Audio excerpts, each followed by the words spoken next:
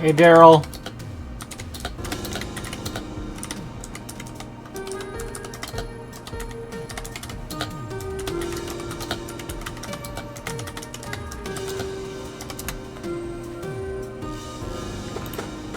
Pat. How are you doing, Daryl?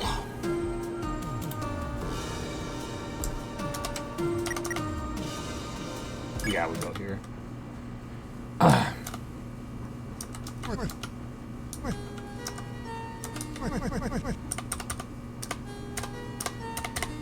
Guess Wafer Guard. Yo, my homeboy Max looking mighty breedable tonight.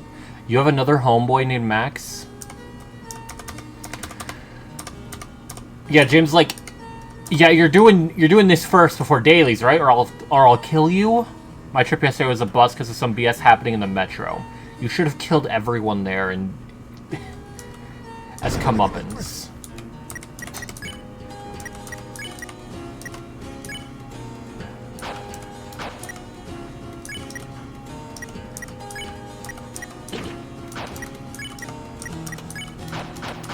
Okay, we can just straight up upgrade Ralsei's bulk here.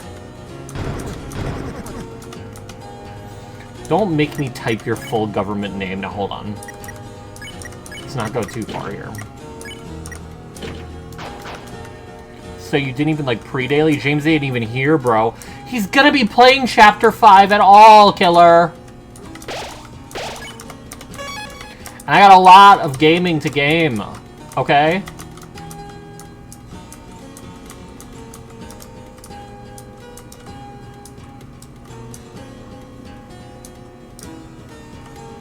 Where near? Well, he's gotta beat Deltarune first.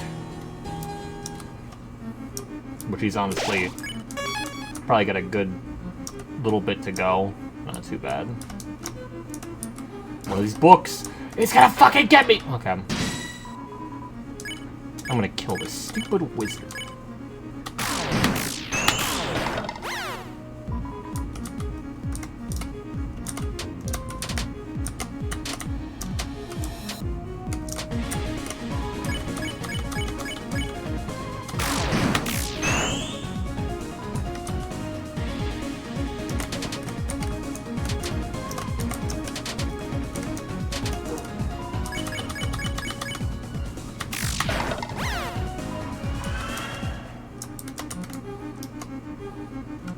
Josh, just give up.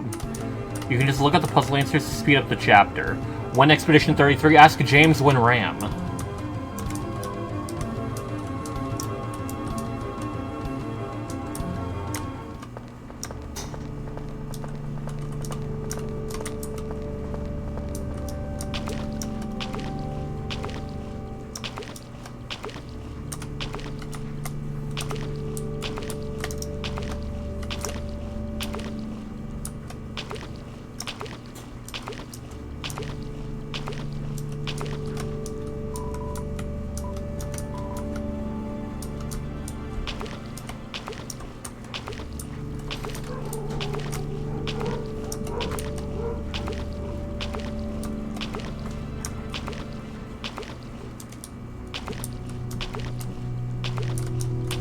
Need to be able to climb first, right?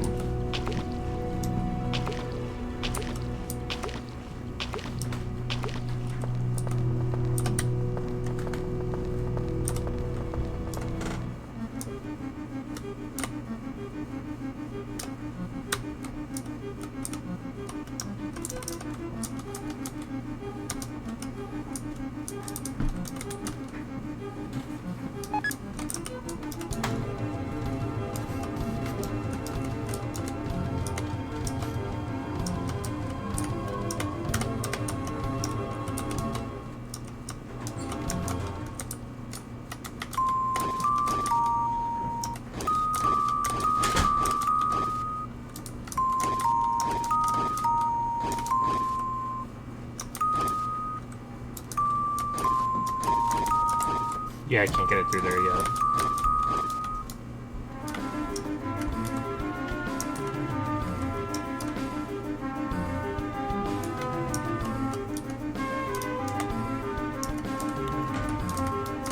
There were never more map variations. The memories don't go away. Oh! No!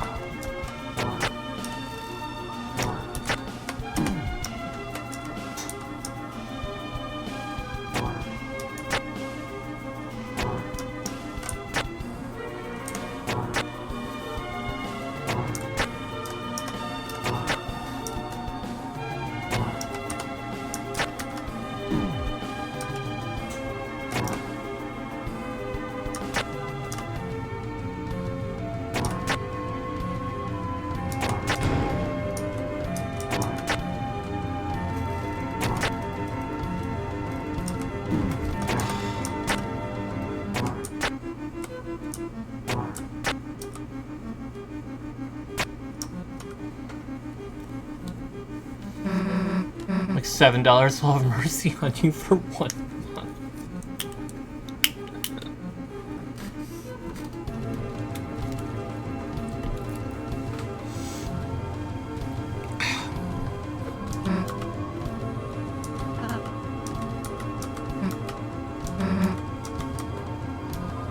Alright. Hey, everything's gone, thank God.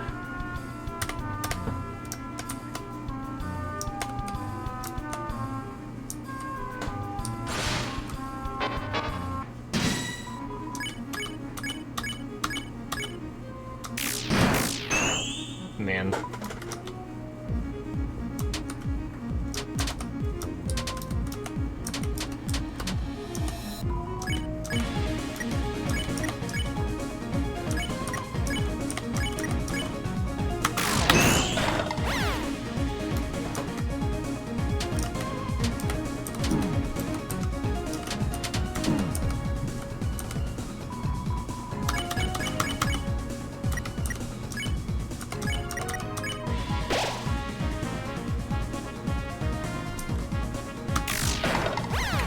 Imagine fighting anything in this chapter and not having the old man deal with it for you. SMH my head. On God.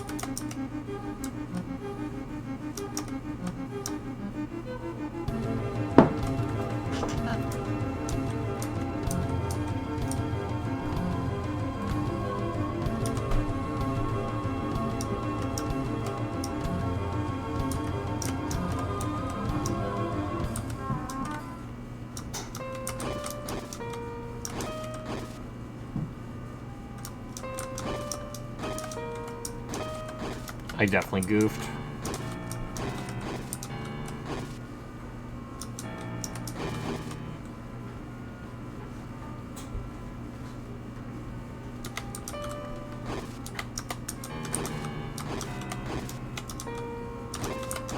There we go.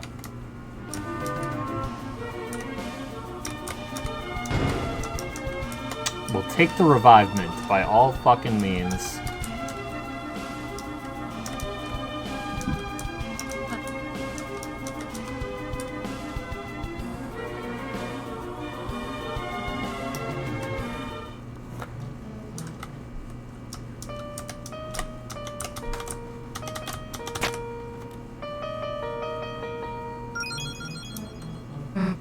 I can do that by chatting? Yes, Phoenix, you're really helping the weird route right now.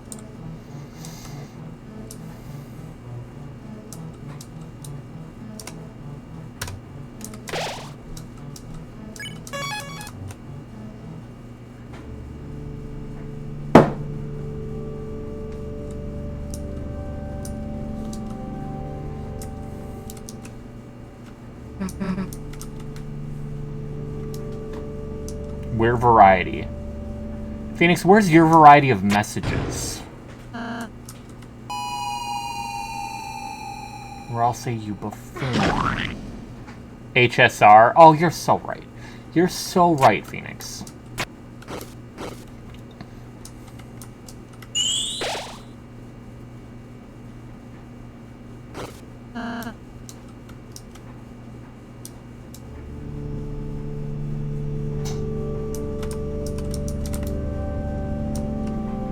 The vocab burglary.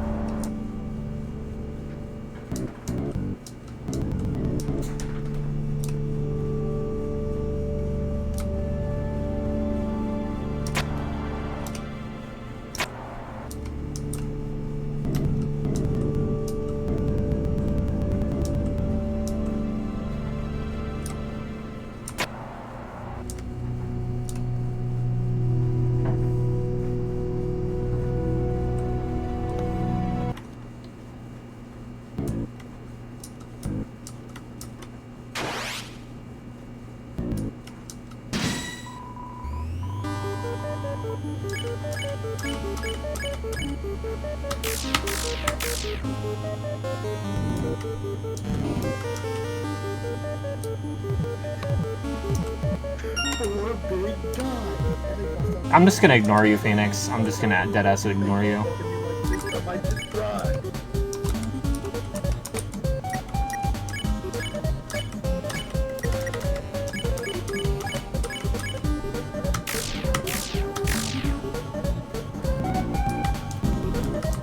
You're taking too long.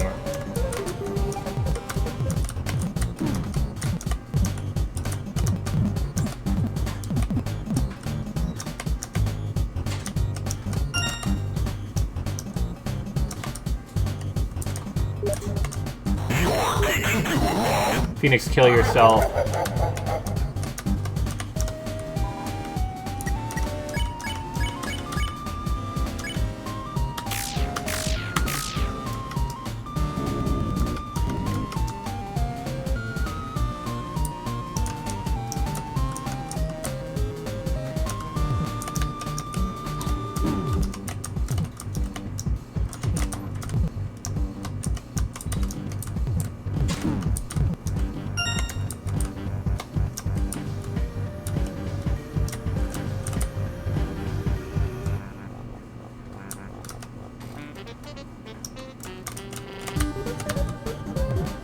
One more rotation, I guess.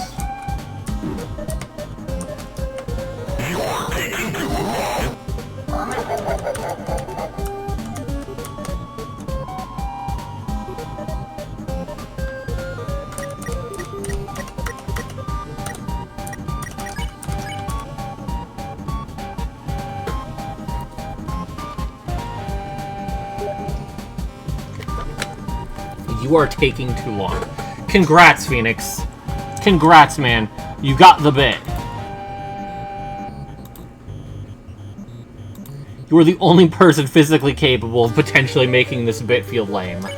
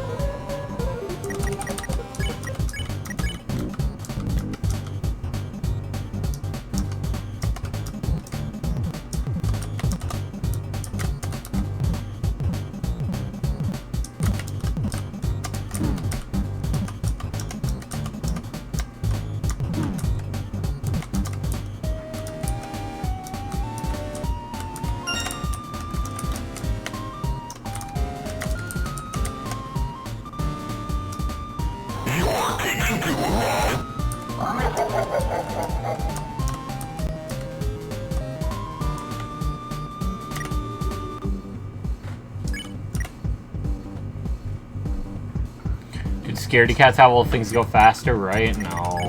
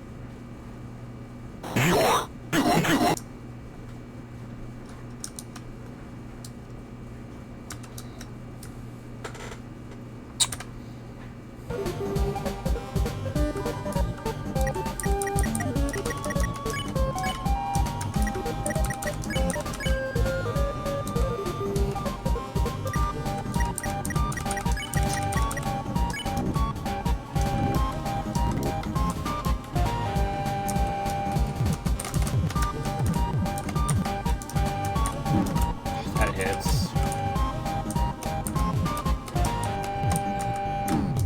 What the?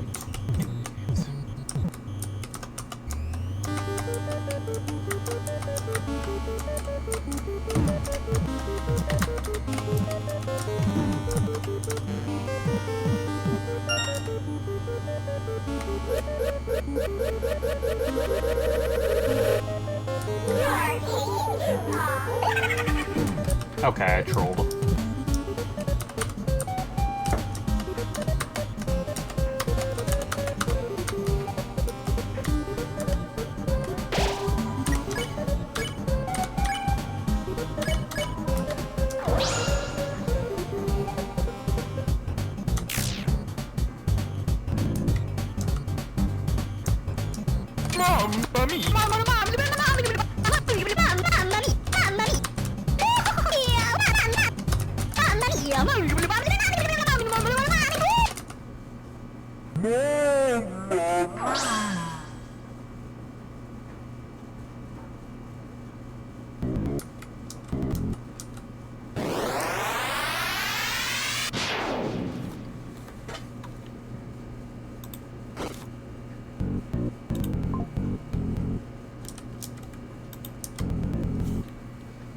Too scared. So Jackenstein dies now, right? Because I haven't spared anyone.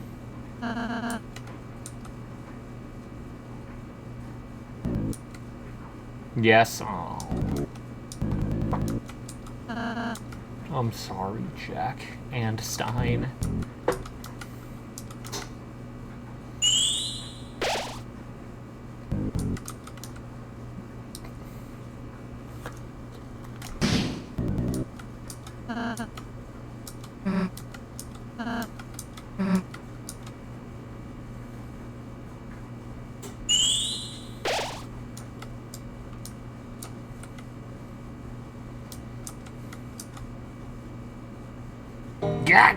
Yeah. Beagles. Hi, Bagels.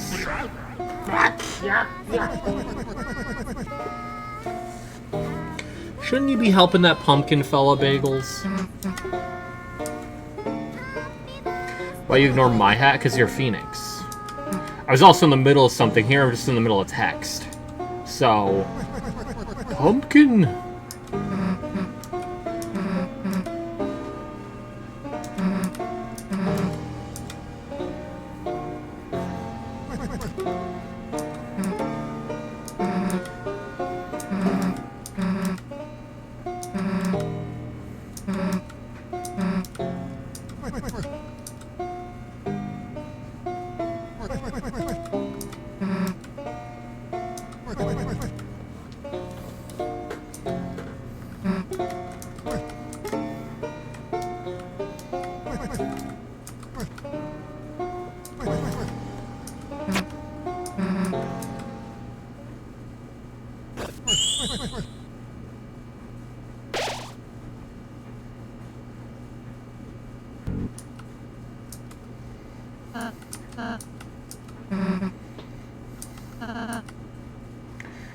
The Hadouken heal. My Max know where Jam's at. Because he landed on Happy Birthday. Bagels landed on Happy Birthday, Phoenix. You bungus.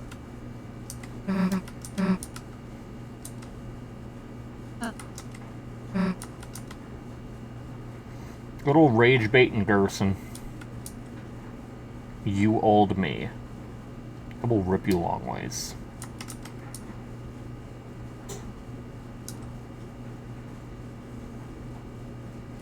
Bagels, you missed the fight with him.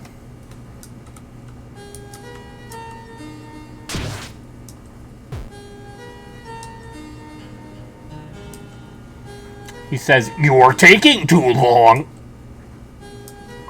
And then our heart gets long and he's like, "You're long."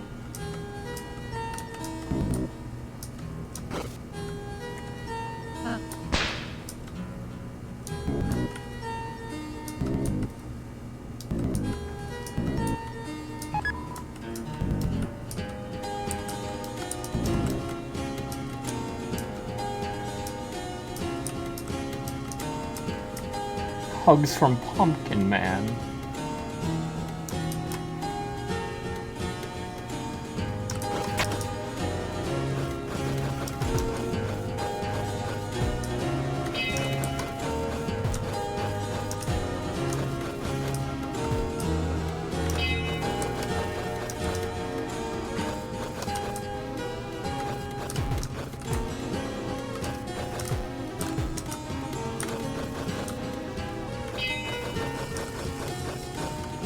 Phoenix, Petra, both of you, hang yourselves!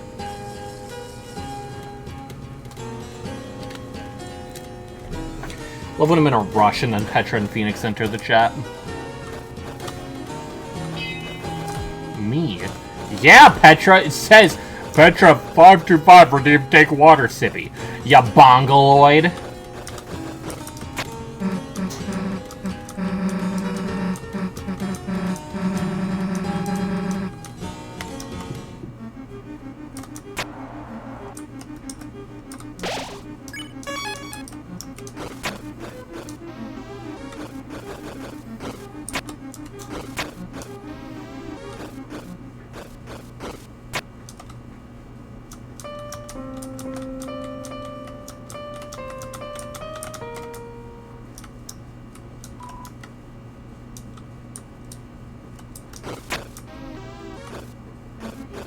I don't remember where the stuff I need to get is, because what is it? Yeah, look up that code for Gerson, don't bother searching. Why can't you look up the code? Can you play Sans theme? Yeah. Not, I don't think specifically at this one, but in general, yes. You can play dun-dun-dun. I just don't know notes enough to be able to, because I suck.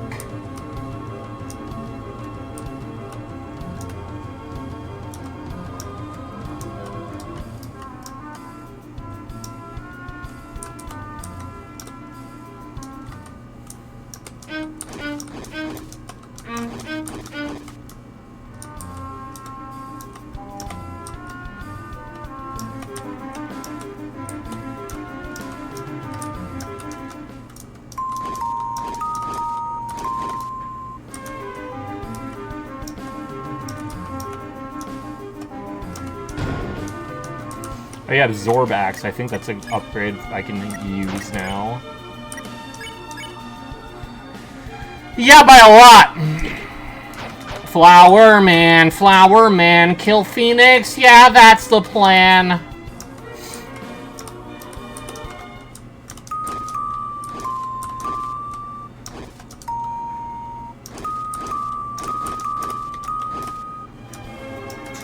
Is it here? Yes. Phoenix, I'm ignoring your react, gang. Like, I'm sorry to say. Tea time with Gersten and Chris gets unique dialogue.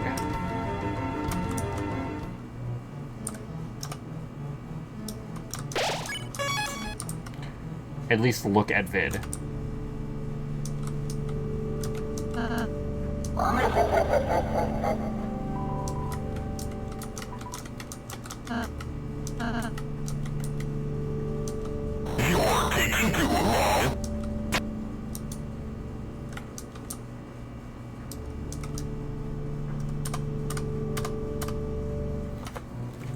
But Phoenix, I'm literally in a rush because James is going to be playing Chapter 5. Phoenix, I've definitely already seen this. I love how it says karaoke instrumental intro, even though this is just the song. The fucking, if you play the game, it has the lyrics. They had the gall to call this karaoke. You have to sing it. No. No.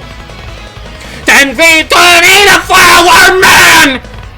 I'm not doing this right now, Phoenix. I'm not doing this right now. You have to bookie. You're goddamn right.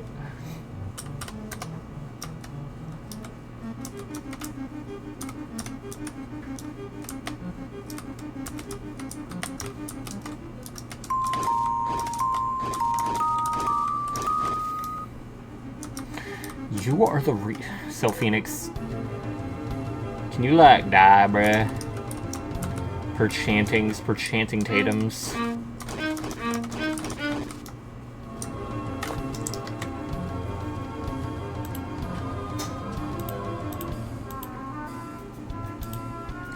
Also, Phoenix, I just did that so James wouldn't see the message in case he pops in.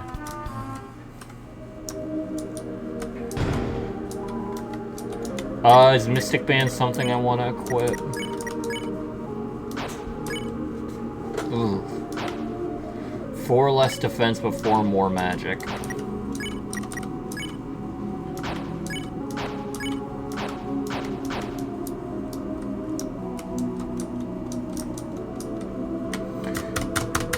Should I give it to Ralse?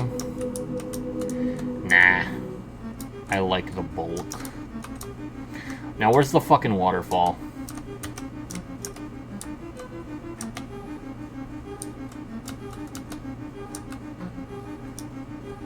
It's not this way, right? Yeah. Oh, yes, it is. Okay.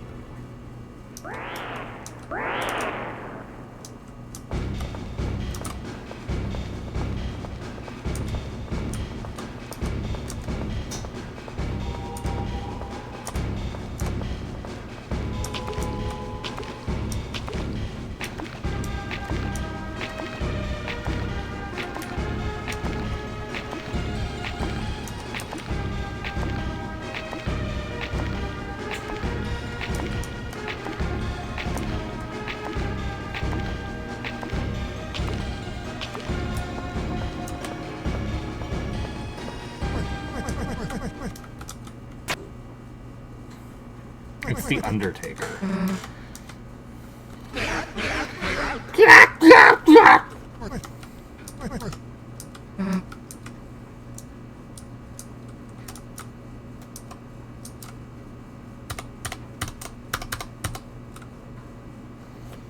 Zane, anything specific I need to say to get the specific dialogue?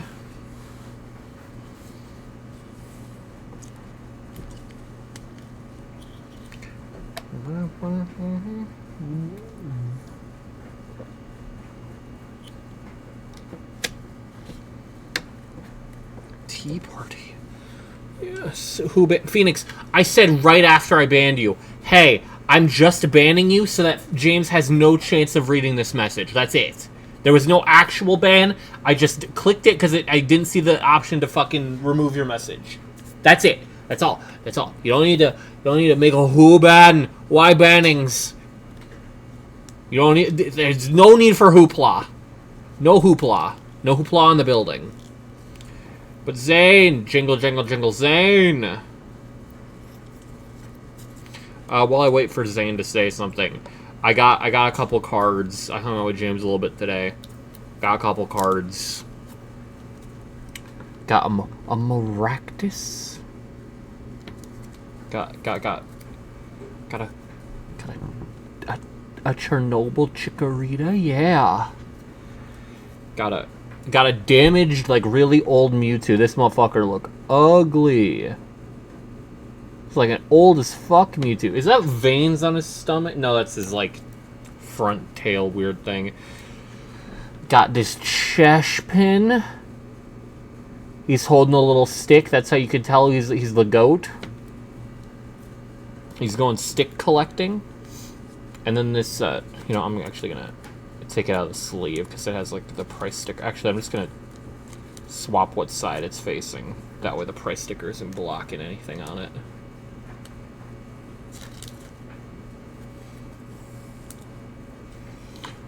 Got this Silvally.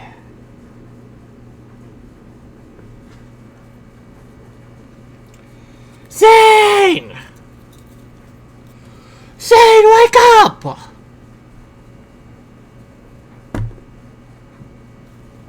So expensive. Phoenix, go to a GameStop. You don't have those. Pretend you're going to a GameStop, as in ask me how much it costs to pre-order an ETB for Celebrations if you wanted, like, the 30th anniversary, and continue to tell me that that's expensive. How much? $150.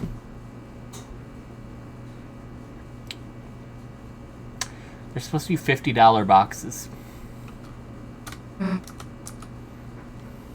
For a box, yeah. 9 packs. BT dubs. A box have many cards. Yeah. Yeah.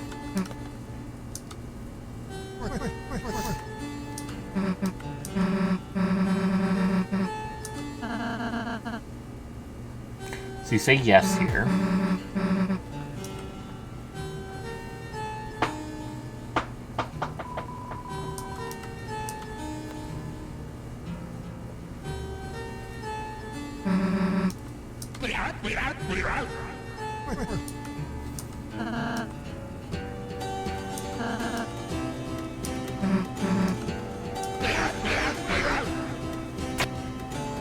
Why didn't you hide the box? The box doesn't exist yet, Phoenix, you bungus.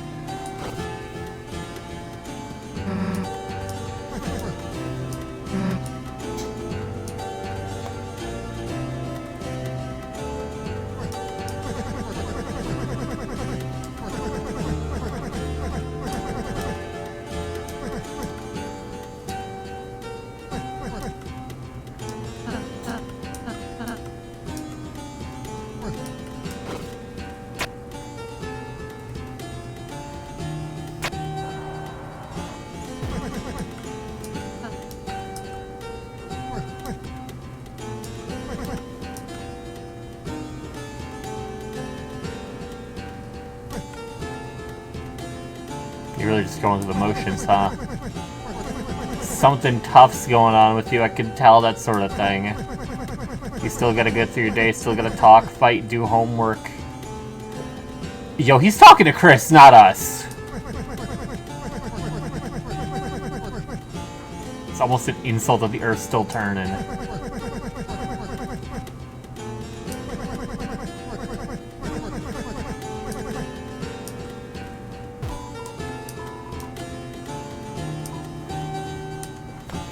Do I drink it?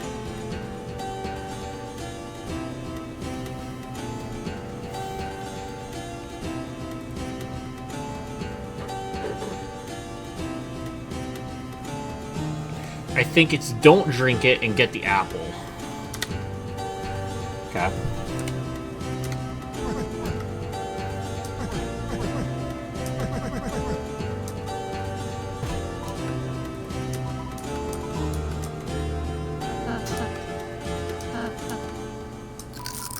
Your teeth lurch forward to bite the apple.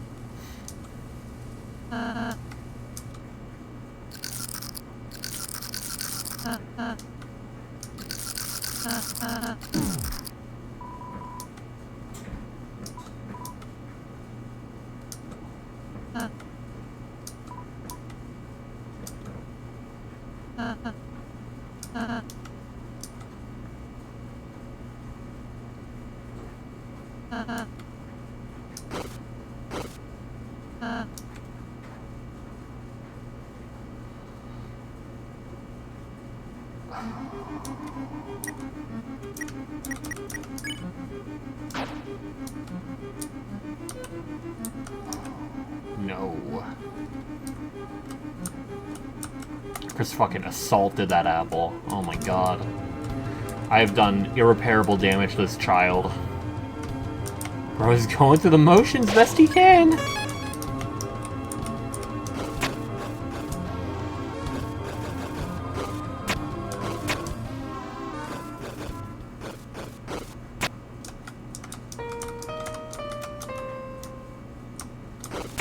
Alright.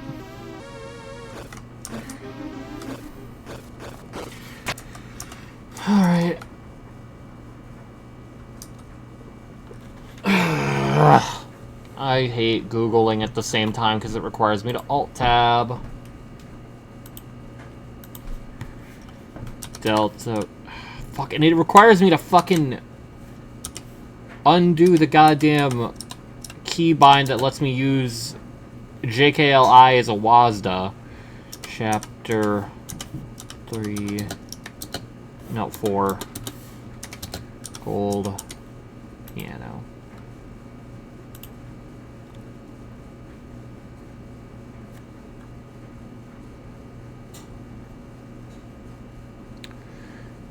Is up. Are you using the controller? No. Oh, fuck me.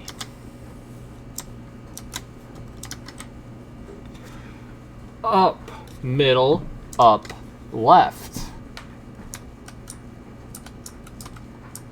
Up, middle, up, left. Down, middle, right, middle.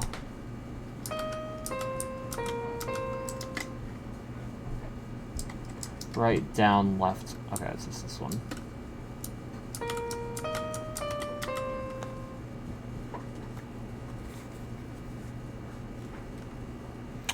Up, middle, up, left, down. Phoenix, it's not...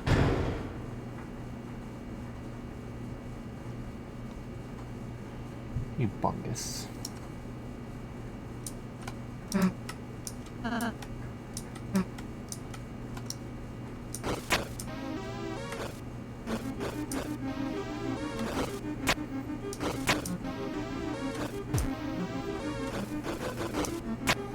Phoenix, defeat your letters. They are evil letters. And that's on God.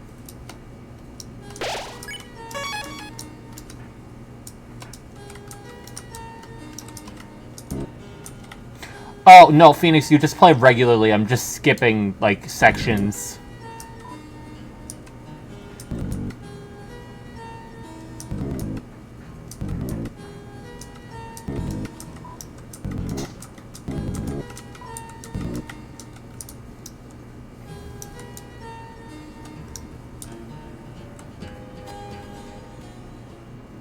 Alright. Here we go. I cannot believe we're doing this early, but here we go. You got...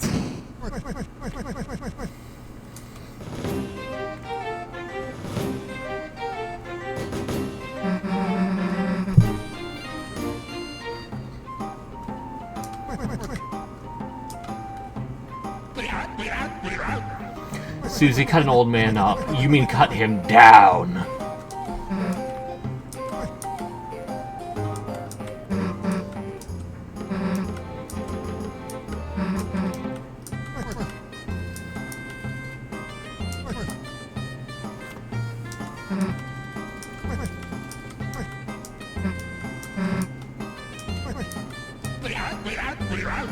Show him Rude Buster and your awesome heels.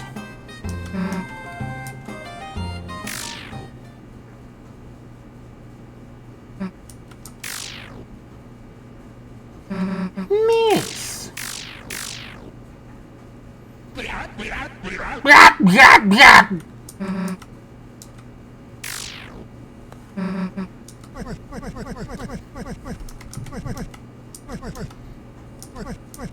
That is the ringing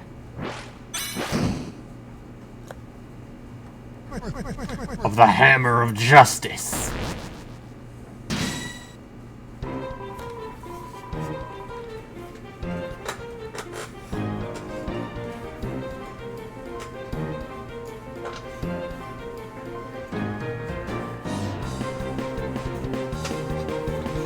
Sorry, I had to walk in for a moment.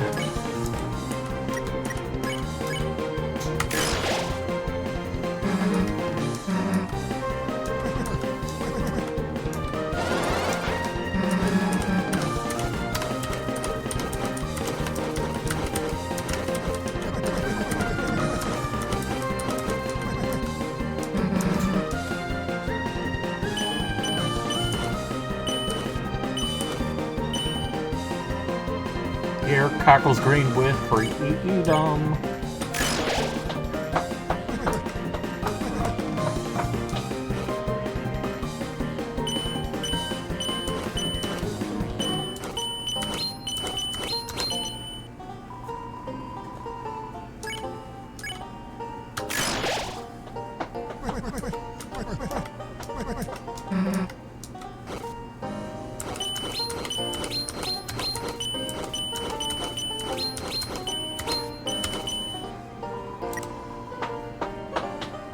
Keep pressing the buttons where the arrow shows up since it counts as a graze, even if you're...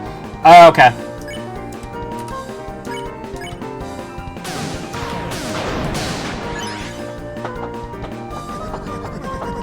The March of the Dark King. Defeat the king and stop the dragon.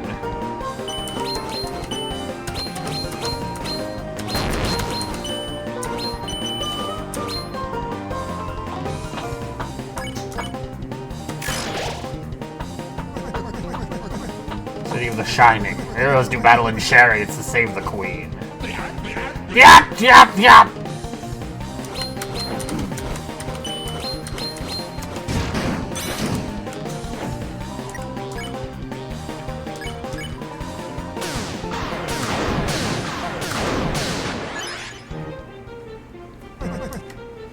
Isles of Northern Light. Ah, mother, father, gentlemen!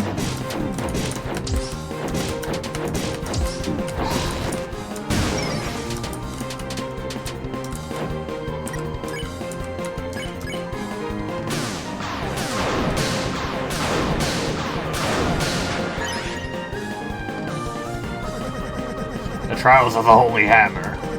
A great smith gives the heroes a terrible weapon.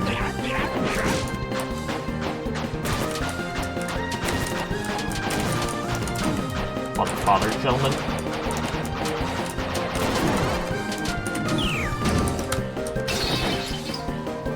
Smells like steel and leather. Fields of pink and gold. Vast garden is charred in an inferno of jealousy. What does that mean?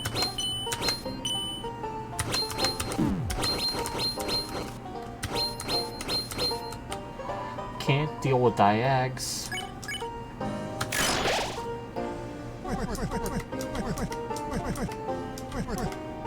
Only one more chapter. After that, it all stopped. Ralsei was so jealous, and he could cast fire. Why they stole the gameplay from Undertale? It's almost like the same guy did it!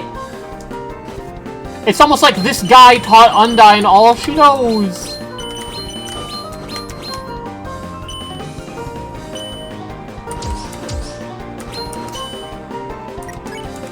Okay, heal. Okay, heal. See, it swallowed up the author himself.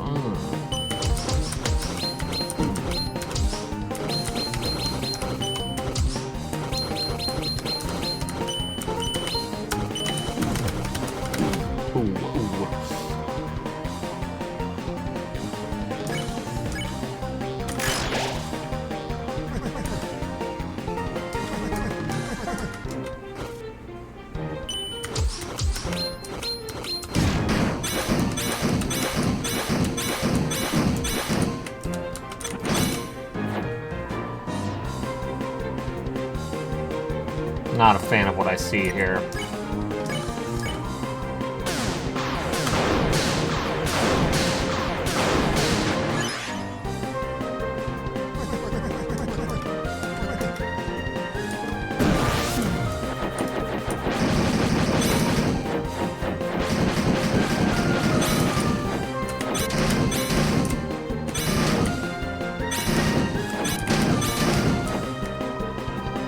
Your crackles green with freedom.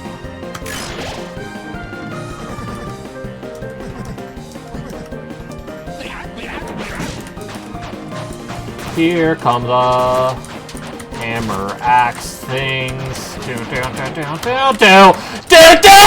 Fuck.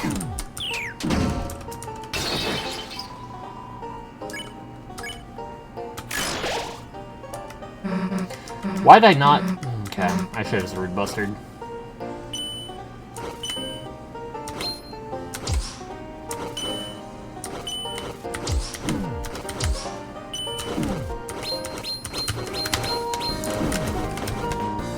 Oh, I'm still fucking alive! Do-do-da! Do-do-da!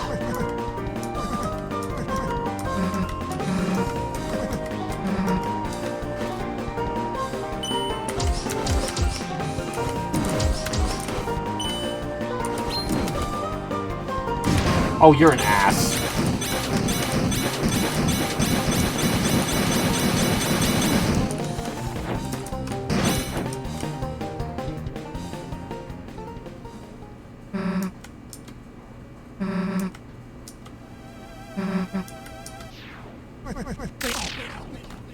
Yeah! Okay. That's... You know, now that I'm actually, like, passable at the game, that's such a nicer fight than the fucking first time.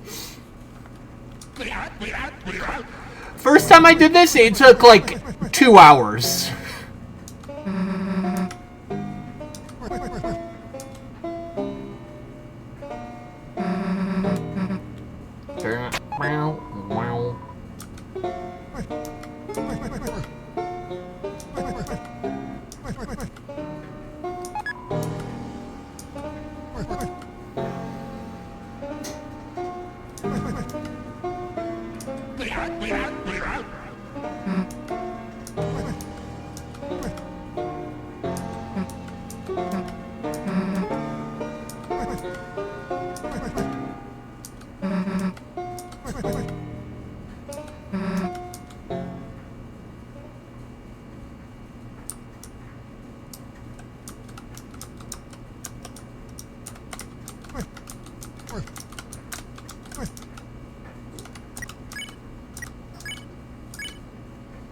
Four extra damage and question mark ability.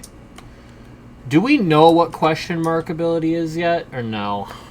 I don't think I've looked at Susie's abilities at all in Chapter 5.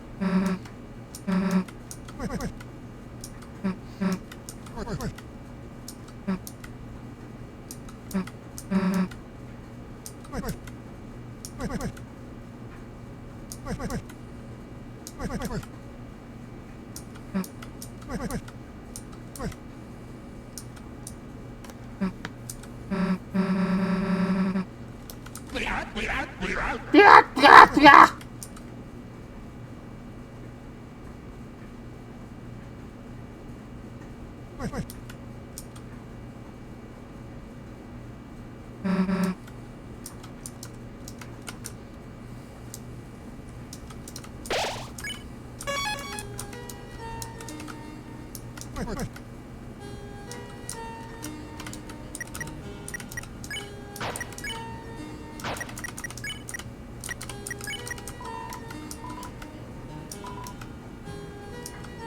Thought you saw the lobby of the church. Fuck, where do I go now?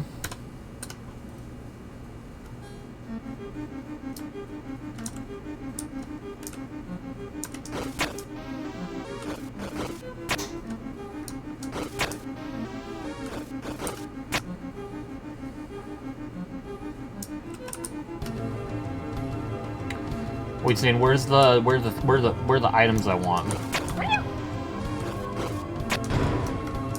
Wingblade.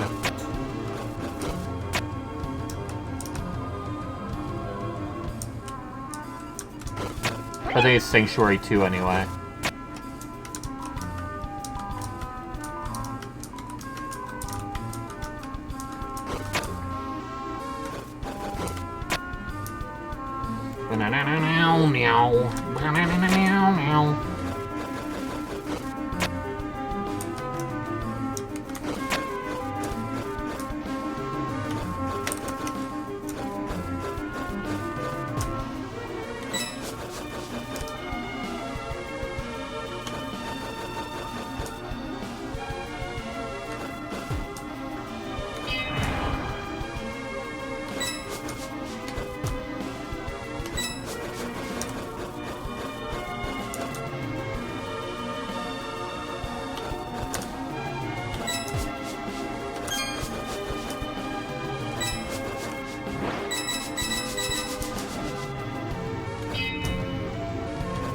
I'm traversing the map, Phoenix!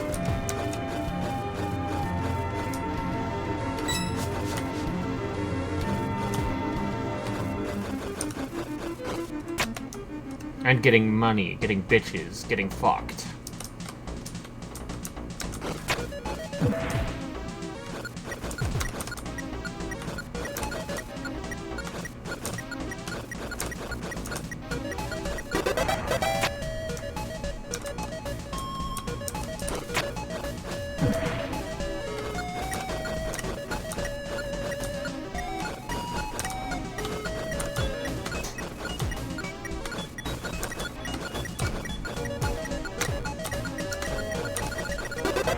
Barely.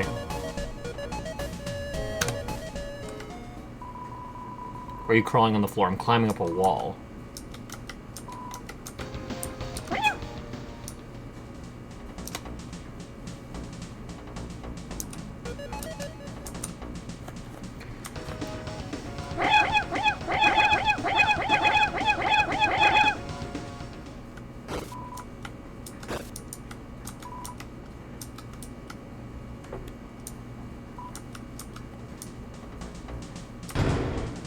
Hey, power band.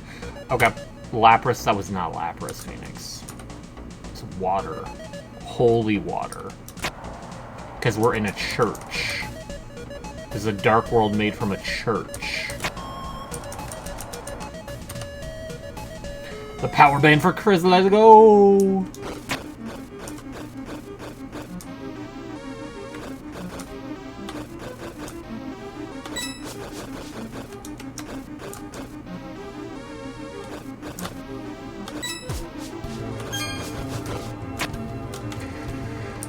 Zane, are there any level of, like, diminishing returns here? Like, would it be better?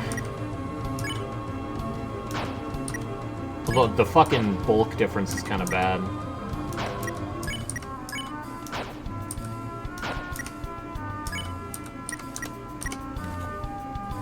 More Titan damage? You're right.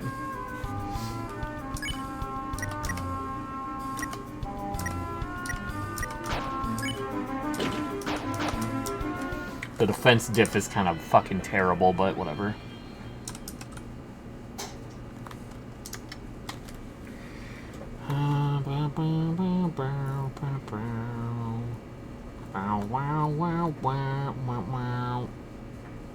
Oh, fuck. Wait, is this a different one?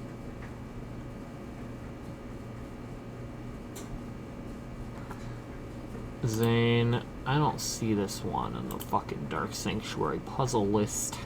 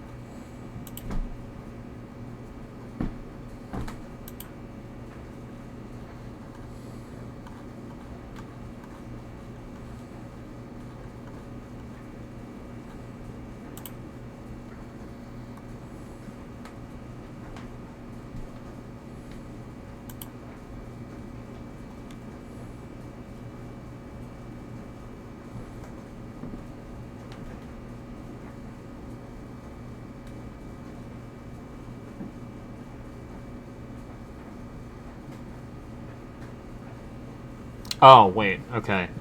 The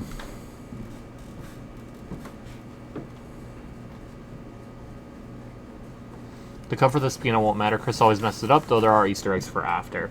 Right.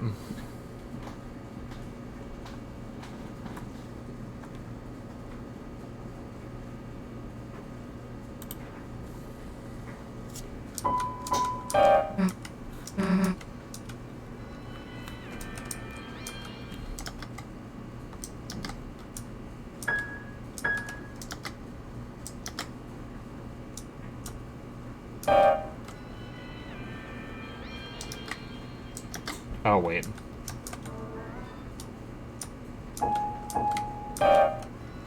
Huh? Is this a different one?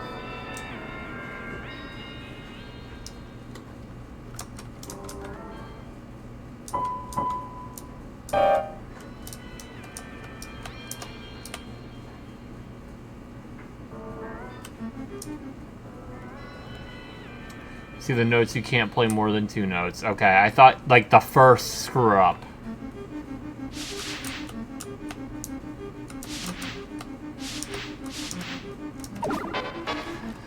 You bitch!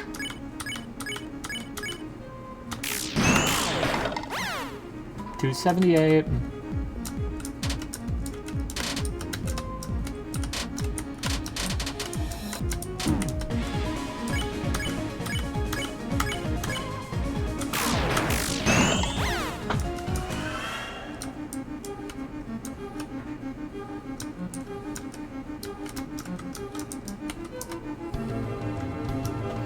Not Vaporeon either.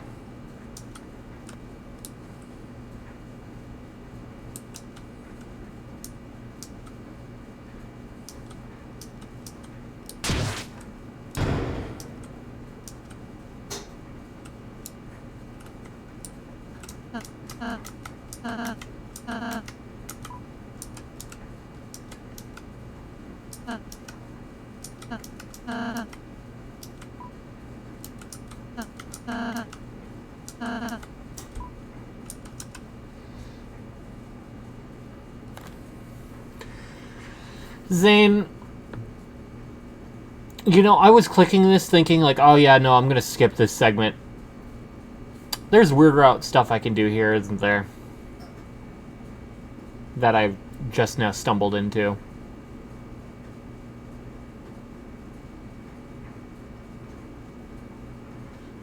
Why you want to skip? Because I'm trying to get through this, Phoenix. This isn't...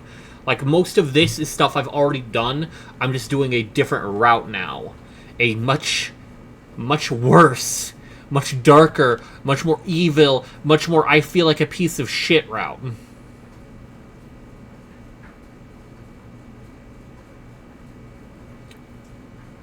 Like, emotionally manipulating someone into doing something horrible type.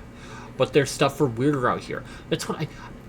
My point, Phoenix, is that I'm not progressing the weird route here. I'm just doing normal stuff, and then there's sprinklings of weird route stuff. That's my point. So why skip? Ah! Ah! Ah! Ah! Ah! Good point, Phoenix. Zane, I'm thinking of Noelle here. I'm gonna feel terrible, aren't I?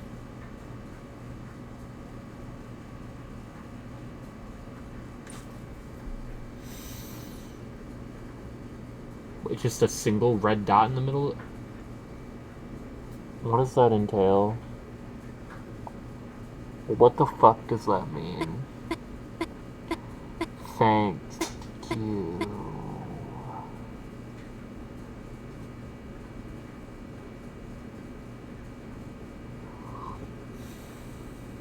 What?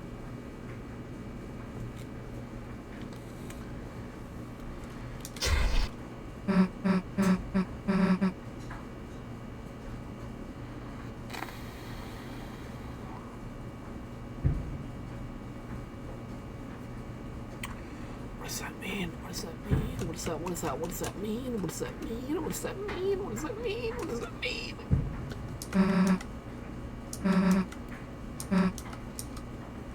Where did Ralsei go?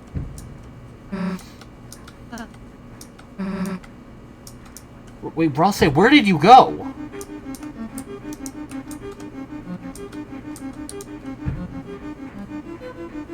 Ralsei, what the fuck?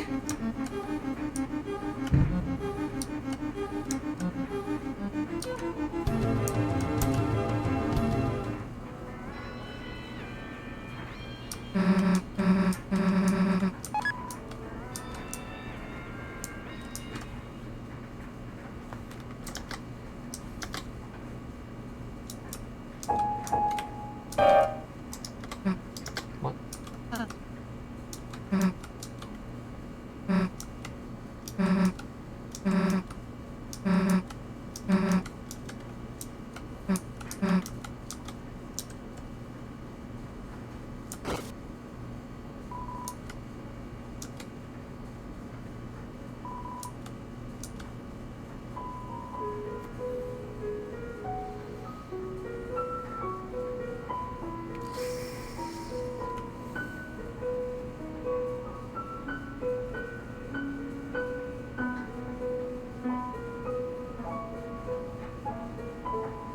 Is the song any different normally? I don't remember. I assume not.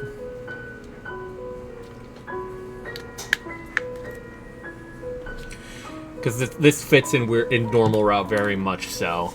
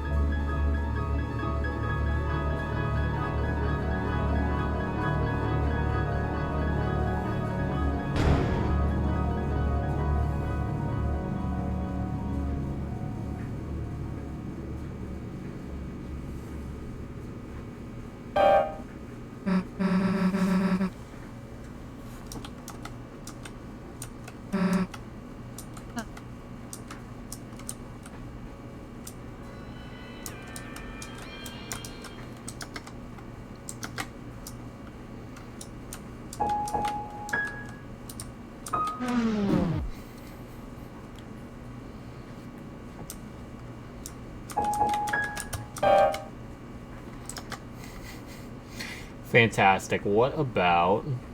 God, there's so much shit here. Fuck, let's do this one, I guess. I'm gonna move my shit over to second monitor here. So I can't really read chat right now, but have fun. Where is Sans? Petra, did you really just miss the fucking Easter egg? Petra, did you act... The Easter egg only happens once and you missed it.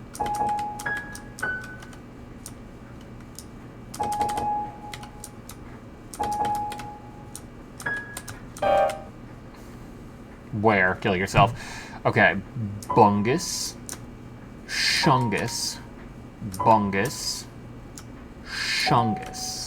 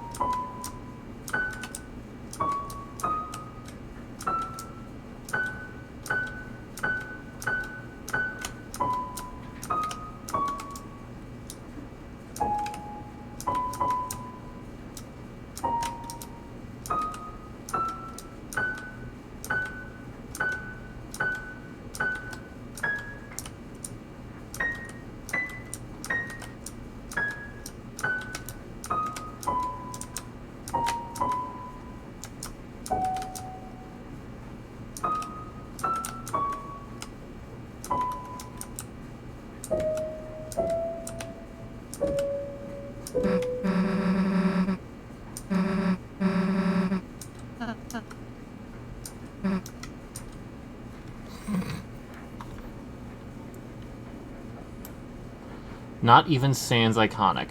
Max, I know I'm not expecting a lot, but damn, not even Sans iconic. Petra! I already did it. I already did it.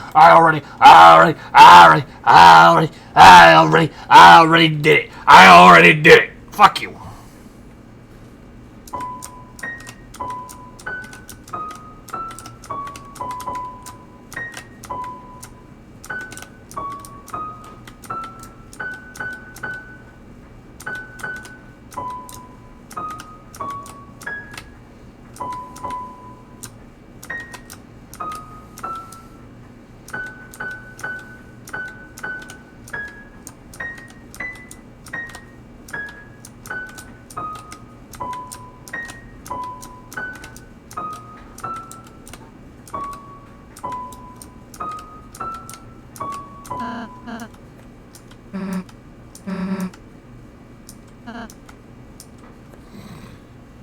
Stop being a pirate and get away from my porch.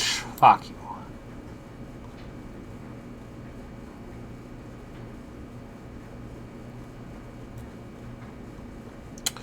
Anything else I should do?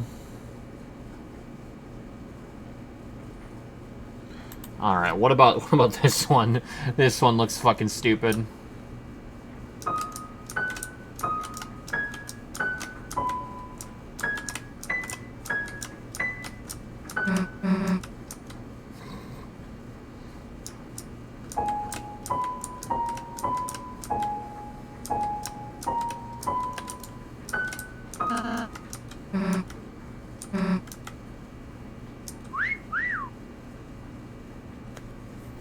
Petra, did you... You fucking idiot. Let's do Spear of Justice.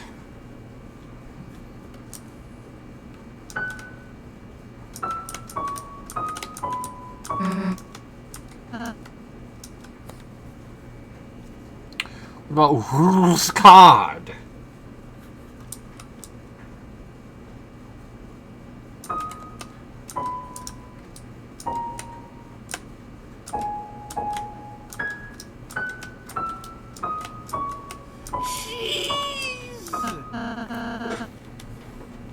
Yeah, you can definitely tell it's a rules theme. Or I'll say for sure.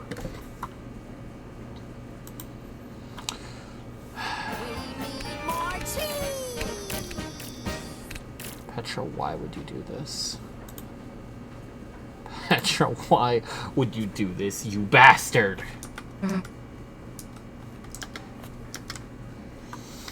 Ya fucking barch.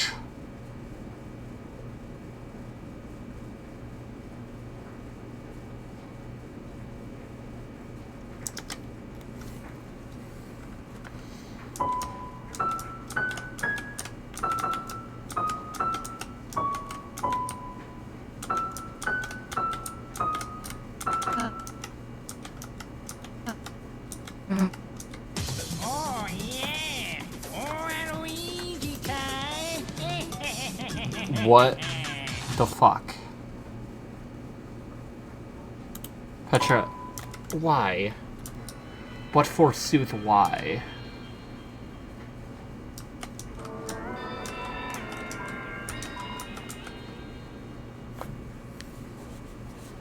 You think I know? I don't. Yeah, Petra, I'm aware you don't. I'm asking why are you alive?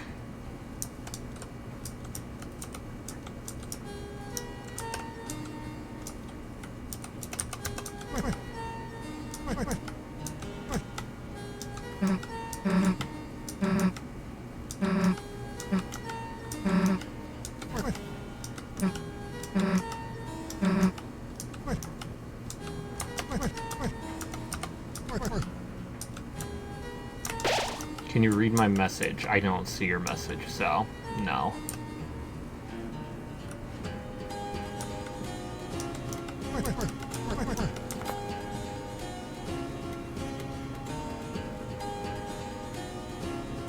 Petra might.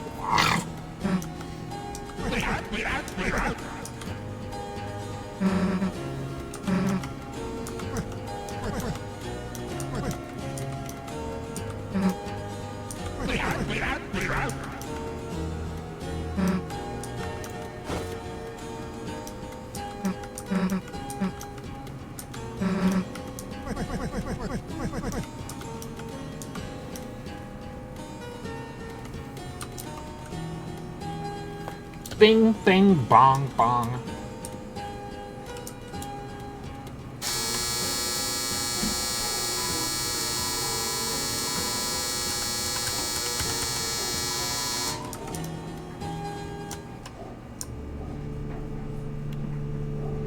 The night which makes with black and night. Mercs how washed. Fuck you! Petra! Crystal up your eye.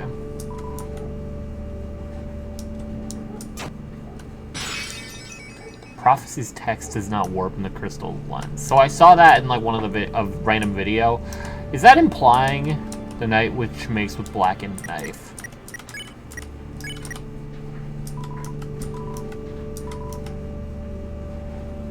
I'm going on impulse.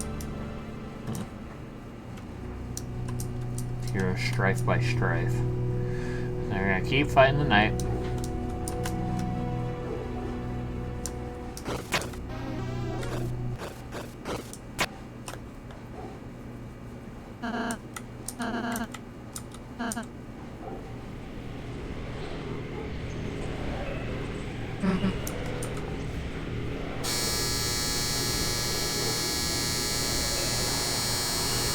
Chris is Knight, right?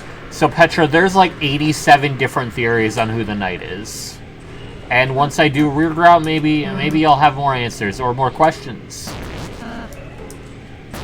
Because currently I'm on Noelle's dad.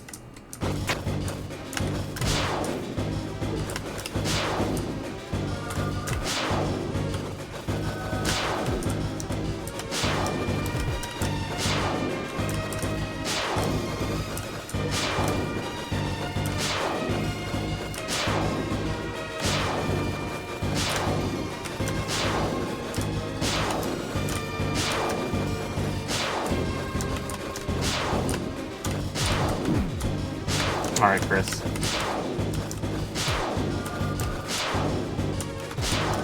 Alright, Chris.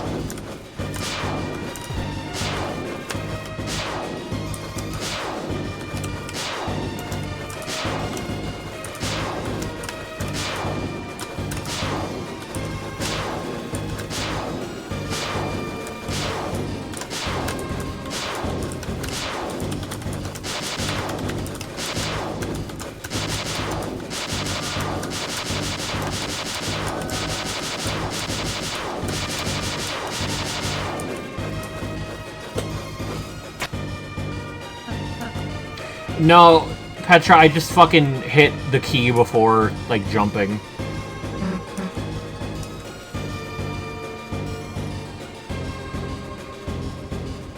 Damn, Knight went into orb mode, it's cooked. Aw, poo.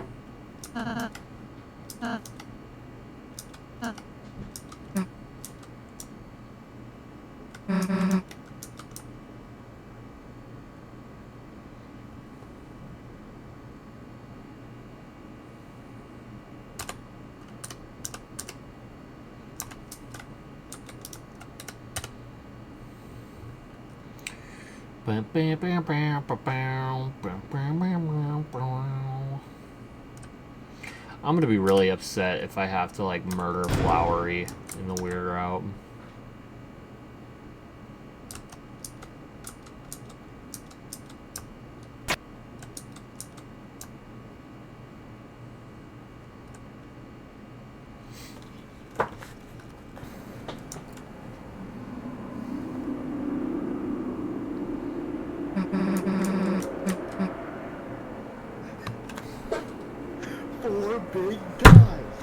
I am work. Phoenix, for someone that's literally working, you sure have a weird way of showing it. Thank you, Phoenix. Let's seal this fountain. Why aren't they stopping us from sealing it?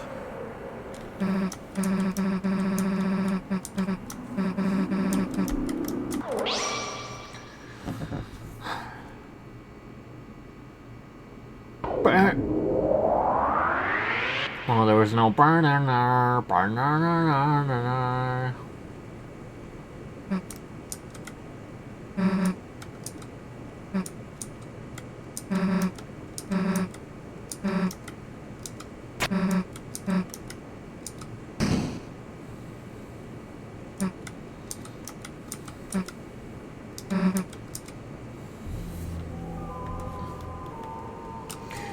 Petra, should I just cheat the lock, or is there, like, anything unique to get? Like, item-wise or weird route text-wise? Or am I even able to? Never mind.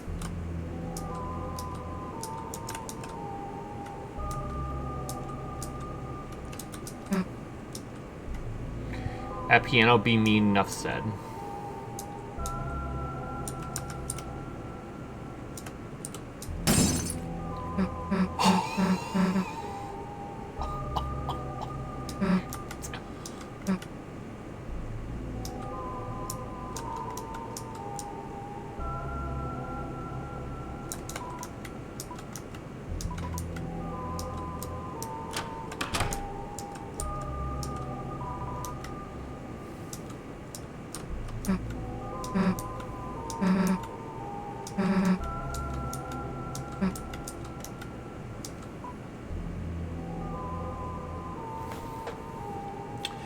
Be mean. So just disregarding Susie, Zane, or like listen and then disregard?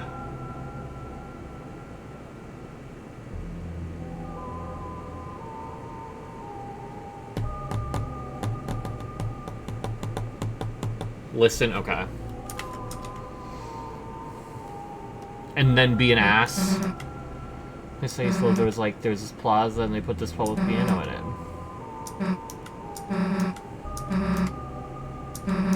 Told me I wasn't allowed to play it.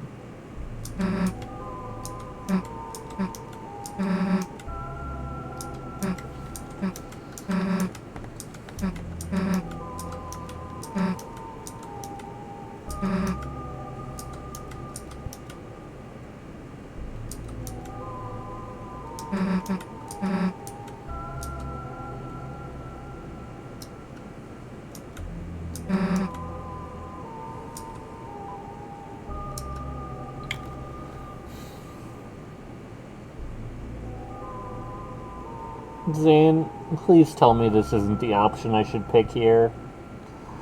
Zane, please say it isn't so. Say it didn't snow that day. Say it didn't happen.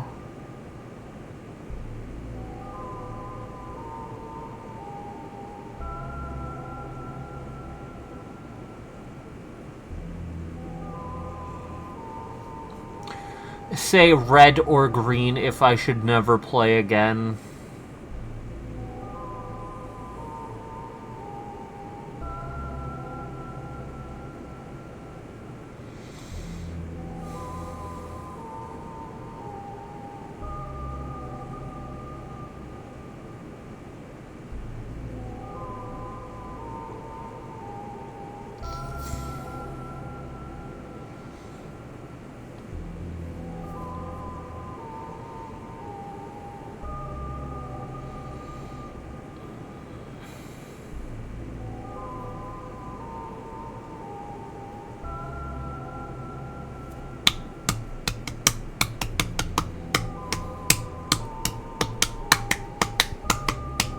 say it.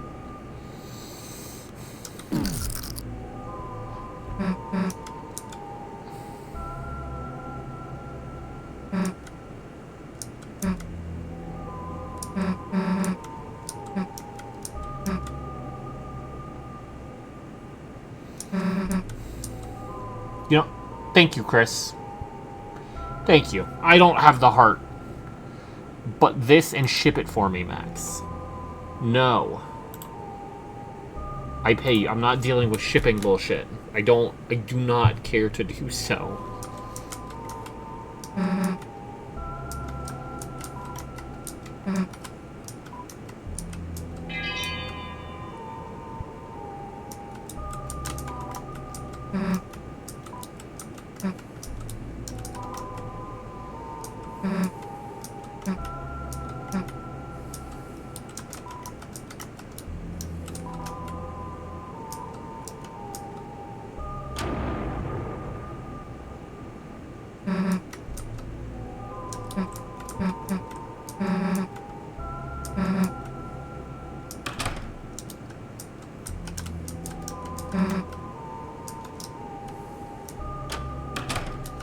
You can give it to me when you visit Singapore.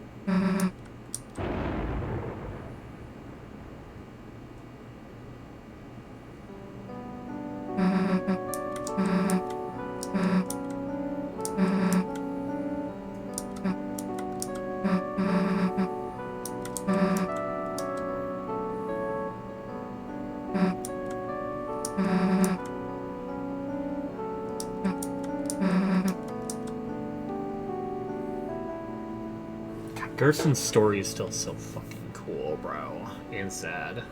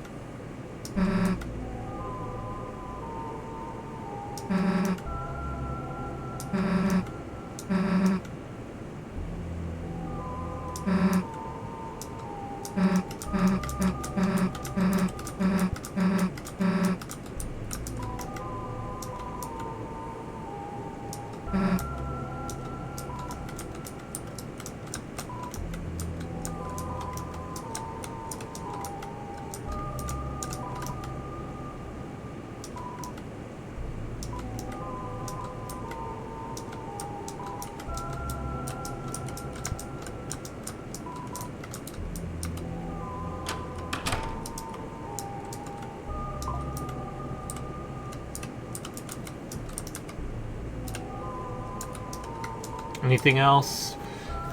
Second sanctuary skip, since there's nothing again. When you enter, save the game at the save in front of you, then reload to reset last room data to 0, then try going left, and the moment you hit the loading zone, you turn right.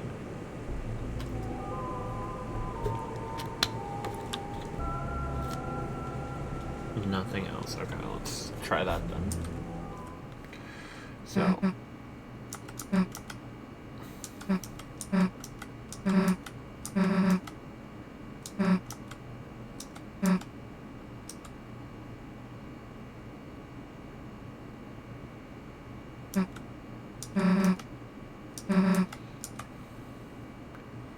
Is it the fucking... Oh, okay, I thought it was gonna be the pencil.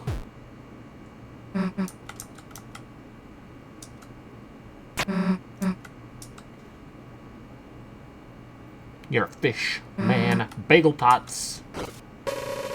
Wait. I just realized Susie had the red in her eye. The same, like, little red dot that was in that Noelle scene. What'd that mean? Does she have it in Base Route?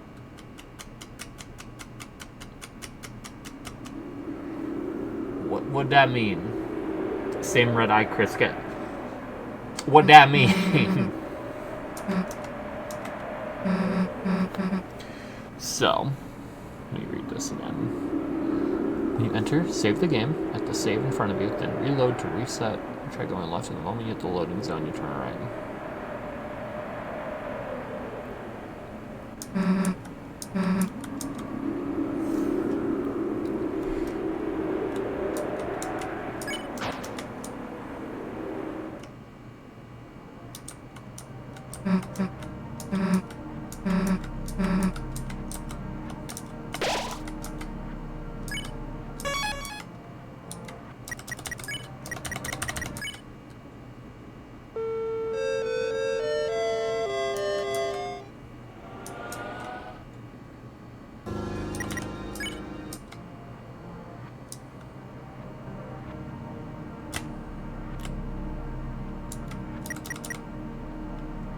Not correct.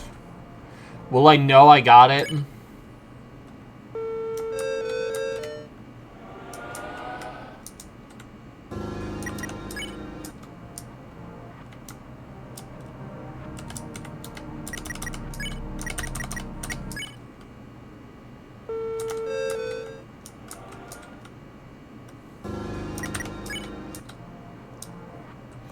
If you go left, turn around last second, then go left for real after the weird transition.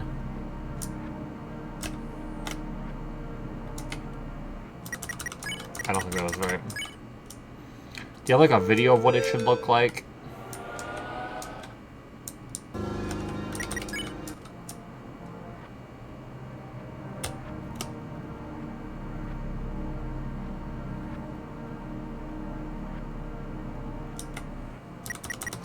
Oh, we'll get a cutscene? Okay.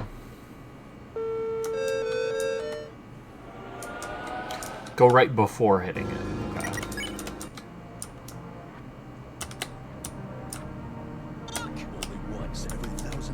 Phoenix, I'm trying to do something right now, gang.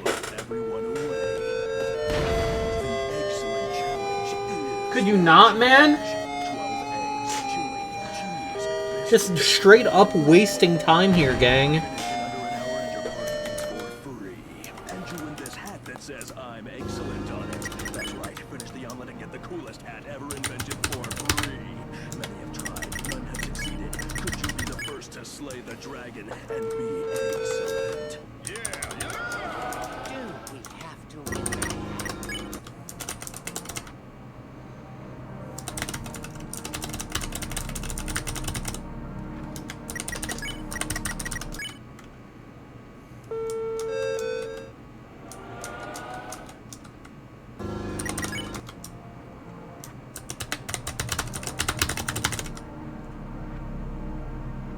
That's not correct.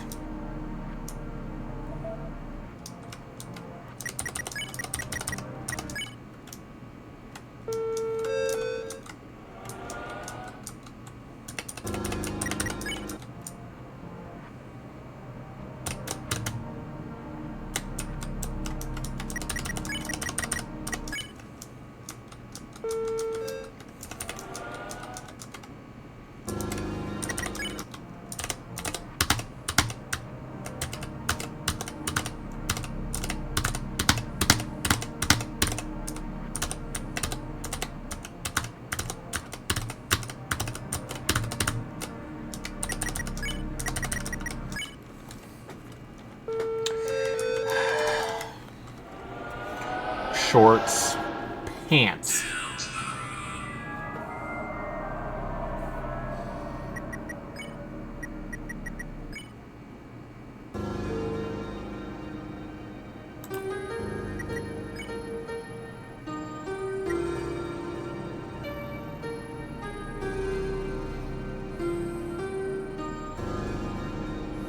Why does it say to hold shift and control?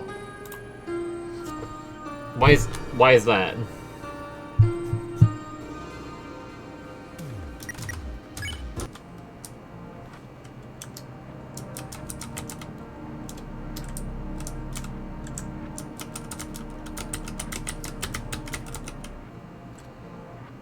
Oh, maybe that's needed? What would that even be needed for? Control brings up the menu. Max, Phoenix.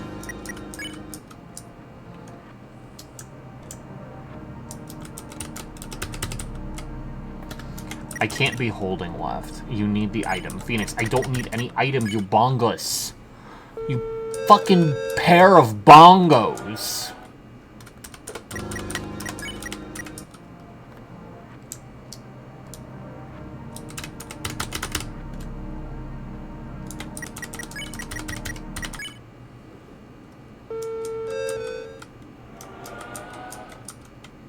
Need or want? I need you to die.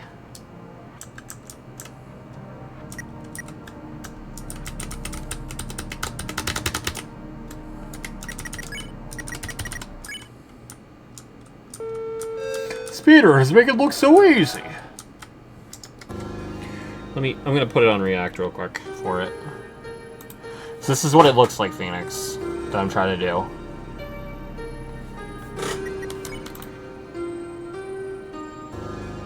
After you do everything you want to do, Princess, RBN, Gold Widow, etc.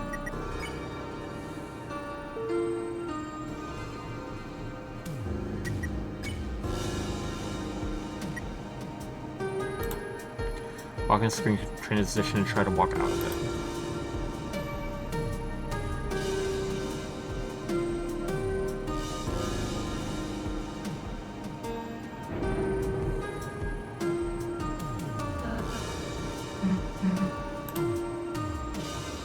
Okay.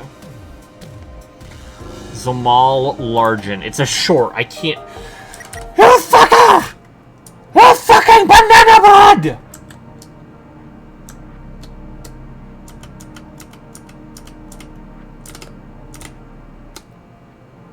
Got it!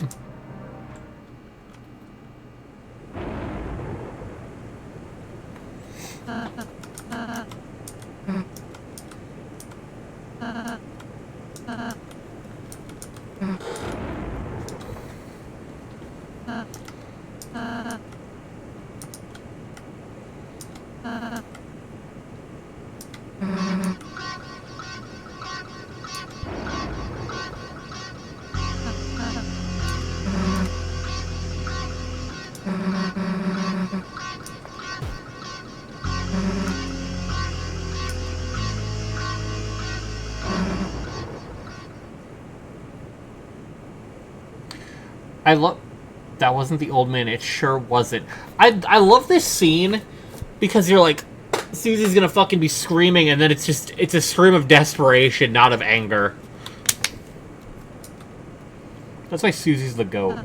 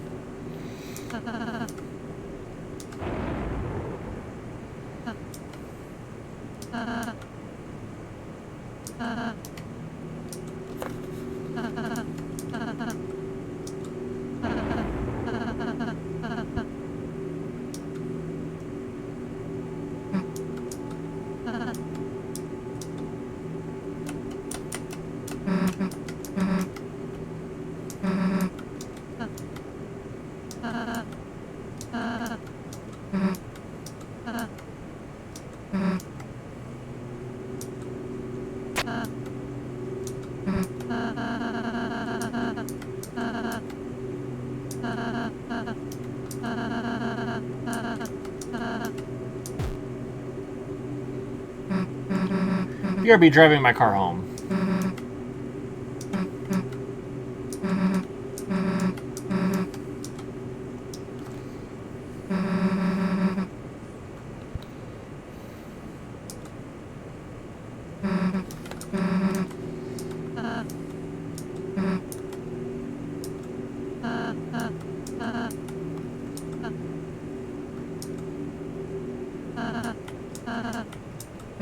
Even if it means sounding weird. Huh.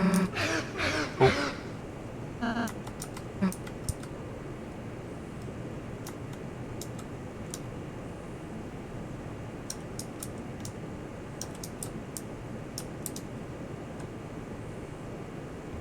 It's weird that it triggered me going there.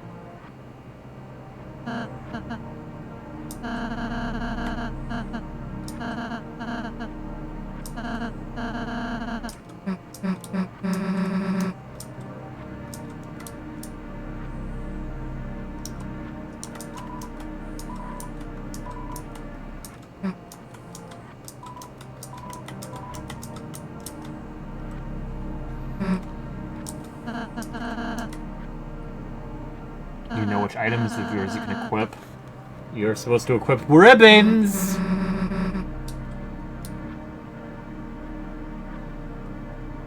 Yo, we're all... I'm just now remembering. Oh my fucking god. Oh my fucking god. Ralsei's like... I mean, I guess Susie's disobeying the prophecy. And then Flowery comes in and is like, Susie, you'd look great with this cool ribbon! I guess I can equip ribbons now. And Ralsei's... Oh!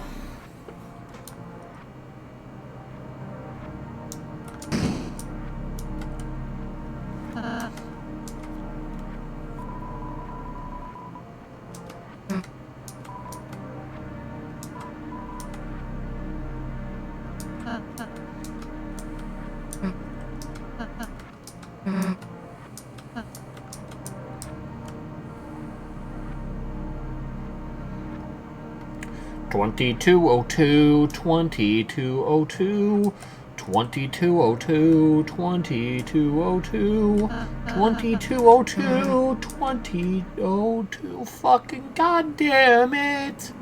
2202.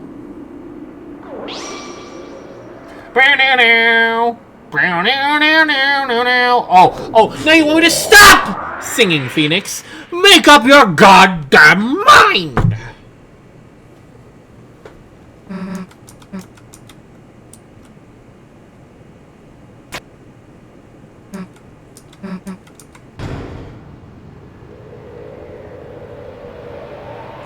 You are a fucking bunch. You are a mongoloid.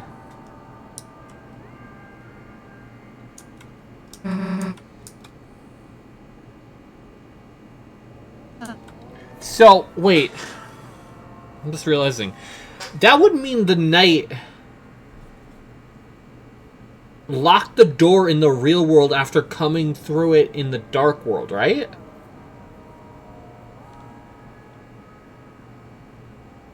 If the... Because there's no way if you go through it in the dark... Well...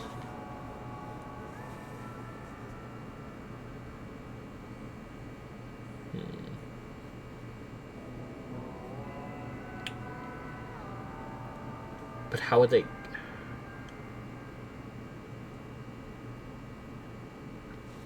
Because if that door is just straight up reflecting the door between the foyer and the actual, like, room.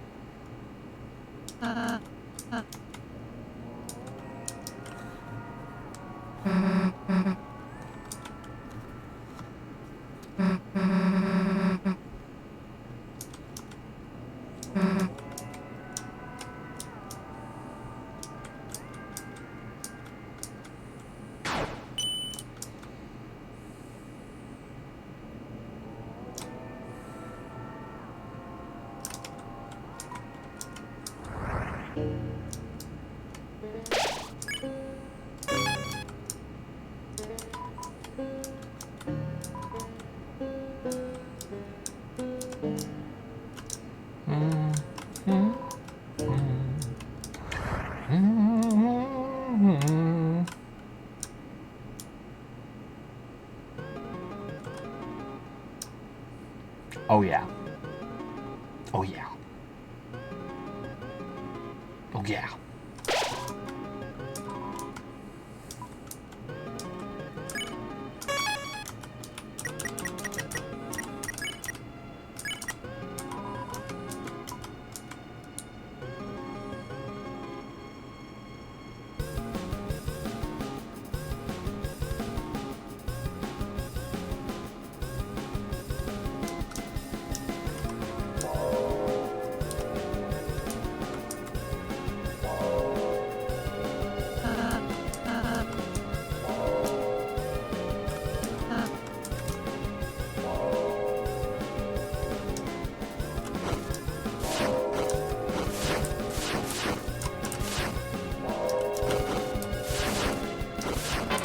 You bitch. Fucking kill you. I'll fucking kill you both. I'll kill you. Do do do do do do do do do do do do.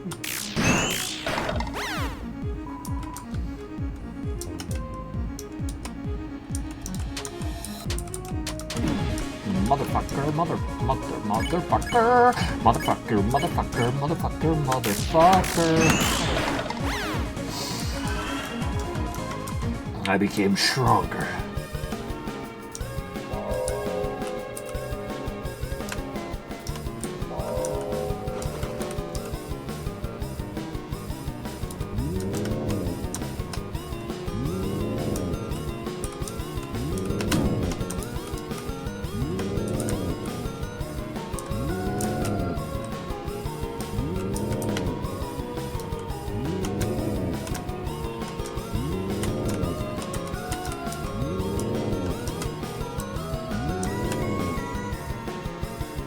He's padded some bullshit.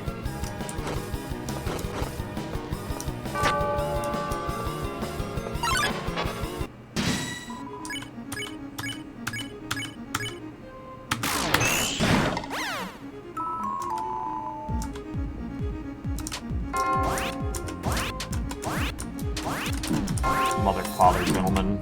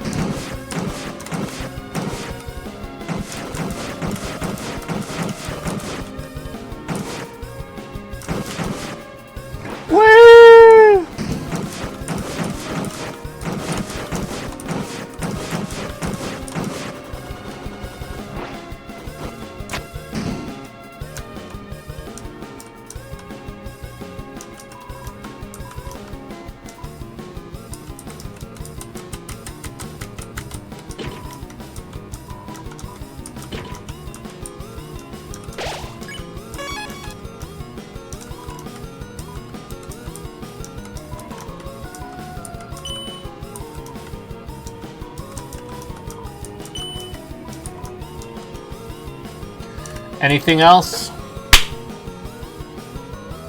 Do I need to go back to the beginning? Is there anything I missed, or any things I should look for, Zane? You're driving in your car. I should wait a sec. I should use this as a moment. Holy fuck, you're here already, speedrunner. Zane, I haven't gotten like any items or anything from Third Sanctuary. Anything I need to grab before this? With the red flame that says back to the beginning. Or any interactions I might have missed. You think I'm good? Okay. It's good enough for me.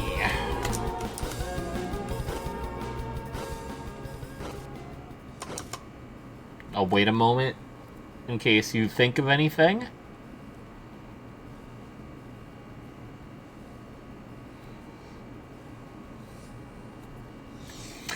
Just in case you're like, oh, wait, in the weird route, there's a scene that confirms that Susie's the net.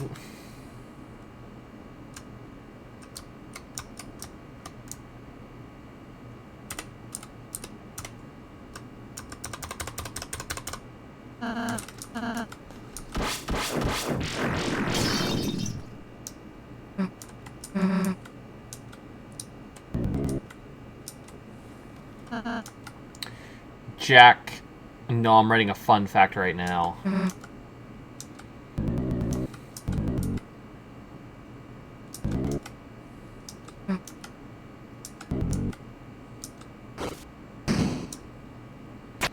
Jack, don't do this. You don't need to be a victim of all this.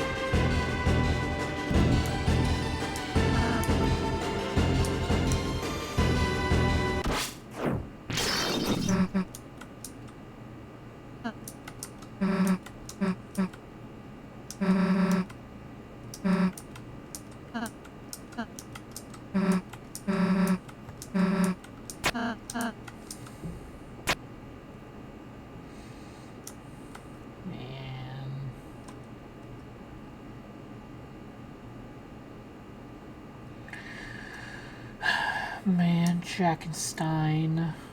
Jackenstein, no.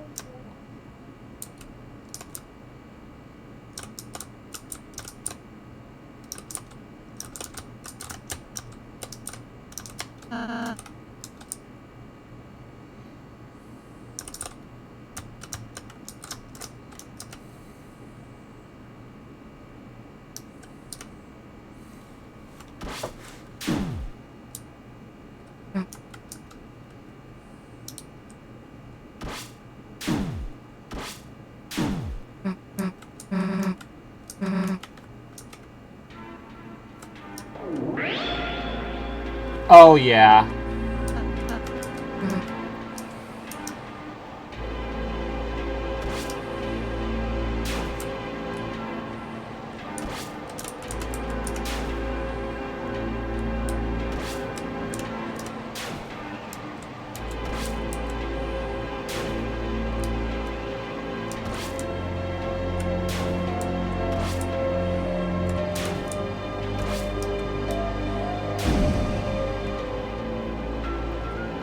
Don't let Jackenstein fall since 8 seconds longer, so they spend the one forced encounter they have sparing instead of fighting, which takes 1.1 to 2 seconds longer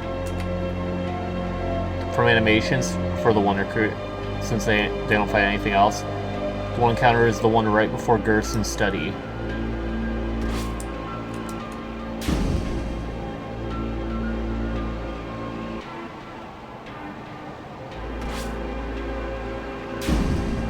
So, if you only have one encounter, you only need one recruit.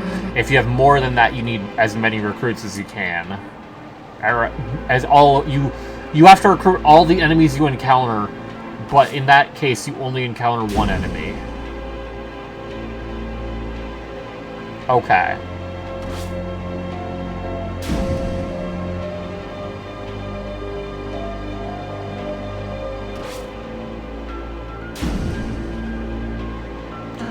Just one. Can't fight any of them, and two, actually have at least one recruit.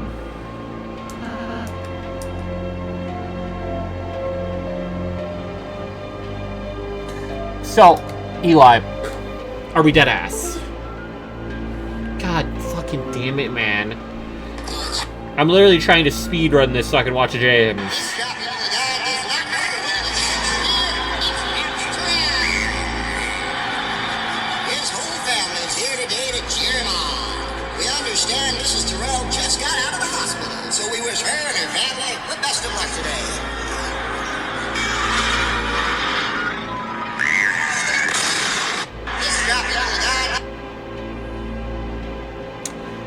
You might think your job is bad, but at least you're not the producer who spent 3 weeks convincing George Lucas to delete the scene in The Phantom Menace where they show pod racer Rats Tyrell's entire family moments before his gruesome death, including his kids, wife, and newborn who got there right from the hospital. It's fucked up, man. Should have left it in. That would have been very funny, I will admit.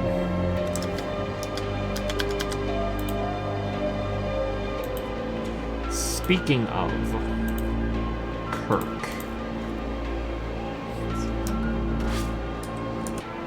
Boss, I know! Alright, well, we're all on one, so it's rough.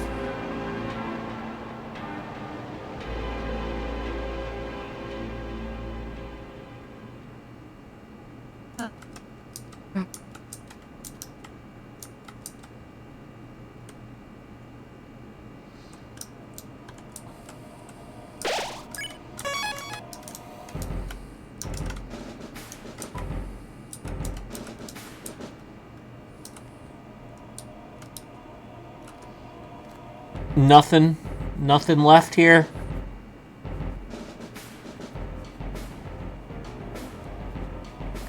Real quick, I'm gonna complain. My closer had to leave because her daughter went into labor, and my mid wouldn't stay till close with me. So guess who has the honor of closing your local Walgreens by himself? Man, if it makes you feel any better, from like, I want to say 4:30 till close, it was just me and one other guy, and we were steady the entire day. Like, we easily could have had a third person helping. But it was no one's fault. Like, this wasn't scheduled because GameStop hates the thought of people being staffed. For an hour and a half, I'm alone. That fucking blows. You should kill everyone there.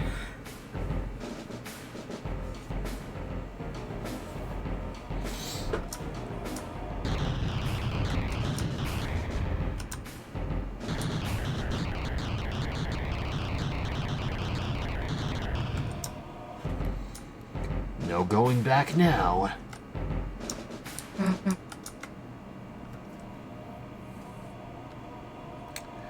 Yeah, just keep aura farming. John GameStop deciding between hiring more people or lowering the price of Pokemon cards, then deciding to do neither. Yeah, I was about to say.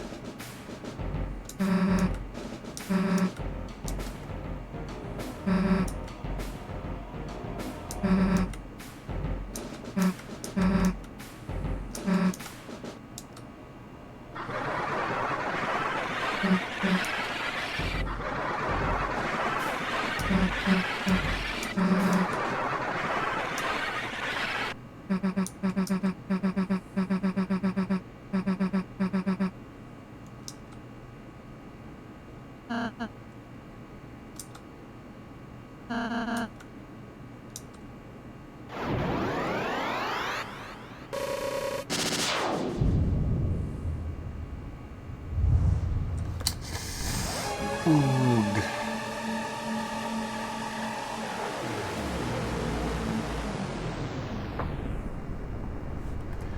Not guard.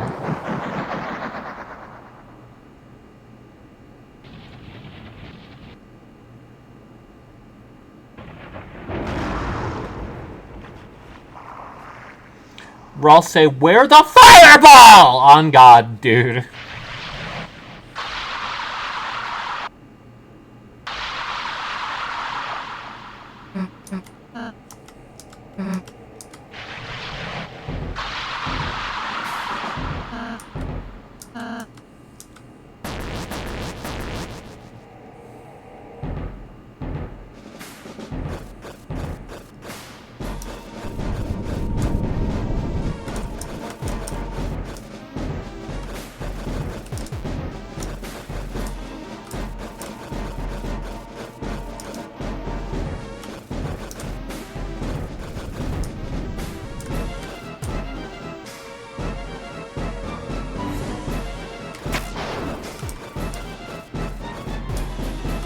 Wait, can I actually hit them because I have the fucking...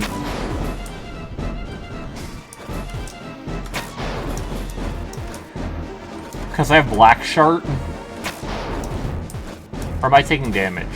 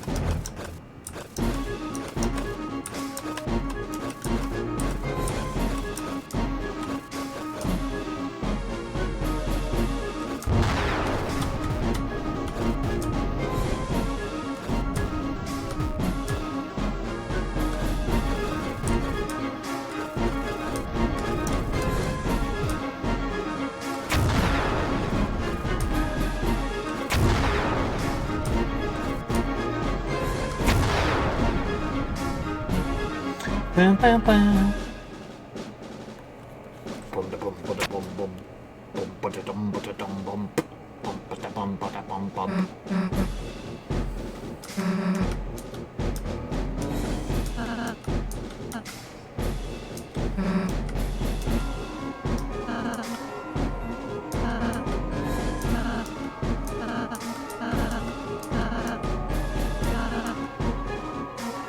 Shadow of the backside of your mind. God, that's still a fucking terrifying description.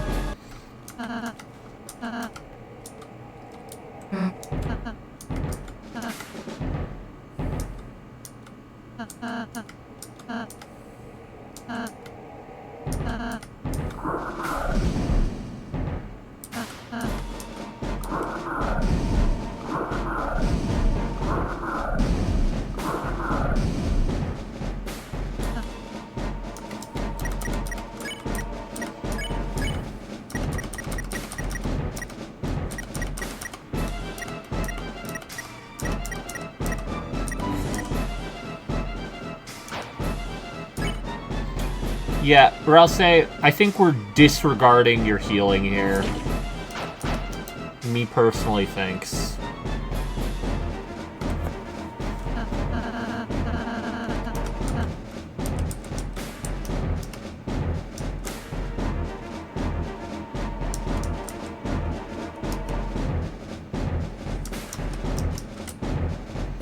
Why am I able to wait a sec?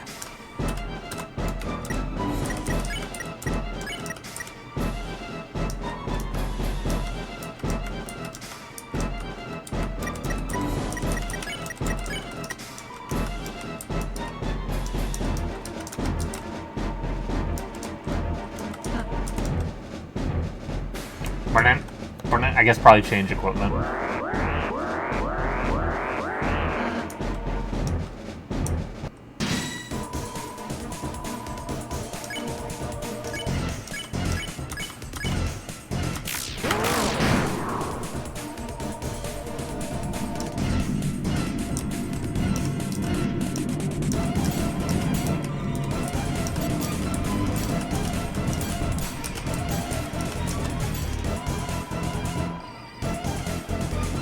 Work at a Nintendo merch store, right? Shut your bitch ass up, bruh. Damn, how much health these motherfuckers have? I thought that much damage would be way more than enough.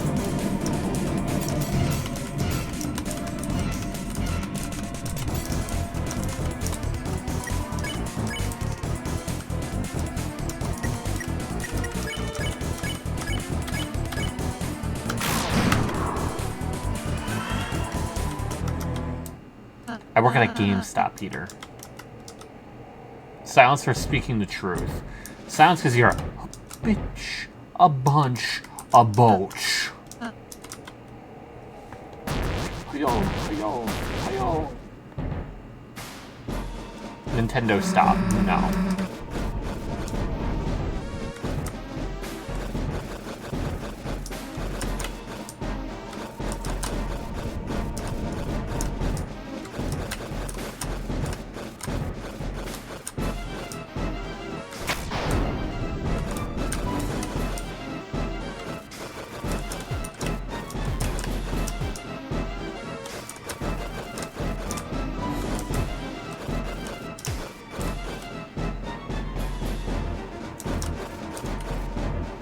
I don't feel like doing that, bro.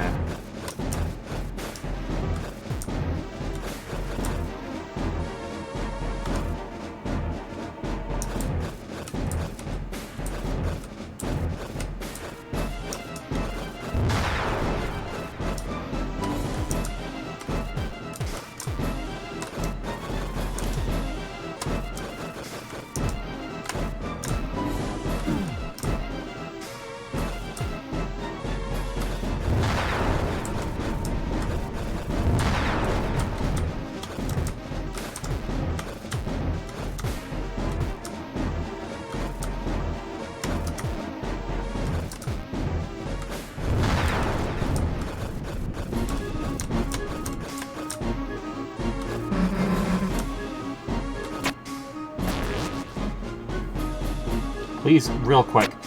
Petra.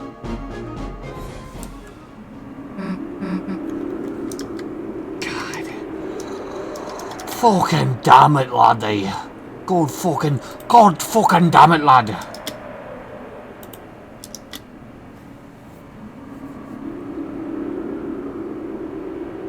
Are you even online? Are you even online? You're not even online. You're not even online. You're not. Yeah, I pulled that out of my ass.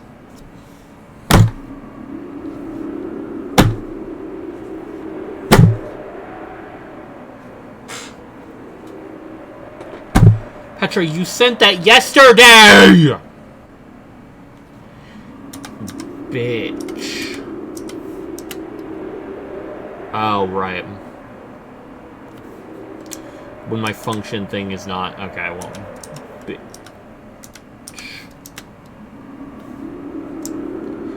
Yeah, Petra, I think I'm blocking you on everything. Hell, I think I might just skip the blocking and deadass kill you. Can we get much higher?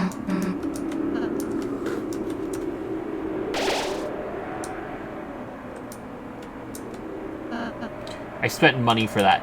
You should die. Why are you funding anything that does that, gang? You don't understand. Petra, you are wailing for Triple T. By the way. BT fucking dubs, gang. Not beating the whale allegations. A world vast and purest night. Fuck. Purest light beneath the eternal light. Welcome back, Phoenix. Indonesia pride. Did Petra send money to Hamas? Yes. The light and dark, both burning dire, countdown to the earth's expire. If fountains free, the roaring cries, and titans shape from darkened eyes.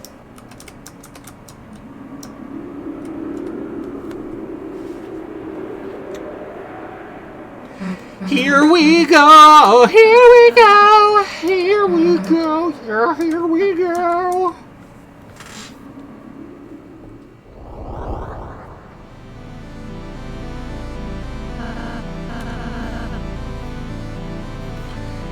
Petra, I think you confused something here.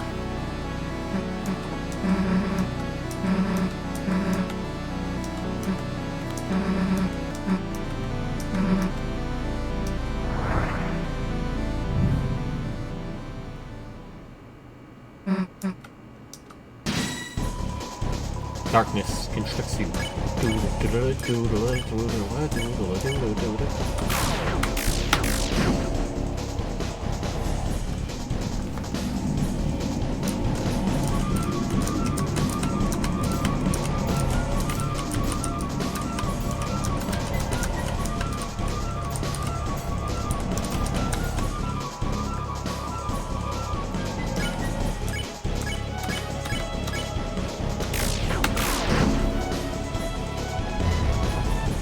Achtung, Achtung, ach, Fucktung.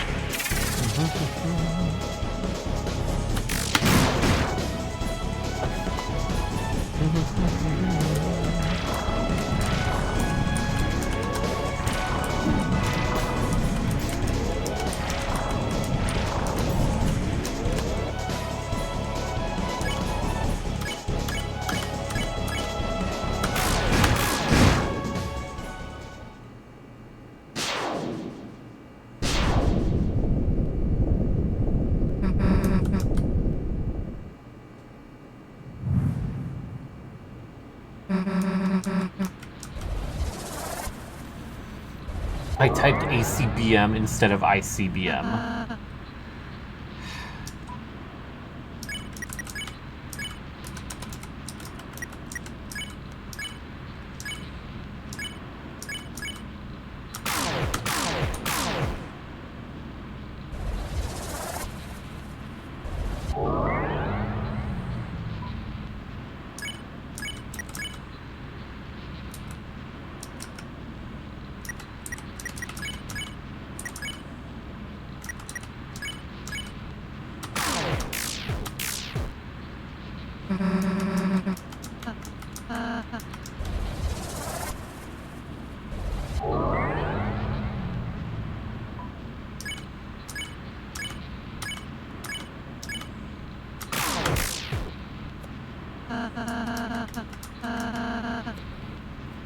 Max, I think it's healing. Yeah. It's scripted, Petra.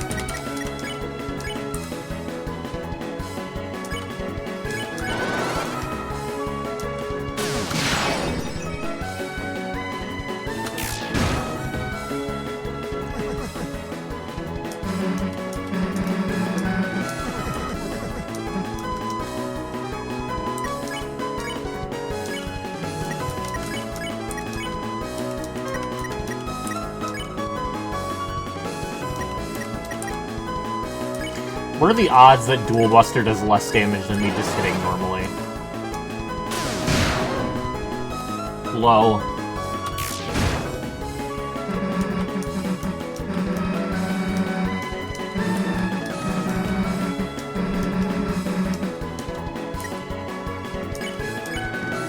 Susie's idea.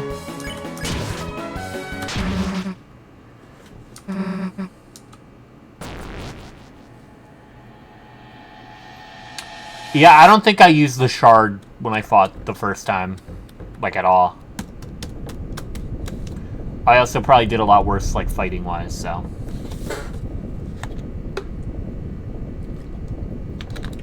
So, Petra. The knight made a fountain inside of a fountain, which caused a titan to appear. And we had the idea, oh, wait, if the titan's like an evolution of the fountain... Chris can seal the fountain using their soul. So what if we go inside the Titan?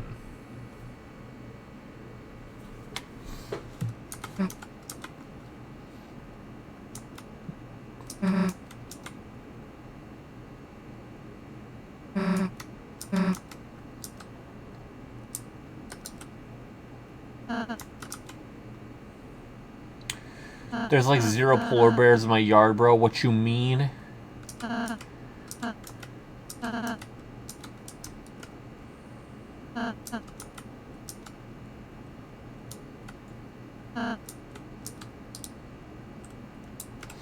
Oh, Susie. FYI, Twisted Route you can get with the boarded weird route with the Thorn Ring is effective against Dark as well.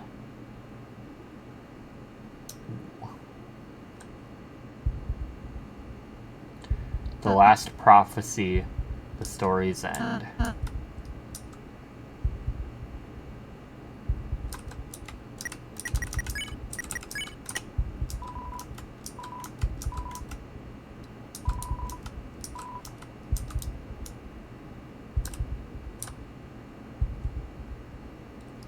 And then when all hope is lost for the tale.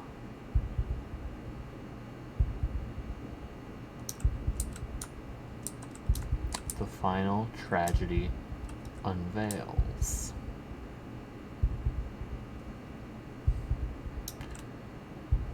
To save the world, there is only one way.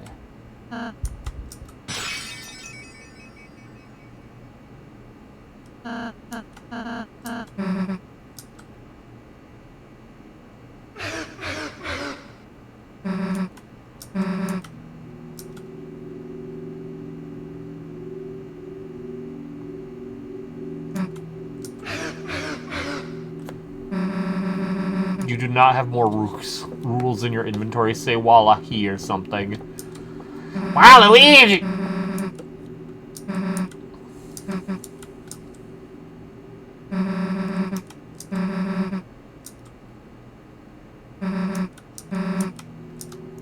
Yeah, it's definitely going to be something about only one surviving or some shit like that.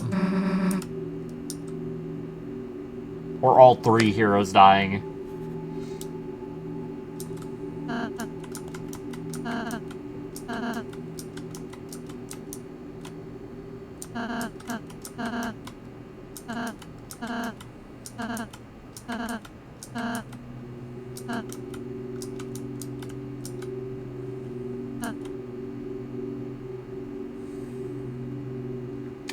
Man.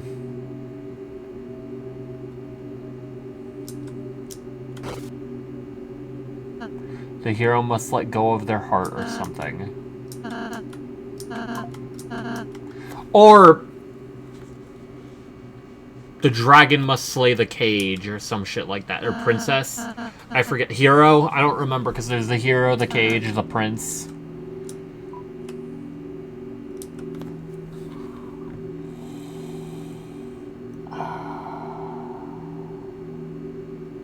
This isn't weird or unimportant, but I probably should follow with my fucking distorted logic with Weird Route, shouldn't I?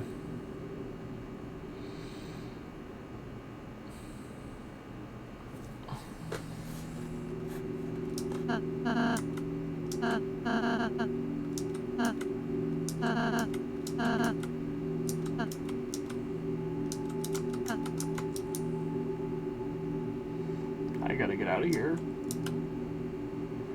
I gotta go. I can't do this no more. No. Oh, let me run away. Let me go. Seems the way is blocked. Why?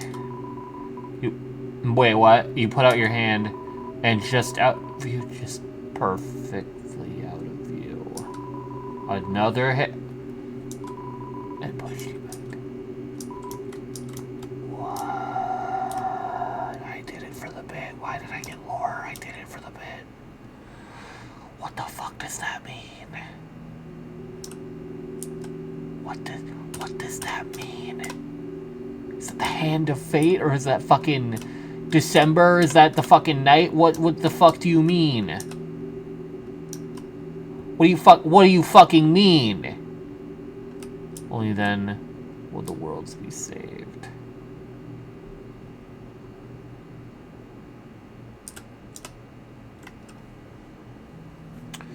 Wow wow wow wow wow wow wow.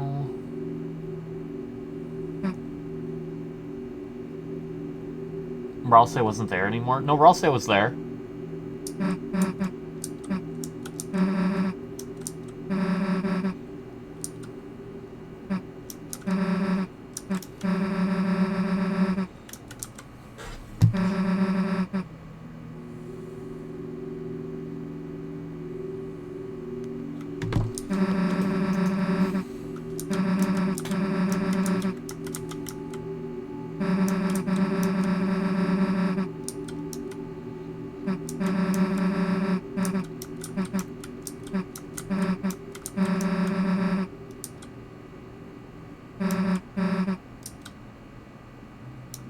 Susie's smile, which seemed to defeat everything, shined on in front of you, and for a moment, it was as if all the darkness had been blown away.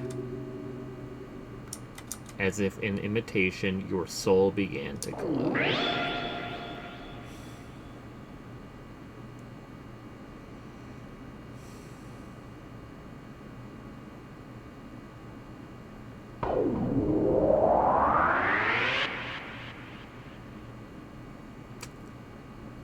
So, isn't there supposed to be like a jingle, sort of... Or am I just misremembering and it didn't play for these last couple chapters, regardless? Or is it like a... No, it didn't happen either? Is that because of Weird Route? Did I like, fuck up the very fabric? It only happened after First Sanct. Okay. Well, I don't think... Did that even play during First Sanct?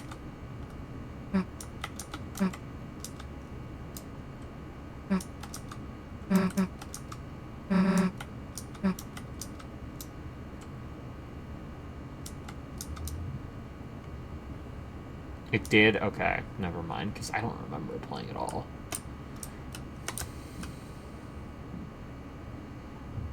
Also, wait, I vaguely remember something.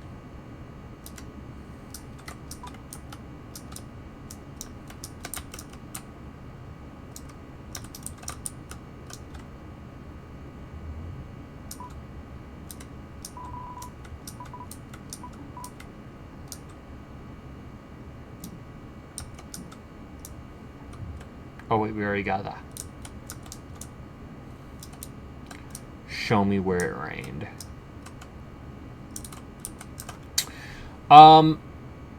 So a large person could fit inside. Is that Asgore?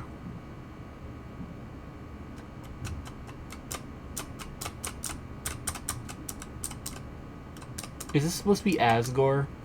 What other large person would be in there? No, lol. Do we know who's in there? And why Chris doesn't want to tell us? No. Okay.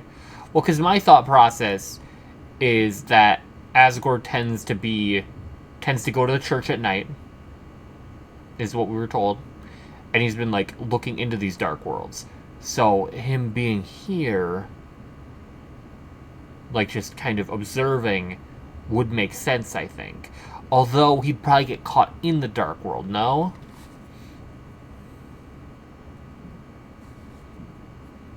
Although, actually, do fountains spread through closed doors? They don't, do they?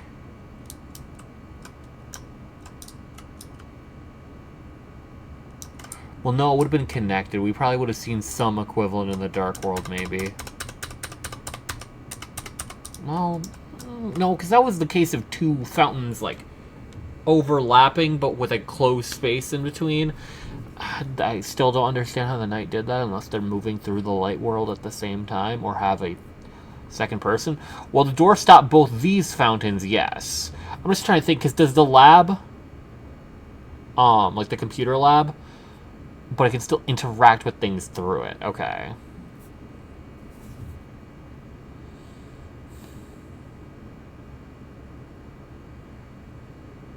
I feel like it's Asgore. Do we have, like, confirmation behind that closed door and in a drawer? Right. That's fair.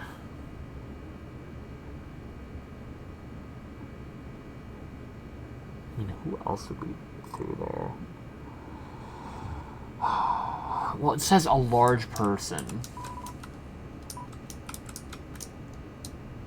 Not fucking Cyberworld. It's not Asgore. Bro would have said something. Anything related to this one, not fucking Cyberworld.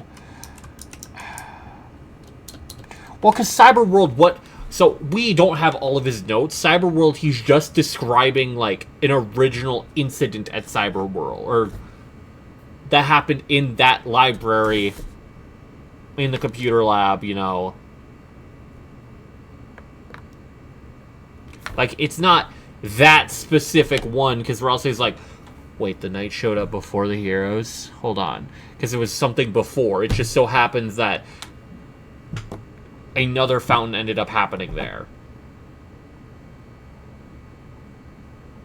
And this is a day later.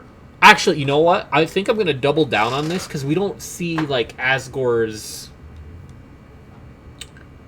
study, when was the last time we get to see, like, the flower shop? Like, inside of it. Is that chapter 2?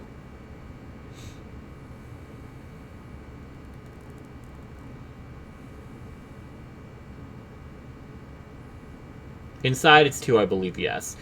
So, I mean, like, him, we don't see, like, any sign that shit's, like, scattered throughout the fucking room with tons of Okay, you know what, actually, that's because the result of the fountain closing. Never mind. My thought is bro is onto nothing. Well, no, he's onto something. It's just he lacks information. Just the same way we lack information. What he knows out here... No, you, man, not Asgore. Oh. I mean, who else would it be? Because it specifies large person unless, like, from the perspective of Chris, We're just saying any adult.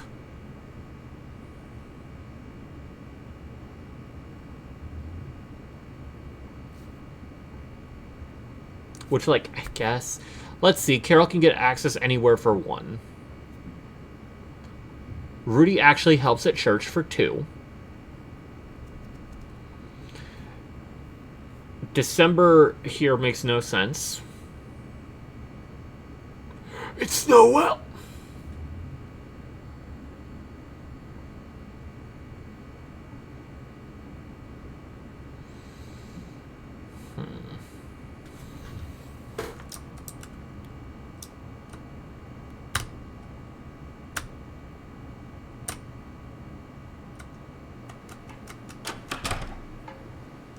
Still can't entirely tell, as it could be somebody, one of the two above, carrying some sort of her remains, or she could just be alive. We still don't really know the implications here.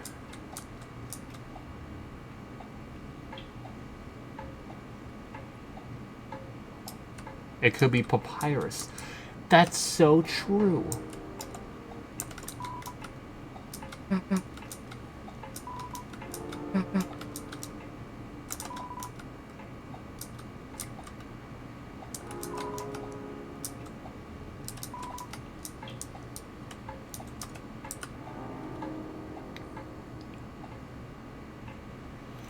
By the way, where is he?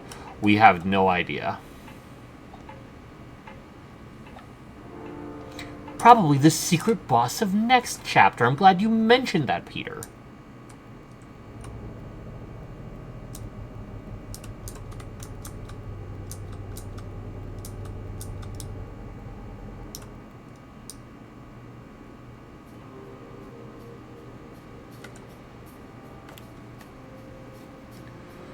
Is there any implication to be made about the fact that it's raining here but not raining there?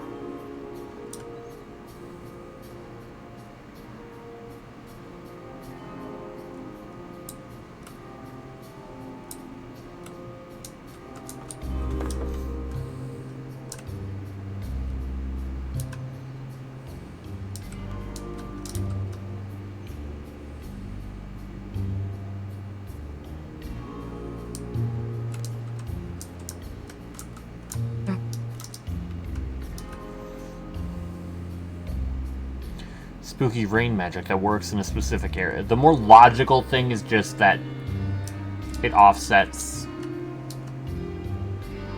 It overpowers the music because it's the shelter, but like...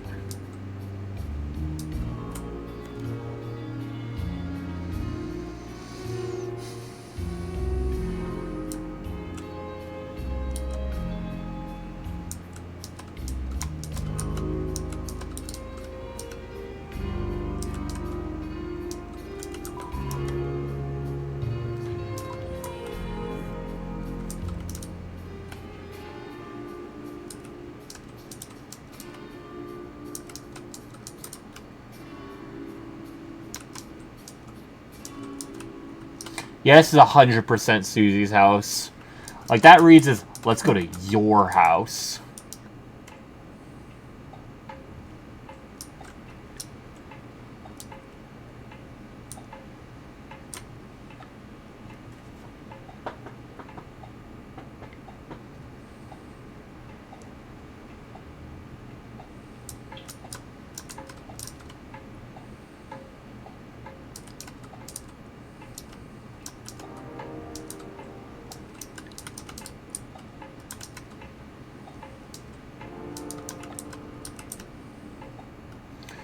Papyrus and Sand's gonna come in like Avengers Endgame. And bone all over the place.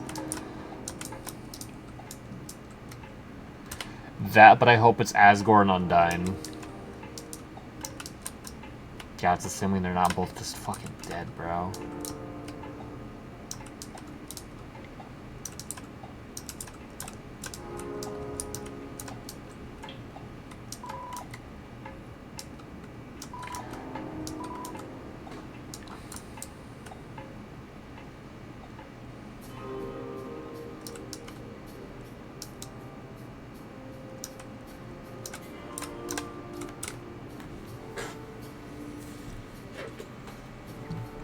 Okay, last time I waited like a while here and I got an interaction. Surely I wait a while here and get another interaction. Yes! I fucking knew it!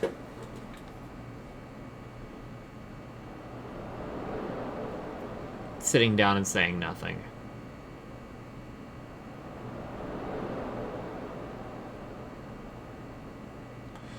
Onion-san!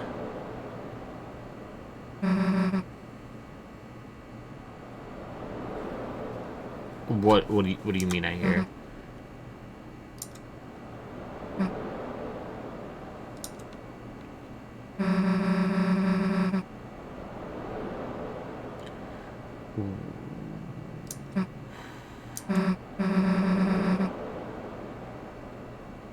Oh no. Oh, I don't like the sound of that. I don't like the sound of that. Sans dancing on the other side, like, that's not what that means, Petra. Although, genuinely knowing this game, I wouldn't be surprised if at some point we get to the other side of the lake and then we just get a scene of fucking Sans dancing to Megalovania. And he's like, oh yeah, it's my favorite tune. See you guys later. And just fucking dances across the lake. Got some on my face or something.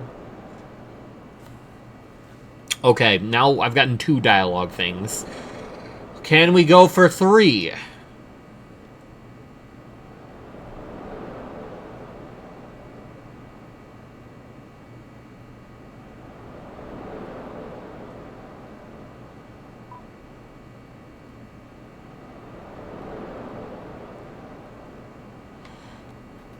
I'm gonna say what's on my mind, I think. Where are you? Huh?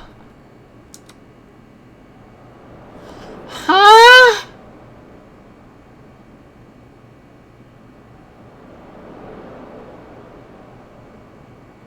Why am I talking with my mouth closed? Because Chris is a fucker! Chris, I hate yo ass, bruh.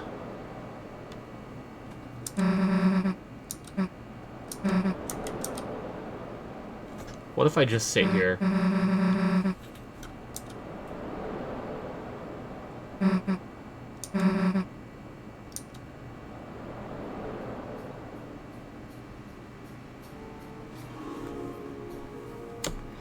You can't trick me, Chris. I know there's more. I know Onion-san's gonna come out of that water. It's all gonna be awesome. We're gonna get a fun dance session. And then we're gonna see that in the weird route, the best route, I guess, that Onion-san is alive!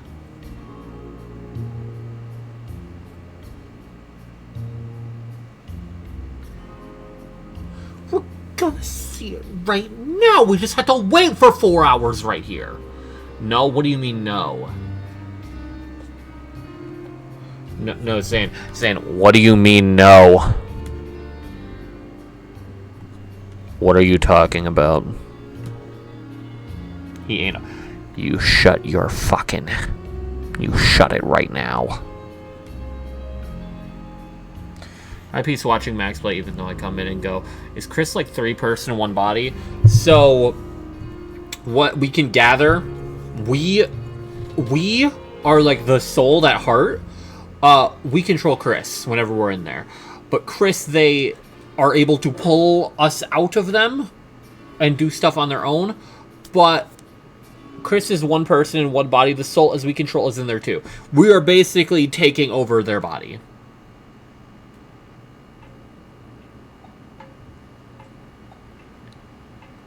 Wait, the music just reset. What the fuck? Ego, id, and super ego type shit. We are not related to Chris. We have nothing to do with Chris. We have basically taken over this week of their life. And we don't know why, but they seemingly need us. I don't know if that means that we replaced their soul, or if their soul is just super weak. But the whole point of the weird route is that we are doing things that Chris does not like. Chris is friends with Nicole, and we are pushing her down a horrible, horrible path. Like, genuinely fucking atrocious path. For reference, Petra, so, in Chapter 2, we can't kill anything. In this game, it's not like Undertale. We can't just fucking slice down every enemy and get some different ending. When we beat an enemy senseless, they run away. When we spare them, yeah. Like, we can recruit them, and you'll get different sequences where, like, oh, this character we might not be able to keep. This character, you know, they'll leave. This character might die because we didn't spare a bunch of people who would then have saved that character. We can't kill anything in any chapter except for 4 against Dark. Technically, yes. Yeah. In Chapter 2, which is where we get Noelle temporarily, we find out, oh, her ice magic can kill things, or freeze them, rather. So we go down the route of freezing every enemy in that area. Until the guy who's the secret boss is like, hey. Or no, we have to, like, get a lot of money by freezing things. And then we get an upgraded version of that where Noelle is getting stronger. Which is scary because we're kind of limited in how strong we can get. Whereas she seems to be getting stronger very quickly. And then the weird guy is like, hey, you kill everything here. I have this thorn ring. So imagine like Crown of Thorns, but a ring. And it gives you access to Snowgrave, which is the strongest spell in the game currently. And with that, we deadass kill someone. So Birdly, that bird guy, who's like a little nerd, he's friends with Noelle. He's friends with us, technically. In the weird route, we confront him. And normally in the base route, he's like, ah, Chris, I see you and Noelle are going out on a date. Have at thee, scoundrel! And it's just a silly little encounter where Noelle's like, Birdly, you're a fucking idiot. In this, we deadass are telling Noelle, proceed. And Noelle's like having a fucking panic attack looking at him like, no, Chris, you don't mean that. No, Chris, no, stop. Because this entire chapter, that entire chapter, we're like, proceed. Like, we'll be in a puzzle and it's like, there's this laser and we have to do like pushing blocks and stuff. And instead we just kind of walk her into the laser until she fucking like freezes it as like a panic response. Like, we are just deadass like fucking changing her fucking brain chemistry forcibly here. And we have her use Snowgrave against Birdly. She's literally like, no, I don't know what that spell is. What are you talking about? Fine, watch what happens when I use a spell I don't know. And she fucking insta-kills him. She turns him into a popsicle. Nothing about that when Chris goes down. Birdly says, now your chance to get away, and she tells us. It's no use, I can still hear them. Yeah. At that point, we have just fully hijacked Chris. She hears us, the player, not Chris anymore. And then it's implied after that, like, there's a small, like, hospital scene, and Chris says something to her. Because she has a nightmare after that, which is where we're playing in Chapter 3, where we can't really interact with it at all. And then this chapter, we talk to her in the real world. And she's like, Chris, I gotta confide in you. You're one of my best friends. I had these really weird dreams. And like before this, Chris fucking shucked us out of their body. Chris like, get the fuck out of here. And so she's talking to Chris, like in the quietness of her own room. And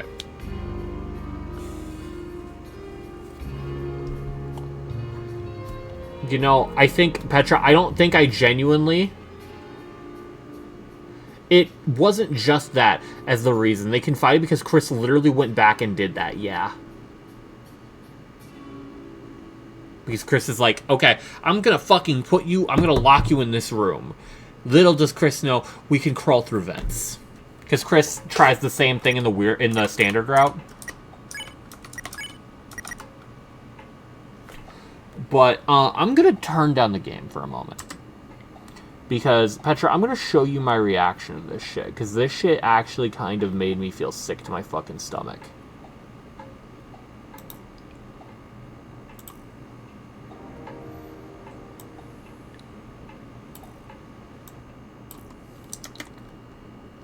Like, I actually felt fucking unwell.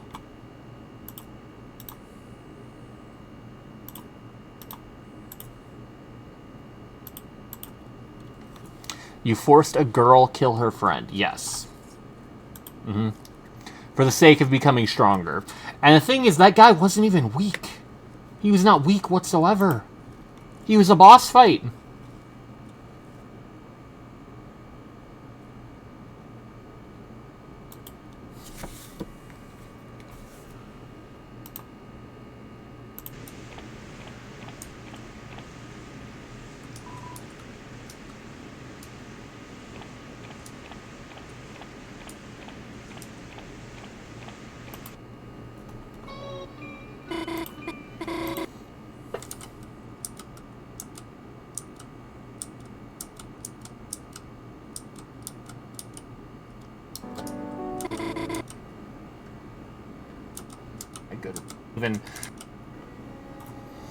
So just pay attention to this. Because this... I thought I was... So we in Chris there. Oh, just go back. How am I gonna? Bro, stalling. I need to show Petra this unironically. Because I saw. I just.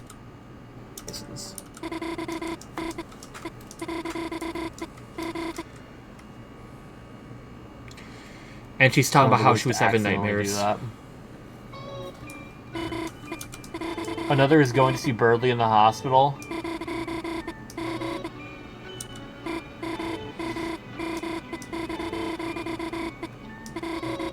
If you interact with Birdley, you have an option to turn on the machine.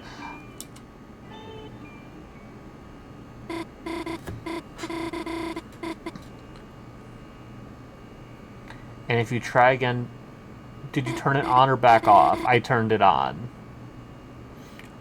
Yeah, Zane, anything more on that? Proceed. I can click proceed here, by the way. Which puts the heart there, and then, You just changed... I did both. I did both, Zane. I'm pretty sure. Birdley on good life support. Did I abort the weird route even if I do this correct?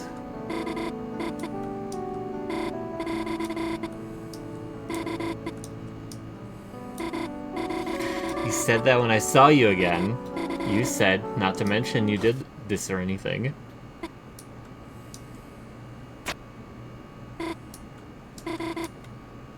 It's okay, it's just us. You just said not to mention it because it'd be heard.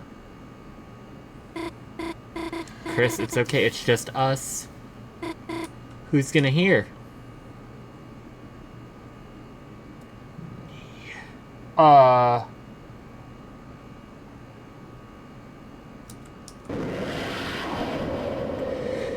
Dude, it actually fucking sent a shiver down my spine.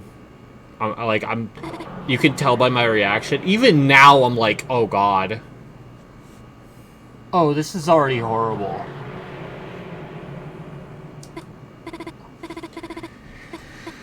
This is bad, bro. This is bad.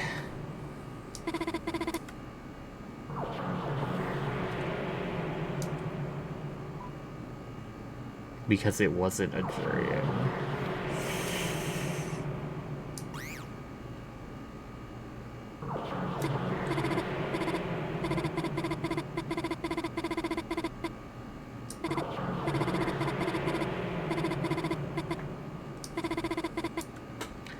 And we're just entirely breaking the fourth wall. Because we are listening in on our thoughts and going, yeah, I can hear your thoughts. Me, when, after telling her it was a joke, after summoning Satan from my chest? Yeah.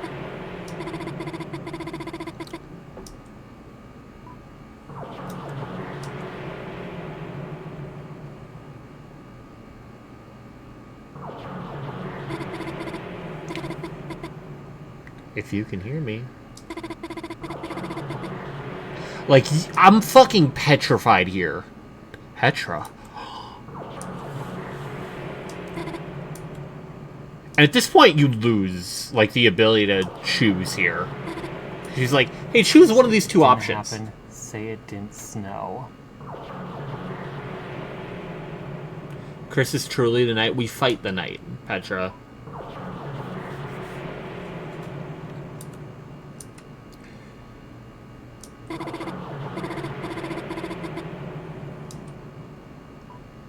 Noelle will get stronger. Noelle becomes stronger. What? When I heard that, at first I thought that was like aborting the weird route. Equip.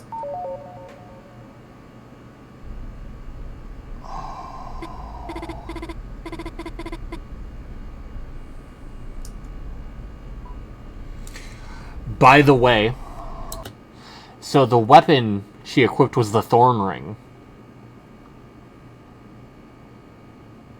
We have the Thorn Ring in the real world here.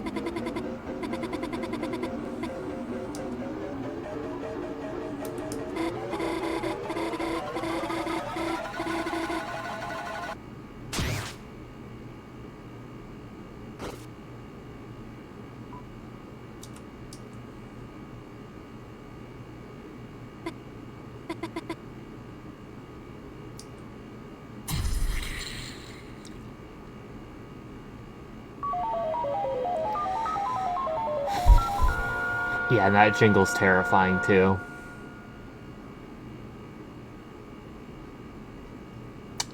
Yeah. Oh no.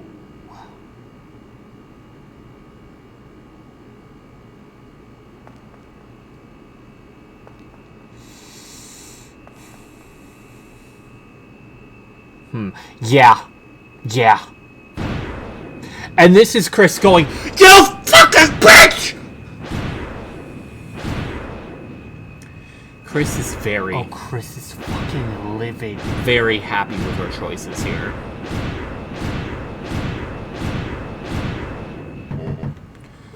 By the way, Petra, the other important thing here is that in the normal route, we're gathering clues at this house.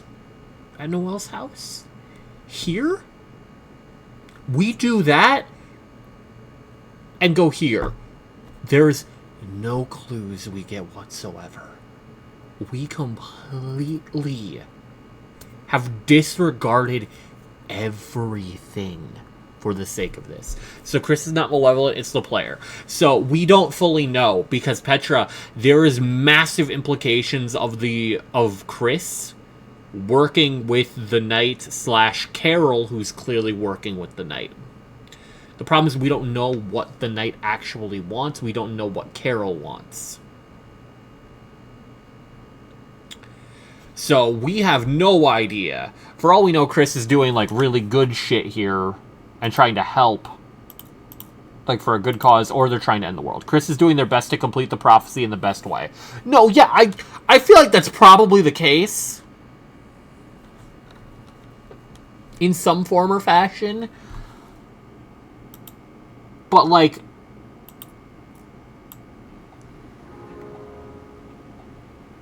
the problem is it's what they think is the best way. Possibly. Which might not actually be the best way. Or it might be the best way for some characters. Or it might be only the best way for Chris. Who knows? We really don't know. I'm letting him do it.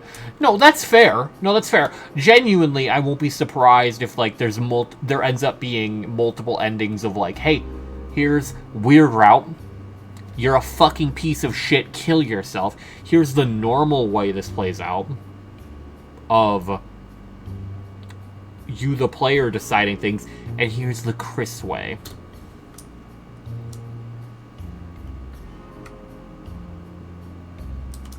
But who knows? We genuinely don't. Oh, what happens if I try to go to Noelle's?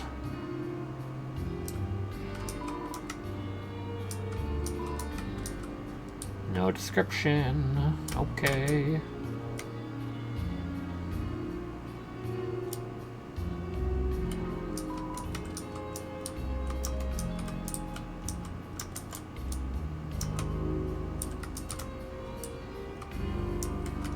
Also, Petra, are you ready? Like, I just need to ask you, are you ready? Don't worry about what the implications are here.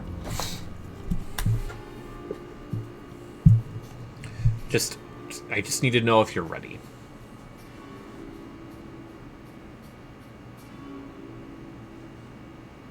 Just a simple yes or no.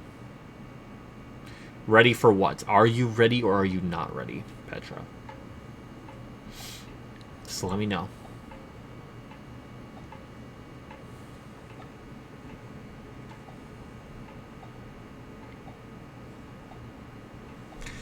This is suspicious. Just let me know, Petra. Just let me know.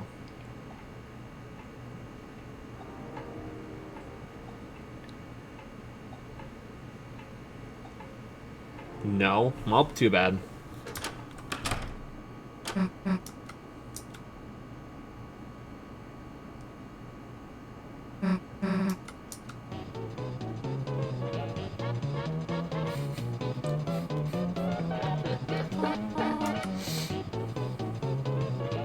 Illusion of choice.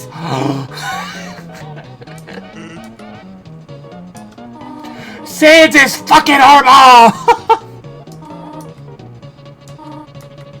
Not actually, but it's funnier to pretend.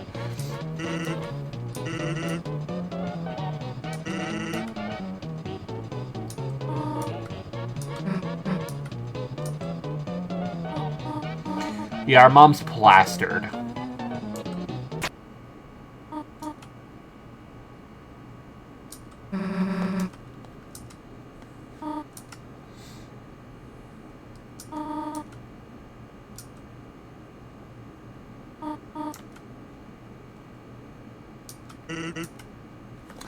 Also, that makes me wonder, do you think the Night created the Dark World? I'm trying to think here. How much does the Night care about people getting caught in the Dark World?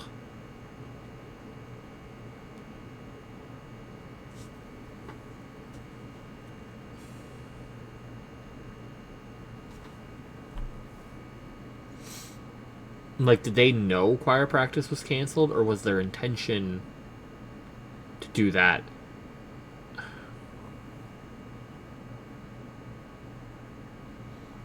Although, wait. Yeah, whoever it was probably was part of choir practice anyway. Heard it was canceled and went, oh, perfect, okay. And, you know, we just happened to come to the wrong conclusion of, oh, Toriel's not home. She must be at choir practice. That's making me wonder about their motivations, because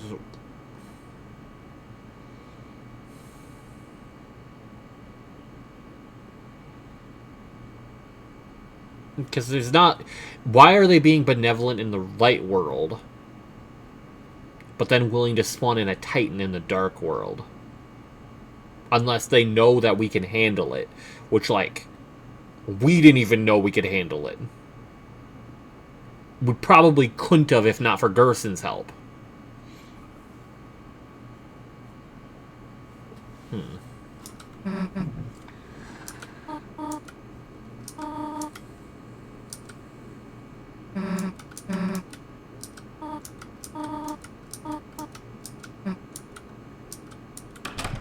So does Susie just go to Dark World? Good old Castletown instead? Or does she actively choose... No, she probably does go to Dark World, because that's where we find her.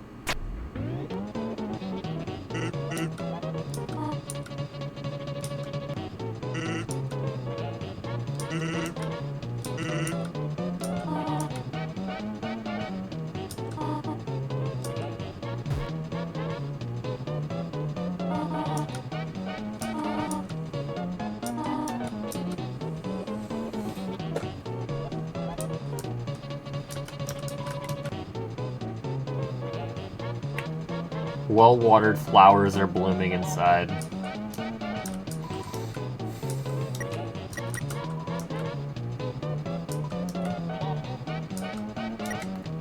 Huh? You checked your phone's contacts and recent dials, but everything has been deleted.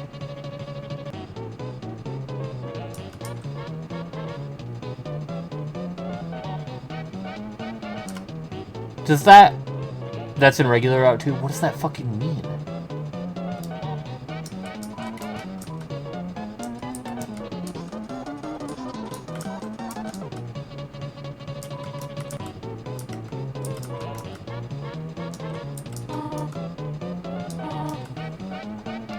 They're cutting a rug over there. What are you talking about, bro?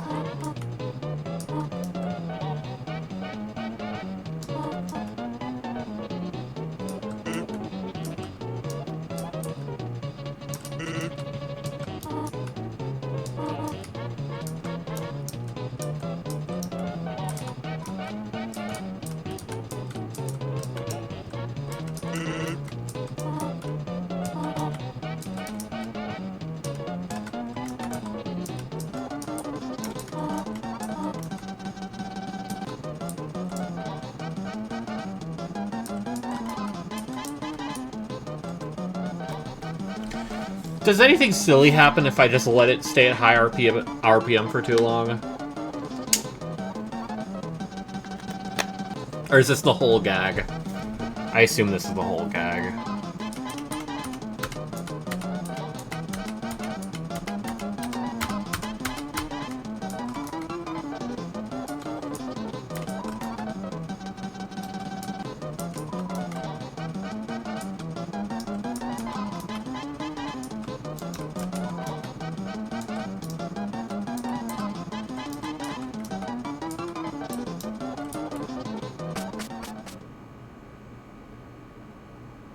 Damn, I don't even get to choose. I just go to bed, don't I?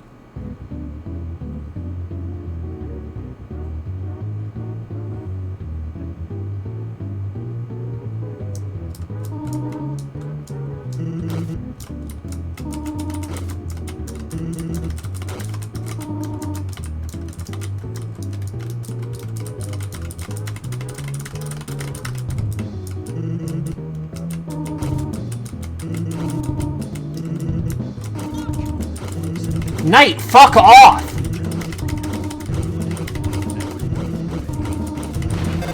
excellent challenge is that challenge. Knight, Eggs, chili, cheese, you're a fucking piece of shit. fruit ball. Finish in under an hour and your party eats for free. God, go fuck yourself. It says I'm excellent on it. That's right. Finish the omelet and I gotta just wait for this to fucking end, bro. God fucking damn it, man. none have succeeded. Could you be the first to slay the God. be excellent? Yeah. Dude, we have to win that hat.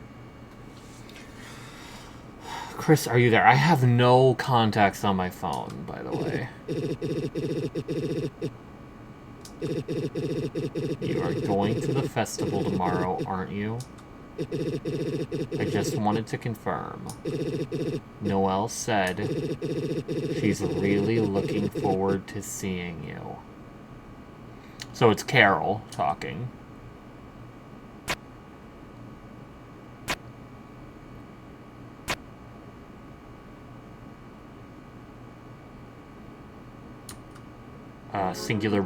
Singular red dot on the screen again. That doesn't mean somebody else has yours just because you deleted yours. Yeah, no, I'm saying, like, it's important. Because that, if I start chapter 5, check my cell, and it says, oh, your stuff's deleted. Motherfucker! What you mean could be Rudy? It could be. No, it's actually very valid.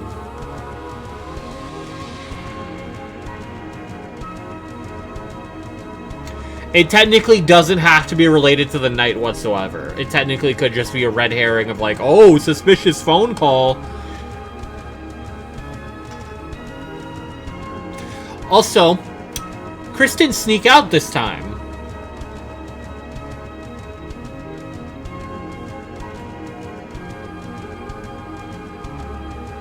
Chris didn't sneak out this time at all. Well done. You just saw him at the window. The halfway mark has been attained. This was normal, right? But it is still waiting. Yes, it was normal. How much longer now? My Delta Rune.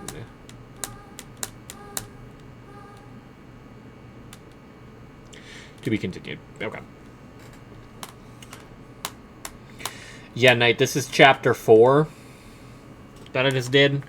Chapter 5 is the one that came out that I did earlier, a couple days ago. And now I'm doing the weird route of said chapter 5.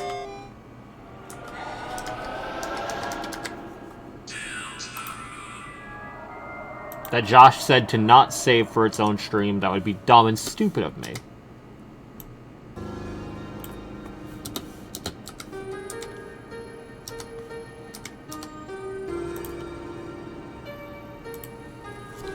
But supposedly, there should be 7 chapters. Wait, yeah, 7 chapters. I forgot I have a hometown save. My bad.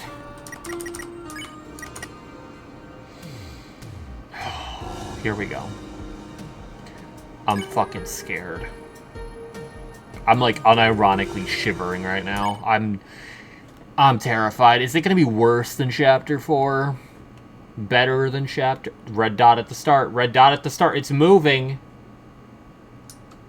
Why is it moving? Thank you.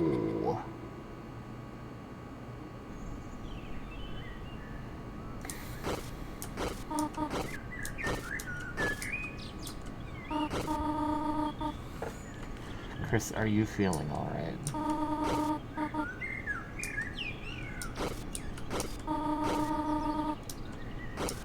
I've not left my room all day.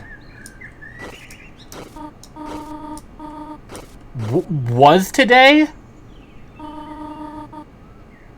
Huh? We just missed the entire festival!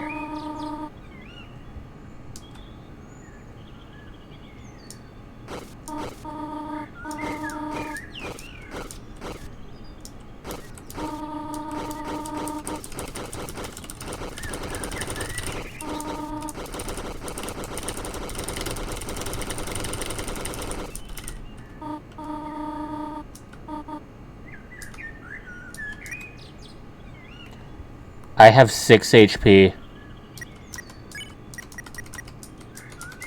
Oh, did Chris break their phone? Was that what it was? I thought it was Chris hanging up. Is Chris's phone fucking broken?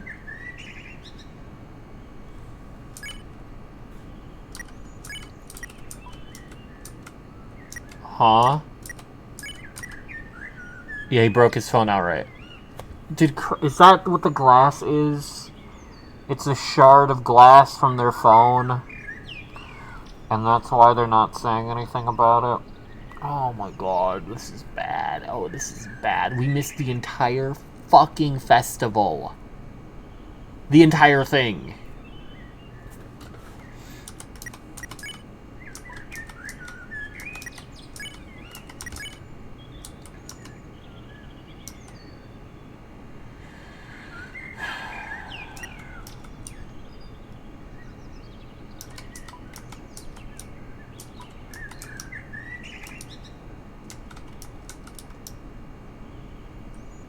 Do we not get anything for investigating anything?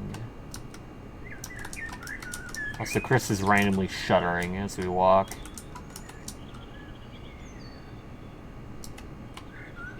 No, that's just black shard. Wait, the glass is black? Oh, because we can't interact. Okay. I think Chris is either dissociating or is just stopped on thinking.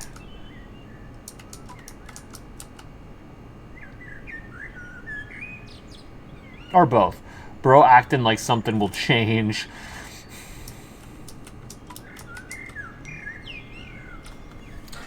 James texted me.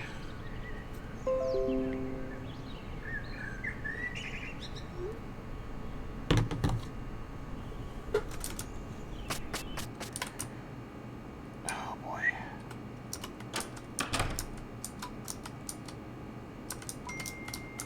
Oh my god, James is texting me again, gang. You texting me is not gonna make this happen faster! I'm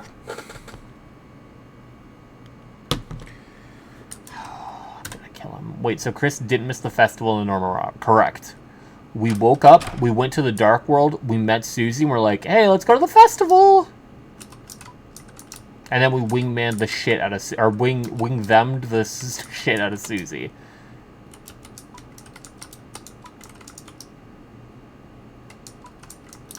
Oh, we don't want the toast, bruh.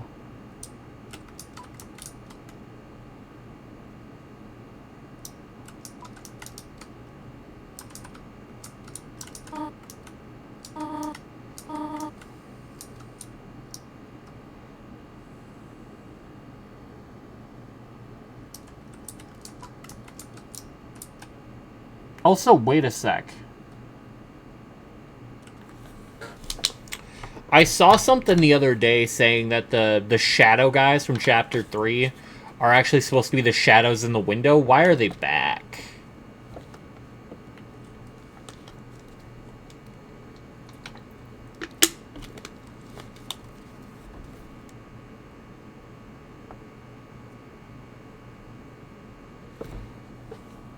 It was like investigating all the items in the light world that turn into dark nerds.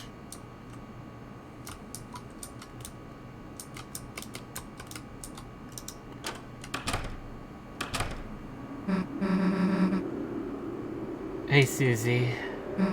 Why would they what? Why wouldn't they? Why wouldn't they what? Why didn't they disappear? Because, like... Well, wait. Wait. No, because I spared some of them. That would be why, right? Technically spared some, because I fucking went through the line. That would probably be why, wouldn't it? That actually makes sense. I'm like, is something weird going on here? Where, like, our actions were undone?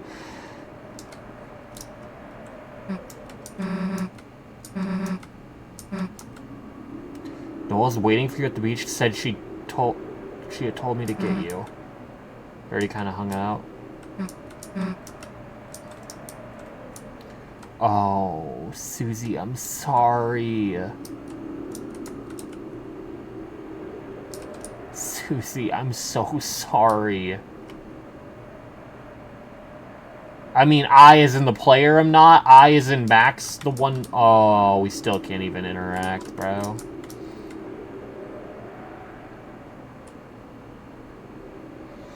Can I investigate the town?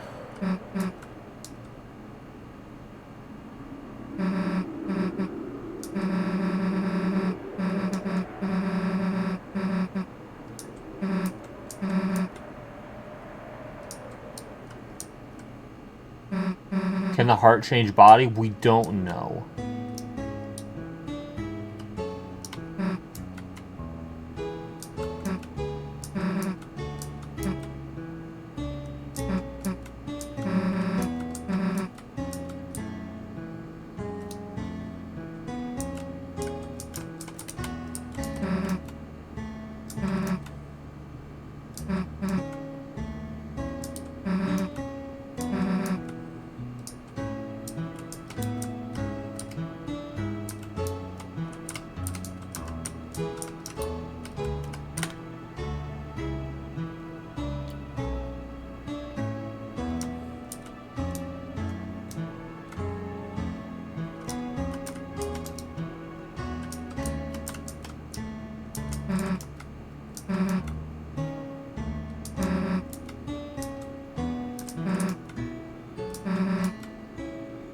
We're living in luxury. Bon appetit.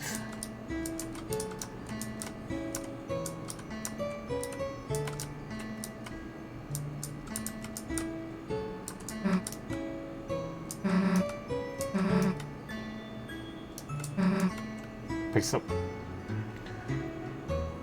Burger King foot salad.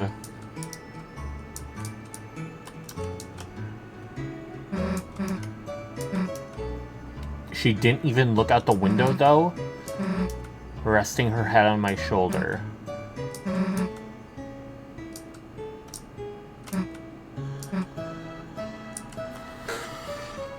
Is this one of those things that matters at all? I'm gonna be questioning, like, every choice I make right now. Because I'm fucking scared.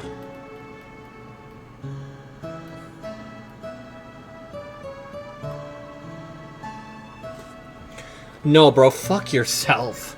You're welcome. Alright, let's go on.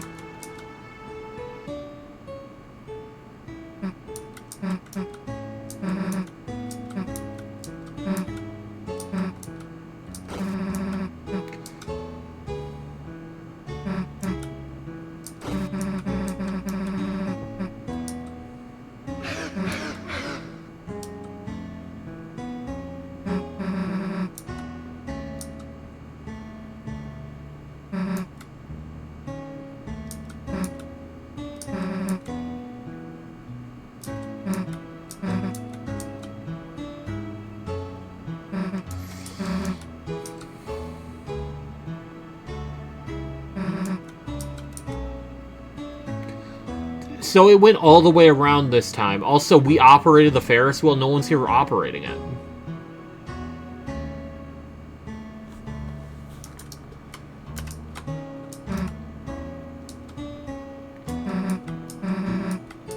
Does that mean...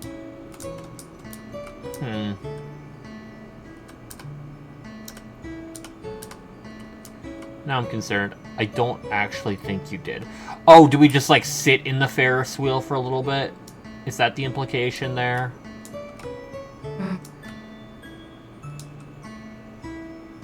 No one's looking. Sans is right there.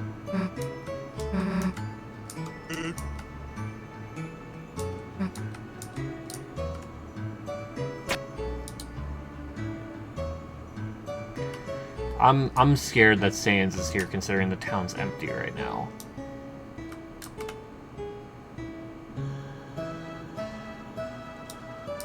Is this closed?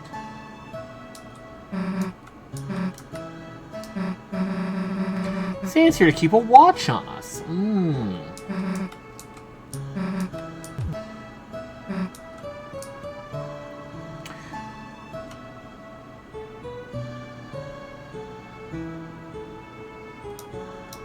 They done slime this motherfucker up.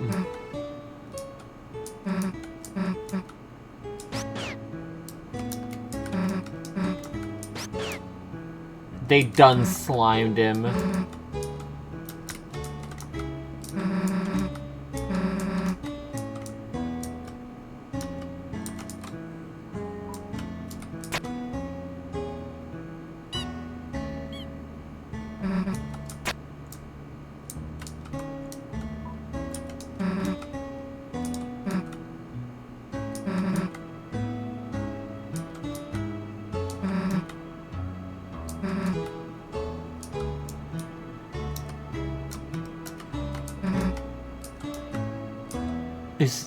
Is Noelle deadass trying to weird her out with Susie in the festival now?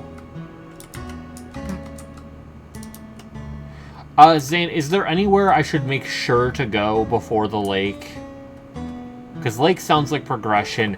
This feels like there's no chance of me undoing what I've done.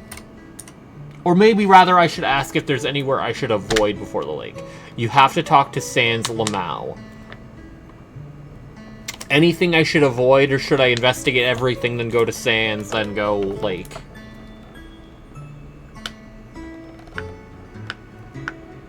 If Sans is a required piece. Why would Sans be a required piece? What?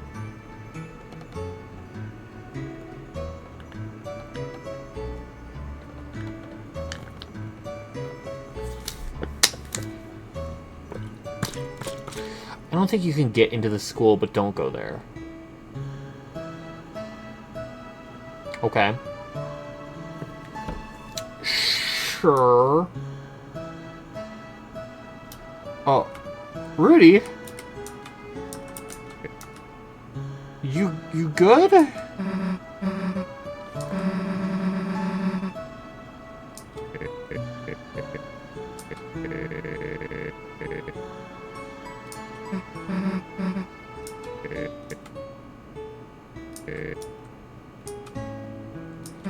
Holidays are full of surprises. Depends on which holiday. That's great, man. What's going on over here?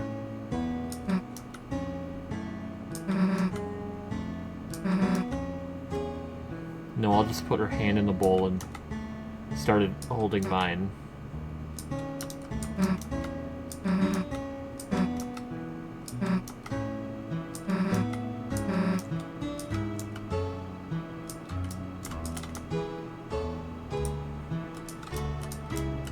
Of course you can't go to the shelter. Don't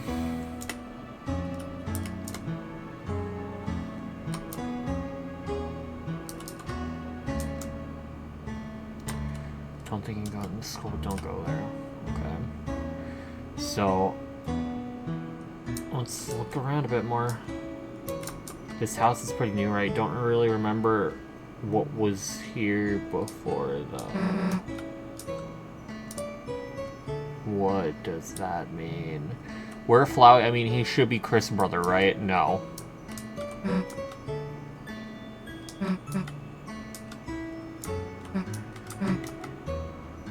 Because Petra in Undertale, the idea is that Flowey was created from, like, Asriel, like, merging, essentially. If you're talking about Asriel, Asriel's out at college. Although the problem is that Ralsei is an anagram for Asriel. So there's been theory since fucking chapter 1 of Ralsei secretly being Asriel. Ralsei being like Chris's last memory of Asriel. Ralsei being fucking Asriel actually is the knight and it's his I don't fucking know, man.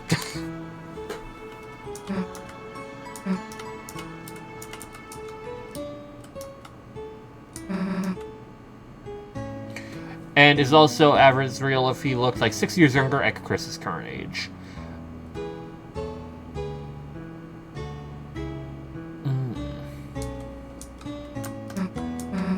You're gonna go too, right? Beats me.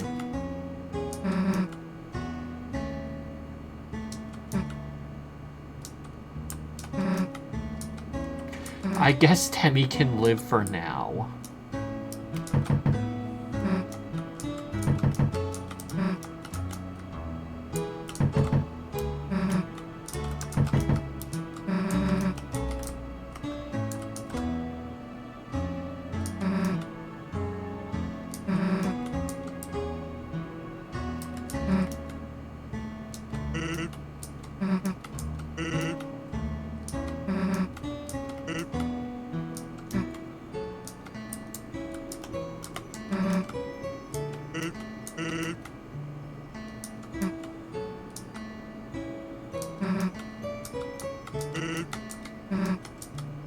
I mean, not really, it seems. Still 6 HP.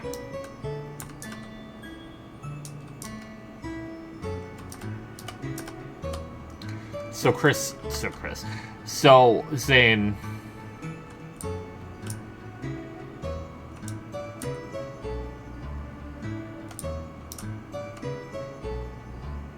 I'm trying to think here. How close to the lake can I go?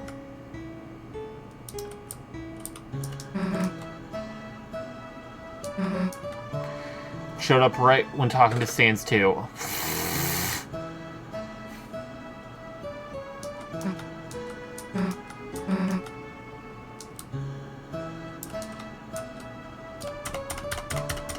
Like, I'm assuming I can't scene transition. You can go close if you want, I guess, but why aren't you talking to Sans? I want to talk to everything first. Because my brain, he's not going to teleport you over. How do I know that? It's Sans we're talking about. That motherfucker teleports and Susie's like, oh, hey, you're over here. Yeah, that's completely normal. That's completely normal, man. That's so normal. No one fucking questions it. Oh, I can't even interact with you.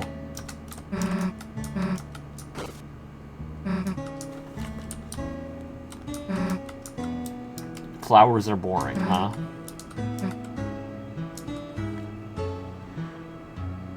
Asgore's in there.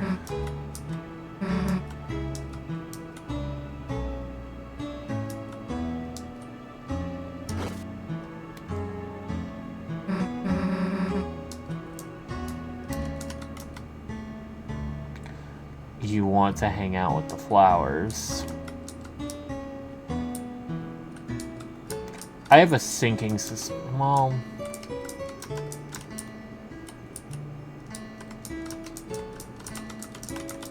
can't even find the back door. Alright, let's talk to Sans.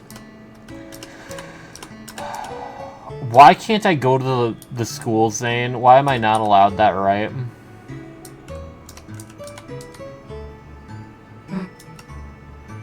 Are you the ice cream stand? Nah, that's next to me. The ice cream Sans. She just doesn't let you go inside. Oh. Fill out this card. Oh yeah, the thing we took a picture of. Or picture drew on.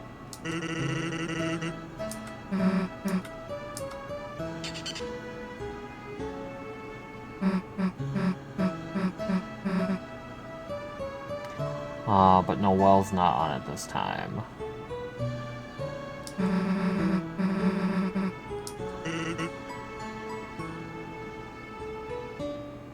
Oh, Noelle's not on it this time.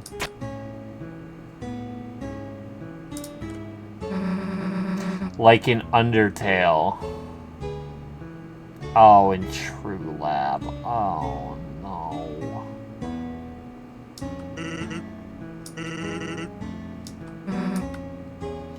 How do you not have any ice cream stands at the ice cream stand? The stand will after it finishes churning.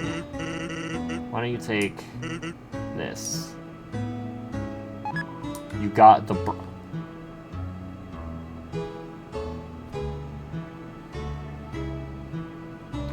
What?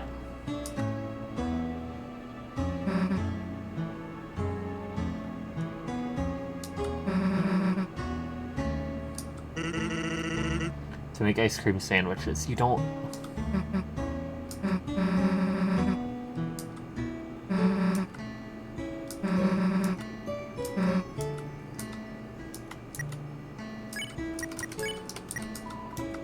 A loaf of bread tends to leave crumbs wherever it goes.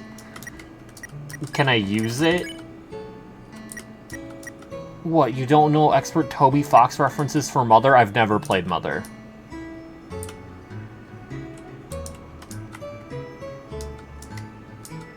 Take it easy, okay, kid. Does Sans know we're on the... Then try using it. I guess. Don't eat that, save it for later. You know, ice cream sandwiches. Okay. So, I'm gonna try... So, Zane, I'm assuming I will not abort the weird route by going to school. I feel like you would have said directly, hey, don't go there unless you want the weird route to end. You won't, okay. I'm gonna go to the school then, real quick.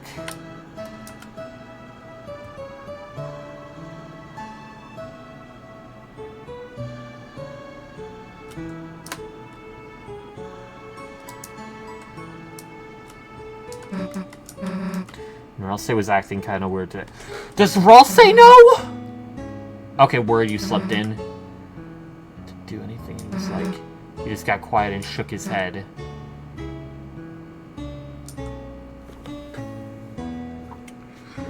Okay.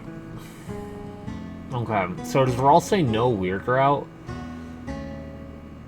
Or Bread usually leaves behind a trail of breadcrumbs. Mother 1 bread leaves behind a trail of breadcrumbs to lead you back home. Oh. Interesting. Okay, are we gonna fucking find a way to teleport? Move your foot. Dollar coin on ground alert. Oh, yeah.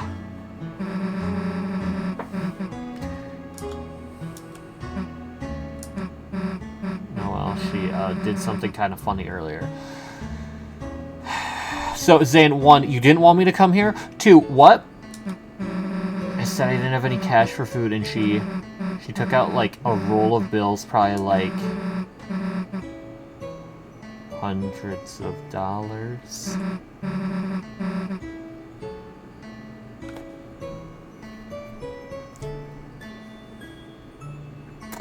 Is she thinking of killing herself in front of us?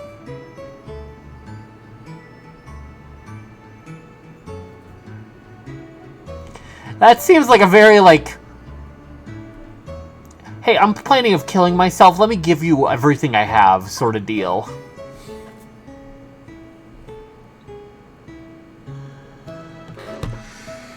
Oh.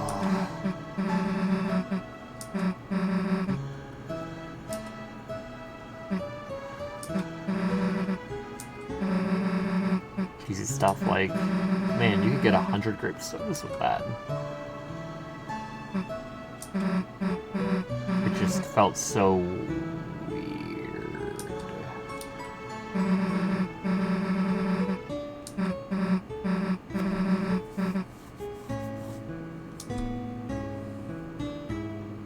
Yeah, even Susie thinks there's something off about that. Can I have the money? You better ask Noelle before she fucking kills herself, Petra!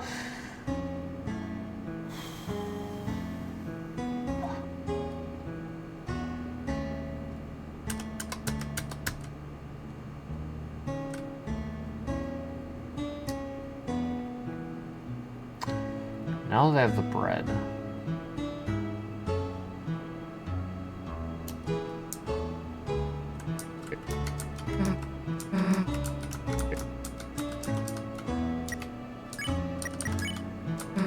No, okay.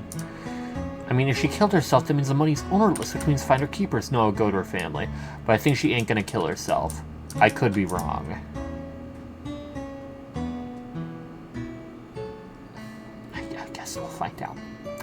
I guess we'll find out. I guess we'll find out. Why do I have a feeling we're gonna get like a fucking Doki Doki Literature Club fucking scene, bruh?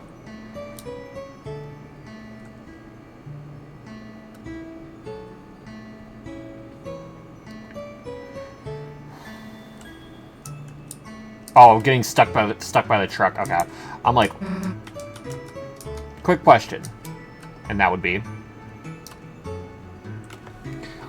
get your question out before I go to the lake.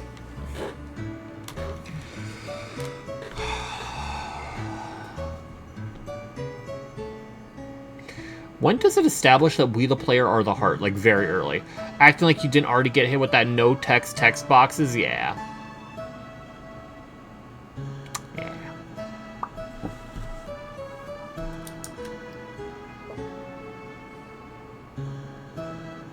Start of chapter 2, essentially. I swear it was earlier.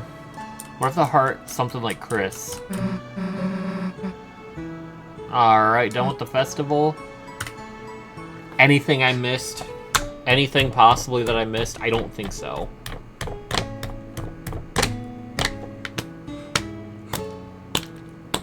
Oh, I'm doing this to the beat. It's probably to just forget about the horrible, horrible things going on in life right now. Such as the fact that I'm doing this. Like, we just controlling the heart, controlling Chris? Maybe? It's kind of hard to say, though, because we make the choice that the heart conveys in these sequences. Anyway, I don't have any info in this game. Petra, I'm going to say this unironically. You should play it. Because the demo is literally the first 2/5 of the game. No, Petra. Chapters 1 and 2, the first 2/5 of the game is free. On everything. Whether you want to be on Switch, fucking PlayStation, PC, it does not matter. Except for, like, mobile. But even then, if you have a strong enough phone, there's probably ways you could do it. On my soul, it's free. Yes, look up Deltarune Chapters 1 and 2. Completely free. And then if you want to play past that, it's $25, sometimes on sale.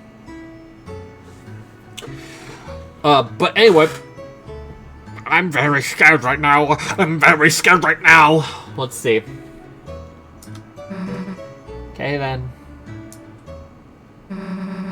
Gotta go wait for the ice cream, so...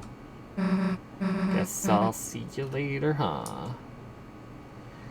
Alright, Susie. I'm gonna move my face cam, actually, because I feel... I'm realizing now I'm probably gonna be blocking stuff, such as Chris right now.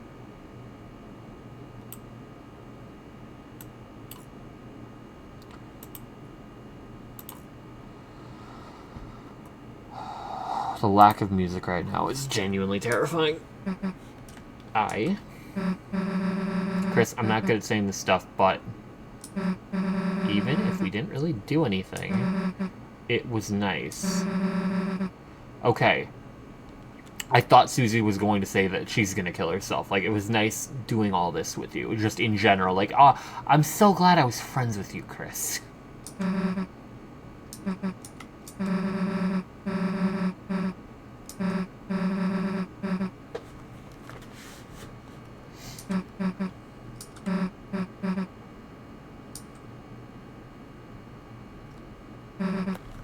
So Susie's definitely a little jealous that Noelle wants to talk to us specifically, but also Susie cares about us and Noelle. Bro, she would just not leave Dark World if she would do that.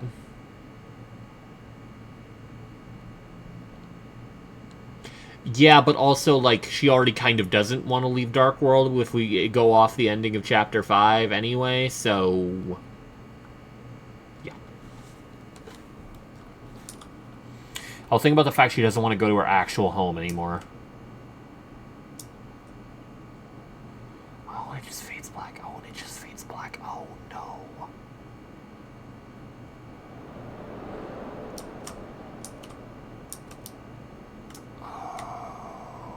Oh, it's just the calm wind blowing.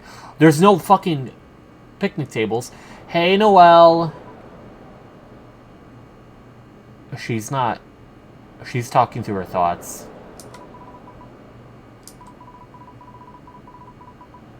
I know you wanted to deny it. I did too at first. But eventually... we're going to have to face the truth.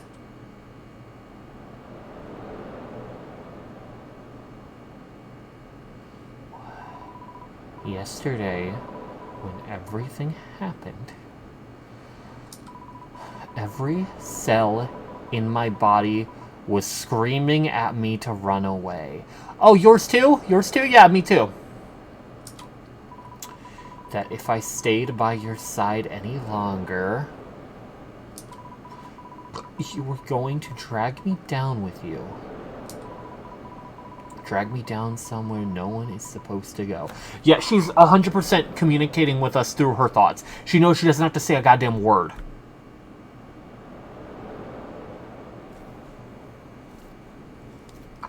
Oh my god, and if something happens, no one's gonna hear anything Noelle said.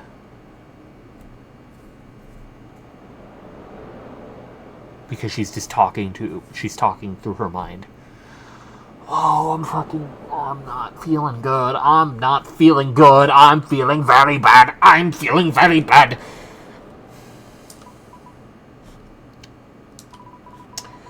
Bro worries about a boarding reroute and tries to leave immediately. I wanted to investigate, okay? I wanted to see if there were any interactions. That is a good point, though. You know what terrified me the most about that? She turned.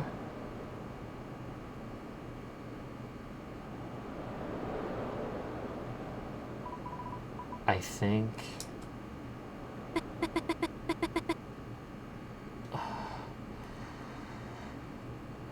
it's the first thing she said out loud. I want that.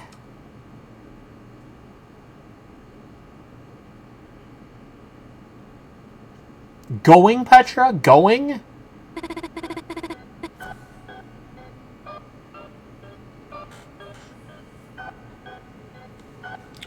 What the fuck? Since Des left. So either died, ran away, got lost. It's just been marching down my path. Yeah, she's suicidal. Staying quiet, getting good grades.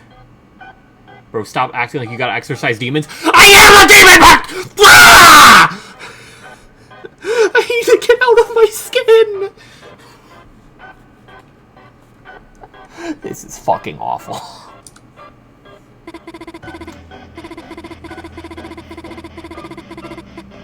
Feels like I've just been watching myself through glass. Dude, I'm gonna throw up. Watching someone else move me through my life. The way Chris is relating right now. That's why I want to do something crazy.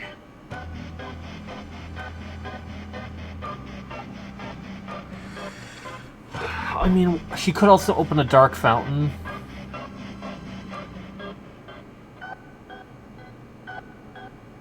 Not knowing.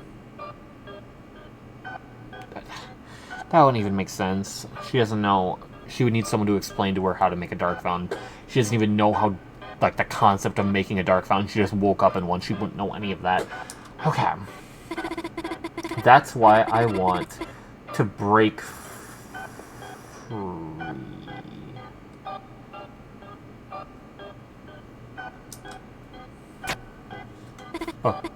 But I can't. I couldn't. Chris and Noelle, Chapter 5 Dark Fountain Duo, let's go. I can't tell if you're being ironic or not. Because I'm just Noelle. A Noelle that has to do Noelle things. Just like Chris has to do Chris things.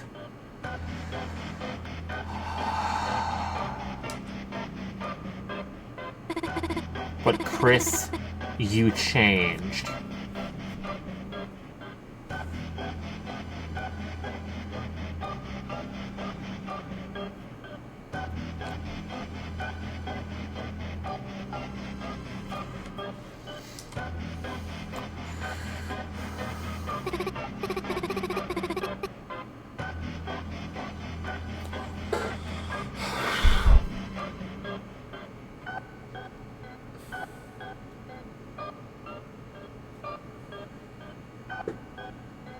She understands something, it kind of drove her insane, isn't it?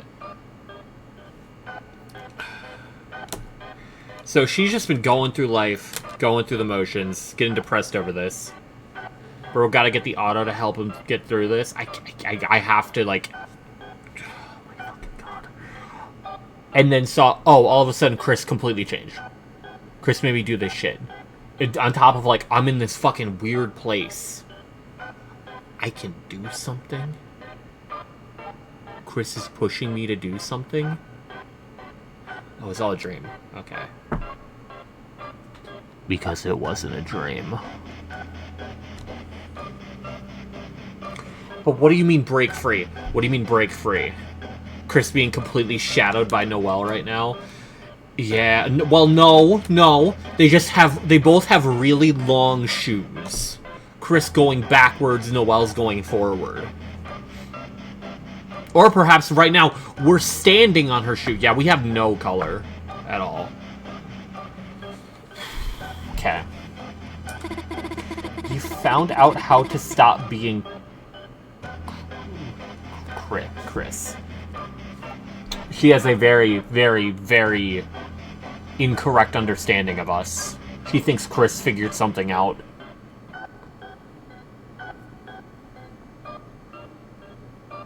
She thinks Chris figured something out, but we just deadass have taken over Chris. At, like, the worst times possible in their life. She 100% want the heart if she found out about it. Yeah, at this point. And no one else has noticed. She would totally kill Chris for it at this point. Maybe. But she's deriving the wrong understanding of what's going on here. Because it's not that no one else noticed. Other people kind of noticed Chris being a little weirder. But it's because our fucking weird route has been while no one else is there.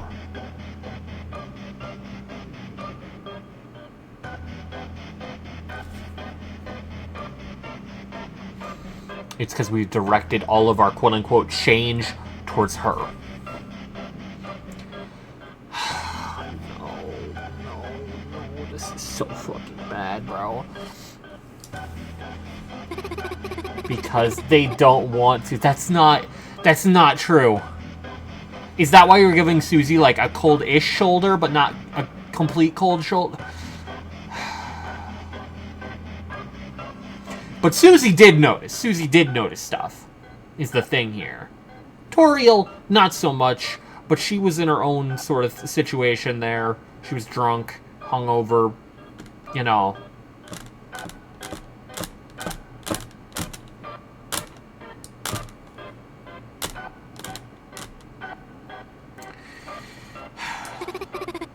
They don't want to see how interesting you are now. Oh, she's smiling over that. They'll just keep marching down the same path. Without even thinking where it goes. Chris, being around you is changing me too.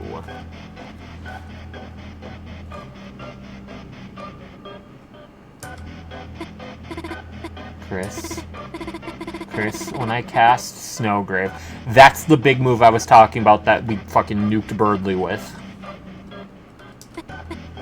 I felt stronger than I have in my entire life. Also, by the way, Petra, after we slimed out Berdly, we progressed through the chapter with stuff being really weirdly changed. The guy who gave us the Thorn Ring had kind of taken over and very clearly used us kind of as a catalyst to make things happen. Slimed out Berdly is insane. Yeah. Because, Petra, after coming out of the Dark World, we all woke up. Berdly's fucking slumped over on the table. And you could investigate him as like, he seems really cold. Because we deadass froze him in the Dark World.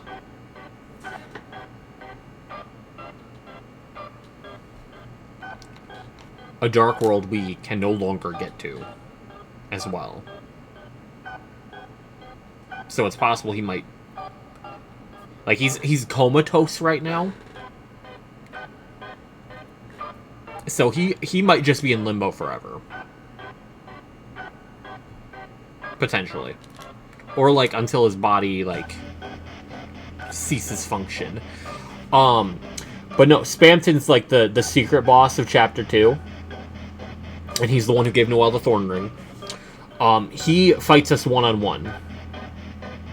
Like, Susie and Chris are doing something, or Susie and, Ralsei are doing something. They're like, Chris, go steal the fountain while we deal with this. And we get stopped by Spamton, and we fight him. And it's a tough fight. And then at the end, he, like, goes, like, super Neo mode. And so he takes, like, 1 damage from all your attacks.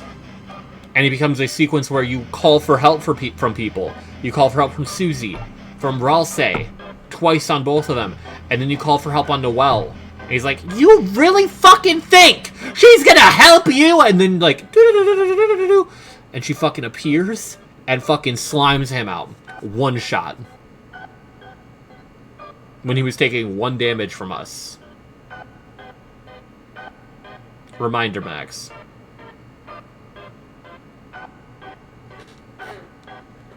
I'm giving the Spark Notes version, but please tell me if I'm forgetting anything, Zane. Whether it's a detail or like a full-on plot point. Toby gave us this image. Oh no.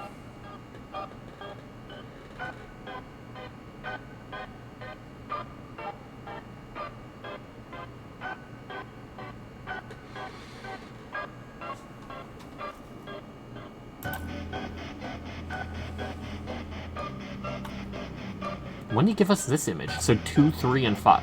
Oh, so that's when the weird routes happen? What's the size mean? Weird route duration? The duration the weird route takes place? 2 plus 3 equals 5! That's honestly kind of a funny correlation, how important it is. Oh no. Wait, but 3 is unimportant? It solidifies Noelle's, like, breaking point.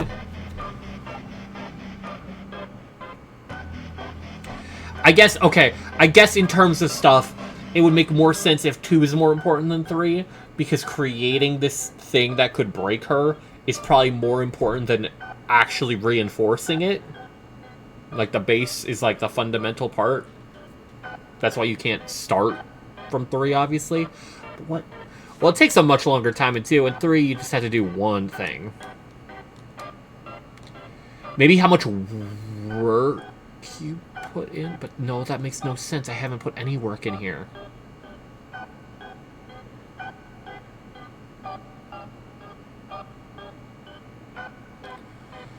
Is it maybe how much agency Noelle has? Or gains? How much Noelle changes? Because Chapter 2, you know, no work put into here.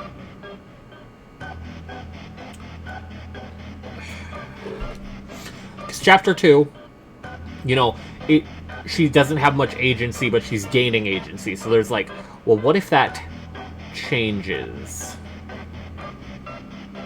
Okay, I'm just gonna progress. That's really interesting, though. I'm fucking terrified. Stronger than she has in her entire life. Oh! We can see now because she fucking crouched. I know it's horrible. It's horrible to say that, but... And her voice changed. She doesn't have a portrait right now. Mostly because she was covering her face. You... If it's you telling me to, I can do any... Okay, Jevil. If you tell me to, I can do things that are impossible. Things no one else can do.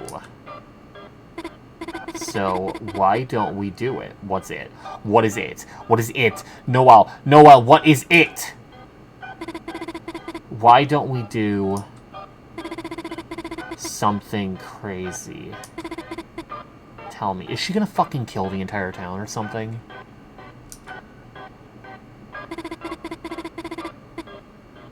Tell me to grow wings, and let's fly out of this stupid town. To somewhere no one has ever been before. Are we running away? That would be a much, like, safer option instead of her, like, jumping in the lake and drowning herself. But, you know, the fact she brought us to the lake is gonna be important, though, so I don't know, man. Oh, the wind's blowing.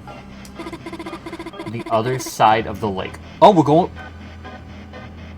Susie was saying there was music there. And didn't Onion-san say something before getting slimed out?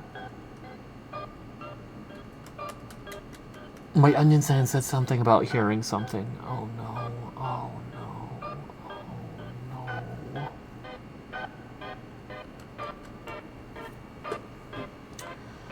Oh no. We always wanted to see what was there, didn't we? She's gonna jump the other side of the lake. She's gonna make a big jump. She's gonna pull out a 10-foot pole out of her inventory. She's gonna pull up the fucking menu, pull out a fucking vaulting pole, and make an awesome jump. That's what's gonna happen. I like the way you think, Petra. The four of us, when we were kids, Asriel and Des. Let me just get the Onion-san clip so I can get word for word. Okay, I'll wait. I'll wait. By the way, Petra, so, for reference here, Noelle also has a big sibling. Her big sister, December, who has been completely absent. I look it up, autofill is. Okay. December, yes, December holiday. Subtle, I know. A lot of Christmas motifs with the holiday family. Deltarune Onion-san. Death. What kind of name? Everyone just calls her Death. But she's been absent the whole game, and there's like a very suspicious air about it. People theorize that December holiday to Death. Yeah. December. People theorize, oh, Death is the night. They got lost in the dark world and fucking went crazy or some shit. Her dad or mom is the knight. They're trying to save her from the dark world, or trying to find her in the dark world. Oh my god, December 2026, Chapter 6. Wait, I forget, is, Zane, what's the significance of Christmas for the holiday family? Is it December's birthday, or is it Noel's? Or is it when December went missing? I'm pretty sure it's one of those three.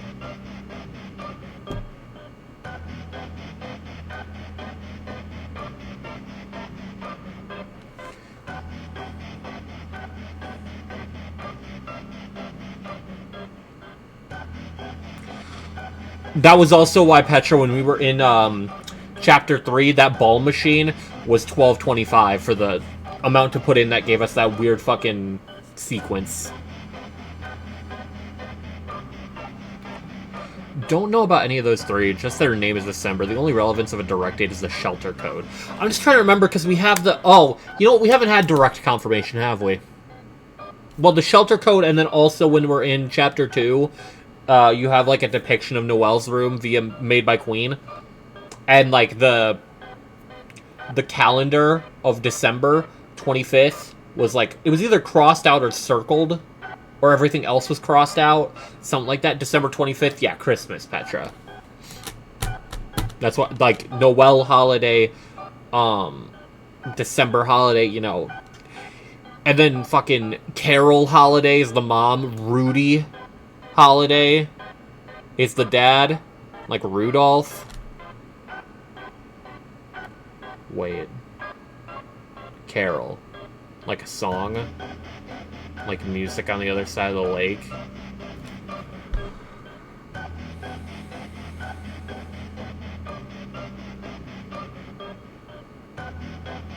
I might be overthinking that. Like a Christmas Carol, yeah. And then Rudy. Like Rudolph. Remember what Onion-san said? No, I don't. I don't remember the exact words. Let me pull this up real quick.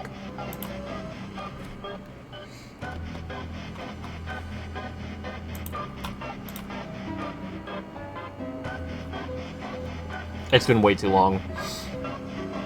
So here's Onion-san. Hey, thought I told you to come alone. Is he just like, I don't want to get involved. Hyper Potato Mouse, I missed you, you hear? Haha, I missed you all day. Did you miss me? Yes. Oh, I was missed. My existence being acknowledged. Feels good, you hear? You hear? You hear closely for a second? You are my friend, right? As my friend, do you wanna hear a secret? Sometimes I hear a song at night. Just a little piece of a song, you hear? It sounds like it's coming from under the water deep. Do you think someone's auditioning for my band? I'm about to make another friend. I can feel it, you hear? Do you want to hear another secret? I think maybe I've heard that song before, coming from the sea. The whole thing. It's not a new song, but I can't remember. I can't remember, you hear? I'm going to investigate, you hear? Come back here tomorrow, you hear? Onion is on the case. That's my name, right?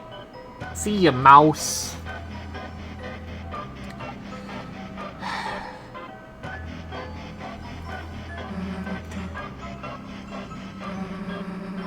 Do you do weird stuff like this every day after school? Okay, Petra. And then for relevance here, just to let you know here. We don't see Onion-san in Chapter 3.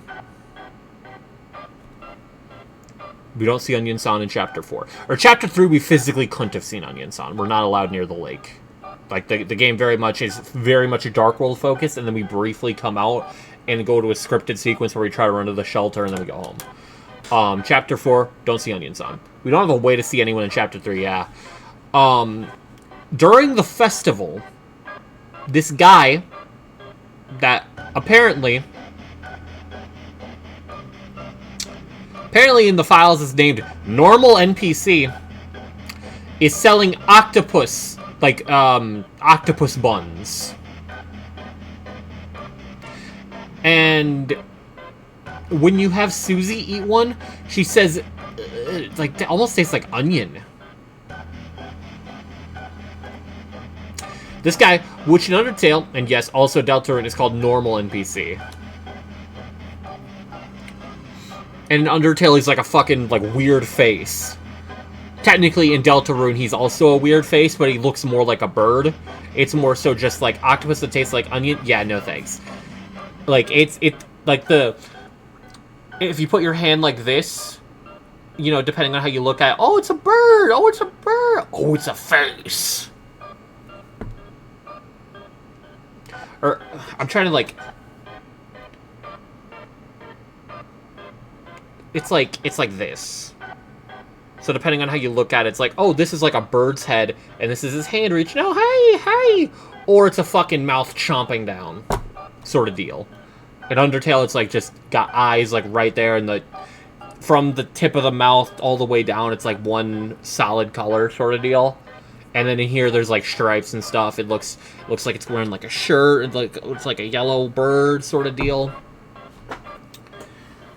But yeah, that motherfucker might have killed Onion-san. Unless it's, like, supposed to be a red herring and be like, ah, we got you! But, Onion-san would be here. Also, why... Onion-san said the song sounded like it was under the water. Susie and Noelle both said other side of the lake. Other side, not underwater.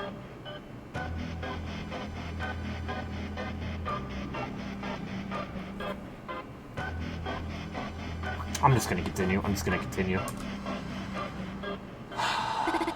Chris, let's go there. You'll tell me, won't you? Said it sounds like. Well, Noelle wants to go across. Susie said it sounds like the other side. Oh, Susie doesn't hear the music, right. Or Chris, Noelle doesn't hear the music. Chris seemingly doesn't hear the music, at least doesn't, like, outwardly show it. We don't hear the music. Susie said it sounds like it's from the other side, so I guess, like, reverberating might be why. It's still, Noelle hasn't mentioned music yet, correct.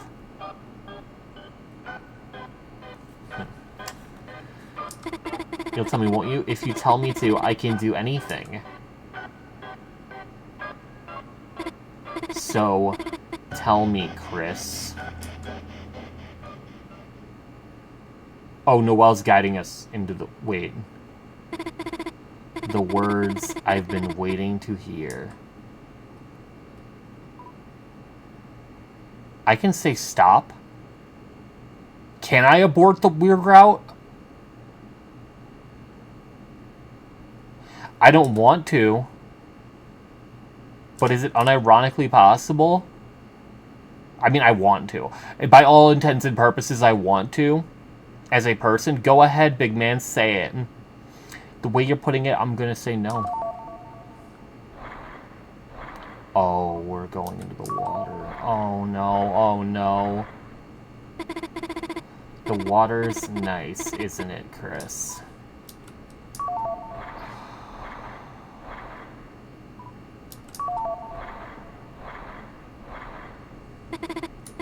Chris, don't hesitate.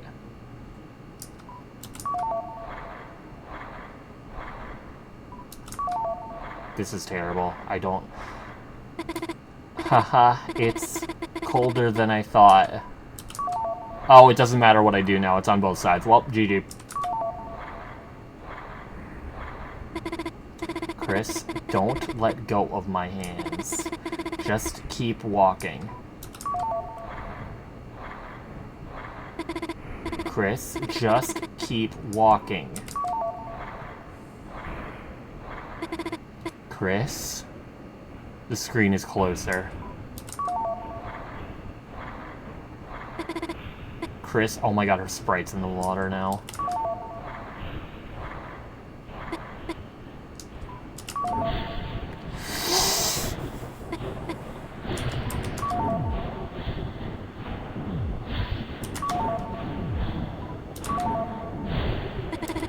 Chris, you can still hear me, can't you? Chris, keep saying it.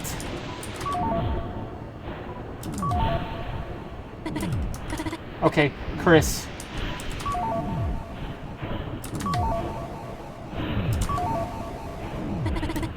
Chris!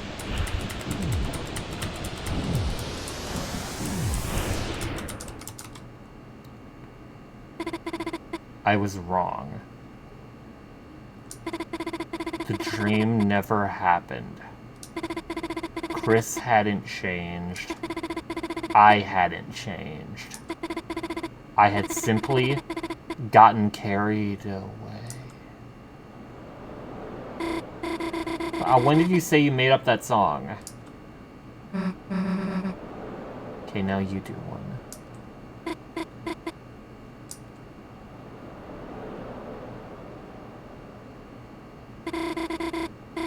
Oh, French fly on the floor, it's you that I adore. Racy and salty and lots more.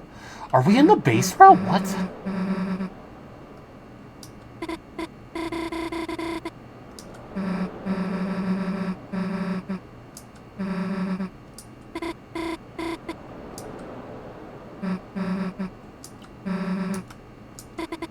Nothing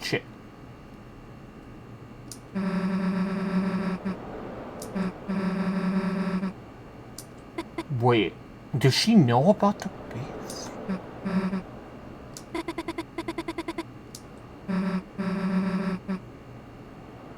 Oh no. Nothing changed.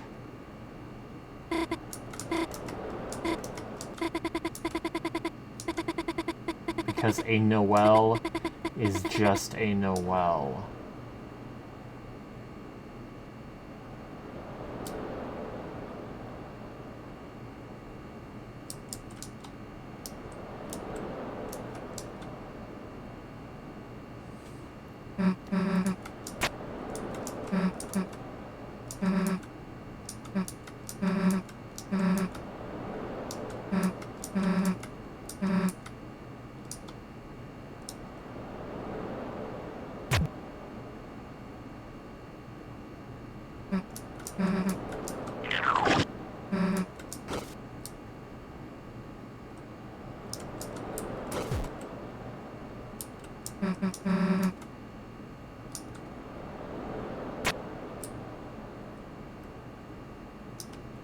To the water we go. Wait, what? No. You good yet? We can go.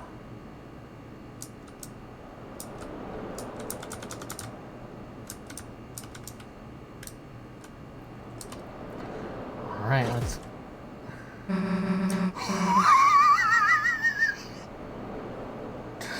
Susie, thank you for this slight brevity. Why not see if you still have the bread?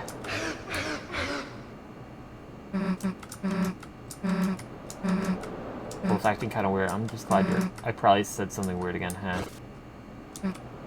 Oh, I skipped what she said.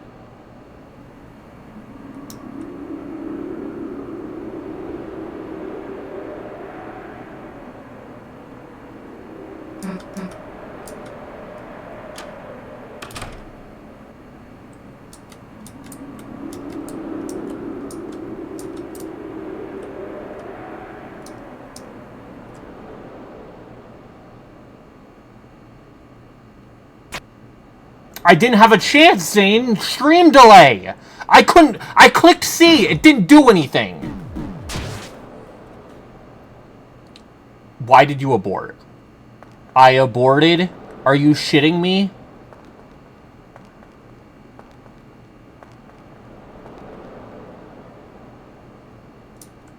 Are we dead ass? You did, yeah. How?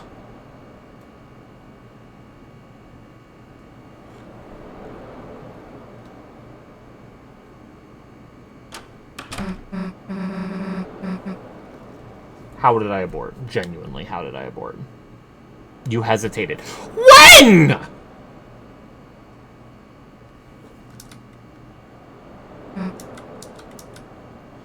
Fucking when? Do I gotta be frame perfect?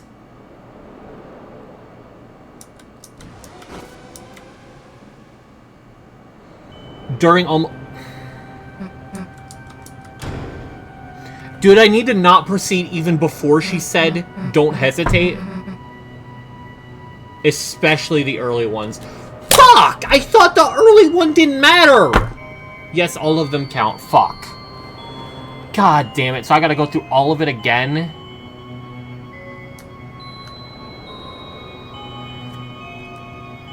Because there was no save. There was no save, so I had to deadass go through all that again. Oh my fucking god. Is there no... There's no... Hell yeah, you will. That actually pisses me off so bad. That actually, like, unironically infuriates me.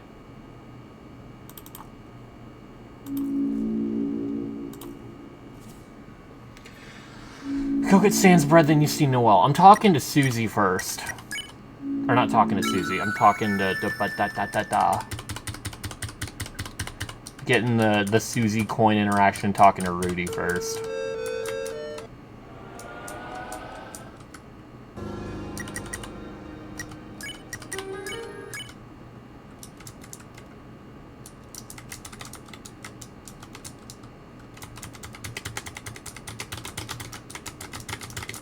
Alright.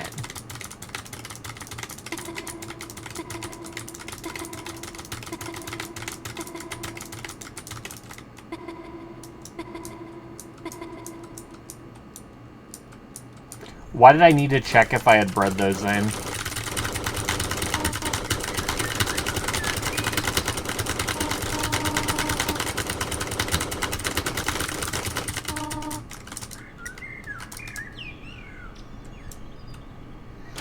You give Noelle cold feet by taking too long and she backs out of the lake.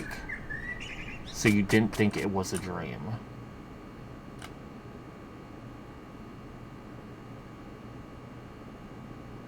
Wait. Okay, wait. But yes, you can give Noelle cold feet by taking too long and she backs out of the lake, so you don't think it was a dream.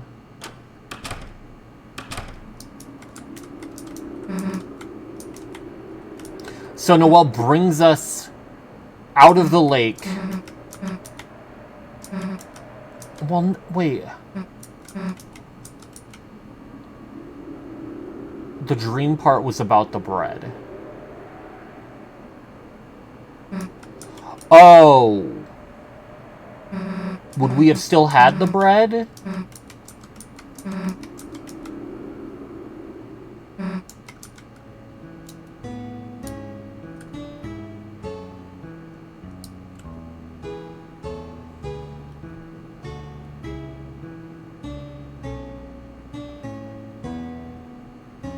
I still think I don't understand.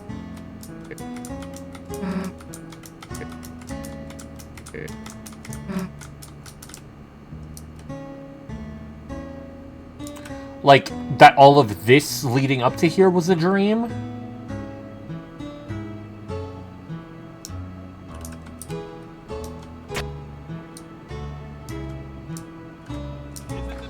Quasi, you are here at a time, gang. Quasi, you are here at a, might I say, weird time. I appreciate the raid.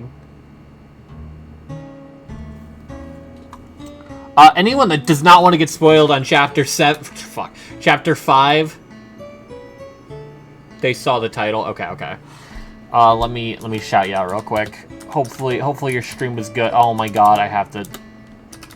Wait, do I? Yes, I do. Oh my gosh. Hold on. Hello! So... Crazy if they did not see the title. Quasi, do you know anything about Deltarune and the Weird Route, perchance? Also, how was Somnium Files?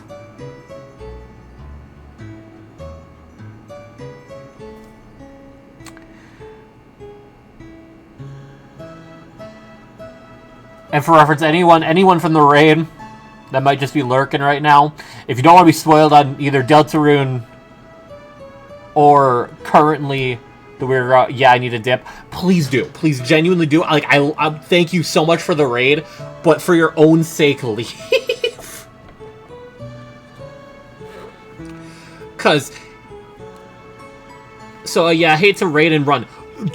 No, I hate to raid and run because you can raid and sprint. Like, I'm saying, go. Have a great night. Don't ruin your night by watching this and getting spoiled and also feeling like there's a pit in your stomach. Because at least I will.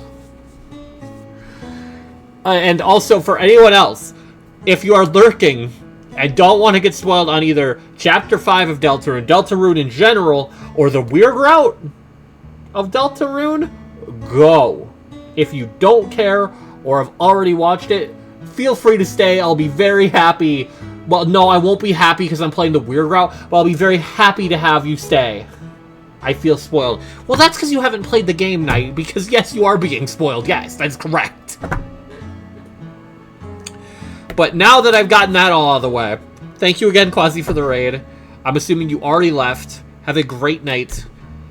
And let's begin. I need to click back into the game.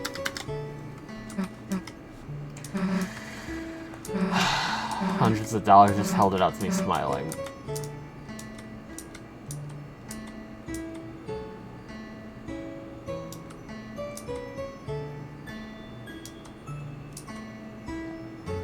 But Zane, my point being, what I was saying is I'm a little confused at what the implication is with the bread because I didn't see it.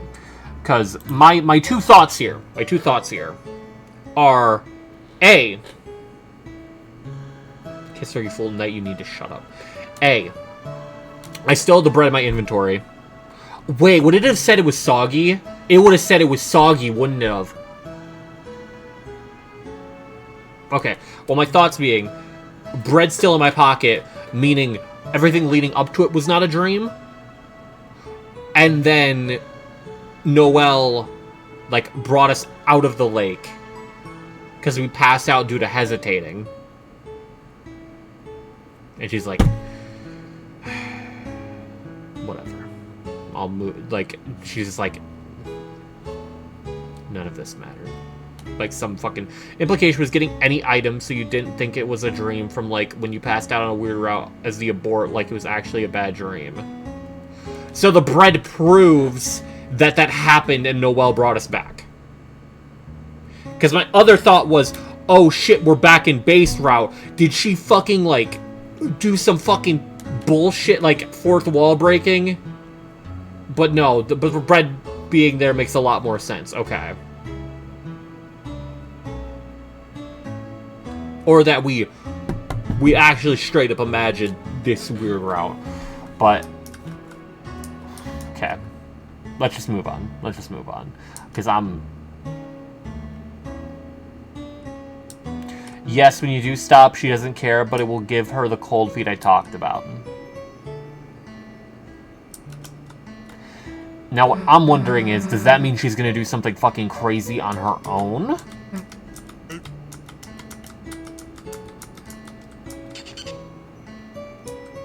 When you go fully under. That's crazy that we go fully under. We pass out and she goes, I'm not gonna do it. They'll think it's a dream. So you will get fully submerged either way once you go into Chapter 5 Weird Route.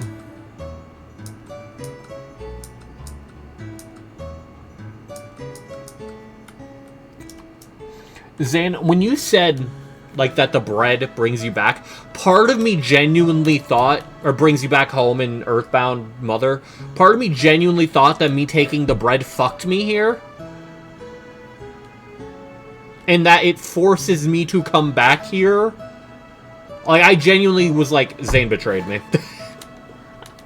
Like, bread is a forced abort route. But then what the fuck does the bread... Taking the bread might be yet another metaphor to bring you out of the water. Is it required? Like, does something weird occur if I don't get bread? Or does it just block me?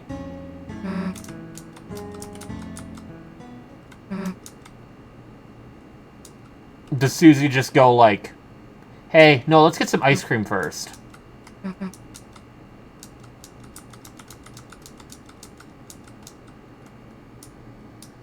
Susie still has to look around town for the festival if you don't do that part. That's the only required thing. Okay. Time to feel fucking sick to my stomach. Time to feel fucking sick to my stomach. Hey, Noelle, how are you? This doesn't seem bad at all. I can't even, like, skip through her dialogue. She's enforcing that I read through it. Like, that's gotta be some fucking meta-narrative bullshit that she meta-narrative, like, message. Time to proceed every time without hesitation. No time to read anything she wants to say. I am just holding right X and Z and tapping Z.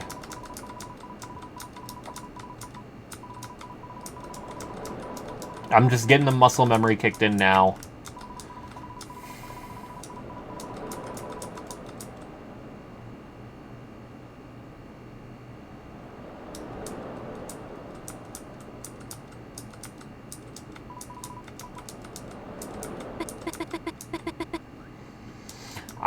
The worst part about fucking up the weird route is that I have to go back. Tapping right and tapping Z, if holding right also works, then yeah. You're right.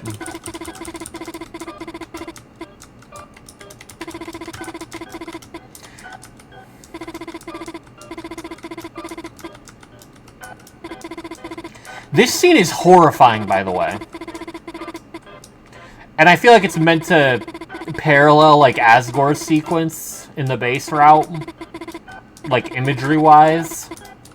Which is kind of probably not good.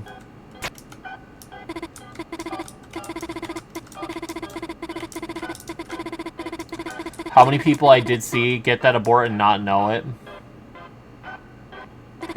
Yeah, because, like, it doesn't do a jingle. Maybe because it's not aborted. What if... Zane? What if because it's no longer your route that you don't get that jingle? It's now hers. I would ask people because they didn't understand, and then after like 2 minutes straight of them going, what? Huh? No.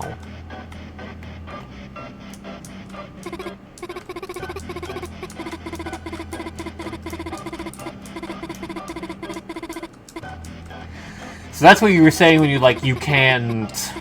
I get them too, and then I went to the Dark World. Yeah, no, bro, that's not right. That's fucking crazy.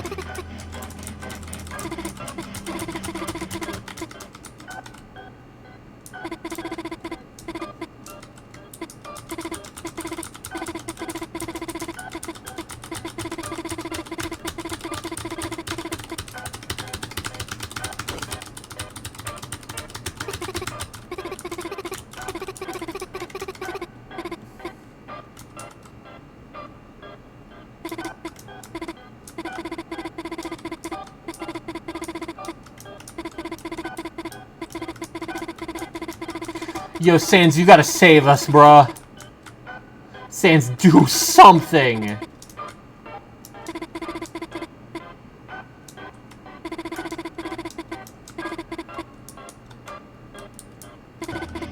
One more thing after is I'll say so happy to see Chris after getting out of that wardrobe and aborted.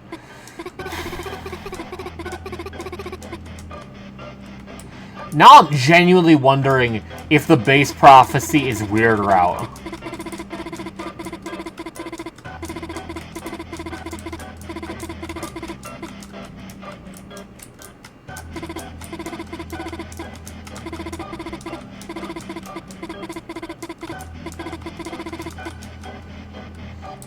Also, why do I feel like Fun Gang plus Noelle is supposed to parallel Chris, Noelle, Des, and Azriel? See what's across the lake? Haha, let's walk!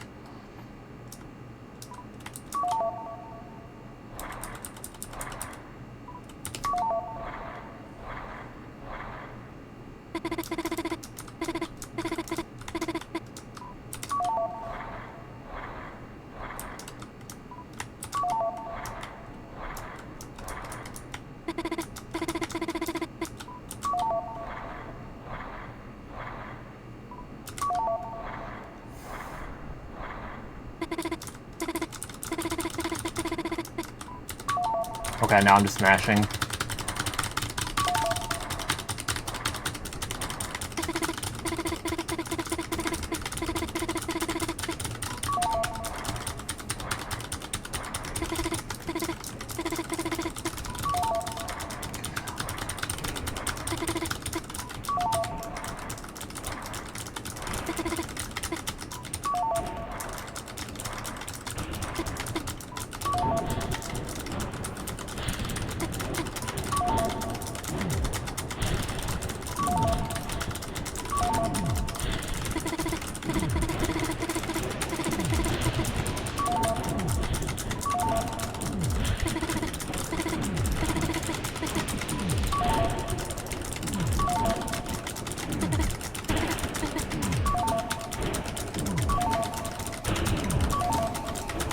Is the text box getting red?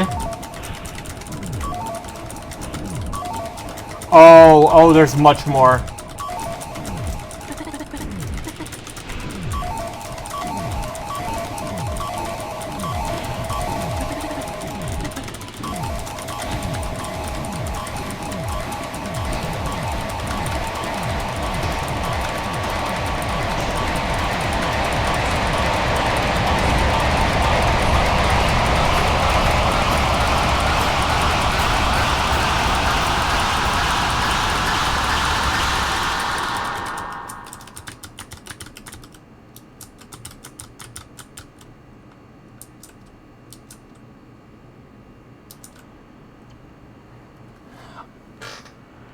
What?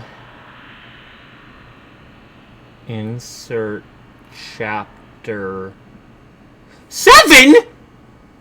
Oh, you can't even fucking see it. Chapter 7, huh?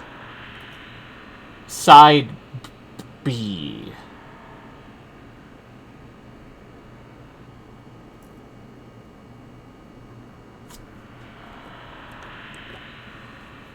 What does that...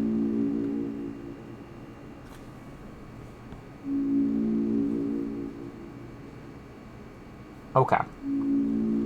No end credits. Chapter 7. So we'll just skip 6. And also, it still only has one mark in the save file. So there was no save. So I don't get an actual ending here. I technically don't have a save file marked on, you're doing this one more time. When 7 is out, no save for it. So, does that mean if Toby drops chapter 6 and you go from your weird route, you just do nothing? Or, oh god, what if, because that probably means Susie, either the Dark World occurs and Susie and Ralsei have to thug it out, or the night, wait, no, the Dark World can't occur. Chris is the one that set it up. No, wait, what the fuck? There's no Dark World.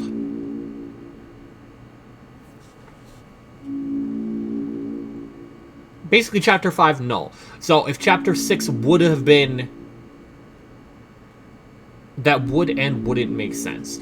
So, like, Susie and Ralsei have to do whatever they do in between now and what Chapter 7 will be. by themselves, assuming we regroup with them in what world. I don't know. Fuck, does this...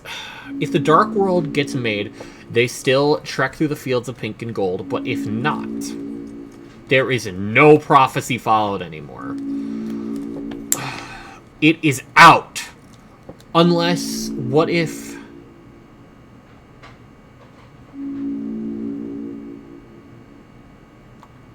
What if... I mean, it's possible the knight still makes a fountain in Flower King. It's still possible. Whatever is under or past the lake better have fields of pink or gold. Or the prophecy's cooked.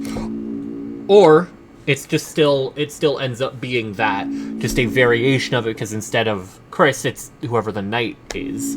Or fucking if Carol or Rudy can make it without being the knight. Or maybe they're both the knight. I don't fucking know at this point. Because likely... Oh, you know what? Whoever it was called Chris saying, hey, you're going to be at the festival tomorrow, right? Asking like, hey, you're going to follow plan, right?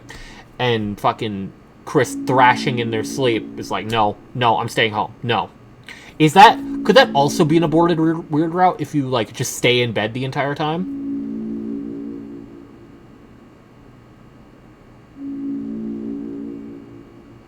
Because, like, you gotta mash to get Chris out of bed. Dude, I feel awful.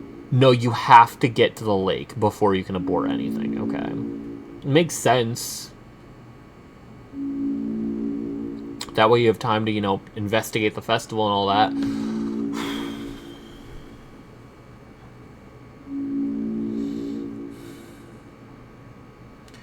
I'm trying to think here. Because... Now I'm thinking, like, are we actually getting across the lake? Or is other side of the lake supposed to be under the all the way down?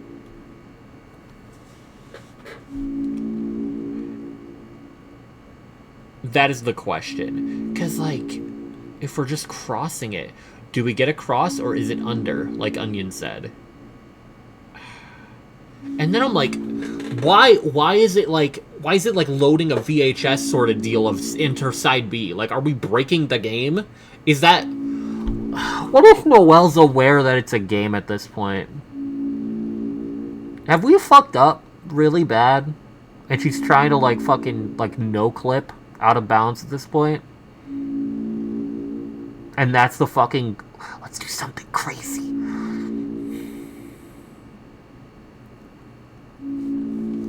The bread which makes breadcrumbs. Okay.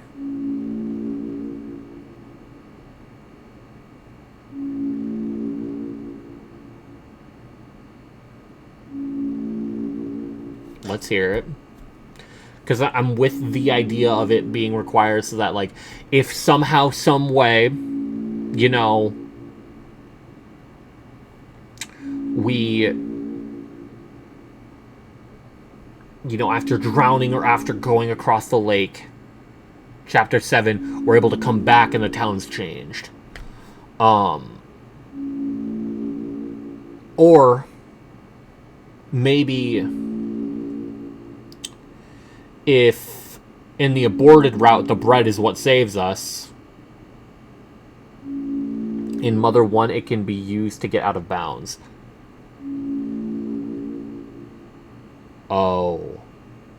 Oh no. That's fucking crazy, because it's literally proof of us not dreaming it. And then also a reference? Oh my fucking god. Yeah, Noelle knows we're in a game. Noelle knows we're in a game. Oh my fucking god. Then what are we doing? What if... I'm trying to think. Because Flowery said there's something fucking dark brewing under the town. Are we trying to clip into the source of everything? Because what if... I guess, what if the dark fountain... What if we somehow clip into a dark fountain? Since we, like, stab into something and it leaks and become a... We get a dark world, but... fuck. No need to link it, but...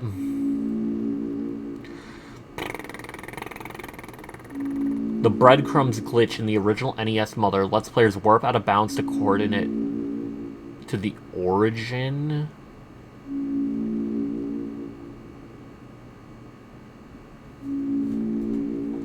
Okay, so what do they do with that clip?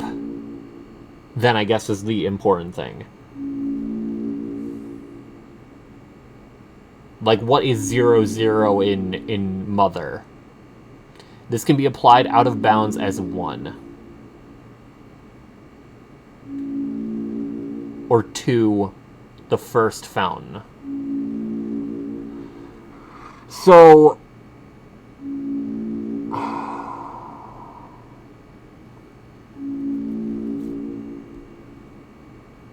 is the corner of the map. So, the origin, the very beginning. I'm just thinking of like a graph, is why I'm saying origin. But if it's the corner of the map, meaning like bottom left of the screen here, for example. Oh, fuck. So, either we're clipping out of bounds to get like... I don't know, into the fucking primordial sea or some shit. Like if... I'm trying to think, because... What did Onion-san hear? What did Susie hear? She said it was... Onion-san said she knows the song, but doesn't. What if it's a song from Undertale? The implication being that Onion-san recognizes it because she's connected to Undertale, and Susie doesn't say anything, just says, hey, I hear music, do you hear it? It doesn't say anything about it being recognized. It's not a new song. Yeah, it's not a new song, as in it's been in a game before. Oh my fucking god!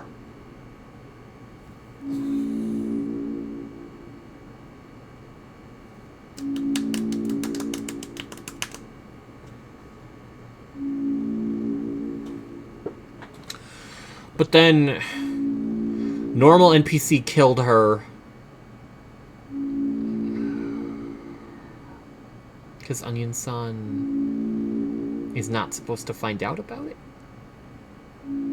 Is that the implication being made here? Again, assuming Onion-san was killed and isn't just gonna pop up the next chapter we get and go, hey guys, you almost got hurt down there! Honestly, crazy thinking about it, because Donut Guy in Chapter 2, if you didn't go to the beach to see Onion-san in Chapter 1, says something like, really direct. Oh, what does Donut Guy say? Is that the guy... Wait. Dang, something weird popped out of the water yesterday, but I didn't want to interact with it. Who's Donut Guy? Is that the one guy that's in front of normal NPC? Shame it's not yesterday.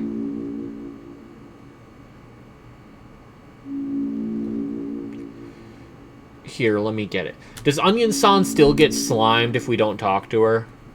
At all? Or I guess, if we don't talk to her at all, the implication is that we don't know. Well, actually, no. If we don't talk to her at all, does normal NPC still do... the implied slimification?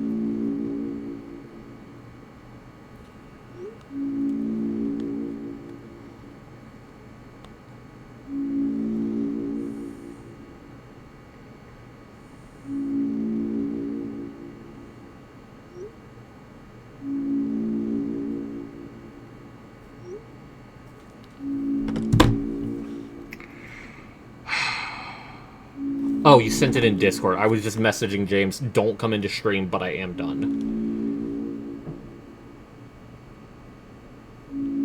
Oh, no, you didn't send it on Discord. It was just, my phone just decided to notify me late of the 235 image. Huh. Okay, anyway, my thoughts then.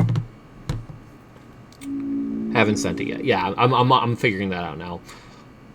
Clipping out of bounds, clipping to, like, the source... Maybe the source of the Dark Worlds is down there? Gotta find it without somebody talking over it, but might have to be that one. That's fair. I don't know, because Flowery's saying, like, there's so much about darker and darker.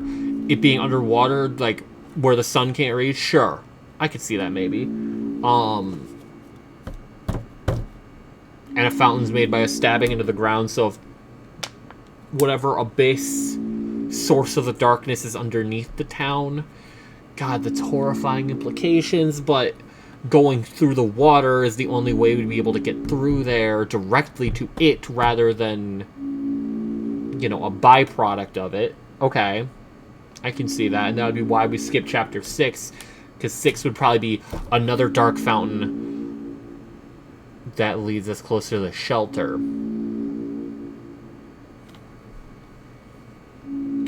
And the one time the shelter was open, it immediately had the smoke coming out of it.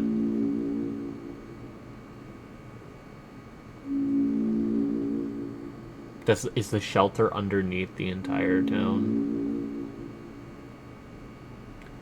And we're gonna come in through, like, a water supply?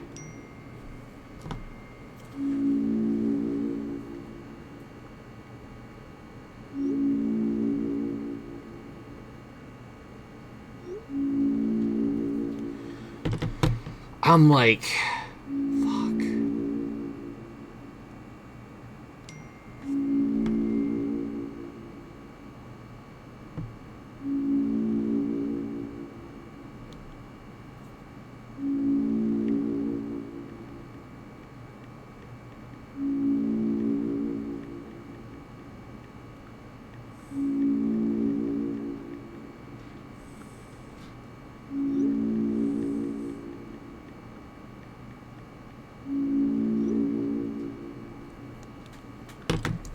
Oh, okay, no, I got their name super wrong, but here. It's just like 8 seconds anyways. Okay, let's see. Oh, I'm still in the fucking Onion San thing. Oh, hey. Listen up, see that weird circle on the beach? Yesterday I waited on it and something weird came out. Of course, it's not yesterday anymore, so too bad. Oh, hey. Isn't this the fucking guy whose goner equivalent talks to you normally and then turns into a goner and then disappears? Just the fact thinking about it, it's like you should have really seen it. You should have looked there, man. Huh. I wonder what the comments look like. There was really needing to use up his yellow highlighter this chapter, huh? It's Goner from jail next time. There's Bird Goner, and then on Festival there's Takoyaki, which is made from octopus. Oh.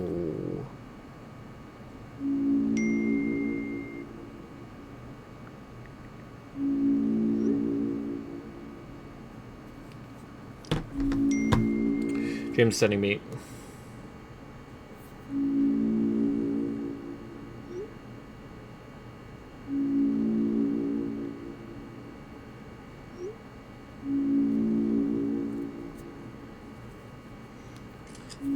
One sec. I need to send a screenshot. James was joking about, oh, I should do Weird Route while high. I'm sure that'll be a fun idea. And I said, no, you will end up killing yourself. And Jay's like, oh! And I said to Josh, like, hey, James is joking about doing this, and I said he'd kill himself. What are your thoughts on it? And he said, I wanted to do that without a gummy, so yeah, I think he'd be cooked.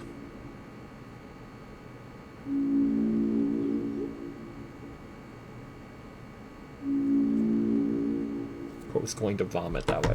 Toby, have you really made all these foreshadows from the beginning, knowing we couldn't possibly have known?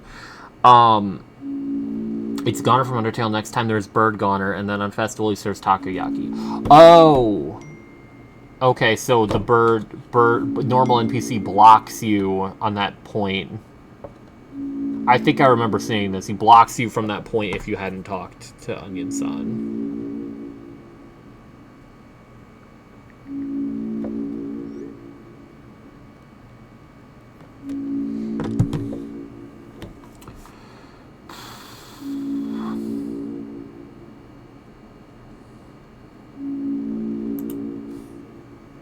It's my opinion, but if anyone aborts, don't even mention it until Chris falls down twice afterwards.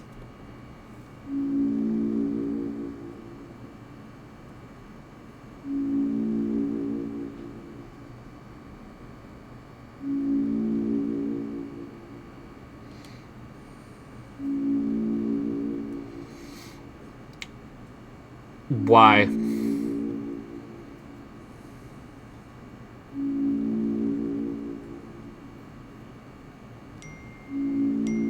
Oh, I let the thoughts formulate, you mean? Holy shit, James is sending so many texts.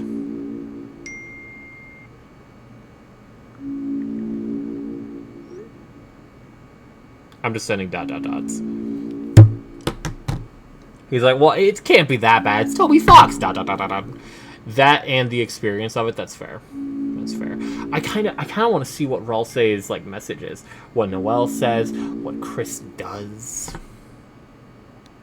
Well, now I'm wondering if it's Noelle that does it, or if it's the bread like resonating with our hesitancy. Anyway, here's some of them.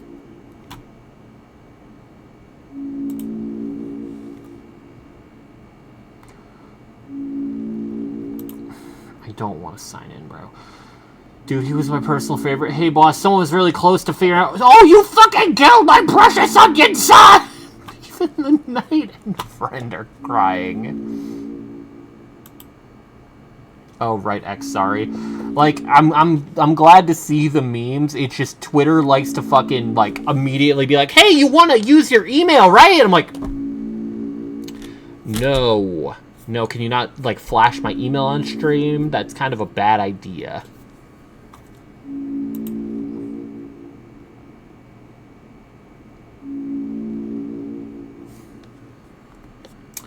Gaster watching normal NPC push Onion into a meat grinder. He told them to stop Onion from reaching out of bounds.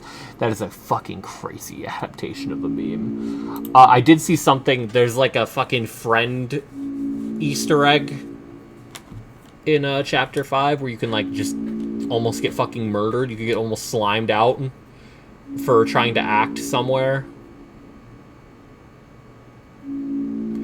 I don't know what the fuck that means, but... but anyway, I'm now wondering, is it Noelle that's bringing us back? Or either A, the bread that Sans gives us brings us back. I don't know if the description changes at all. Or if Noelle uses the bread. Like in its intended way. It's her way of backing out, saying that we're not fully in this.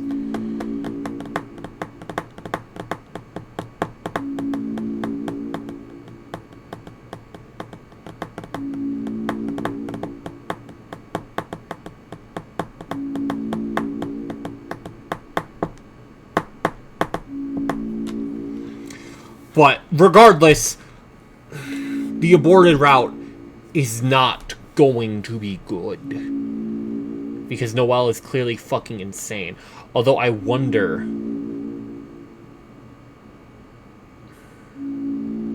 The aborted route is definitely going to leave some stuff in the air. Because it's going to be like, oh, Noelle's doing all this shit on her own.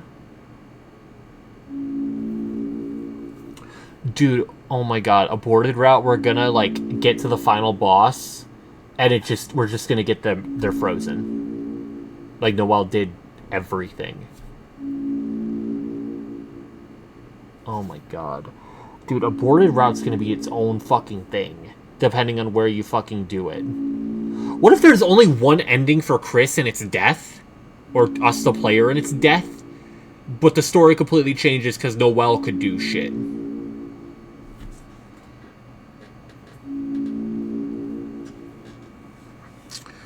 Dude, I'm like, I don't know, man. Fuck.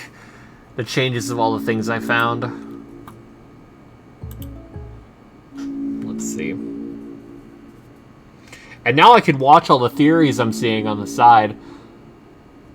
The Hometown Butcher, Deltarune Chapter 7, B-Side UST. All aborted reroute differences versus normal in Chapter 5 Deltarune. Everything we know about the weird route was wrong. Ralsei isn't a Darkner Chapter 5 theory. Okay. I'm gonna close Deltarune because I feel fucking kind of sick right now after that. Now you can see all the videos and thumbnails. Yay! Hooray! Yippee! Woohoo! Kill me. You can abort the weird route by failing to proceed fast enough.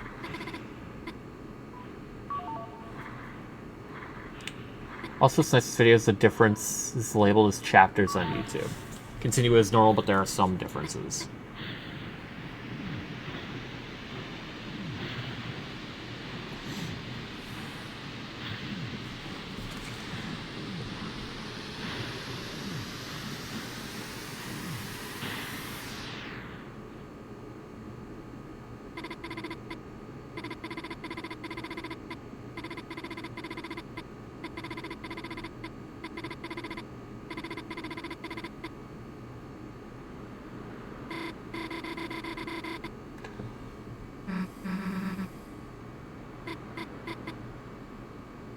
No.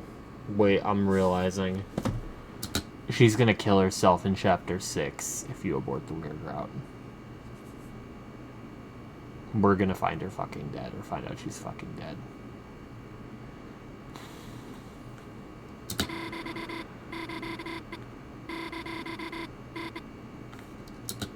There are Noel narrations of how nothing changed.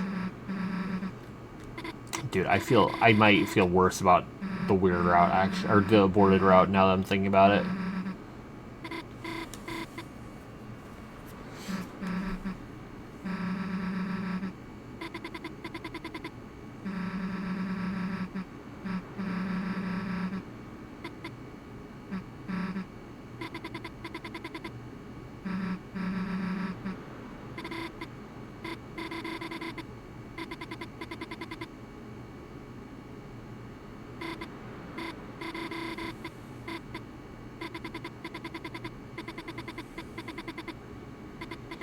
Susie's going to have her do more crazy things. It's just there will totally be more dialogue for aborted weird route. That will be interesting.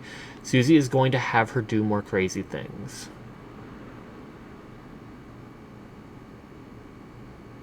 Yeah, now I'm wondering how, like, already fucked up she was before all this. Granted, her sister's missing, possibly dead.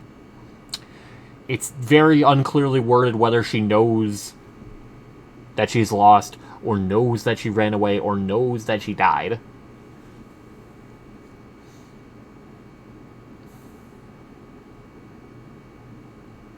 But how does the prophecy involve Noel? Like, what's the exact wording? Wait, oh my god, what's the exact wording for the prophecy? Because I'm thinking of Sword Route, she explained she was so fucked up she looked at herself as just looking through glasses at her body, moving on its own. The girl will find love. So, see, here's the issue. That doesn't say she'll act on it.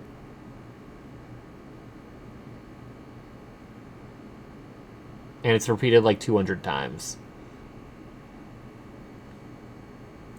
That doesn't say that she'll act upon that love. It also doesn't say who she'll love. And it doesn't say anything will happen with that love.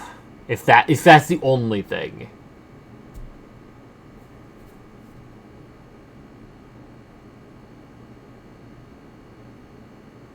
Doesn't say what the love entails.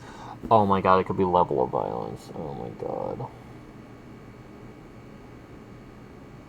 She could try to commit like a murder fucking suicide sort of deal, but there's no cops, so how is she gonna do suicide by cop if there's no cops? Fuck. What if Chapter 6 starts and people are just genuinely dead because she's fucking killing them? That is why it's so vague and set up there. It's gonna be crazy if, like, oh yeah, in the normal route, she finds love because she's with Susie. In the weird route, she finds love. She thought she had something, but she...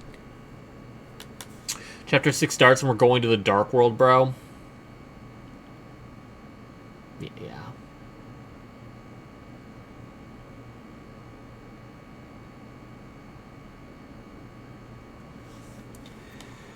Fuck, man.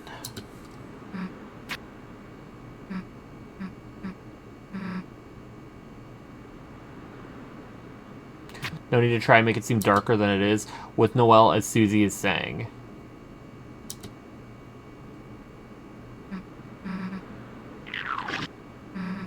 Okay, I guess I haven't, like, seen where the weird, or the aborted route ends, to be fair.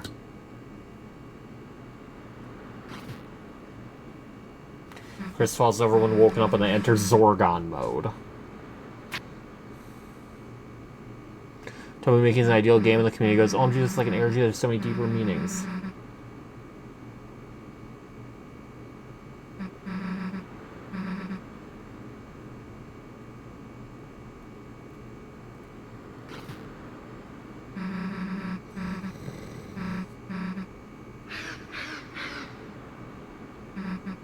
This is new dialogue on how she's worried for Chris and Noelle.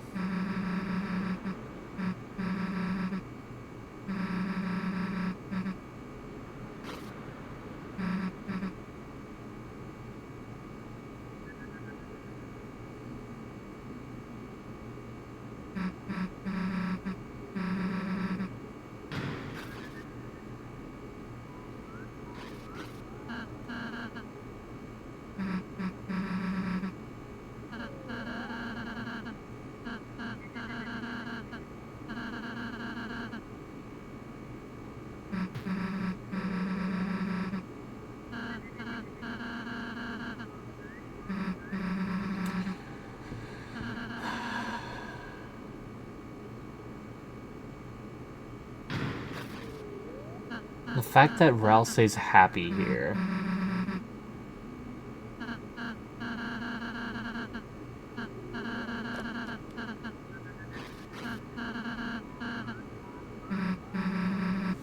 If you're studying from a class presentation, it can I was be gonna hard to pause it, what you fucking actually cunt. matters, especially when the deck is packed with extra slides, side notes.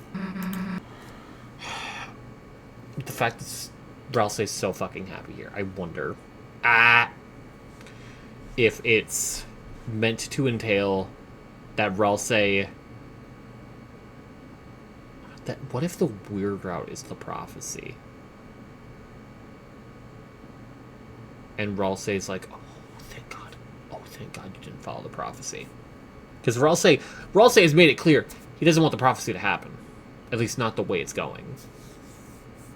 Because there's...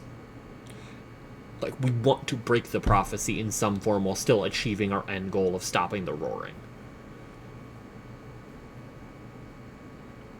Especially Chapter 5 Ralsei. I think Ralsei knew what Soul was doing would make it reach the end immediately. Like speed... So, okay, yeah. Yeah. So, if we, like, speed run to the end, we can't change it. It also lead to Ralsei no longer existing. So, Weird Route could alter the prophecy, but in a way that is not beneficial. It's only beneficial, like, Chris, maybe. Maybe it's like something like there will be heavy losses on the side of the heroes. And, you know, in base route, maybe Susie sacrifices herself, or the player. No way, like, any events would lead to any sort of possible help to make things better. Or maybe, in Weird Route, we sacrifice Hometown. And so the goal is to find an option where we stop the roaring and everyone lives. Sort of deal. Oh, wait, the other thing. Remember, prophecy, there is only one way to save the world.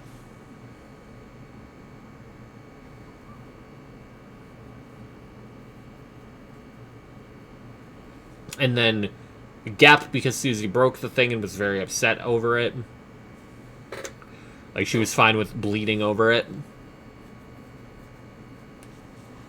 And again, in my, I think I've said it when I did Chapter 4. In my opinion, it definitely seemed like she was definitely put off by it and had to kind of, like, nonchalantly laugh it off. It's not saying there's only one outcome. Only one way to save the world. There'll be something that will occur if the world has to be saved. Whether maybe some sacrifice. Maybe something is lost.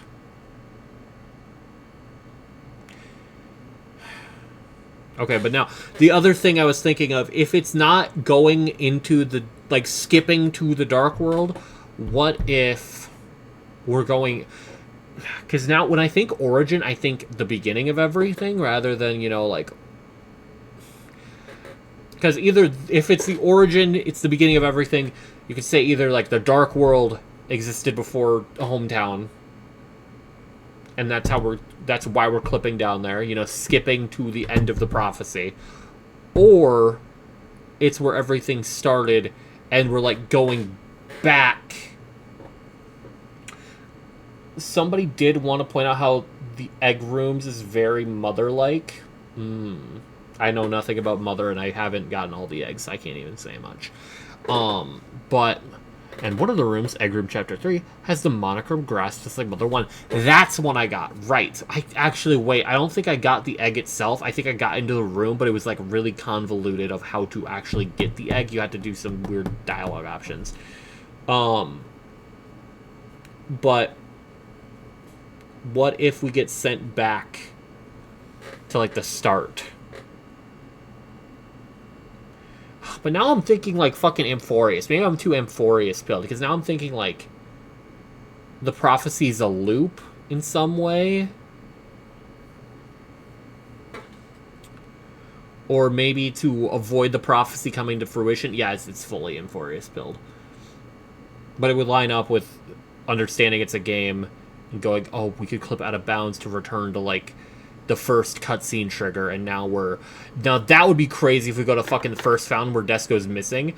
My other thought process is, who's the knight? Who's the knight in all this now? Because the knight has no significance in Weird Route at this point. Unless they make Flower King. But my weirdest thought here is that the implication of Asgore saying, hey, the knight existed before the heroes. Before the heroes existed. So, you know, where Des was lost, found the black crystal. I don't think it would make sense for it to be Des at that point. Unless Des ran away from home and, you know, became the knight. Or maybe, like, lost her, like, went crazy in the Dark World. I guess that is possible. It doesn't make sense for Des to be working with Carol, potentially. Because I feel like Carol, or Rudy for that matter, their best... Well, no, Carol's motivation, if she's not the knight, is to be working with the knight to find Des. Knight creates dark fountains for her to have an opportunity to find Des. So if Des is the knight, that doesn't make a lot of sense. Unless Carol isn't working with the knight, it just seems that way. But Carol's working with Chris, and Chris seems to know the knight. Like, Chris is doing way too much with the knight for it to be a coincidence. Both in terms of, like, Chris, do something. Chris just stands there, Chris. And then, obviously, the knight fight. So, Rudy and oh my god, Rudy and Carol make a lot more sense. One of them, or both of them, for, like, motivation throughout our story. But then, why was the Knights... Why was there a Black Crystal found the first time? It wouldn't make sense for them to be the Knight. Now, again, I'm going full Amphorius mode here. What if Noelle becomes the Knight? Well, now I'm trying to think. And is trying to save Des.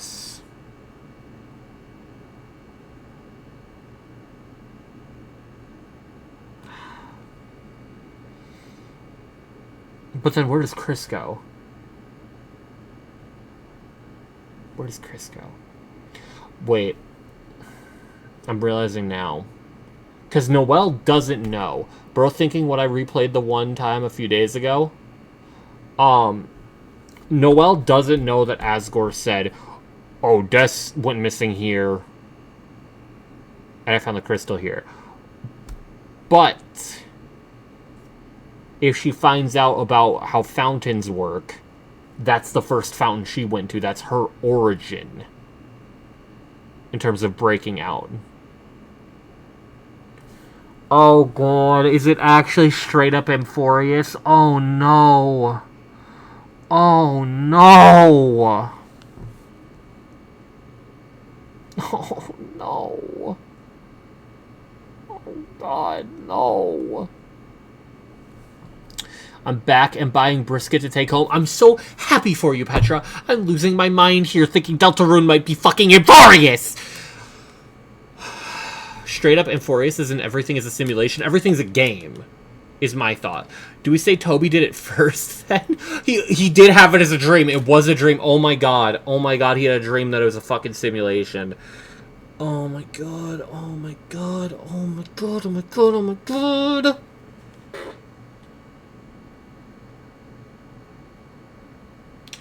But no, the idea here, Petra, would be... So, Petra, did you see what happened in the Weird Route just now? Were you watching? No, we straight up are, like, drowning in the water with Noelle. I am outside. Are you still listening, though? We straight up drown with Noelle in the water, basically. Now, whether we are going across the lake to that point, drowning in my car right after a beer. Hey, I might have had too many beers. So either we're going across the lake, and I think that would make more sense for, like, origin of the story. Because, oh my god, it would be... Oh my god.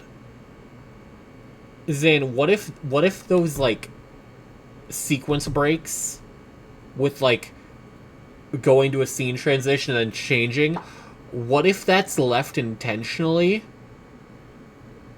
and we're gonna get across the lake? Oh my god, we're going to get across the lake and Noelle's gonna be like, here, follow me. You're gonna cross the threshold and she's gonna turn around. And then we're going to trigger a cutscene that we didn't know about. Oh my god. Oh my god. Oh my fucking god. Oh my god. Oh my god. Oh my god. Or it's going to start us over, but we have knowledge of what happened. Don't overthink it, Max. Petra theory crafting! This is for fun, by the way. Just saw it. Okay, let's see.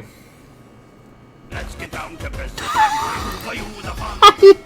What? Now a mystery man. All those players never treat me right, they haven't seen what I truly meant in my old entry 17. Here we plunder root beer, and of course we plunder ale. We kidnap all of Deltarune and sold in Undertale. But oh, we changed the target, our heaven is in sight. We'll steal your home for gold and take away your holy light. Okay. No, stop.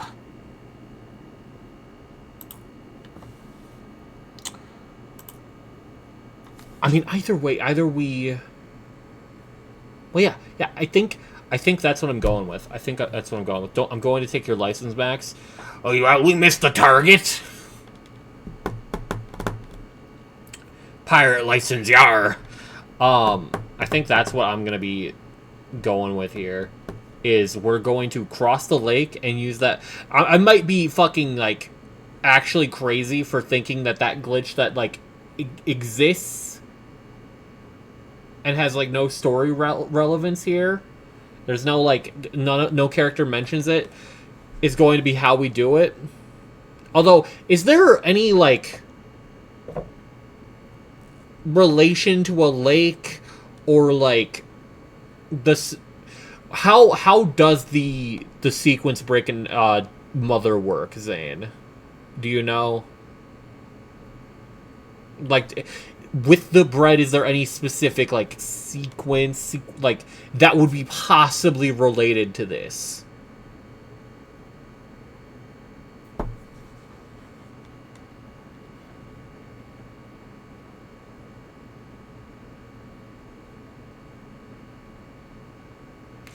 Also, I really hope that when Chapter 6 comes out, if you load up your Weird Root save, you just get, like, a longer cutscene. of like Susie being like, what the fuck? Where's Chris? It can only be done with the second party member. The girl you get when she is alone. What the fuck?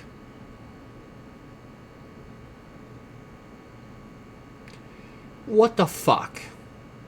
Yeah, 100%. He had a fucking weird dream after playing Mother. Oh my god. Oh my fucking god. That's crazy. That's fucking insane. When you boot up Weird Route, immediately do Noelle jump scare. I'm thinking, like, Weird Route is definitely his dream. Because he had, like...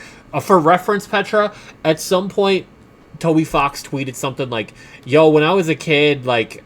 I was sick, really sick, and had this fucking crazy dream. My dream is to one day make that a game. Some wording like that. It was something like that. And I think this was before Undertale. Either that or he posted it after Undertale. I think it would have been after Undertale, actually. I actually don't know. But it's... with how Deltarune's going, I'm pretty sure it's Deltarune Weird Route. Or maybe Weird Route and Base Route are going to coalesce. It was, I think, during the development of Undertale? Okay. And then did he say something about it not being Undertale?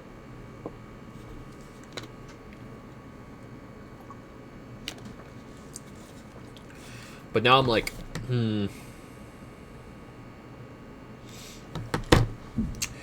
But, so, if we go back... Okay, if we do, like, the sequence break I did, that Zane got me to do in Second Sanctuary, where it's, like, a cutscene trigger, but it basically time travels us to the start of the week, which could be the case, of, now we know... I think both Main and Weird Route are going to lead to the same outcome and just different approach. It would make sense because Petra, for reference, Toby Fox has like told us, hey, one ending. But usually like every time it's like, it's simultaneously direct and feels misleading. One ending, yes. That's why when chapter 1 came out, I was like, oh, we can't kill enemies. I mean, we can spare them, and then we have like slightly different things happen, but it's not changing the course we're traveling. And then chapter 2 came out, it's like, wait, if I backtrack and then like do these weird things, oh, Noelle can, there's a whole different thing here with Noelle, and now this character's fucking dead? What? Like, the Weird Route very much is, like, positioning itself to have very drastic changes. But the thing is, if it could still be one ending, like, what if everyone dies, but in the Weird Route, everyone's frozen? Like, that sort of deal.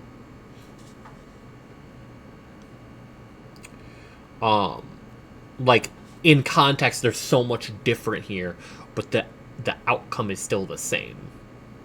I don't think that would be how it goes, considering that doesn't follow the prophecy. Let's just say this is Amphorius. So either A,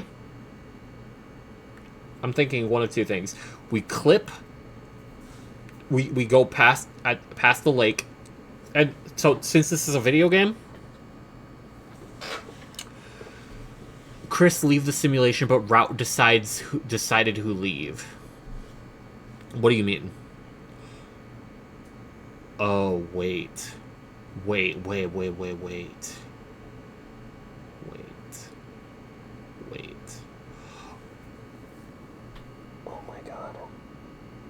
Oh my god, Petra, you actually bring up such a fucking scarily good point. Oh my god.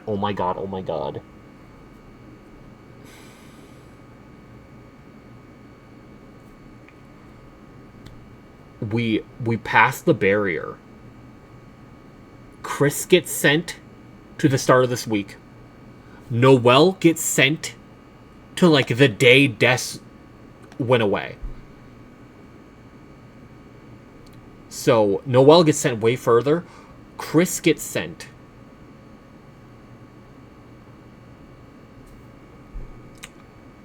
Well, now we have a paradox here, though. But Chris gets sent to the start of the week, so they have knowledge on what the fuck is going on? Wait. Oh my god. That... I'm trying to think here. They have knowledge of what's going on? So that's why they're working with the Knight. That's why they're working with Carol. That's why Carol's suspicious as fuck. But we're taking over. And so Chris is like, when in the Weird Route, Chris not only is seeing their friend get hurt again. So this is just fucking turmoil here. But they're also seeing us perpetuating the loop. By the way, watch the rest of this, then continue. Not sure if anything will change your view. Okay, let's see. You're right. I should watch the rest of this. Just put a pin in what I'm saying.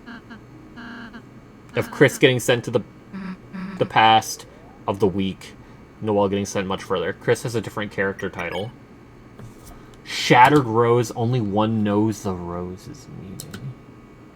What's the standard?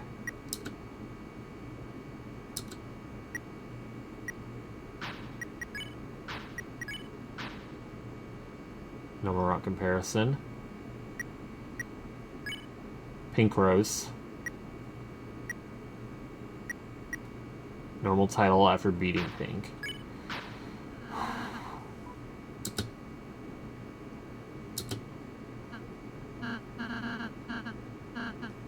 I'll find something to do.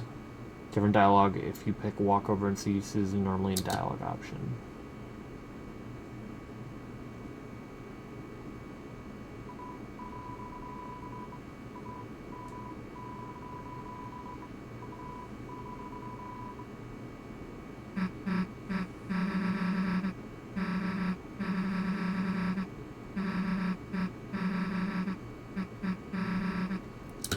FYI, original chapter 4 reroute cutscene when the thorn is inserted. It's a rose losing all its petals. Wait, what do you mean original chapter 4 reroute cutscene?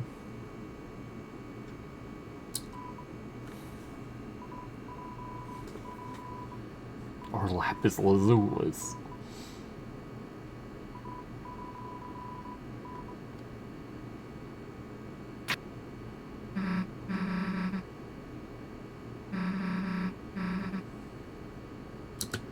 People made too many creepy analysis that Noelle was deflowered and was changed in 24 hours. Oh.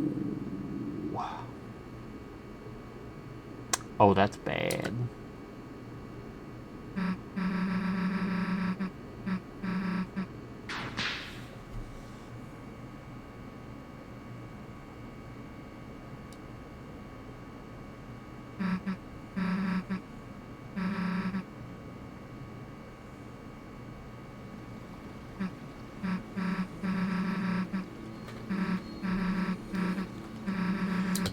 Beach with Noelle. Wait, James just sent me another text. Oh no, he sent it a while ago. He made Big Shot. Bro.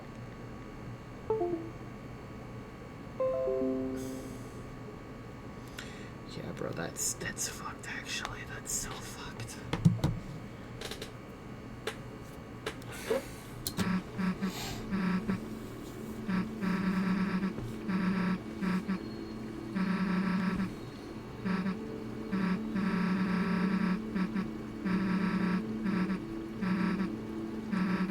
Wait, go back.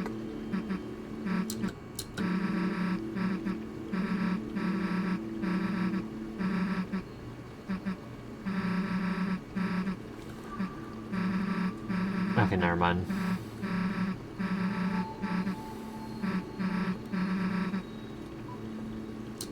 Noelle and you will work out. You should carry me next.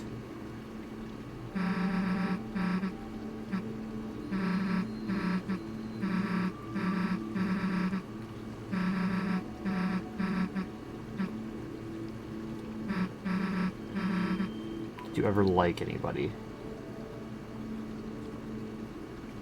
Your body changes. Go So fuck should your yourself. mattress. Go fuck yourself. Number to a good night's sleep. The new crispy farm pan, only at Pizza Hut. Crispy, cheesy, next Petra, level. you're buying me Now for 4,000 of $19. those, right? Okay, guess not. Not like you got much choice in this town. So, like, if I can be, weird here for a sec. Before I knew you, I kinda thought you and Noelle were a thing. Different dialogue starts here. I know, that's not true, right? I mean, she likes me. So why does she have to talk to you alone? Why can't either of you tell me what it's about? It's not a dream. It's not a dream. It's not a dream. It's not... Why was your hair all wet? Why did both of you seem so far away after?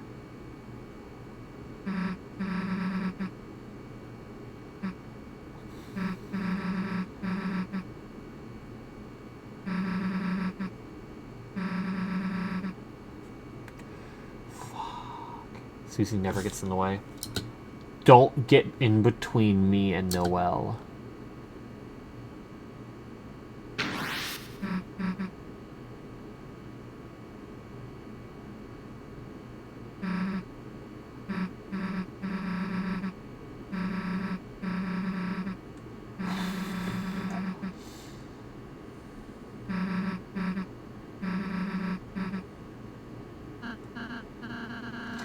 Whatever is going on between you two, it's over, right? Thank goodness. Wow.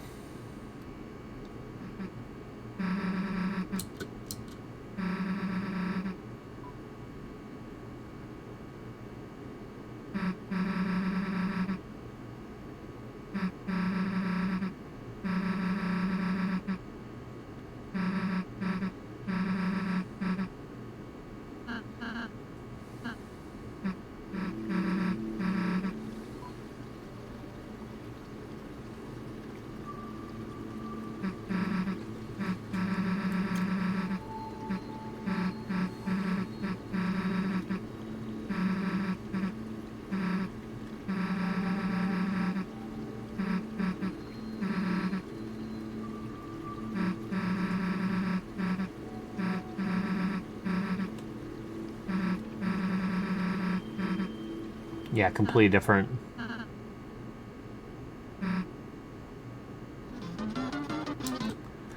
Okay. Yeah, I don't think that changes anything for me. So that means, like, the scene after sealing the fountain, Lowry's death, everything else is normal, including us walking Susie to Dark World. So, I know, I'm still of the opinion that Weird Route could easily, or not Weird Route, Aborted Route still could include Noelle killing herself, because Susie wants to tell her about the Dark World, but will she get the chance to? Is the question. Like, Noelle could have gone home, and actually, you know what, genuinely, you know what? You know what fucking happens? Noelle gets the call. After, you know, they hung out and stuff. Gets the call, being like, wait, Rudy's in the hospital. Rudy fell. Now, whether that means he's dead, and if they're using fall in Undertale terms, or if he collapsed and is back in the hospital in potentially worse condition, and this is regardless of Rudy Knight or whatever. This is completely separate from whatever I'm talking about with Weird Route implications. She's like, I can't do this. I can't do this, and just fucking kills herself. Because, like, nothing changes, and then finding out, like, someone you care about is going to die or is dead, or someone you cared about at this, she genuinely might not care that Rudy dies is another option. There's so many fucking ways the Aborted Route could go that it feels like it's going to be its own goddamn route entirely. Like, with completely different outcomes. But maybe not entirely different outcomes, very different events. But anyway, back to what I was saying. What if, and maybe it's because Chris is a human and Noelle is a monster, or because Chris has the soul and Noelle doesn't. or because Noelle is more determined, so she goes farther. Something like that. Chris goes back and basically loops to the start. Maybe with or without us, the soul. Maybe we get lost, or maybe we go to fucking Noelle.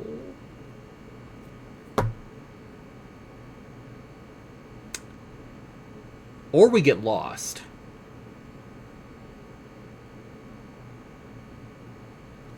What if we get lost in the loop, and that's why we have such a weird time coming back in?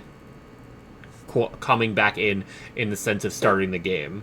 Like, we have that weird sequence of choosing a vessel.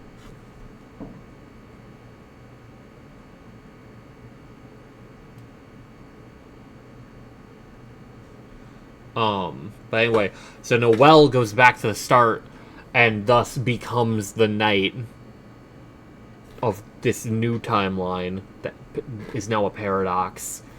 Either because she changed... Well, I'm trying to think.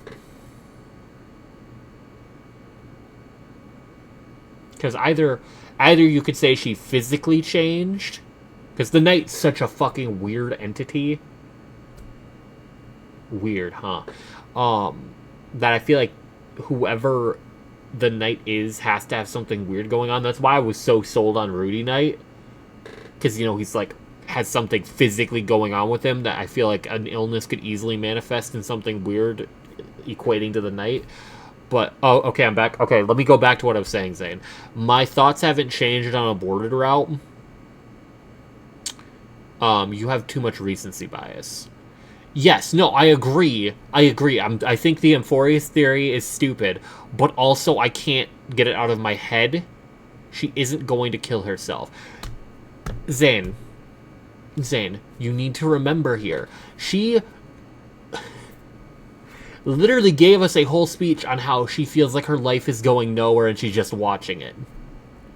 And now she had a chance to change something and saw the person that changed her hesitate. You need to remember all of Normal Route? What do you mean? And all of Susie. Like, no, I'm not saying she will. I'm saying there's a genuine chance she will.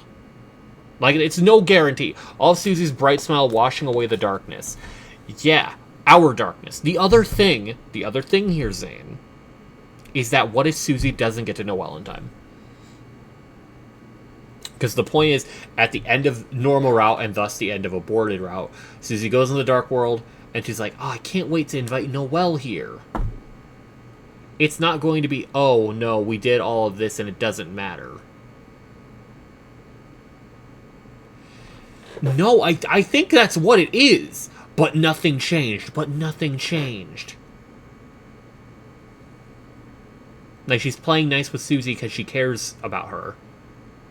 Even if she still sees Susie as someone that doesn't want to have everything change. Yeah, let's just not have Noelle for 2 whole chapters despite the prophecy. She doesn't need to do anything for the prophecy. Besides, find the love, but it doesn't say what she does with the love. She does, though. It says the girl finds love. It says nothing more than that. Because in the Aborted Route, the love she finds could be Susie's motivation. Maybe we don't know. Maybe chapter 6, the Dark Fountain happens in the Holiday Mansion, and so we don't find out until the very end what's going on with Noelle. And so Susie, you need to remember the game section is also the prophecy. What do you mean? Oh, like Sword Route? I think Sword Route is more like the Weird Route prophecy sort of deal. Because it definitely reads more so as like, hey, this is your hint for the Weird Route shit.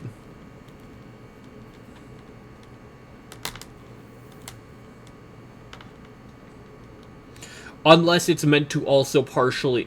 It could be the regular route of being like, oh, yeah, Chris kills both Susie and Ralsei. Like, how it starts.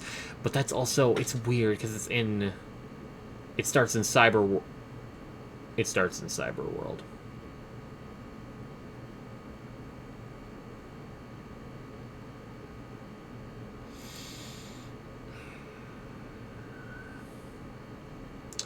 Yeah, starting in Cyberworld both raises 2 red flags. 1, weird route. 2, what I was just saying about it looping and Noelle starting where she remembers. That also happens to be where Des was lost, according to Asgore. Also, my headset has a loop in it, and it's pissing me off.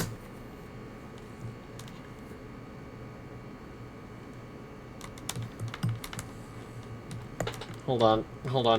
Oh my god, it has a loop. Also, one more time.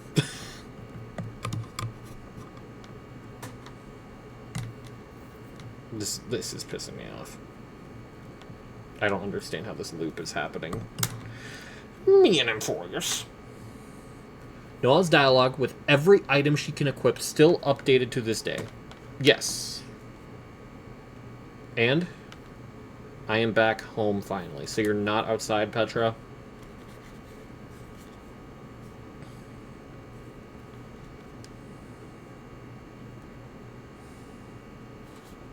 Is what you're saying?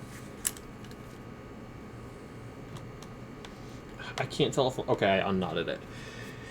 It's being put in for when she's available, unless you're going to talk about, nah, that's Toby baiting us into the masturbator. No, I'm thinking... No. I disagree. I agree with the fact that it's being set up for later. I'm not agreeing with that dismissing the aborted route. Because it's in the files for Weird Route, it's in the files for Base Route. Aborted Route also has variations of it. I don't think there's going to be one aborted route. Although, is bro ending? I still need to do dailies. Oh my god, it's 2 in the morning. I need to do dailies. Fuck. Noelle's saying she got carried away.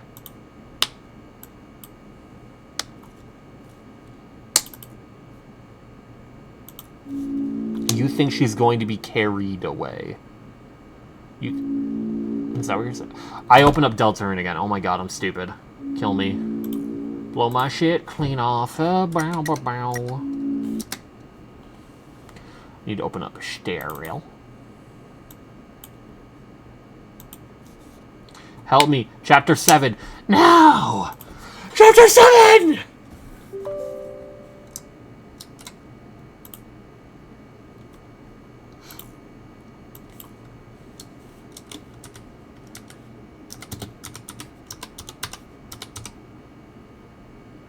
Regardless, Noelle is going to be very heavily affected by this version of the aborted route. Like, the aborting in the middle of Chapter 2, probably not too bad. It's probably not too bad, depending. Like, if you abort, like, right after freezing an enemy, oh, no harm, no foul. You know, she just had a weird dream. You abort after killing a bunch of enemies, it's a little weird, but okay. You abort after getting the Thorn Ring. Chris, why do you have that ring? I remember that ring. That's weird. And I'm sure that maybe that'll be like a flag in the aborted route. If you were to like abort after getting the ring, and then like when Noelle comes back in your party, you're like, hey, here's this. I wonder if it's going to be like one big conversation that they can sile for Weird Route. Even if I play Deltarune now, I still need to finish Final Fantasy 16. Deadass still like 40% done. Peter, what are you doing, man? Also, at this rate, I might genuinely... Because making even more stuff I know Toby is known for.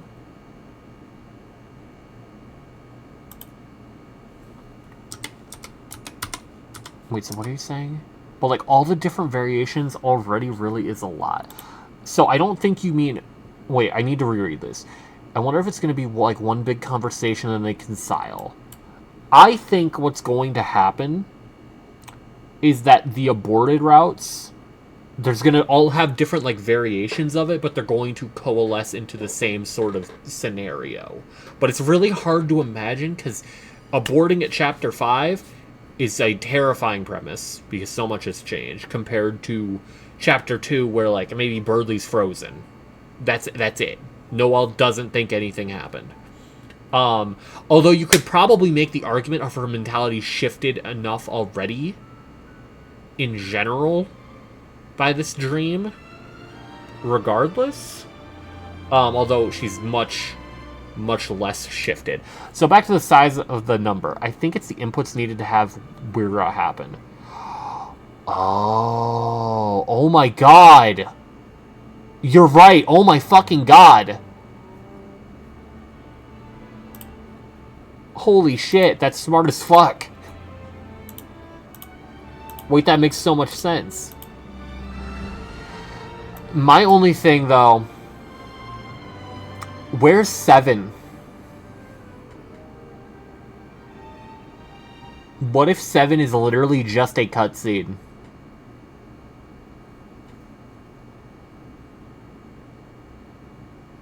Can't leave it anymore for 7? But what do you mean can't leave it anymore for 7? Or maybe it's inputs, well, in Chris's, nothing you're doing to get out of the literal deep sea. Well, no, Suzanne, we don't know if we're actually going to the deep. We don't know if we're crossing. And we don't know if we're going to get to something by going down. It's metaphorical enough.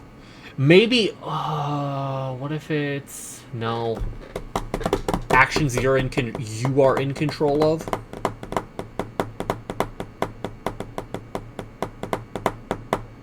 Also, it's fucking crazy that, like, going through it, I'm like, oh god, you know, yep, I had a chance, there goes my chance. But you actually do have a chance in hesitating. Even though it says proceed on both sides, you still have the choice of waiting.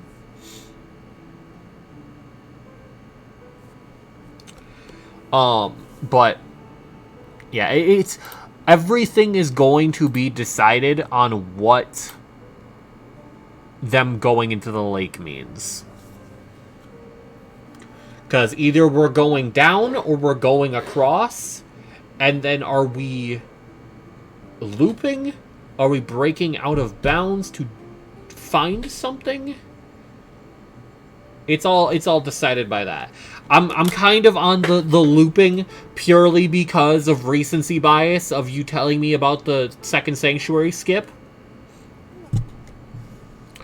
But I don't know necessarily what type of skip was done in Mother to like reach wherever. Because if it's similar of like, oh, you triggered the boundary and thus hit a cutscene trigger that you shouldn't have, sort of deal. I easily go with my theory of it looping, and like we hit a cutscene trigger, but Noelle doesn't, and she becomes the knight or some shit like that. But if we're going down, and maybe we're getting to the source of everything, I don't know. I don't know Mother plot. I just know there's a fucking like weird ass monsters. I don't know if you get to the source, because that skip had a lot of search traffic for the past week for the obvious reason. Makes sense. Who the fuck figured it out?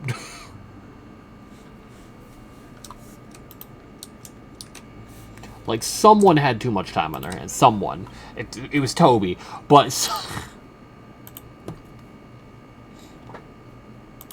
I can get a post that was made pretty early. Okay.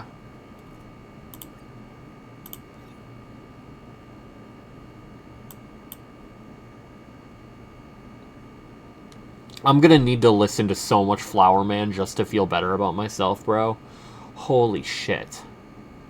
Does it, if you say stop during that, I assume it's just an immediate trigger for once you go under the water. I'm assuming if you pick stop at any point at the start, does Noelle actually listen to you and stop, and then you just go back?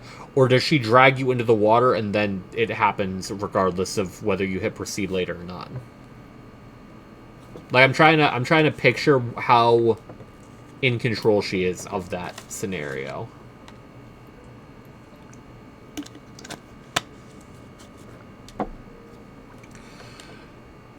The other thing is I need to know, and there's no way. When she gets back to that Chris part where you fell out, it didn't even let you see proceed from there. It's similar to that. Oh, she just drags you with no prompt?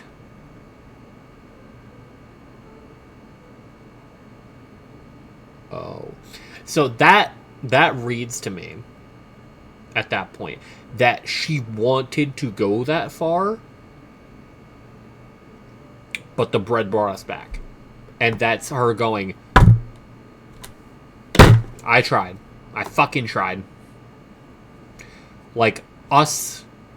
Maybe Chris looked at the bread... Maybe either Chris or we, the player, by hesitating, the bread gets activated or something like that.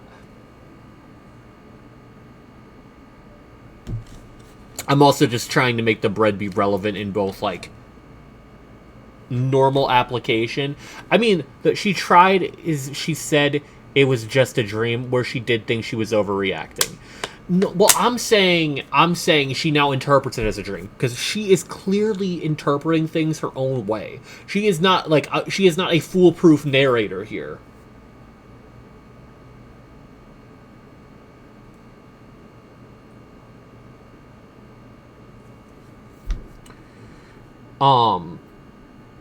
But, well, no, she didn't say it was just a dream. She said the dream didn't happen.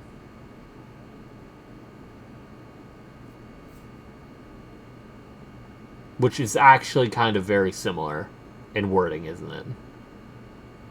The Chris going back to comfort her in Chapter 4, she thought it was a dream.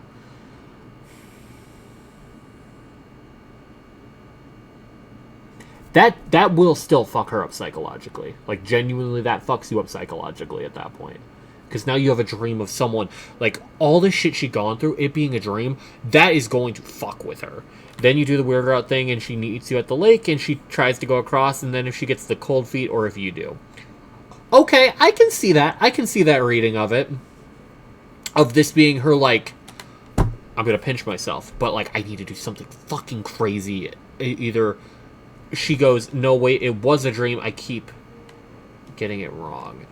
That's why I'm saying, like, aborted route is going to fuck with her. Because this is, like, if she thinks this is all a dream, this is such a convoluted fuck-ass dream. And God forbid, God fucking forbid, Susie goes, why were you and Chris wet? And she realizes that it's like, no, this is different. I can't do this. Okay. So she thinks that's the dream. The other thing is that Susie could break that thought. She'd be like, why were you and Chris talking alone the other day? And he's like, what? Talking? When? Oh, you know, when you were at your house?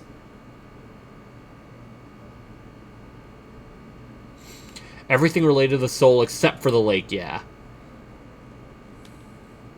Everything related... I don't remember. Yeah, she could just dissociate and be like, I don't know what I don't remember. She could genuinely just, like, have such a fucking breakdown that she forgets about it, which, again, is not healthy, but it wouldn't lead to her killing herself.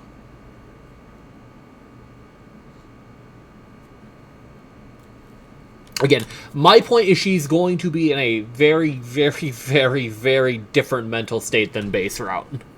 With no exception of the rule. Although I can definitely see the argument for aborted 4 not being too dissimilar from aborted 5. Although, what if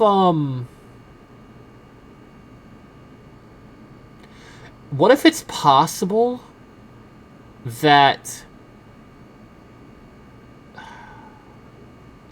unless Susie also gets her out of that mental state, which I presume would be what happens relatively early, like with how she says it with Chris, with how she gets her out of that.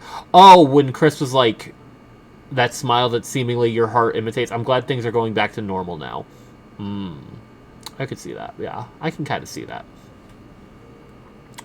Although I don't know if that's how Noelle sees it. My other thing is, I think I'm going back on what I was talking about with like Noelle doing shit on her own. While that would be cool, that's definitely not how it's gonna go now. In terms of her doing shit on her own, her killing herself, maybe. She's not actively going to go into a dark world on her own unless you bring her there, maybe. But I don't know, maybe she comes with you into the dark world. Or maybe we meet her in the dark world. And that's where, you know, if you're in a boarded route, it's like... Oh, I saw this all before. Wait. No. The Thorn Ring. And then she has a breakdown of, like, is this a dream? And then maybe it diverges there of us going, yeah, this is a dream. We're gonna fight Ralsei and Susie doing Weird Route, though. That would be interesting. Very fucked. Bro, how are we gonna beat Ralsei and Susie if they can just heal each... Oh, Snowgrave. Yeah. Proceed. But... I wonder if it's necessarily us fighting them or more so us sacrificing them. Because what if they fight the knight by themselves in Chapter 6? Whether this fucking Noelle Loop Knight is an idea or not. Or it's one of the holidays. Both will happen if we sacrifice them. What is the difference here? What do you mean?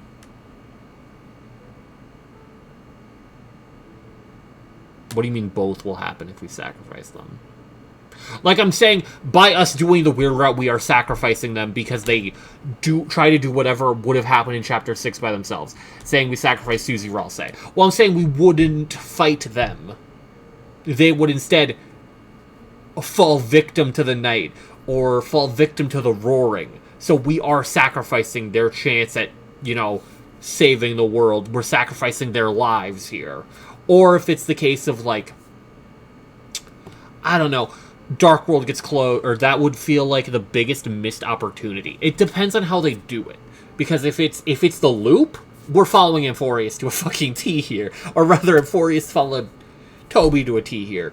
Of everyone dies, oh, loop back. We need to fix everything, sort of deal. And now we have Noelle fucked up horribly from this whole experience. Mentally, physically, maybe even. And that's why the Knight is such a fucking strange character. And then Chris seemingly knowing the Knight, contacting Carol. Maybe Chris somehow...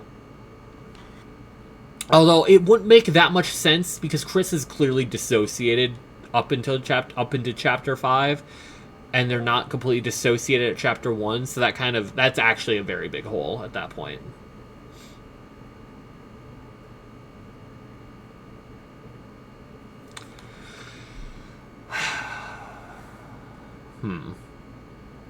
That unironically is a big hole. Unless maybe Chris loses some memories. Yeah, Chris could lose a lot of memories the same way Finon loses a lot of memories, and, like, Noelle maintains a lot of memories. Wouldn't make sense why the Knight's so fucking strong. Is because it's, like, an infinite loop of Noelle's gaining levels.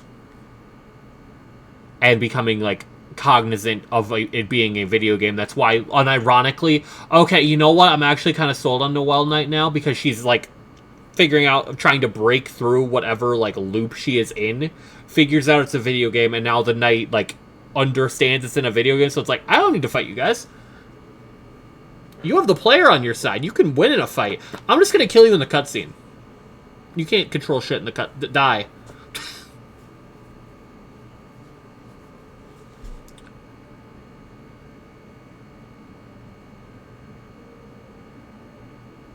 Not just that.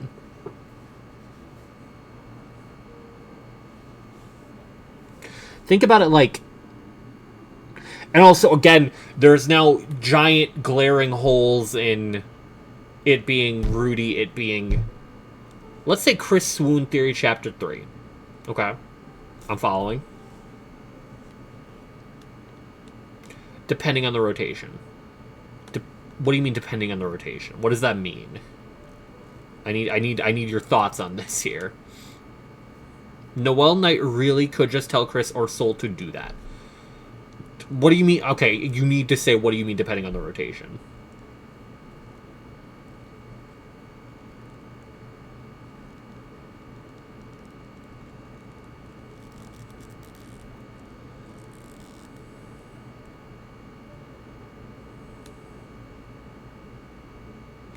By where the soul goes, if you're thinking... Oh, okay, so how this loop ends up working. Like, whether it's Chris goes to the start of Deltarune, and Noelle goes back to where Des died, and thus... Or Des died, Des was lost, sort of deal. Maybe she finds out Des died, and she's like, oh, and loses her fucking mind, and now she's the knight. And it's just a fucking terrible loop where nothing is getting... Well, then why are we working with the knight?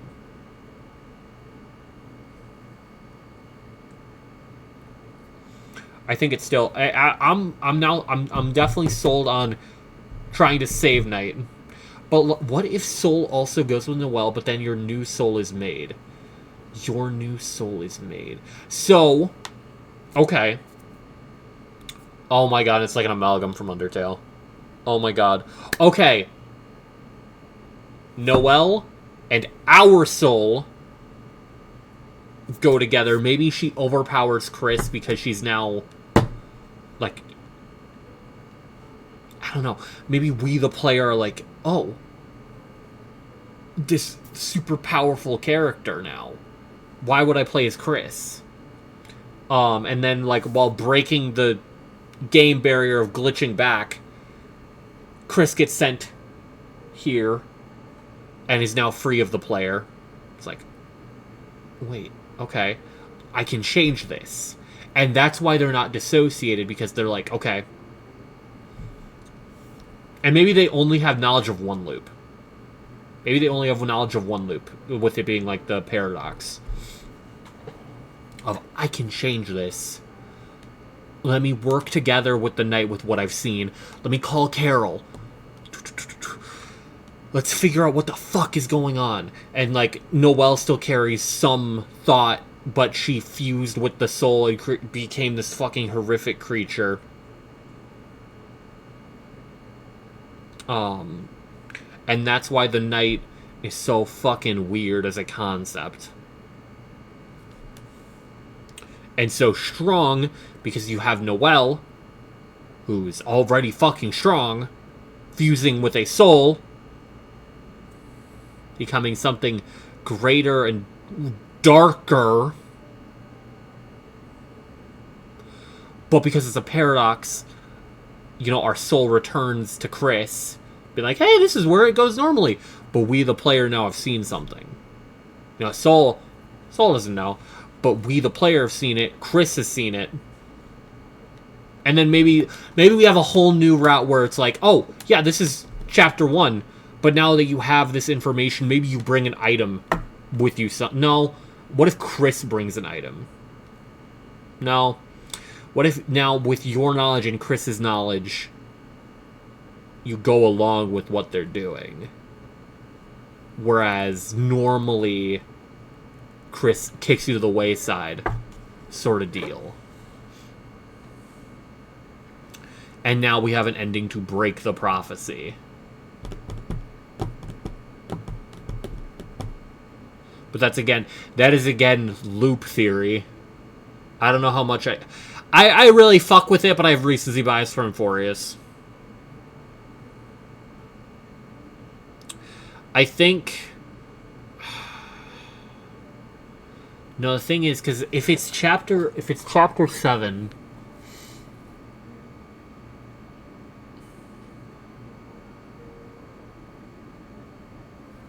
Well, now I'm wondering... Okay, you know what? Now I'm wondering. It says insert chapter 7 side B. What the fuck does that mean? Because I'm still on the track of that showing that we're breaking the game. Of us, like, now Noelle knows it's a game or something like that. But does that mean we are now entering chapter 7 side B? Because now it's established, well, you didn't get no save, so you had to have it available to get that. So you had... Wait. You didn't get no save, so you had to have it available to get that. What's it? Have it available.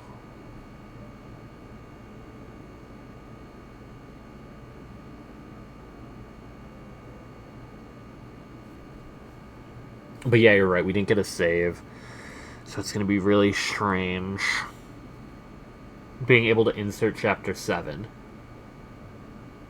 Oh, so we're breaking the game because we're cheating our way into Chapter 7, which we can't get into via what we've done in the game because we didn't get a save point. Chris cannot be filled with any power from any save point.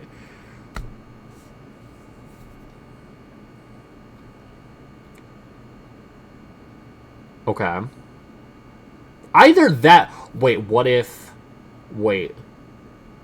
Alternatively, what if it's telling us, hey... Oh my god, wait. What if the weird route is not side B? What if the weird route is just letting us know there is a side B? What if weird route is literally just, hey, you need a key to enter here. Now you know there's a key.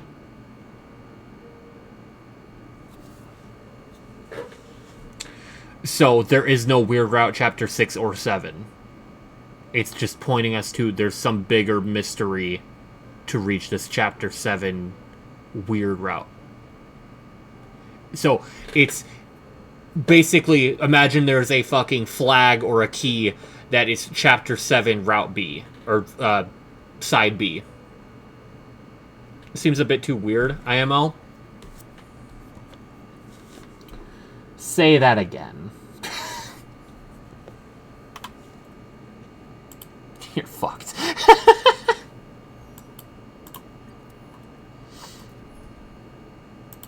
But, I don't know. Because that would mean Weird Route is our way of breaking the prophecy, but it itself is not breaking the prophecy. Because no ending is reached.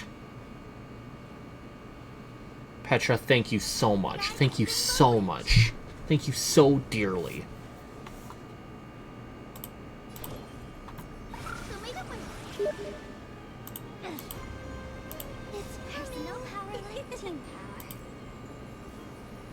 Petra, you need to die, bruh. You gotta go.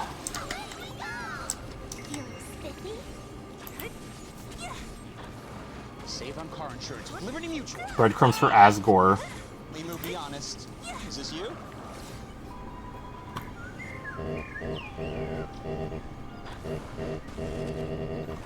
Oh, toast to give to Asgore.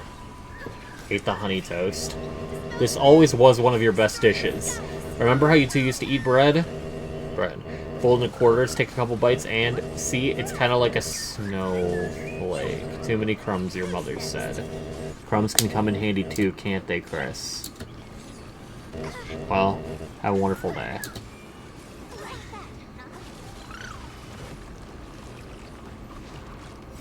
Oh. Yeah, that's definitely hinting at that. Of bread being linked to, you know...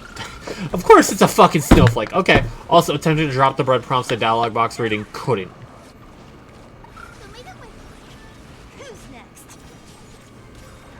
Wait, yeah, wait. Sans gives us that.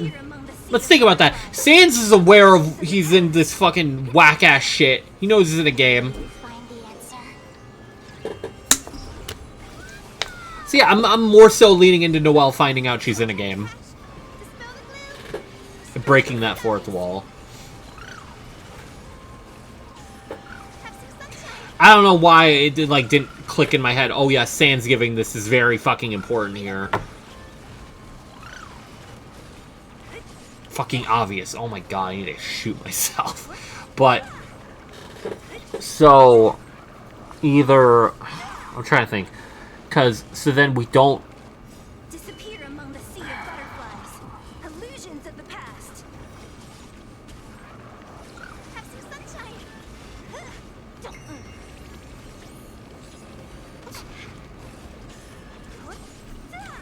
wait. Only a scratch.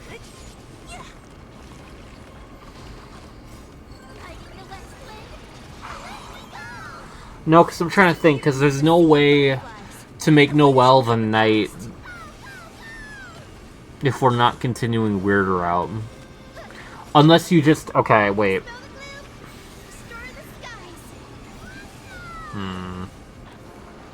Unless base route digs more into the detail of Noelle wanting this bigger purpose.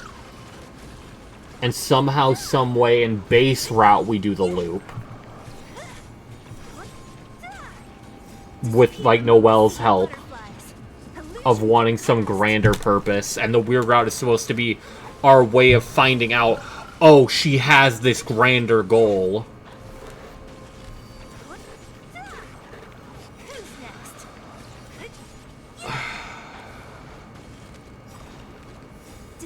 Wait. Zane, do we know... I'm just now realizing. I'm thinking about, again, I haven't played Undertale, but I know a decent enough amount about it. About how, like, your saves get, like... Not... What's the word to use? Like, if you've done a genocide route, it'll be remembered. Is there anything yet for Deltarune like that? Do we know? Like, any flag that it reads? Gets... Wait, okay. What gets remembered? Disappear among the sea of butterflies. Illusions of the past.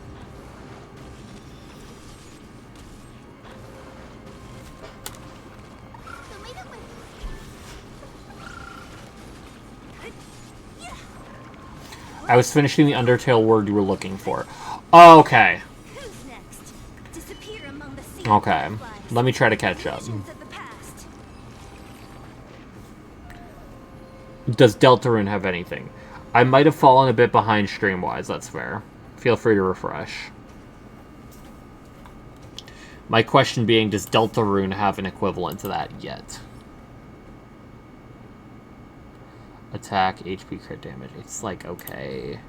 Crit damage, HP, speed. It's pretty good. Crit rate is also pretty good, but... Oh, it does have speed.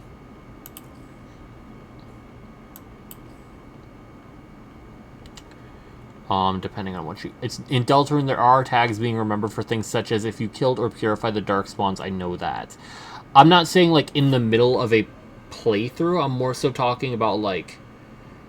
If, let's say, I do the weird route, does that get remembered? I assume those are there for a small dialogue option, but I know you mean, like, between saves. Yeah, okay.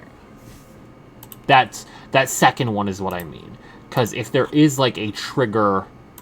That would, to me, say that you finished a route equivalent with the weird route not being a route in lore, but it being a route to the player.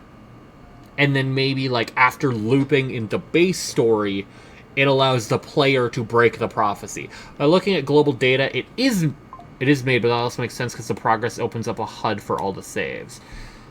The program opens up a HUD. Okay, so... It could just be A. You know, it's just the way the game can save, hey, you are here.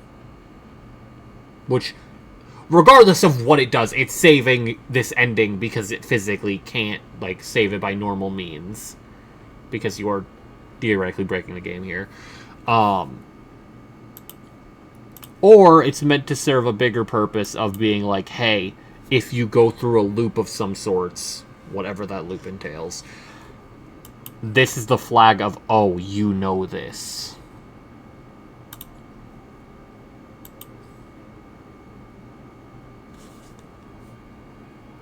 It has to do that. Yes. Yes. So it could mean nothing in that regard.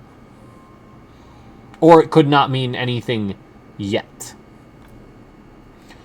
And maybe we'll get a different flag later for fully completing the weird route. If we just go chapter 7 and it's not saying... If it's... I'm, again, going with key theory now. Fuck! Why am I making theories? This is bullshit. Kill me.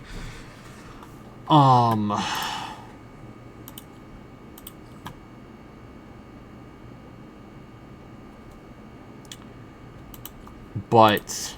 So... With what we know of the weird route... And thus getting... And let's say a flag is met by getting the base route. And, like, the base route entails a loop of some sort. Oh my god, that's why there's only one ending! Oh my god, wait!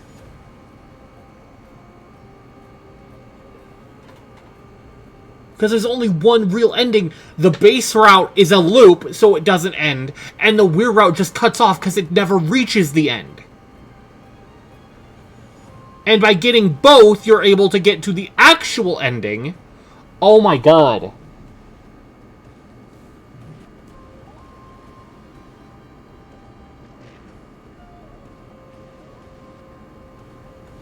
That or reversed. What do you mean then? Oh, like the weird route is the loop and the main route doesn't reach its end. One of the two. I'm personally leaning first one. So people who play normally don't actually just be like fucked for playing regularly. What do you mean? Oh, because you could get stuck in an infinite loop? I can see that. Although, I'd argue gameplay-wise that points toward you need to change something. So they'd be like meta-narrative-wise, it is pushing the player to doing something drastic to change something. And, you know, the aborted routes push you more towards what could I have done differently. Susie does that. She's that based. Also Chris, because Chris is trying to so hard. Soul is the one fucking it up. Of, like, trying to make everything work. Yeah, we, the player, are actively causing a problem by existing. Maybe, you know what, maybe? Oh my god. The true ending is us just closing the game after starting Chapter 5 and just letting it play out. Letting Chris handle things. Like, the rest of the story, like, the true ending, is just a fucking cutscene of everything happening. Of us not interfering in this world.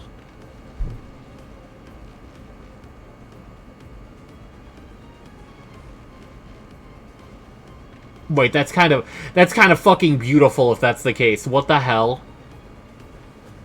Very weird. I gotta stop using that word. That's what I'm saying. Like, in Chapter 7 or 6, if Chris is doing anything and I'm given a chance to stop him, I ain't. I will definitely try to see both options, but I genuinely wonder if what we have done has already been too much in that case. Sort of deal. Do your shit, Chris. You know better. Dude, I need to tell Josh the fucking shit we're cooking up here. I think my subscribed... well...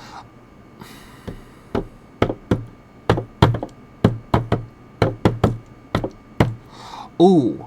Okay. Wait. Wait. Okay. So, I'm gonna say there's a loop. Now, I think it won't be Weird Route. Because I'm going with Key here of Weird Route just pointing us to the fact of, oh, there's a side... Although, side B implies there's one ending, and then B is a second.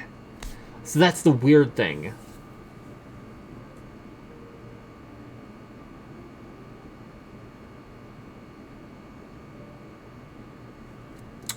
Oh, wait. Unless, for the sake of the game, there's one ending, but for the sake of the prophecy, there's technically multiple.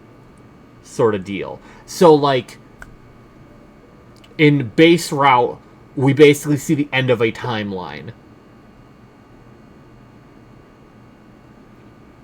Whether it is the roaring occurs, we're not able to stop it, or whether it is a grand sacrifice is made to the point where maybe we should have just let the roaring happen. And that is side A. In universe, side A. But for us, it's not a real ending because we don't accept it and we go back. Which, for the normal player that isn't looking shit up, is their chance to go, okay, what can I do differently? Where do I have the option to change something? And, you know, maybe they find Sword Route on accident. And it leads them to be like, the character in the cloak, okay. Sure. And they go back through another loop, like, okay, I need to pay more attention to Noelle. What's going on here? And they, like, poke around. Oh, and then they, like, stumble their way through Weird Route. And get all the pieces, and they're like, oh, wait, I'm the problem here. Maybe Weird Route's supposed... Like, the end result of Weird Route plus Base Route combined tells you that you are the factor that needs to be removed.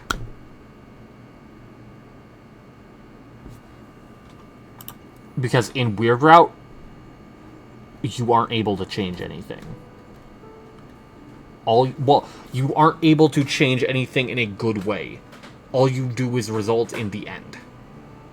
But not a end. The system breaks. That is what I think the broken prophecy is. Well, close to it. Like, the broken prophecy is in what Susie punches?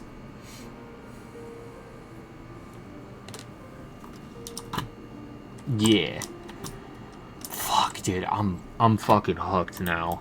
Oh my god, I didn't think I'd be, like, theory crafting like this off of Weird Route. I thought I was just gonna feel fucking shitty, which I do! I still do!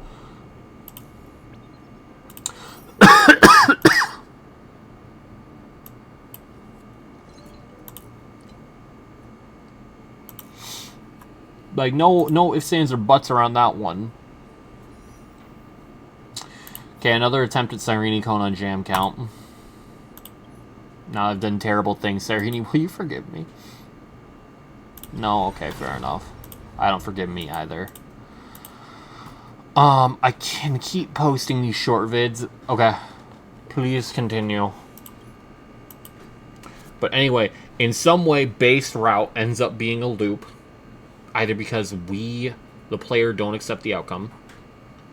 Or because maybe, you know, Ralsei helps us in some form, or Noelle helps us in some form, and she partakes in this loop.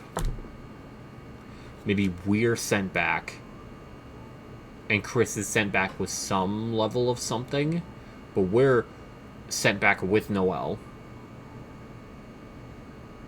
But, like, we, the player, maintain the memory, and the game maintains that memory. Of a just before ending things happening with Weird Route and it being a nice thing. I don't think so. I'd love to see it not be horrific, but like at this point I think the damage has been done. Like, this is what we have to settle with here. Noelle wants to do something crazy and it is breaking the prophecy, it is breaking the game.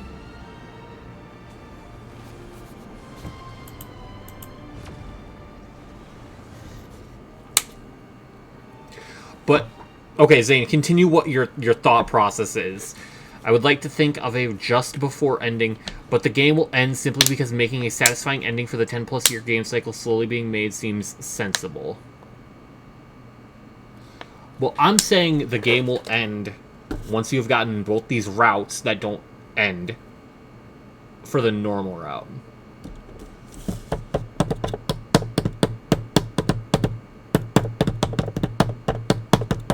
My only thing is, how do you do that?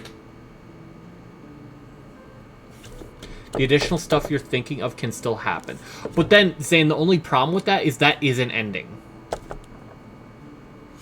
Like, I'm trying to think of a way where it still lines up with what Toby Fox said of there's only one end. While it being a cheeky way of being like, oh, there's only one end. Because I think Deltarune is going to be a story of us, the soul, ruining everything in our own way. And, well, not ruining everything, but because we don't have the full picture in the Base Route. It's a story of Deltarune, bro, SMH. Ah!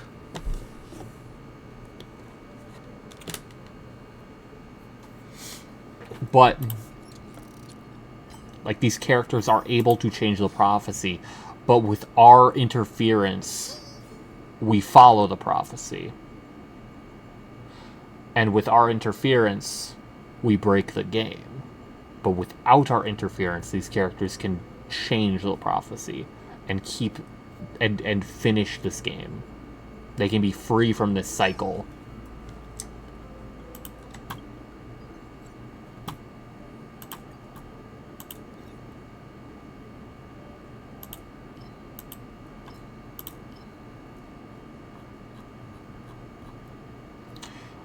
I need this fucking stream to happen, bro. I can't keep farming. I can't keep farming relic sets and praying.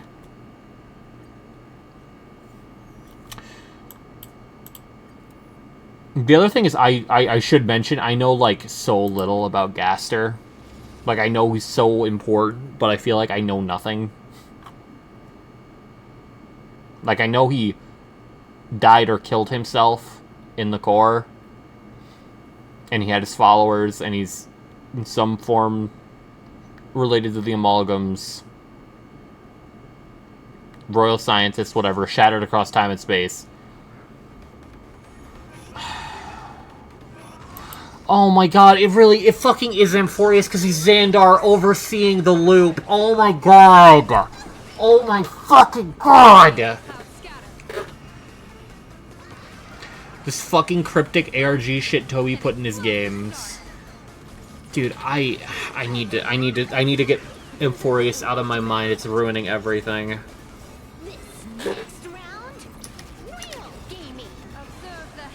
With my dick. But, okay. So...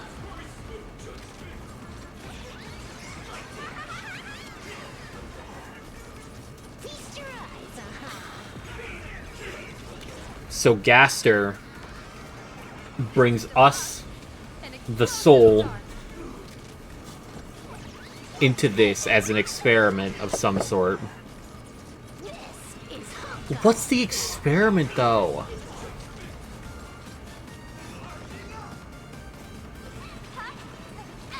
I'm just trying to think, because, like, I've seen some stuff about, like, Gaster theories. Of, like, him being the narrator for certain sequences. Like, when you fight the knight, he's like, oh, interesting. It was very likely artificial determination. Okay. Which one are you talking about? Are you talking about when I said he's related to the amalgams, or, him creating a... It's both, isn't it? He created the soul, which we, the player, pilot through Chris.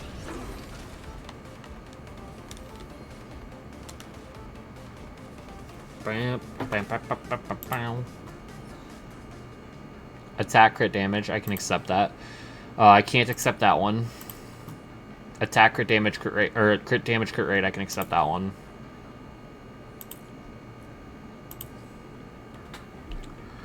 It's also so worth noting that every single save point chooses to say something other than filled with determination. I'm not ignoring that part.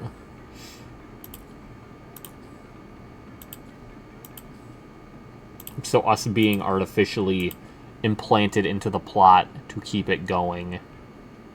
To make it so the prophecy...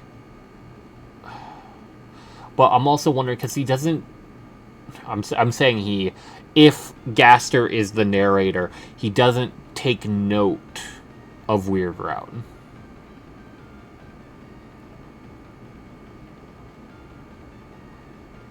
While Undertale, undying after seeing the atrocities human does, is filled with enough of her own determination somehow to transform as if she had absorbed a human soul. Yeah.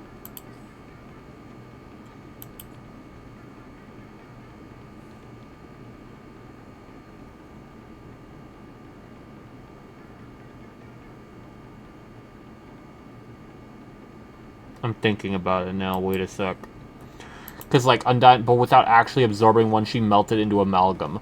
Or roughly close to one. So, Zan, didn't, like, when she was, like, starting to melt, and then, like, became determined, doesn't she get, like, all wavy at the bottom? Like, super duper wavy? Since the actual amalgams were injected with artificial determination. Wavy at the bottom because she's melting, yes. Am I Losing her form. Am I... Oh, losing her form. Okay, now I'm fully saying it. Is it a weird connection to make between that and the knight's damaged state?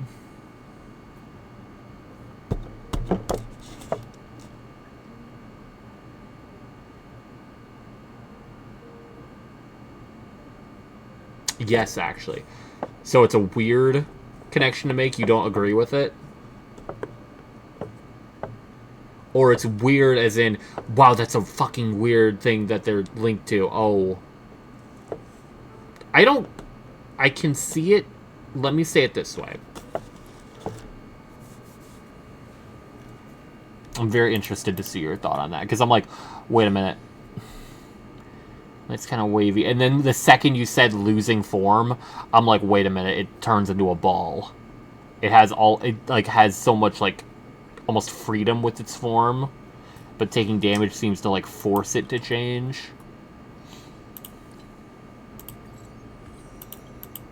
The knight's whole deal with its damage state is actually closer to that of the CRTV CR filter, like at the end of Weird Route 1. Weird Route 5. Okay. Okay. I can see that. But then, what if that is pointing us to it being a simulation? Or it being a game? No. No, that doesn't make sense with if the knight is Noelle. Unless, what if it were with the losing its form state, like an Undertale, due to its properties, it would be as if it were its own core. It would be as if it were its own core. Well, the other thing here saying that is that it's not going to be 1-to-1 because it's the Dark World form of it. It would fall apart around it, not just as if it were lines. So, wait, it would fall apart around it, not just as if it were lines. But it's not... Okay, so it's not taking sizable chunks enough of damage. We only get it to 20% of its health lost. And again, also, Dark World form. But I do see what you're saying, and that might actually be a very good point. If we're with the losing its form state like an Undertale due to its properties, it would be as if it were its own core.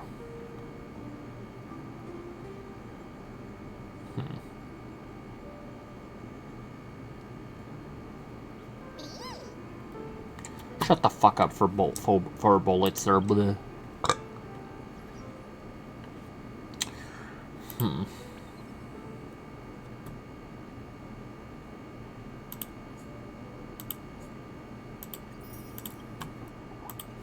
And I'm trying to think here, because that was... Undyne just naturally had an occurrence of determination when faced with the player.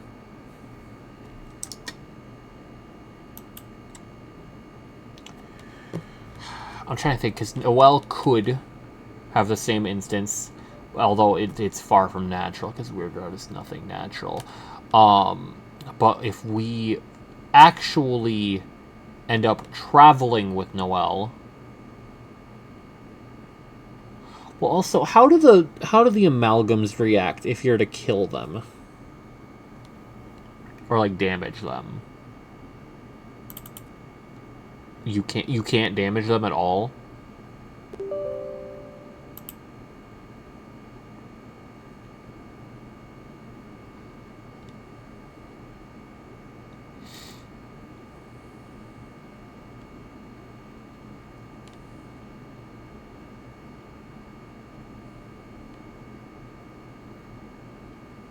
Because now I'm just trying to think of how big of a disparity there is between... Their forms are multiple beings merged together, and attempting to hit them is like hitting, I guess, put it as a slime. Okay. Okay. Where it just is formed around where they are attacked. Okay. Okay.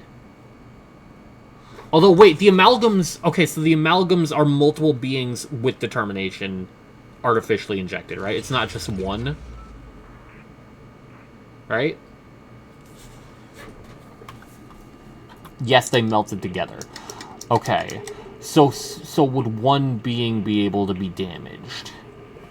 Then, if instead of multiple being put together, and just one instead.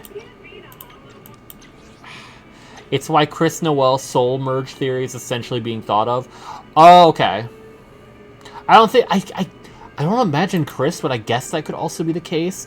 But I feel like Chris needs to be kept out of the merge to have any knowledge of, oh, I should help the knight, or oh, I should work with the knight. At least I think so.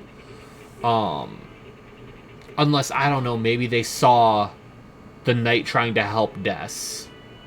You know, maybe that's the case. Maybe they have no, like, knowledge of the knight. They just know the knight was trying to help Des in some, like, they saw something.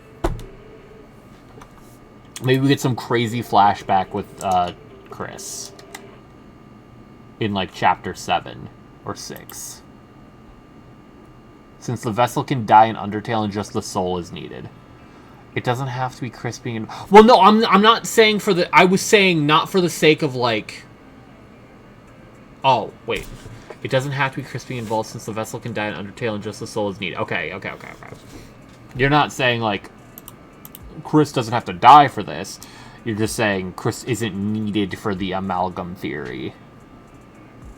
We're just saying they can or don't have to be involved. I personally don't think they would be involved. Just because I'm still at least partially thinking about how they have knowledge with the knight. There's some connection.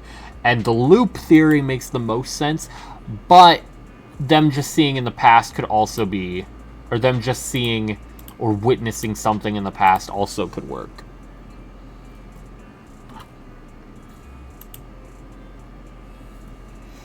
Also, James is finally fucking out of the thing. It's actually possible to play the event now. I'm not going to do it now. If it weren't 3 in the morning, I definitely would consider it.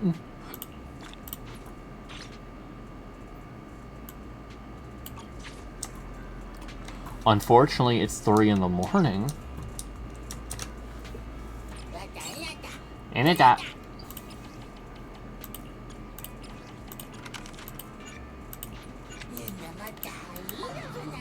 Fuck, but then how does the loop work? Maybe only we get loop? Maybe we and Noelle loop. Oh, wait, what if... Well, we got some time now, no longer have the time occupied for later. What if, in base route, Noelle loops back, trying to find meaning in her life? Because everything she said in Weird Route is still applies. It's just that she has not felt something that could change her basic book. Unless you want to count Susie giving her motivation to try and change something. And maybe Susie dies in the base route. Maybe Noelle is the catalyst for change there. Oh my god. Oh my god. Oh my god. Wait.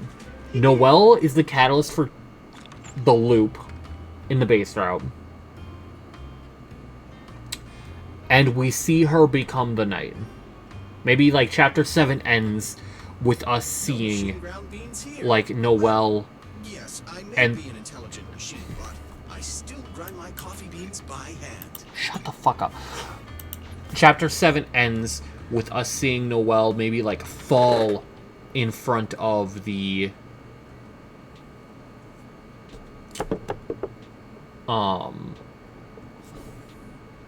Oh my god.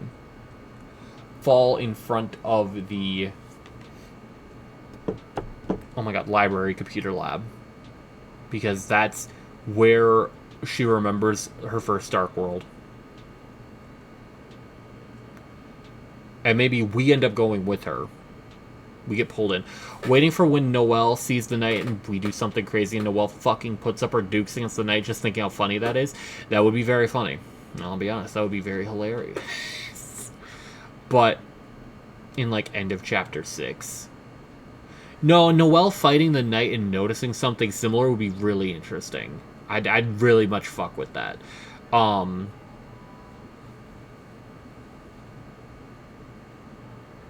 Yeah, even more interesting.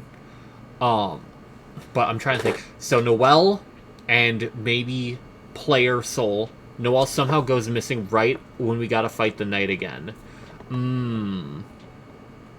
So she doesn't get to see it until chapter 7. And maybe the knight takes someone else. Maybe the knight does something worse. But now we bring Noelle into the shelter and it all, like, starts getting pieced together. That's why I'm kind of expecting, like, the knight kills Ralsei theory. Yeah, what if the entire Fun Gang dies and all that's left is Noelle and the player?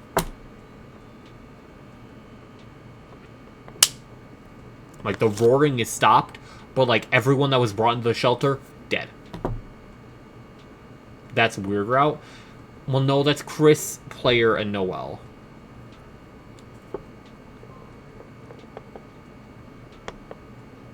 Like, well, actually, not Chris totally fucking dying there. Okay, you know what? That's fair. What if Zane? That's the fact that it's one ending. It's like a triple entendre of it being one ending. Because both routes would thus still follow the prophecy of that. Well, no, not both routes, but both endings from, like, the meta-narrative standpoint of Toby Fox saying, oh, there's only one ending. It's you and Noelle left. You and Noelle left.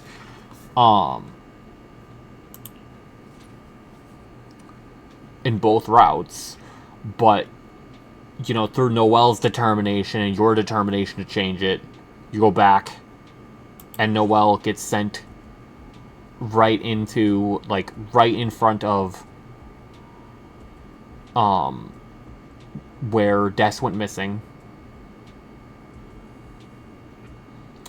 And, I don't know, maybe, okay, maybe she finds out that Des got killed. I still don't subscribe to anyone going, you played my game and had fun and was nice, so I'm going to kill off all the people you love now.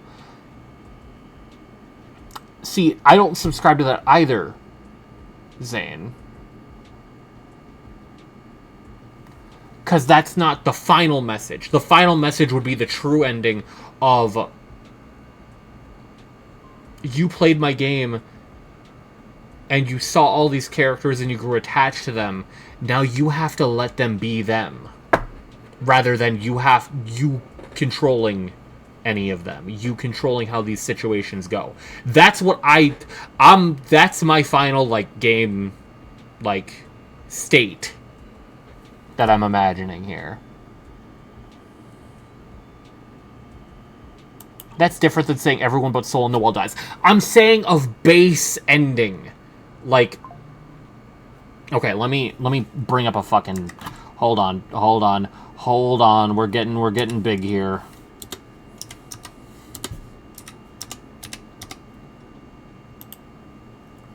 Hold on, hold the phone. Wait a second. Let me bring up window capture. Alright, we got paint pulled up.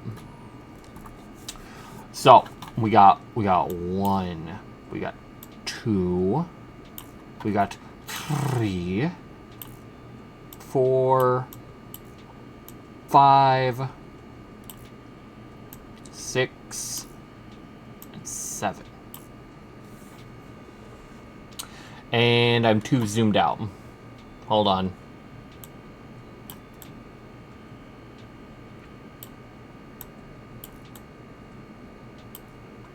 So, let me genuinely move my face cam down here. So, base route. We go doot, doot, doot, doot, doot, doot. Okay. Pretty normal here. And then 2, we get Weird Route.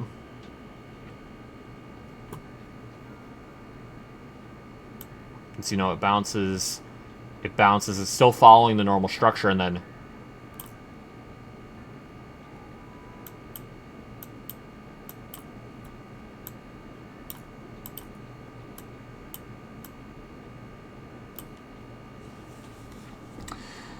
but, so this is like the basic structure here of base route, weird route. But at the end of base route, we loop back in some form or fashion. With the idea being that a normal person not looking stuff up is just going to play through this normally, go through the motions, you know, they're not going to find, this is fucking ridiculous to find on a first playthrough. This is ridiculous. And then, you know, chapter, you know, actually, let me, like, adjust this, because this is a little silly looking.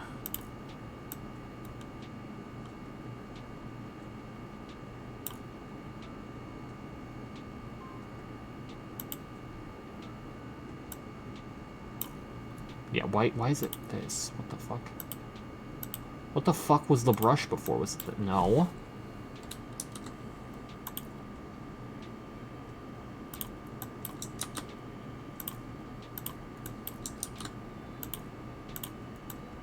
Yeah, it was that one, okay.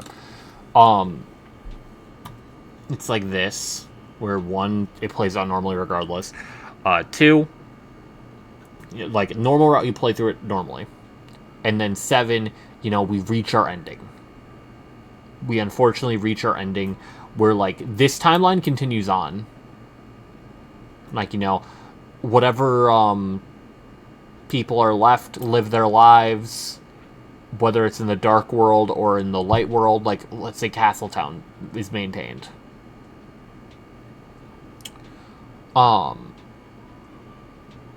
Let's say whatever Lightners are still alive live their lives, but, like, everyone that was brought in the shelter, maybe chapter 7, it's like, oh my god, that's an Asgore amalgam. Fucking horrible. I'm just saying, like, theoretically, a lot of these characters don't make it out. We, the player, don't accept that. Noelle doesn't accept that. Even Chris probably is like, no. Susie won't accept that. Ralsei won't accept that. None of the characters here accept that. Although, like, maybe they don't think there's a way they can change it. Maybe the prophecy said great sacrifices have to be made. But the point being, at some point, maybe after certain sacrifices have been made, some way, some shape, some form, we go back in time, and maybe we, the player, or maybe the soul we partook in, does not make it out correctly. Like, they go with Noelle, or maybe through some timey-wimey shenanigans, the soul, ends up going... Okay, hold on. What if no character in the base route of Deltarune gets sent back? None of them. None of them. What if only our soul is sent back and it accidentally goes into Des? Like, it just, like... Think about, like, how people talk about, like, teleportation, and it's like, oh man, if you teleport into someone, you just fucking explode them. We accidentally land at Des. And Des... No, because that doesn't make sense either. Wait. That doesn't really make sense either. No. No, there's no way to make Death Knight work there.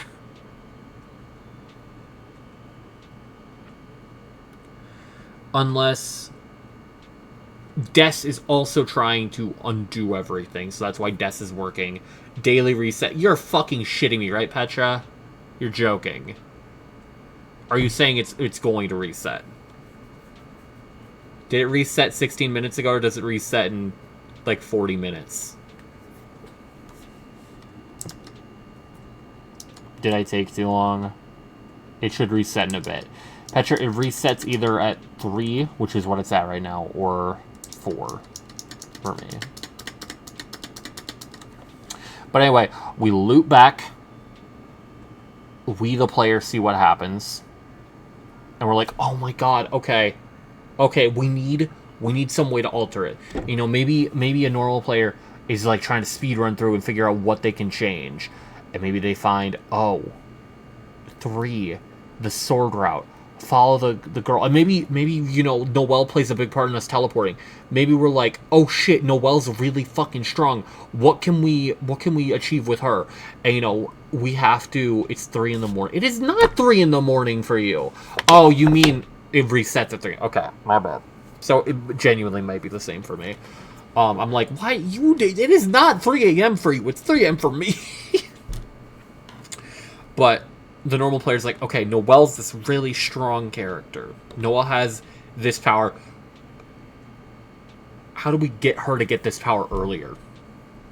You know, with the sword route, with how many times the normal player might loop through this, the idea is, oh, the soul goes fucking, like, looking for any solution, pushes Noelle to this dark direction, and that's how we get Weird Route. That's how we get Weird Route. And this is 7A.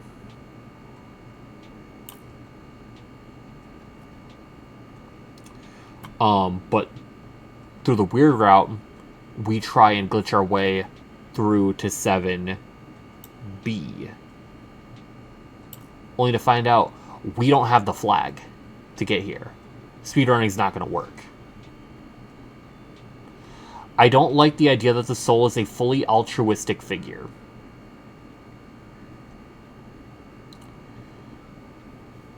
Like, are you talking about with my theory, or are you talking about just in general?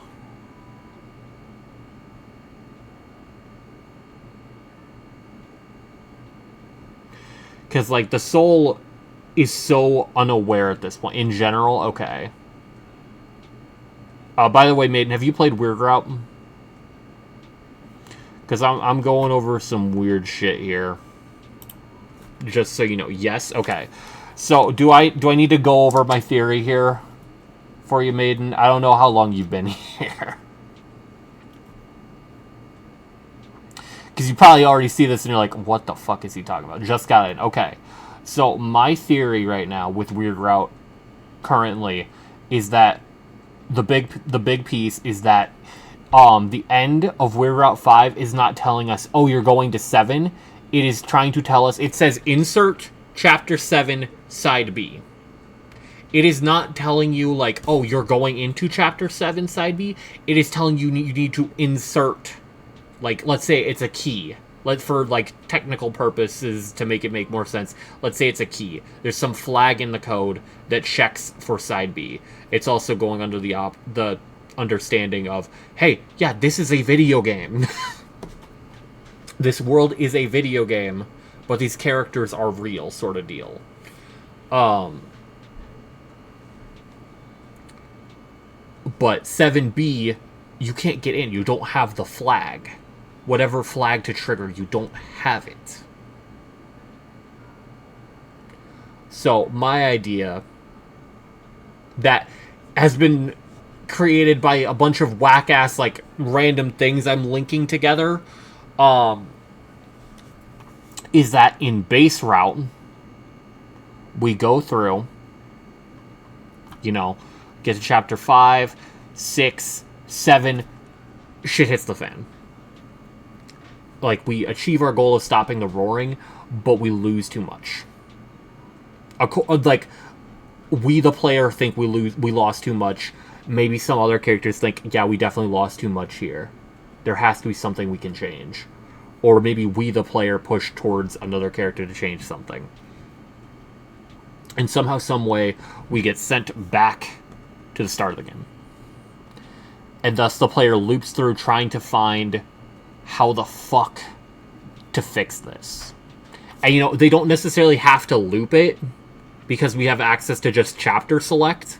So it could be quote-unquote a loop, but we just are going through the chapters trying to find, okay, where can I change this?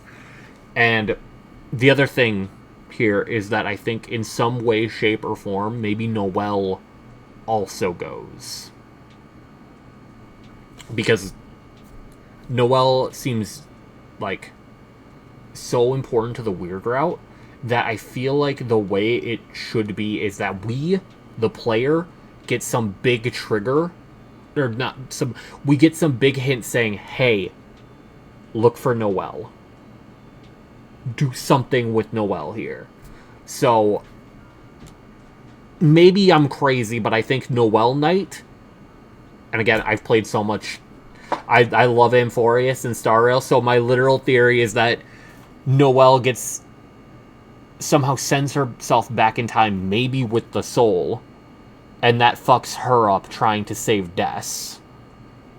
Like, she pictures her first Dark World, and it goes to the library, and it meshes together with her thoughts of, like, maybe she finds out in chapter 6 or 7, oh, Des was lost in this first area. That's where my first Dark World was. I was in the middle of the ad, so I didn't hear it. Oh! So, have you heard anything? If you heard anything, summarize what you've heard. Like, very Spark Notes version here, just so I know where I need to go. Because I'm literally, if it's not obvious, I'm the fucking Always Sunny in Philadelphia fucking notes on a board. Just a Noelle going back with the soul. So you didn't hear anything before that? Or was that where, like, ad hit?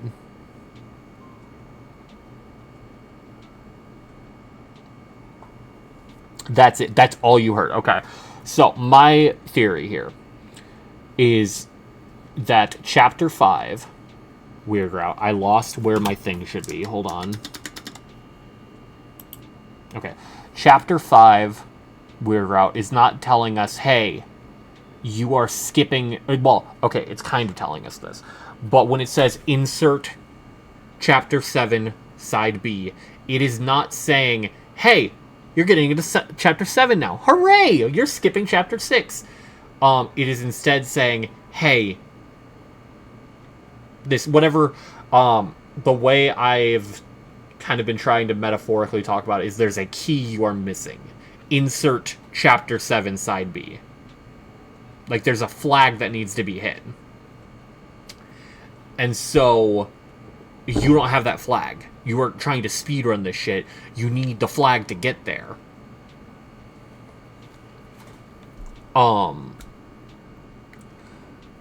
So, you need to find a way to get there without speedrunning.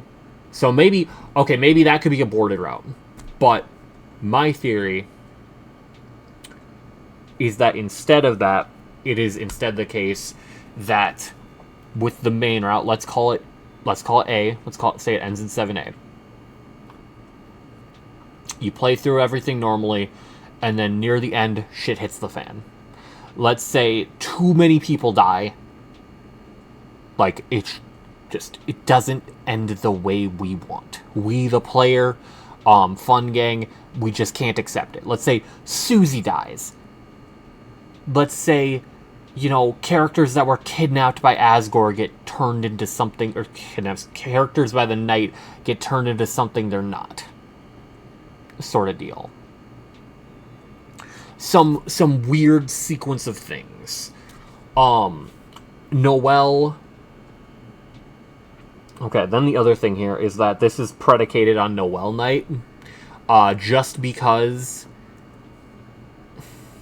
like, a bunch of things, mostly motivation-wise, because I don't think Des Knight can be the case. Because why would Des be working with Chris here, and why would they be working with Carol? Because the motivation for Carol makes the most sense. I've heard Crystal Knight being a thing. I can see that. I think it's more Soul plus Noelle, But I can see Chriselle at the same time. The idea being that, you know, by being sent back in time, maybe, like, the entanglement of said procedure fuses them together to become an amalgam. Artificially. And that's why the night is so fucking weird. So deformed. So fluid in what it can do.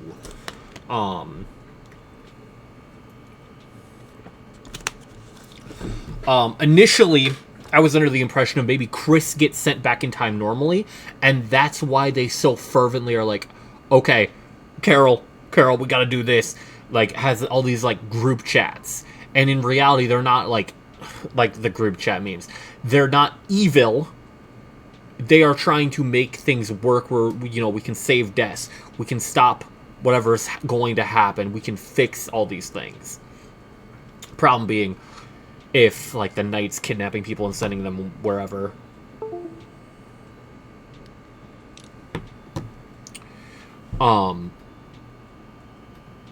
What the hell is going on with the bunker? So, ignore the part of, like, characters changing in the bunker, being killed in the bunker. Because the Knight bringing them there and them being killed doesn't really make sense. Unless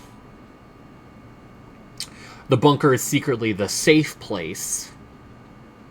Which would be really funny if the bunker is in reality a bunker for some cataclysm. That we, trying to figure out the truth of the bunker, end up fucking everything up instead. And whatever cataclysm reaches the bunker, that'd be kind of fucking fucked. But regardless, either Chris goes back in time on their own and we get fused with Noelle, or Chris fuses with us and Noelle, and then maybe the idea being that Noelle gets plopped right in front of the library where, you know, her first dark fountain she pictures, you know, like, oh my god, like, thinking, like, it just, you know, maybe she's in control of sending us back. And, you know, that's one thing she thinks of. The other thing is that, oh, Des. And maybe she learns by the end of this that, like, maybe Fun Gang tells her, yeah, Des went missing here. I've heard is maybe the Knight came into the story during the demon ritual. I have not heard about the demon ritual. That is a terrifying prospect. But essentially, but if Chris fused with them past Chris of this current timeline, because also 7A would just have its own timeline go on, but we'd be trying to get an actual good ending, so this would be a new timeline. Timeline 2, Chris happens to see the Knight trying to save Des from something. Maybe the Knight sees Des die. And maybe that's how Gaster comes in.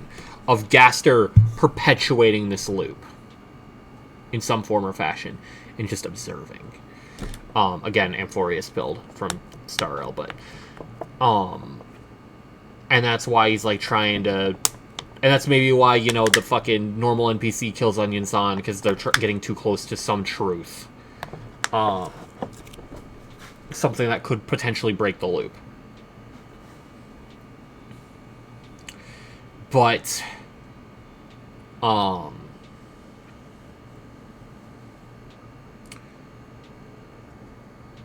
Noelle Knight sees that and, like, loses her mind, maybe. Or maybe finds Des dead.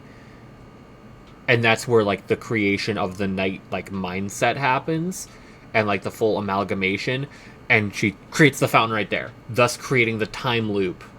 And, you know, maybe with... She creates it with the black shard that she has at the end of Chapter 7. And thus it...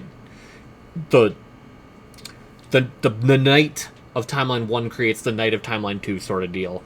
Of her amalgamating with the shard that she might have. Maybe it's only if you get... Like, I don't know how you do it. But have it where, like, the Knight has some interaction. And so it's a time paradox, essentially, of Noelle continuously going through this loop, and she creates a fountain, perhaps based on the knowledge we have of Gerson, of maybe I can bring him back, maybe I can bring her back, maybe I can, he was brought back, sort of deal. And that's why they're creating fountains, and that's why they're communicating with Chris, of trying to, in some way, prolong her life. Maybe she's dying. And they're doing everything possible to save her life, possibly. But that wouldn't explain why they're not just rapid firing fountains. Maybe because they're trying to not cause the roaring. Maybe they're still trying to avoid the roaring, but you know, Dessa's condition is getting worse. That's why, you know, it starts getting more and more like, we need to prolong this, we need to prolong this. Although that wouldn't explain why it's in different places.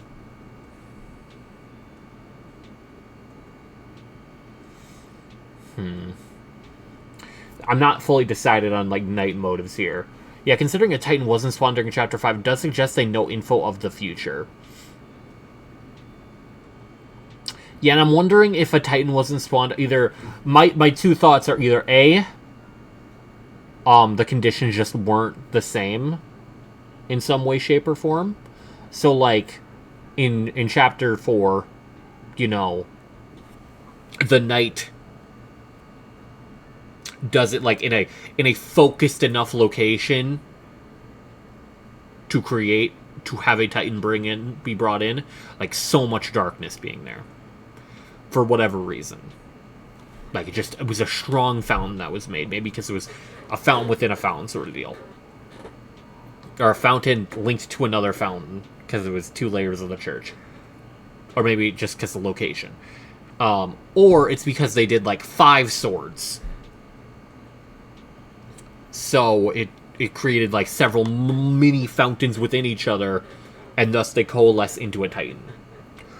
Or it's timing based. So regardless of what the method, if you make a fountain within a fountain, you get a Titan. But in the case of Chapter 5, the Knight, like, perfectly timed it as a fountain was closing, so it technically created a new fountain rather than a fountain within a fountain. Either way, it has the knowledge to make what it wants occur. And maybe that points to Chris being a part of it, because it sees, oh, we were able to beat the Titan. Oh, it bought us this much. It bought the Knight this much time to get away, sort of deal. Maybe. And then here, you know, maybe we shouldn't make a Titan here, because that would be bad.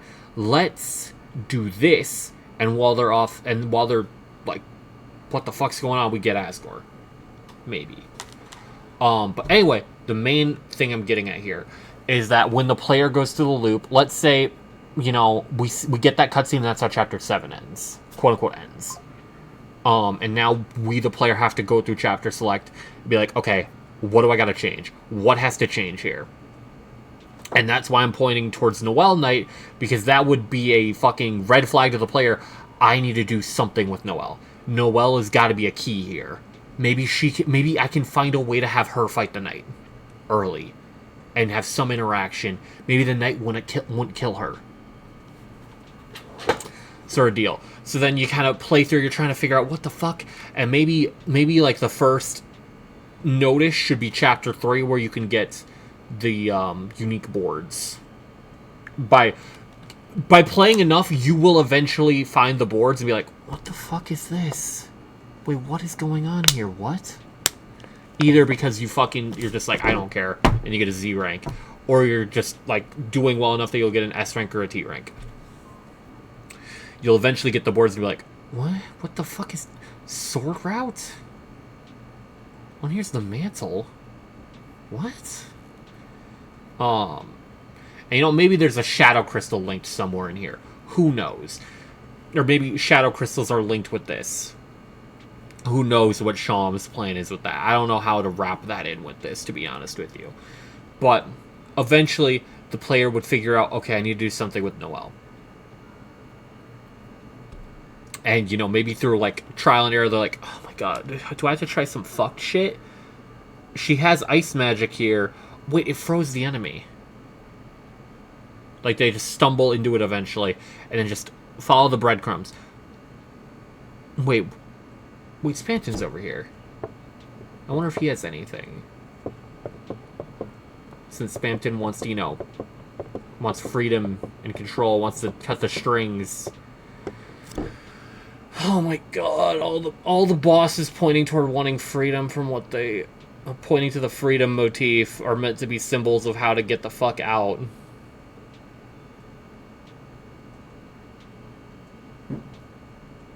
In some form or fashion. Or being very important to the sake of the loop. Like Gerson being Noelle's basis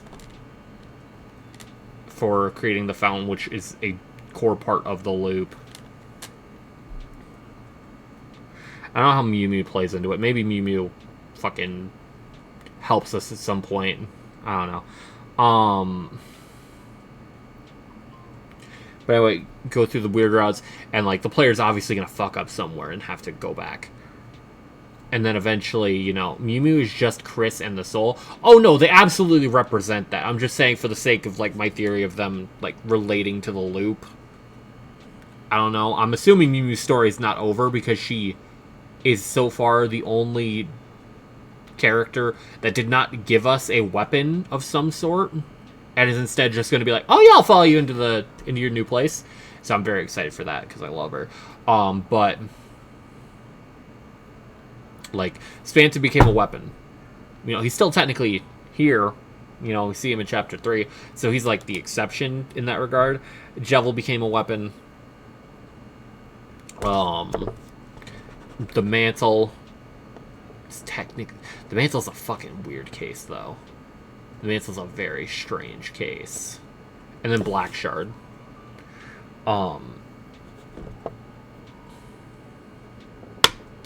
then Gerson can't physically exist, but he gives the Justice Axe to Susie.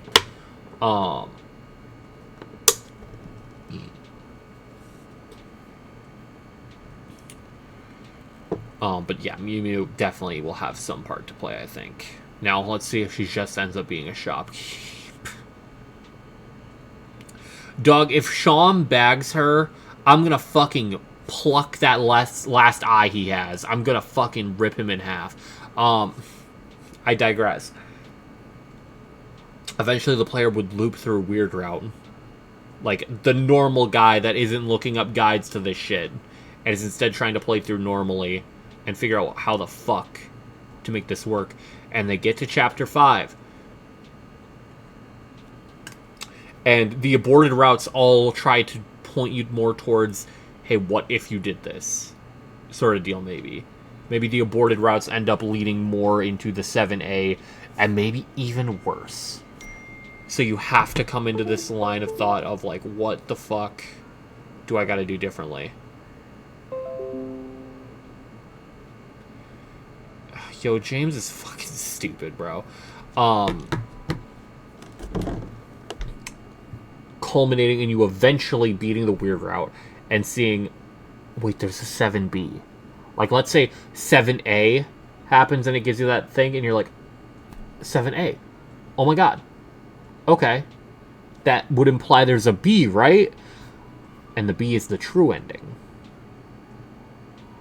Thus, and this is also predicated on the fact that Toby Fox has multiple times said, there's only one ending, but, like, it's always, like, cheeky, like, there's something weird about that, because there is. The idea being there's only one real ending. But I think, the final conclusion to be ended up made by the player is that the player cannot interfere here.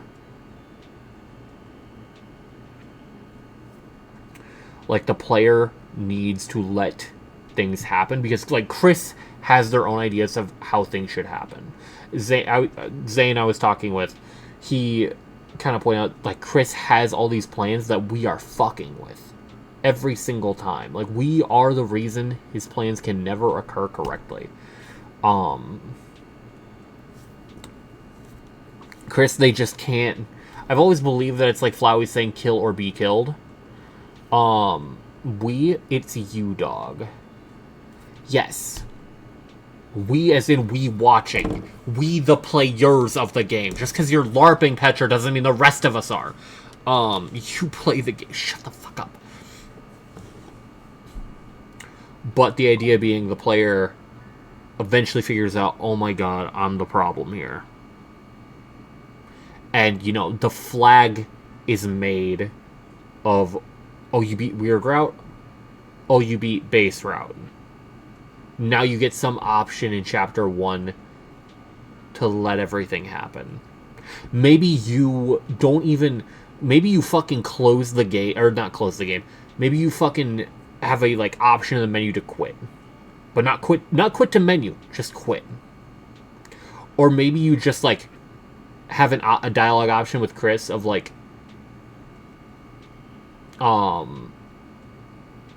some dialogue option that just lets Chris do everything. And the entire true ending is a fucking cutscene of what would essentially be this whole path being subverted into 7B, where we're actually able to save everyone. We. As in, you know, the actual people of the story, not the player.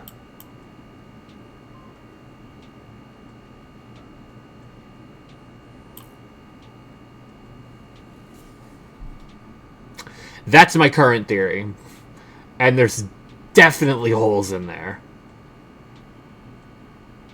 Definitely, like, a lot of holes in there. But anyway, I'm still in James's account. Fuck. Oh, man. I don't know if you have any thoughts on that, Maiden, or not.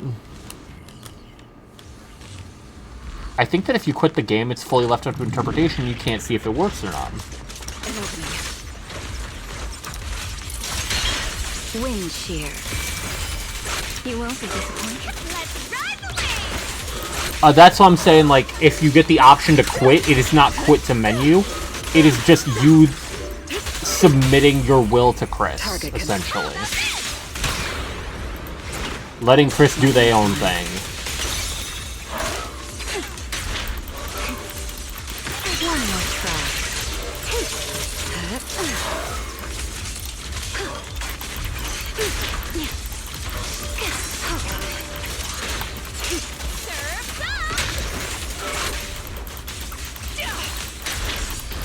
A gap.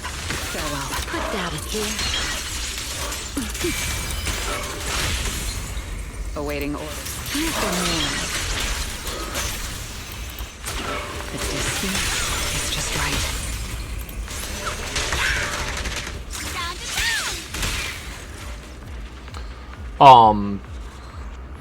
Like, you don't literally quit out of the game, the idea being you, the player, stop. You just stop. You are forfeiting input to Chris. Fully. So now, instead of... And I think the way I say it like that is because Chris clearly has something going on. Now, I'm not sure if it's either A, because of our soul being implanted here, that Chris's soul is suppressed. So that's why they fucking hobble around if we're not in them. So I don't know whether that would be we still help them. We're still, like, the soul within them so that they can still do what they need to do. But we are forfeiting the autonomy to them, which, you know, it's their body to begin with anyway. And maybe that's how Mew Mew fits in, because she should be the last Shadow Crystal boss, theoretically.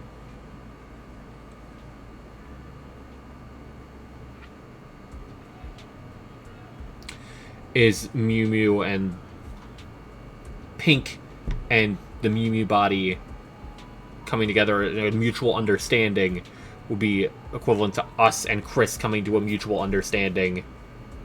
Maybe that's how you link every Shadow Crystal boss to the loop. And we just let Chris do their thing. Again, I don't know how that connects to the Shadow Crystals, unless maybe the Shadow Crystals give us some glimpse. Maybe the Shadow Crystals are a third trigger. Like, without that trigger, we can't get to 7B. Maybe there's 3 triggers of Base Route, Shadow Crystals, and Weird Route.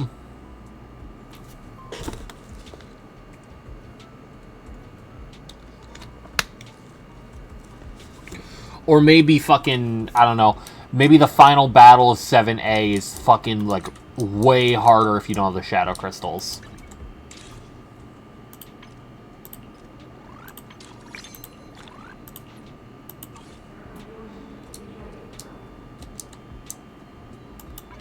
Damn, I just got full ass shot, damn.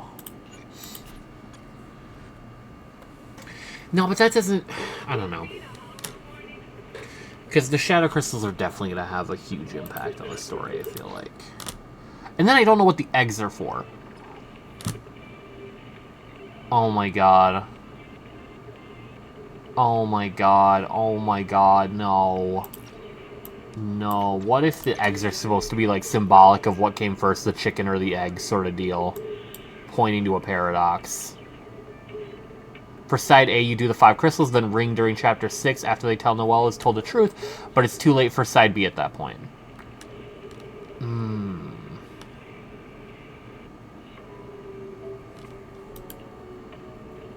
Then ring during chapter 6.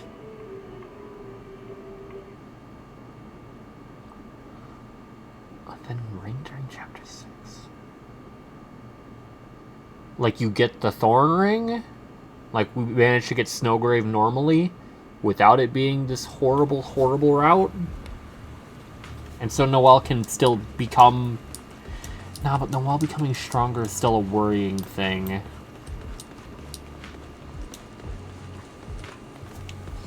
No, wait.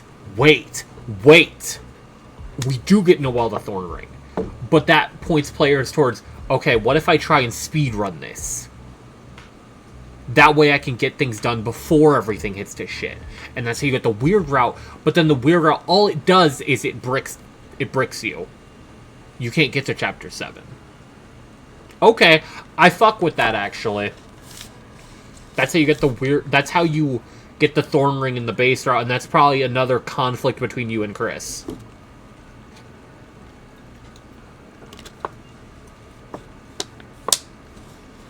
And maybe the base route, you know, you're more pointed towards, what the fuck is Chris's deal? What is Chris doing? Sort of thing. And maybe, like, when chapter 6 comes out, if you load a Weird Route save, we just get a bunch of cutscenes being like Carol kind of like mourning Chris and being like, we couldn't find Des. Like, so you get some stuff pointed towards, you know, this side of this conflict was not actually an antagonistic force. They were trying to do the right thing here. It's just very secretive, very conspiracy-esque. The same way, like, kind of Asgore was getting all these conspiracy ideas based on the Dark Fountains. It's just a whole conglomeration of people that don't have enough information, so they end up turning on each other sort of deal.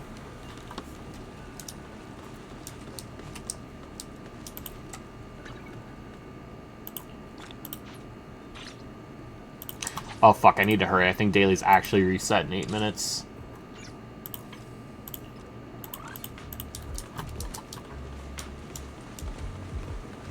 Thank God Zenless dailies are quick.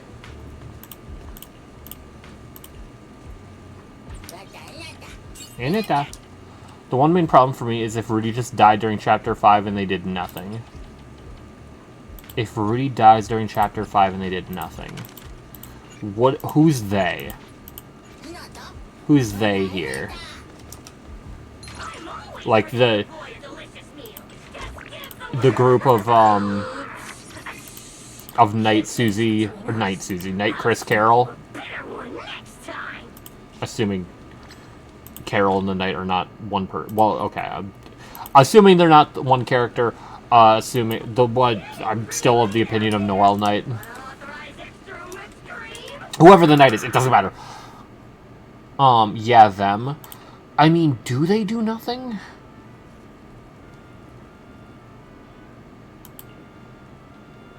Hang tight. It'll be ready in a jiffy. Because Chris does not know that.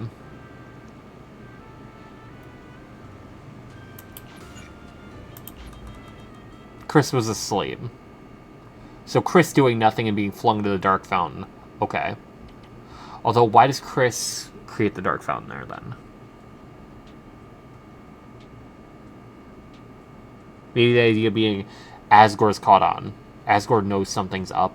Asgore was the police chief. We might get thrown in jail, sort of deal. But that doesn't really make sense either because he's friends with them. He's close friends with the Holidays. I don't think you just throw them in jail. That's something that could easily be explained.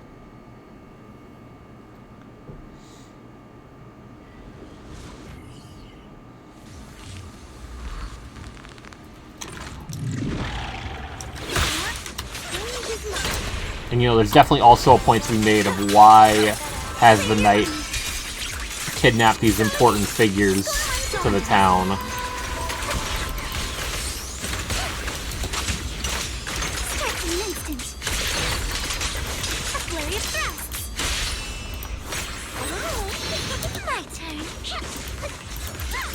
Oh, there's a random fucking guy over here.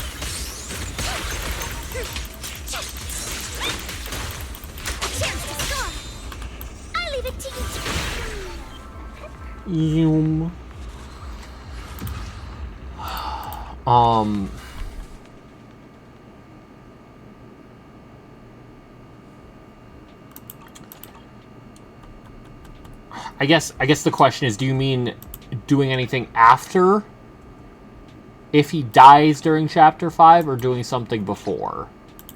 Because I fully agree he should not have been up. Like, he should have stayed in the hospital.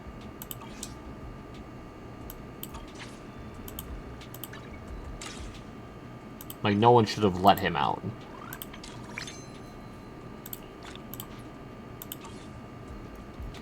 The only thing I can think of is if Carol is an antagonist here, and she's willing to sacrifice her husband in order maybe to set off Amalgam Knight Noel. Because I don't know if she's a good person. But this is like really fucking dark, like, possibility of Carol's character here. Of she is fine with Rudy dying if it means, like, the Noel Knight does something drastic. The thing being nothing drastic in comparison to previous stuff happens at the end of Chapter 5. Like, there's no way they went, oh yeah, Flowery's got to be taken out. It was more so just Flowery happened to clash with the Knight. And then taking Asgore, it just seems in line with what they're doing. Whatever they're doing with the police department. Maybe they're trying to save them from said cataclysmic event and they're bringing them into the bunker. Or maybe they're trying to, you know, create some weird, like, red herring sort of deal. So that no one points at the mayor, you know? Something like that. I don't know. But what other reason would anyone have for letting Rudy? Maybe Carol knows Rudy's going to die anyway?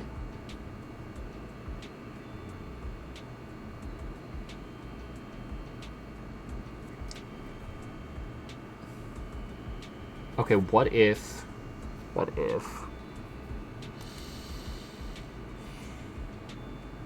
trying to think here. Because I was saying, what if,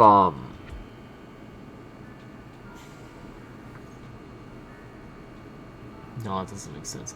I'm trying to think of how you make it make sense. Because I want to find some way to link Des and Rudy here. Like, it's 100% terminal while Des has had a chance to live longer. Like, it's 100% terminal while Des had a chance to live longer. See, the problem here is we don't know what Des's case is. I'd like to believe Des is barely alive at incident, and the Knight is created trying to preserve their life. But I could also see Des already died, and the Knight's just trying to maintain their memory.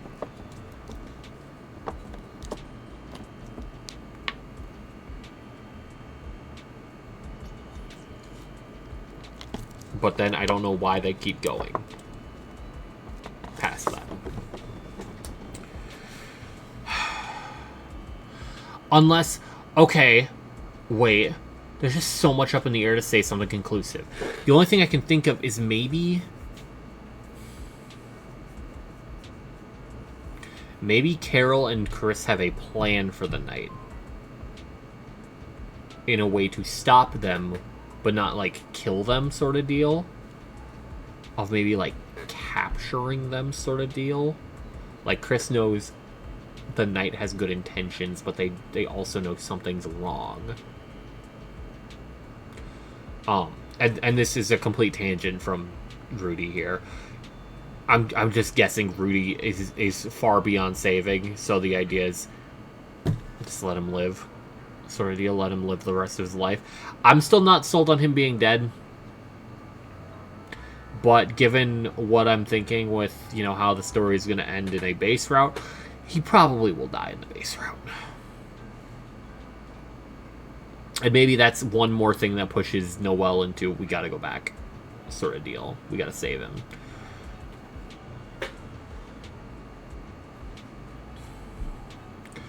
But, I don't know. There's so much to think about here that I don't know where to fucking start.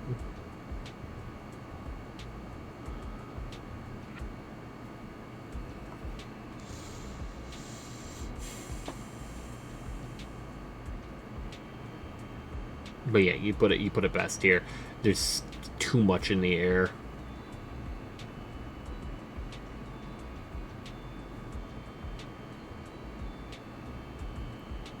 Because for all we know, next drop happens, and Weird Route just straight up picks up at Chapter 7. And now my idea is off the table. Although, genuinely, you want to know what my idea started with? My idea started with Weird Route being the loop. And that Noel and Chris glitched through. Because we were talking about, like, so for reference, I got told, oh, here's how you can skip Second Sanctuary.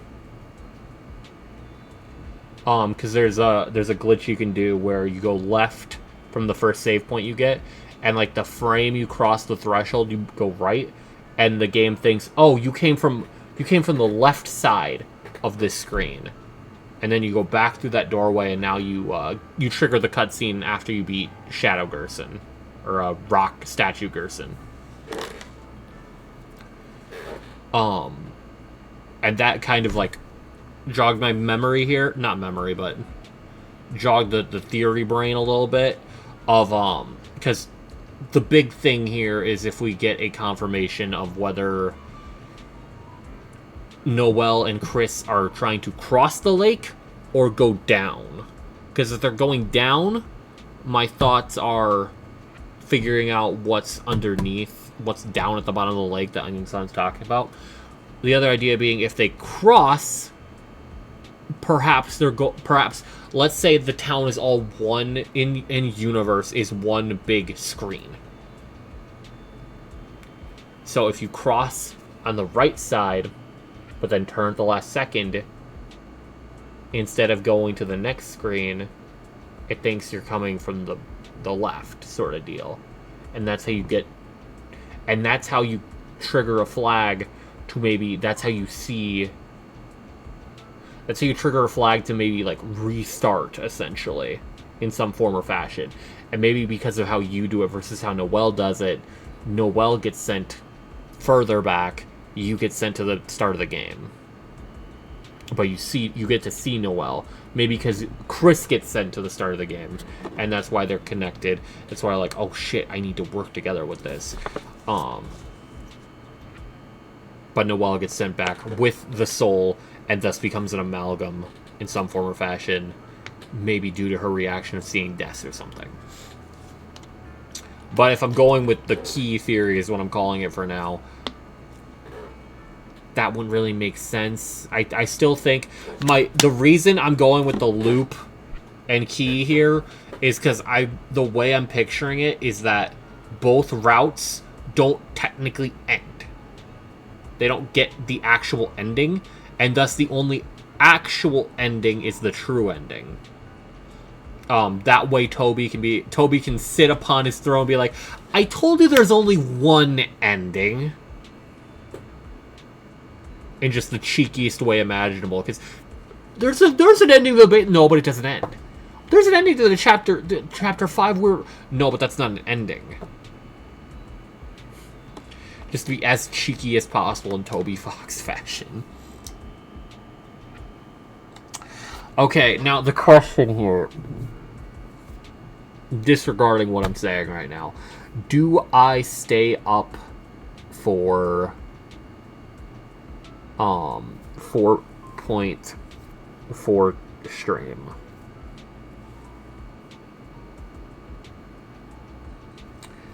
Cause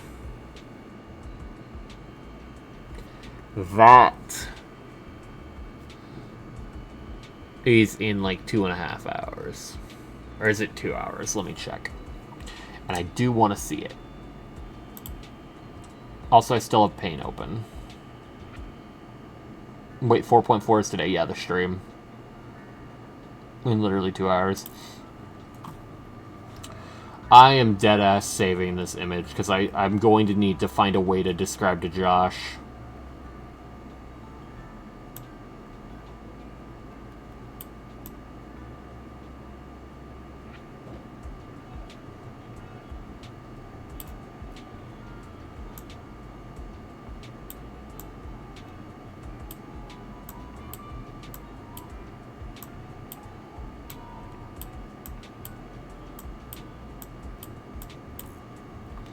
Can't wait for another... Is this Britain?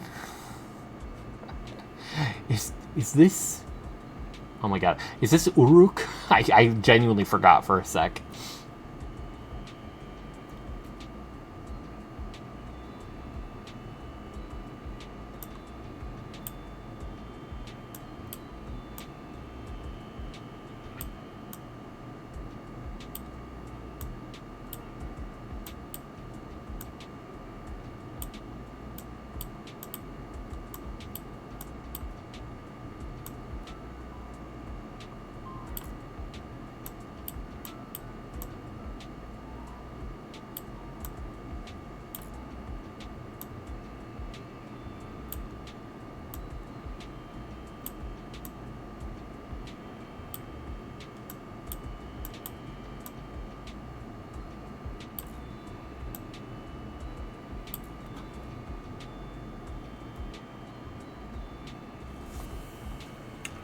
Oh, the other thing that I forgot. Half of the reason, not the full half the reason, but a big part of the reason why, on top of like this loop idea, is why I think Noelle is the knight, is just because if Noelle gains some idea of the game, and Noelle becomes like the strongest character sort of deal. Like let's say she becomes as like crazy as she does in Weird Route in base. Of just, I need something to change. Because all of her like horrible thoughts are still like present in base. It's just pushed down. We just brought it out of her in Weird Route. Maybe in base route, in some way, shape, or form, she keeps getting stronger, and eventually becomes aware of the game, and is like, we gotta loot. We gotta start over. And then, you know, becomes an amalgam, and doesn't necessarily maintain, like, all of the memories of it, but still maintains kind of the thought of, this is a game, I have full control over it. And that's why, you know, you have cutscene magic from the night, because they see the fun gang, they're like, you could beat me. Oh, but here's a cutscene. Here's a cutscene. Like, fully knowledgeable of the fact of, oh, this is a game format. In a cutscene, I win. In a cutscene, you can't win. In a cutscene, you have no control. It's all me. And maybe that's how we beat the knight in the base route. Is Noelle achieves that same level of power, sort of, or same level of, like, knowledge of the game, and is thus able to counteract it in some form. Maybe she's also able to, do something. Oh, you're in a fight? I can Snowgrave. Maybe that's how it is. Maybe that's how it ends for the night.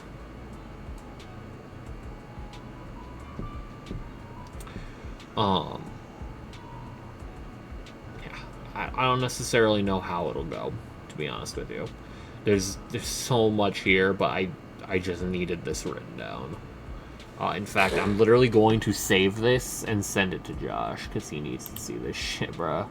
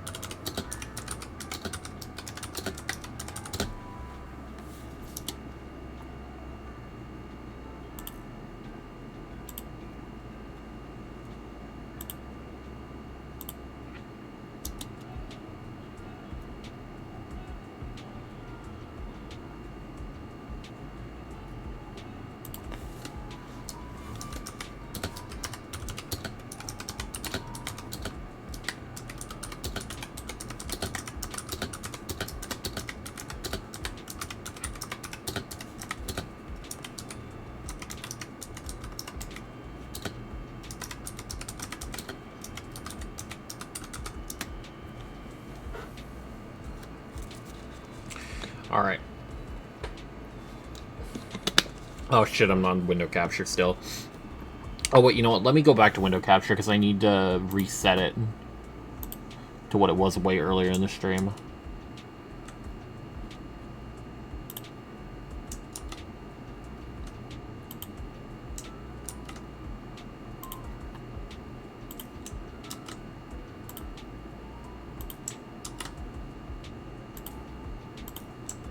Base.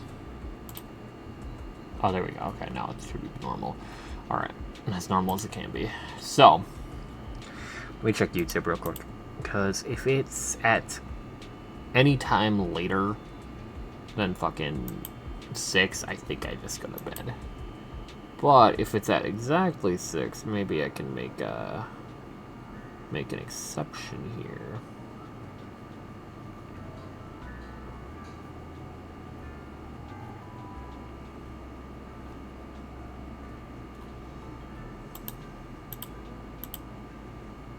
There's also a Norma trailer, so there's that too.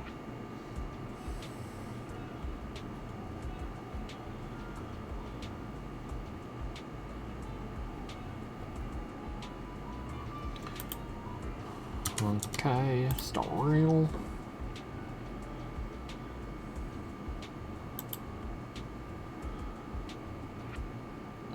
It's 6:20. It is 6:30. Fuck.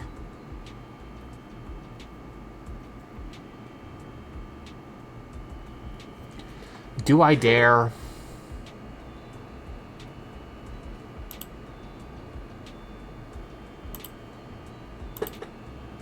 Fuck, do I dare? So, I technically don't have stuff going on tomorrow, but I do. It's weird. Because I don't have, like, work or anything, but I'm going to, like, a little party. See my cousins while they're in town.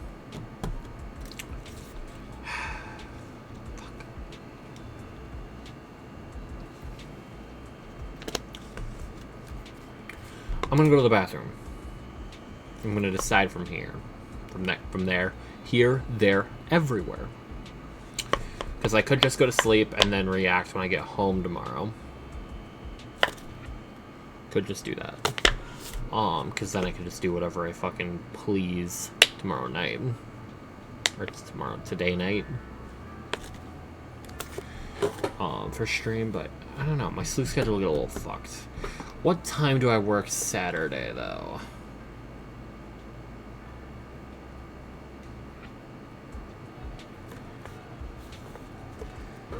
Oh, I don't work till 4. Oh, right, it's 4th of July. Fuck. I already forgot about that. Oh, God. I already forgot about that. Bless you, thank you. I got the nasty sneeze and the nasty shivers. Yeah, I don't work till 4 on Saturday. God, I work on 4th of July. Fuck. So my sleep schedule being fucked shouldn't be too bad. Because I can just kind of sleep in a bit Saturday morning. Even if I can't sleep in much today. But yeah, I'm gonna go upstairs. Go to the bathroom. Get a water on the way back, probably. And decide whether or not I'm just gonna go to bed. So I'll be right back.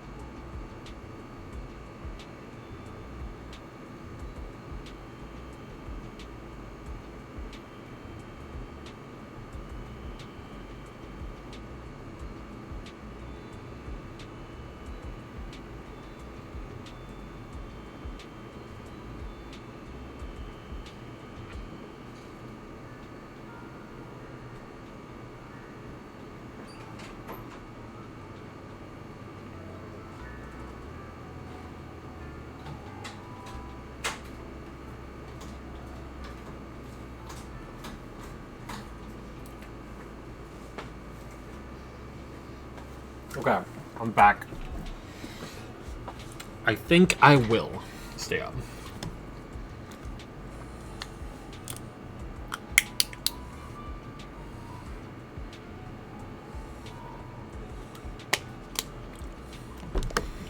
You know what I will do?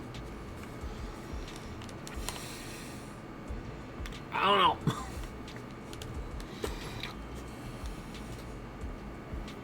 Should I spite Petra and play Slay the Spire too? Actually, you know what? Let me watch. There's a Norma trailer that dropped. Welcome to the Bangbu Wonderland. Uh-oh. The processor's default frequency is way too low. It is Sunbringer's too gentle. Let me just override the parameters real quick. I'll boost your power unit by another 100 horsepower. Slow ones don't last long around here.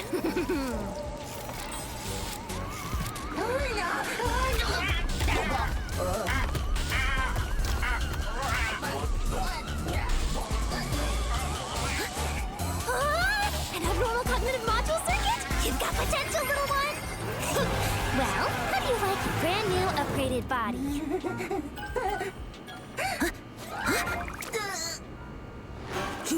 Found ya.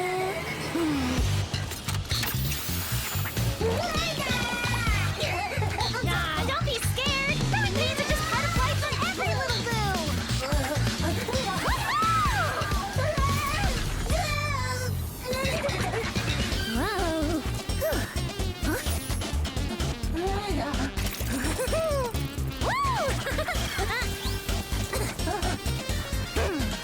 So lively! Wakey, wakey! Don't miss out on your favorite party time! Guess I'll use you guys for the performance test! What in the hell?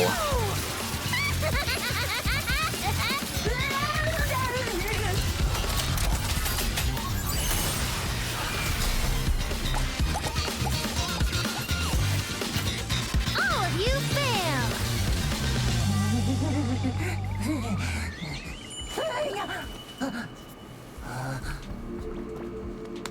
Norma, what brings you here? Roxy, let me have a look at Eos. Pretty please.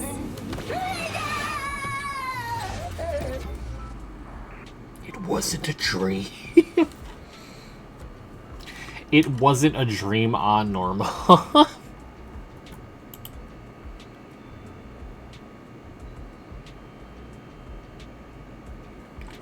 Oh, you know what? Fuck it. I'm gonna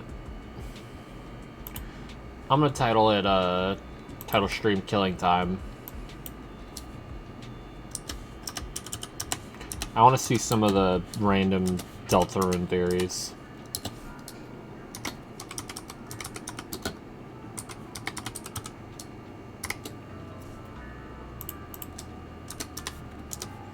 I'm just gonna react for a little bit.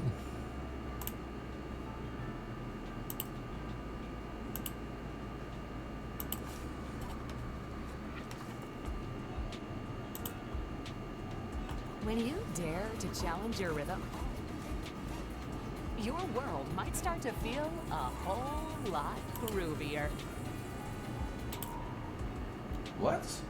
What if I told you that in Chapter 5 there are 2 different weird routes? Hi. Okay. I'm Eddie C, and welcome back to another Deltarune Theory video. That, you know what, that's actually fair because the Chapter 5 aborted route doesn't have like a cancel jingle. It's just straight up, oh no, it's still going. Today I'm going to be talking about the weird route, or should I say weird routes? In Chapter 5 there is a ton of evidence to suggest that we are starting a new route in it. Originally, we had the normal pacifist run, and then we had the weird route. I'm sure if you're here, you already know what the weird route's about, but just in case... The weird route is started in Chapter 2, where you use Noelle when she's in your party to actually kill all Darkners available to you. This leads to Spamton giving us a Thorn Ring, allowing us to cast a spell called Snowgrave on Birdly, effectively taking him out for the chapter and the foreseeable future. From here, the chapter deviates a ton from an original run. The final boss is Spamton Neo, but only with Chris. Chapter 3 is the same as it was apart from a few dialogue changes. And then in chapter 4, we have a big sequence where we force Chris to put the thorn ring on Noelle, which is theorized to create a separate soul to start forming within Noelle, hence the tiny red pixel floating about. And here we are in chapter 5, where the Weird Route changes the chapter story entirely. In the chapter 5 Weird Route, we wake up tutorial worried about Chris, we meet up with Susie and get ice cream from Sans. We then find Noelle at the beach. She talks about her feelings of being trapped, and that with Chris, they can break free and do anything. I can do anything! We proceed our way into the lake, and as you proceed, until the screen whites out, where a screen comes up saying Insert Chapter 7, Side B. And that's it for the Weird Route so far. Or is it? You see, there's another ending you can get through the Weird Route, where if you stop pressing proceed when Chris and Noelle start sinking into the water, we are teleported back to the beach. Time seems to revert and we see flashes of the normal run where a Suzelle scene is supposed to happen, with a Weird Route Noelle saying nothing changed, seemingly disappointed. Susie finds Chris sleeping on a bench, and end up having to pick them up as they keep falling to the ground. The chapter then goes on as normal, with a lot of different dialogue changes. This is where I believe Deltarune branches off into its third route. The aborted route. You see, previously in the Weird Route when it was in its early days, there were many opportunities to actually abort this route, and change the save to continue as a normal run. If you don't kill every enemy in chapter 2, you can get a thorn ring, aborting the route. If you don't reply with "we're something else" to the Edison while trying to get the freeze ring, it'll abort the route. If you don't use Snowgrave on Birdly, it will abort the route. And the biggest opportunity to abort the route comes in chapter 4 in Noelle's bedroom. If you tell Noelle it was in fact a dream, it will abort. If you don't proceed, it will abort the Weird Route. The big thing to note with all these abortions is that when you abort the route, this sound is played. Yeah, the sound Whereas effect. if you choose the option to continue the route, this sound plays. Now, think back to chapter 5 when you abort the route. Did you hear the abort sound at all? No. In fact, it doesn't matter if you tell Noelle to stop or proceed. The Pro Weird Route sound will still play for both options. The abort route sound isn't heard at all. So, let's just stop and have a little think. If we do go for this side C ending, it still means that Noelle could possibly have a soul growing inside of her, even if we are now on the seemingly normal route. Noelle in her dialogue in the Weird Route explains how she feels in Hometown. She feels stuck having to play the perfect student role with good grades, that she couldn't break free and do anything truly crazy as she's just Noelle. Chris showed her with Snowgrave who she could be, and they put the thorn ring on her in the light world, causing secondary soul to start growing. This means that as of chapter 4, we have gone too far in the Weird Route. What we have done has lasting effects. I can't believe Toby Fox made Gaster, made Kara, make me, make Chris do this! When we deny Noelle her escape, she's definitely pissed off. In the Weird Route time setback, we see Noelle and Susie. Noelle get the call from her mother to tell her that her father has fallen down. Also, quick note, I made this misconception a lot with this new chapter, but the wording here is important. Carol tells Noelle that Rudy has fallen down, which I assume to mean that he fell off the ladder, as we actually see a sprite of Rudy on the ground next to the ladder in the Weird Route. But in Deltarune and Undertale, having fallen down means that a monster has gone into a comatose state. Yeah, I think it's pass away. Anyway, definitely meant to be interpreted either way. She couldn't change anything about her life. And who's to say she'll forgive Chris? After all, from her perspective, they are the one that showed them these endless possibilities. Forcing her to put Birdly in a coma, she believed that joining Chris on whatever the hell they were doing would create a happier life for her. But now Chris is just completely 180'd on her, telling her to stop and no longer saying proceed. Pepsi Max is so good. This highly suggests that in Side C, or the so-called aborted route, Noelle will now have a grudge against Chris, and will even continue to try and break free from Hometown, becoming something more than Noelle. Also, at the end of chapter 5, we are planning for Noelle to actually be welcomed into the Dark Worlds, proving them to be real to her. Noelle will realize Chris lied about the whole "it was a dream" thing, and that Snowgrave was completely real. Chris, again, from her perspective, I know we made Chris do it. Chris made her essentially kill Birdly, or at least attempt to, and then went on to lie about it. Yeah, I'd be pissed too. I wouldn't go as far as to say that Noelle will have a full villain arc turning against Chris and the Fun Gang in Side C, but she will most likely distance herself from them all. Even Susie, who too lied to her about the Dark Worlds, which means the aborted route could lead to an ending where Suzelle isn't actually canon. When we get onto the Side C route, if you progress through the game and talk to Susie while we're chilling by this water pool bit, we get some unique dialogue. Susie explains that she thought Chris and Noelle were a couple before she knew them, and she is frustrated at how Noelle had to talk to Chris alone earlier in the Weird Route. Susie wants to know what's going on with them, but then she drops a bombshell. why was your hair all wet? This fully confirms that Chris and Noelle did in fact go in the water and began to drown, but somehow made it back to the original place and time where Chris was sleeping on the bench and then the Suzelle scene happened. How would that have happened if we just went in the water? It's weird. Wait, this route needs a name. Let's use Weird Route. Yeah, that's already been taken, buddy. Wanna know what's not taken? Your spot in the Eddie C community. Come on, join us. Subscribe to Eddie C. I wanna be a big shot! In the Suzelle scene, we see the aborted route that is exactly the same as a normal run. Noelle starts acting completely normal again just like that, but it's clear she still feels affected by the Weird Route, but her actions with Susie on the Weird Route suggest that she still acts a bit loopy. As Susie describes it on the Ferris wheel, Noelle just rests her head on Susie, being entirely calm, which is a sharp contrast to the normal route, where Noelle is nervous as she is on this first date thing. Also, on this new route, in the power menu, Chris is still called Shattered Rose, which is a Weird Route exclusive, suggesting that we are still on the Weird Route, further suggesting the third route theory. I found a good diagram on Twitter by Noob Brownies that perfectly explains this third route theory. There's the Prophecy route, side A, that goes through each chapter normally. Ooh, okay. Let's see this. Prophecy route, side B, the Weird route, and the Aware route. Okay. Okay. I could kind of see it.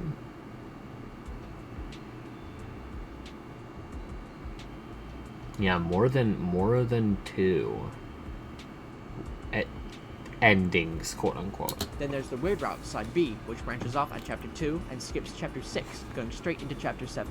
And finally, side C, which branches off side B's chapter 5, which goes through chapter 6 and 7. Okay, now we've looked at side C, let's look at side B. What exactly is side B? In the Code of Deltarune, side B is a new norm for dialogue and scenes that take place that are Weird Route exclusive. For example, if we play the Weird Route and get to Noelle's bedroom side B will play.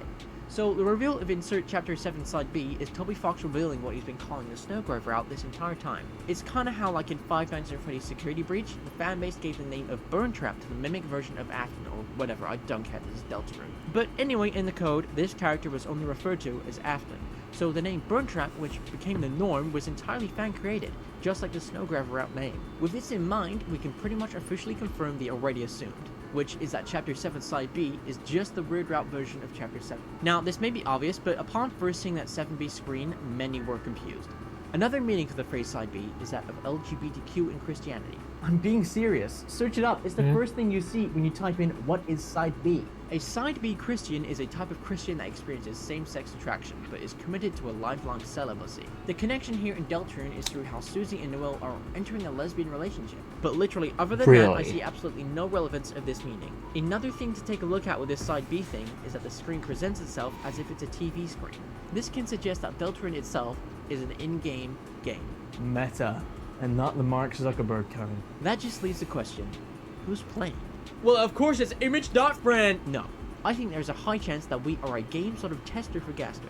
If we think back to the dialogue we get from Gaster, he acknowledges how we can have multiple goes at fights if we die, and it even applauds us when we reach the halfway mark, suggesting he knows the amount of chapters there's going to be, and he is very pleased about the progress through the game we are making. Before each chapter's release, Gaster comes onto the Deltarune Twitter account to establish a connection, to hype up the game. This is a sort of loose theory as we just know too little at this point to form proper conclusions about how Gaster is presenting this game to us. Seeing that he communicates needing a so-called connection, did Gaster just send Deltarune.zip to our bloody email or what? It will be very interesting to see how this plot turns out in the future, but just know that right now I am making the connection that we are playing a metagame for Gaster. Now, there's always the interpretation of that we fully aborted the Weird Route here in Chapter 5, just without the sound. What if the in-game player's goal is to break the game, to get a different ending, as we are so harshly promised only one ending to Deltarune?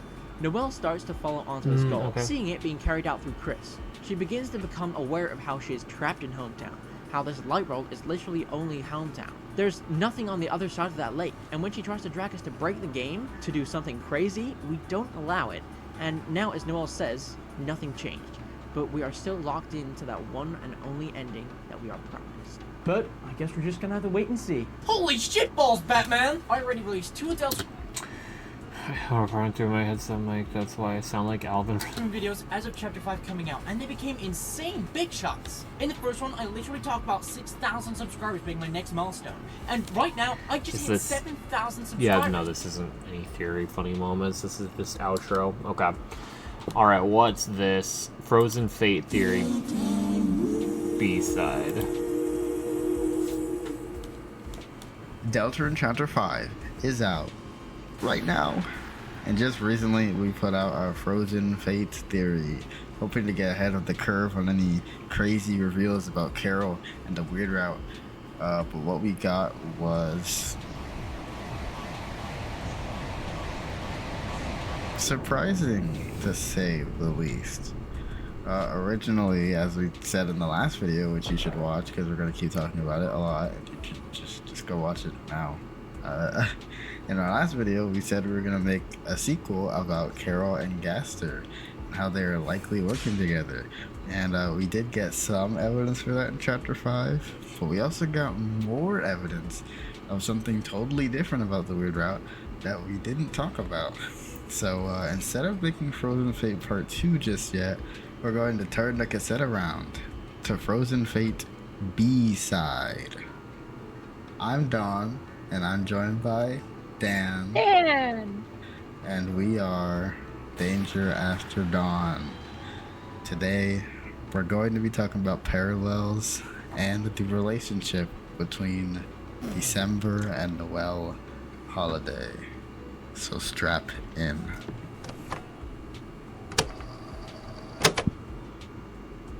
Chapter 5's Weird Route was shockingly short. At least the parts of the route that doesn't involve going off path for access to the Twisted Sword Ride later on. This Weird Route involves frankly completely broken Noelle. She becomes unhappy with her simple, boring life.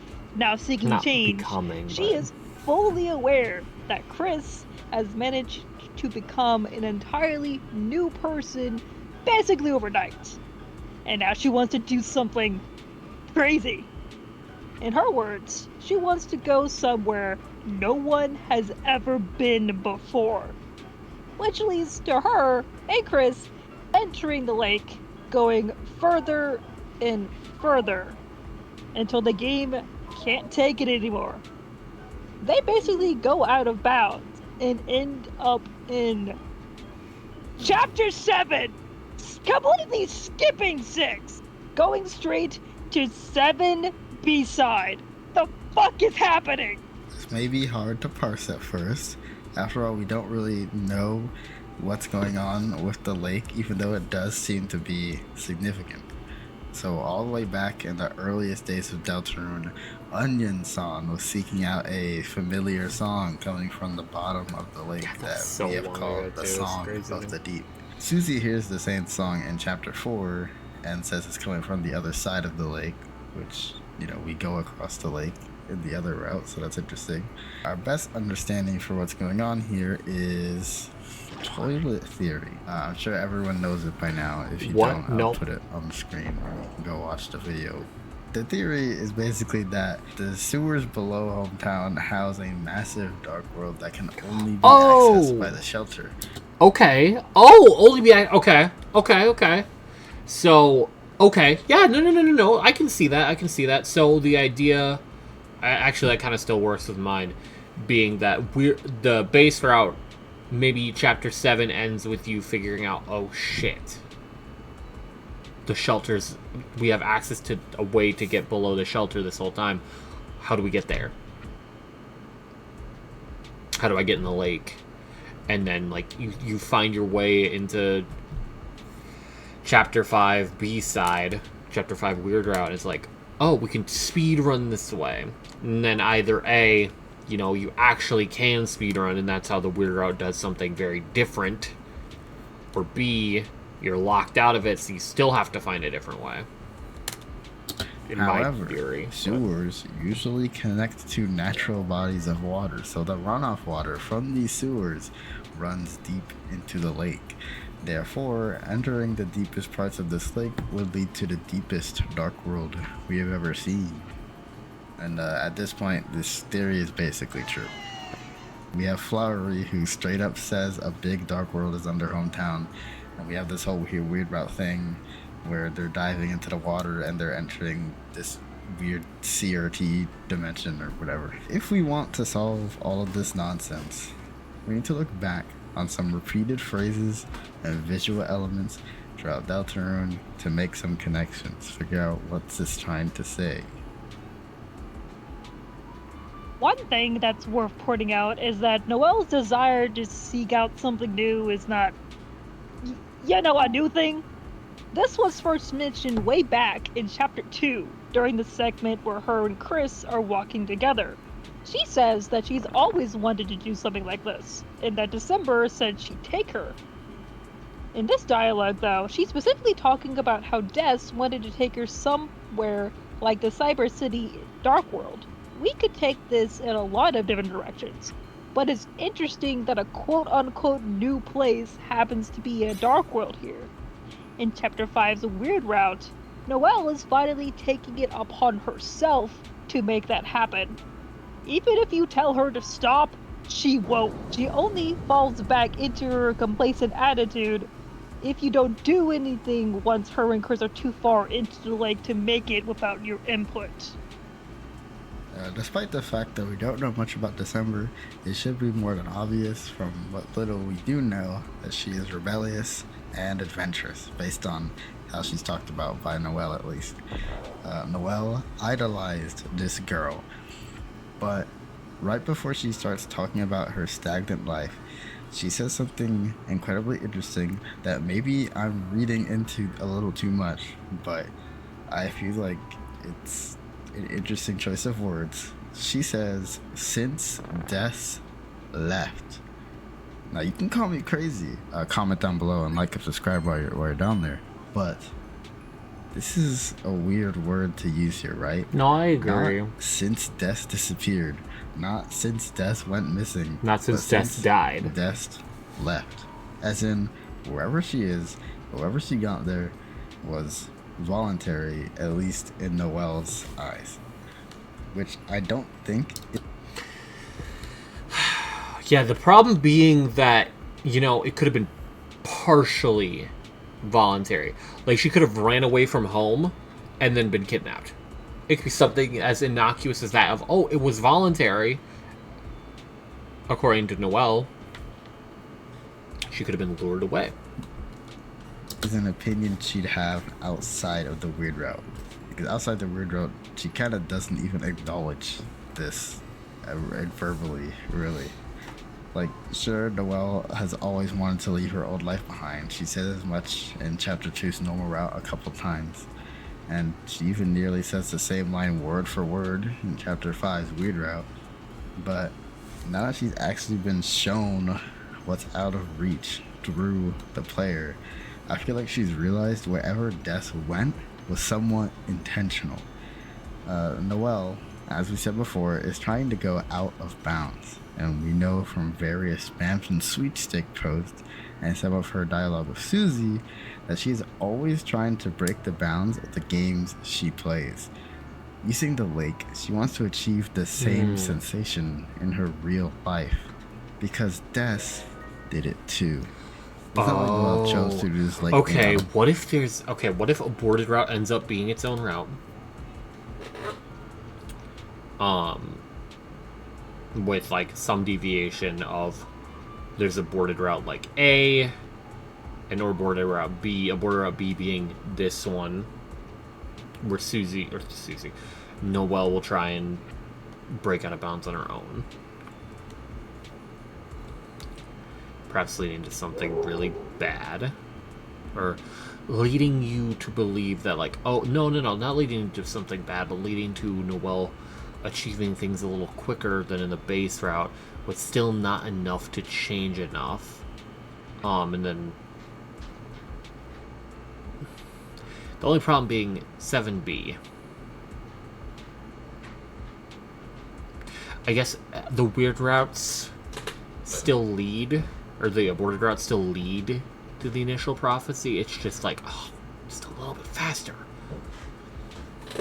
Leading to Weird Route being the speedrun route. When she says her and the others as kids always wanted to see what was out there.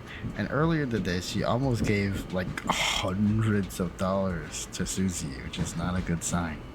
Likely because she knew she wasn't coming back after her meeting with Chris.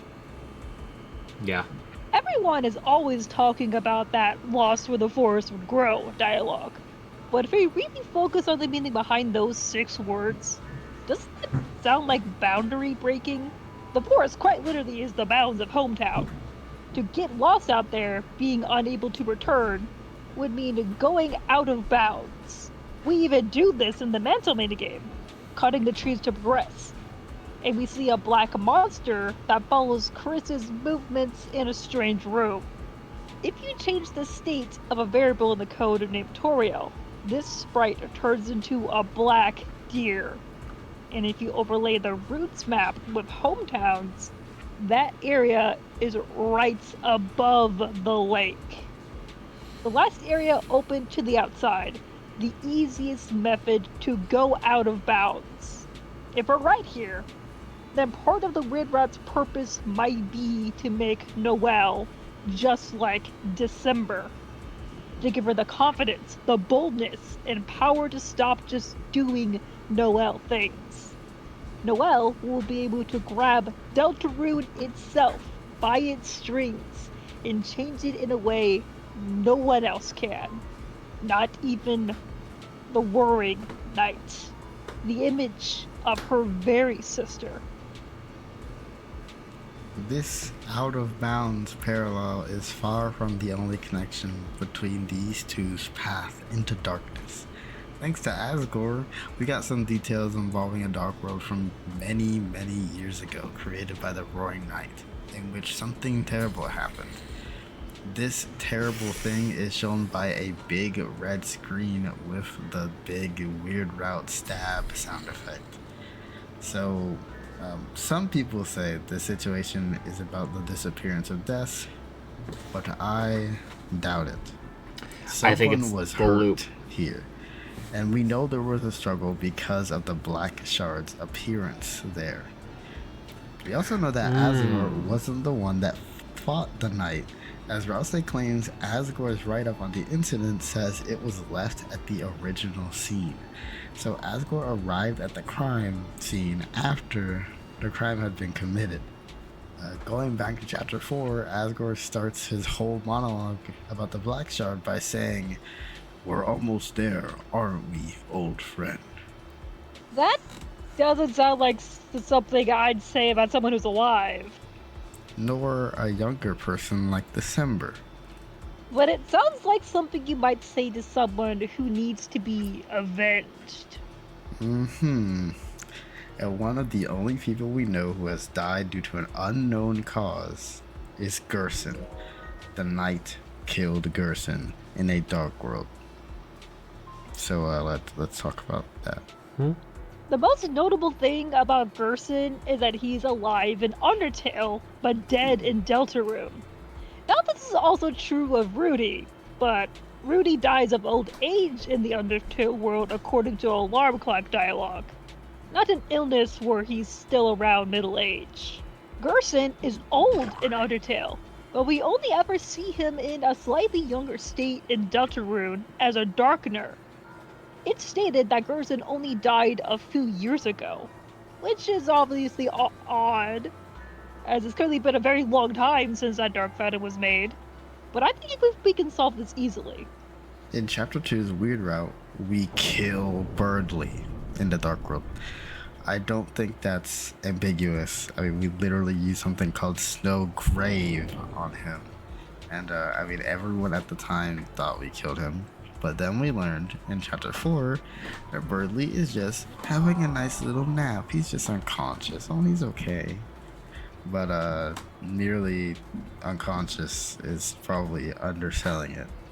I highly doubt Berdly's actually going to recover from what happened, because how did the doctors even treat a snow grave? How do you do that? If we think back to the Gerson situation, we can kind of use this to paint a clearer picture. Asgore says that though he blamed himself, no one blamed him for what happened. If people inexplicably saw Asgore with Gerson's dead body, I think they probably would hate him and be angry, but no one's mad at him, really. At worst, he was suspiciously fired for failing to properly handle a sensitive situation that honestly probably only evil-ass Carol understands, because she probably doesn't want Asgore digging into Dark Worlds by entering them and messing up whatever garbage she's up to. So Gerson was probably only injured to everyone else, and despite it being a fatal attack in the Dark World, it probably just looked like he was unconscious, like Berdly. And then after some time passed, he ended up passing away. And after all that time, Asgore's still digging in to solve this case. And I think this works as a pretty solid parallel to, Berdly. Both Noelle and Des, as the Knight, take down a Lightner as part of their descent into true darkness. Honestly, maybe it wasn't even the Knight. It could have just, Asgore never saw them. It could have just been Des just living in darkness, a lot like Susie is doing right now. But let's not go that far. That's a whole, we don't got enough stuff for that.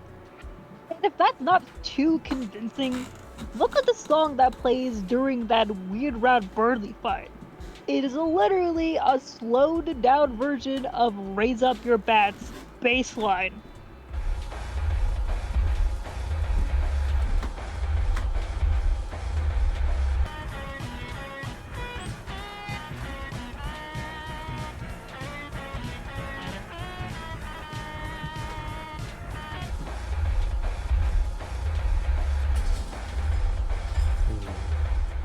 On top of that, it's called D.OGG.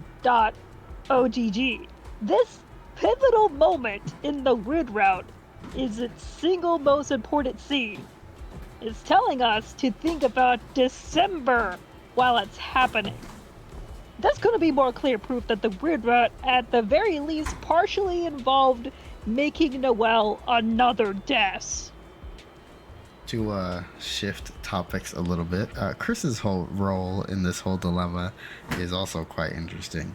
It's strongly implied that a young Chris was around for that Asgore's bad day. We can tell based on Asgore's choice of words, as well as Asgore already knowing that Chris is necessary to seal the Fountains. And Chris also has some pretty curious bodily issues in Chapter 5. It's obvious that Chris is much weaker without their soul, but at the start of Chapter 5, we literally see their skin graying as they struggle to get inside and shove their soul back in their body. So, I think Chris is I think it's kind of obvious Chris was dying, but in case you were wondering, yes, Chris cannot live without the soul. That is not ambiguous. So, Chris is definitely necessary for the Weird Route. And we said that as much in our original Frozen Fate video. And Chris straight up drowns in Chapter 5. So, if we're going with this whole Noelle and Des parallel thing, Chris probably died during whatever happened to Des too, right? I mean, explain a lot. Why it's been implied they had a soul that didn't involve us prior to this, and why they've seemingly been practicing soul ripping with pillows as a child.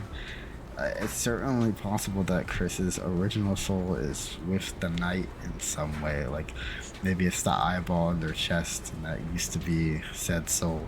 It's hard to say, and it's harder to say what Noelle will do that's so different from December, and maybe it's our involvement that is the key to giving her unlimited power as opposed to getting her lost, like Des. But that's, we don't have enough for that.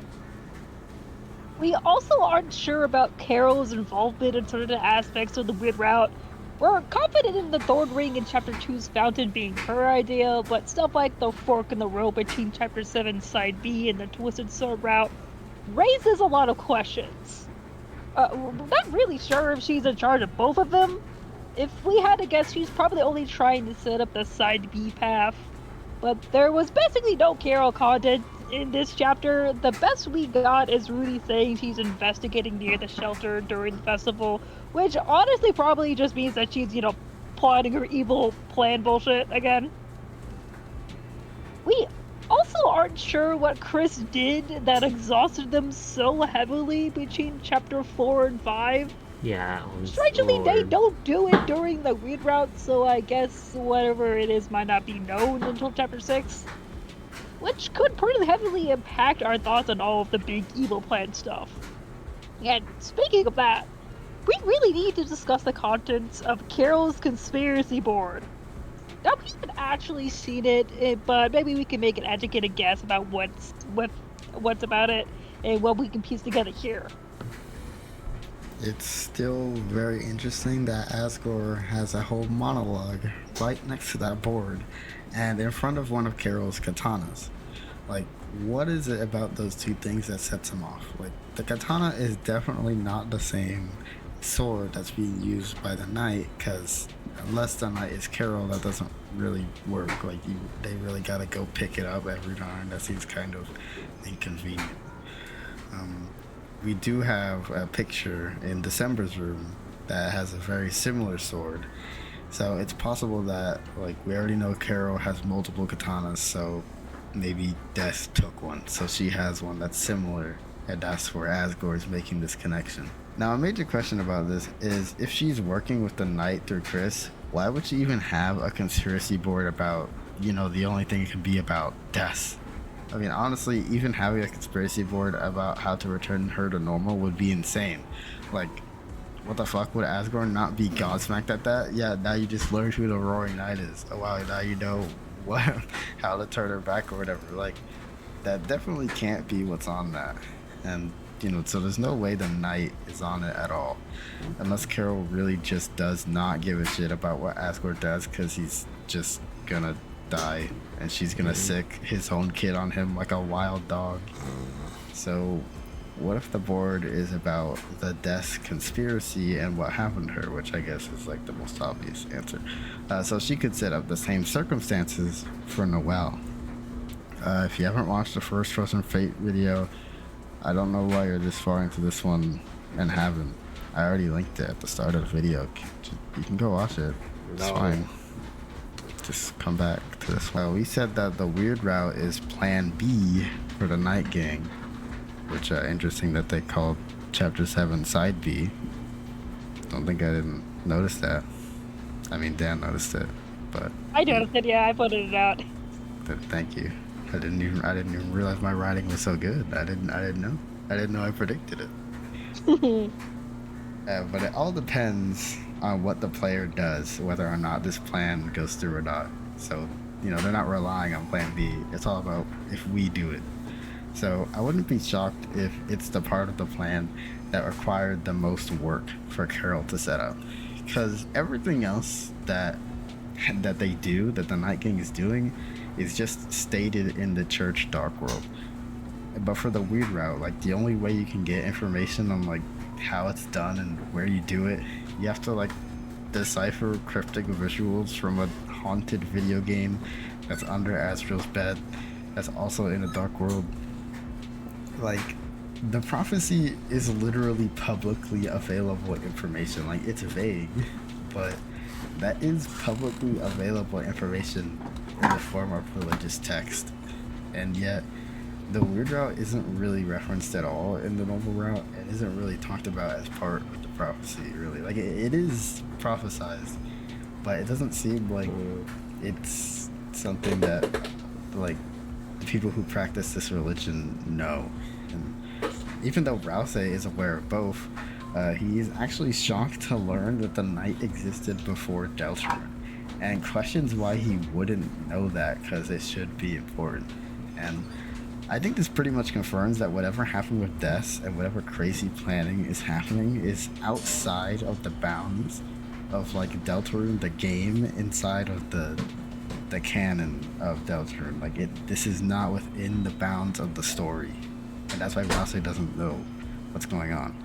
So while it's a bit of a leap, I honestly think that considering the nuances of the crumbs of information we've gotten, the board being comprised of weird route planning is honestly a pretty good answer. So, just some food for thought.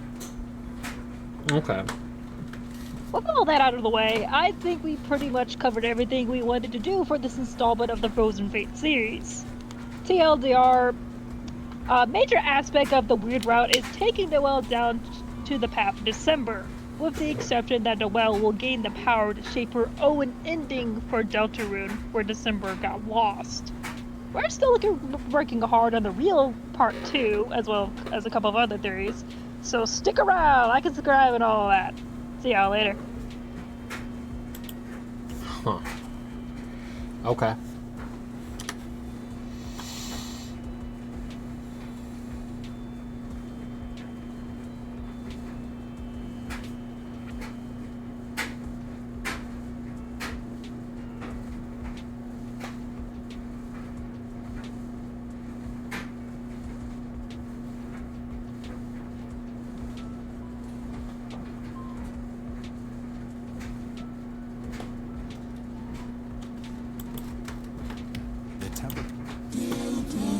No, stop, it's so loud.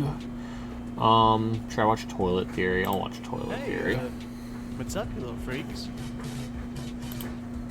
I'm back again with another unscripted ramble type video, because recently I have been thinking about the depths. More specifically, I've been thinking that this fandom has been hard overthinking the depths for a really long time. I think that this collective idea of the depths that we've had since the Chapter 2 era of theorizing is a little outdated. So today I want to talk to you about why I think the depths as we imagine them are not real, and at the same time offer an alternate explanation to the depths that will make you really angry at me. It's gonna be a controversial one today. It's gonna get silly. You're gonna think I've lost my mind. But I am telling you right now, this is not goddamn clickbait. I need you to trust me when I say that I sincerely believe the depths lie in the toilets of Hometown. I get it. I know it sounds ridiculous, but just trust in your chef and let him cook. You clicked on the video that was called Toilet Theory. By doing so, you've accepted everything that will happen from now on. So let's get into it already. Before we start into the theory proper, I figure I should probably explain exactly what the depths are in case anyone's not familiar. On the last video, I got a lot of comments asking me to explain the more brain-rotted terms I was using. So, basically, if you don't know what the depths are, the first thing that you should know is that this is a very speculative concept, very fan-centric. Basically, anything I say about the depths, you should imagine like a big asterisk next to what I'm saying, and then the words, "This could totally be fucking wrong." But ostensibly, the depths are the thing that you see when you boot up the game for the very first time. Your soul comes on screen and that background fades in. And Gaster starts talking to you, you know, he's like, "It's so wonderful to be connected to you in this way." And you're like, "All right, buddy, I just met you." And he's like, "Select the head that you prefer." And you're like, "All right, buddy, buy me dinner." The background to that sequence, the wavy blue hypnotic background, is the depths. And that is defined as the depths because of the image that's layered over itself to make that background. In the files of the game, that image is called image_depth, which may not seem all that significant at first, but there is one more reference to something called the depths in the game, and that is a quote from Jevil. You may not be familiar with this at first because you only see this line if you beat Jevil with violence, and you know, you may not have even beaten Jevil in the first place, so double whammy. But in the monologue he gives after you beat him with violence, he says, "The hand of the night is drifting forward. Soon the queen returns, and hell's roar bubbles from the depths." So there's just like a shit ton of foreshadowing in that line. It was all the way back in Chapter 1, and he's talking about the Knight's plan moving forward. He's talking about Queen coming in the next chapter, and he's talking about the roaring happening later on in the story. But the particular way he phrases it is hell's roar bubbles from the depths. And people read into this line because, you know, the information we have on the roaring is pretty sparse already, so anything we can get we'll take. So it seems like this line is implying that the roaring is bubbling up from some place called the depths.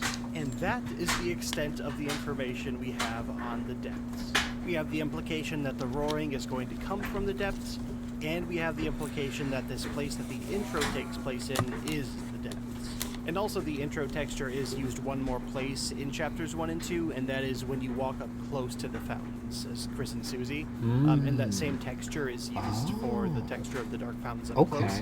Except it's like, it has like this Windows Movie Maker ass like rainbow filter over it. So not a lot of information, obviously, but us Deltarune fans, we theorize like there's no tomorrow, man. And one particularly interesting thing about that depths image is that someone discovered that it was actually a picture of the ocean. It was just like flipped upside down and recolored a bit, but it was a stock photo of the ocean. I actually before I made this video, I asked on Twitter if anyone knew who originally made the discovery so I could credit them, but I got 2 replies from 2 different people who both said that they discovered it independently and both gave me proof that they did so. So credit to both @LinerOswald and @DarkerCandy for discovering this at different times independently. But that was another layer on top of the whole depths mystery. The depths is like an ocean, apparently. At the very least, it really drives home the whole like darkness equals water kind of thing that Deltarune is going for. On top of the depths being water, there's also how darkness is literally like fountains in Deltarune. I think the Grand Fountain even gets called a geyser at one point. Shadow crystals are said to move like water in your hand. I think the Shadow Mantle is said to make shadows slip off of it like water. And of course the Hell's Roar bubbles from the depths, water bubbles. And there's the importance of ice in the Weird Route and how you can freeze darkners, but I think I'm getting off track here. So, the depths is like this ocean of swirling darkness where apparently the Gonnermaker sequence takes place. The intro would lead you to believe that maybe that's where Gaster is hanging out as well. And because of that, a lot of people started to associate the shelter with the depths. Both of them are Gaster coded, so maybe the depths are in the shelter, or maybe the shelter is at least a sort of gateway to the depths. And then, while we're at it, a lot of people decided, hey, maybe the voice and the code is in the depths too. Maybe that's where Des is lost. Not like there's a lot of proof there, but why not? Maybe the depths are like a dark world at the bottom of the lake in town, right? Because depths are sort of like, people describe the bottom of the ocean as like depths, and, the depths are like water, so maybe that's where they are, and maybe Des drowned, and maybe Onion is hearing the song from the sea from there. It just felt natural to a lot of people that the depths was just like this deep, dark place of the most pure, saturated darkness you could get, right? The so-called darker than dark. So maybe you could get to the depths by making a dark world within a dark world, by going deeper and deeper and darker until you get to this place of pure dark. And that's how you finally reach Gaster. Or maybe the depths are like this separate realm of pure darkness, right? This is where all the darkness is. And if you're making a dark fountain, you're tapping into it and letting out a little bit of darkness into where you are. Like sticking a needle into a water balloon. And then the roaring is like sticking too many needles into the water balloon and letting all the water out. Full credit goes to Brixbraxium for that theory, I believe. I'll put a link in the description. But regardless of where your opinions on the fantasy physics of it all lie, this is basically where the public opinion of it settled, on some variation of it being this sort of underlayer of darkness, on it being like this deep down dark layer of pure darkness. And to my knowledge, this vague understanding didn't really seem to get challenged all that much by the new chapters releasing. At least I haven't heard a lot of discussion about it. And of course I have to drop the disclaimer that I'm like an adult man with a life, and I'm not in tune with all the Deltarune discussion happening on the internet at all times. But I haven't seen much discussion of it personally. But there are a few pieces of evidence from the new chapters that seem to support this old way of thinking, like the prophecy panel from chapter 4 that reads, a world basked in purest light, beneath it grew eternal night. Like the eternal night growing beneath, like that's the fandom perception of the depths to a T, it feels like. The eternal night growing underneath the world. That's the depths. And then there's the scene where the knight makes a fountain inside the dark world. Like, obviously, we now know that it's not really a thing to make dark worlds inside dark worlds. If you do that, now we know it just summons a titan. But we can see now that with the tower that forms when you first summon a titan, the depth texture is inside that tower. And it's not like the rainbow depth texture that's on a regular dark fountain. It's closer to the normal depth texture. It almost feels like we're getting closer to the depths by making a dark fountain inside a dark fountain. So based on these few pieces of evidence, you could say that the previous understanding of the depths is fully supported by these new chapters. But in my opinion, you're fucking wrong, dude. Because look, I get it. In the chapter 1 and 2 times, that depth texture was used fucking sparingly.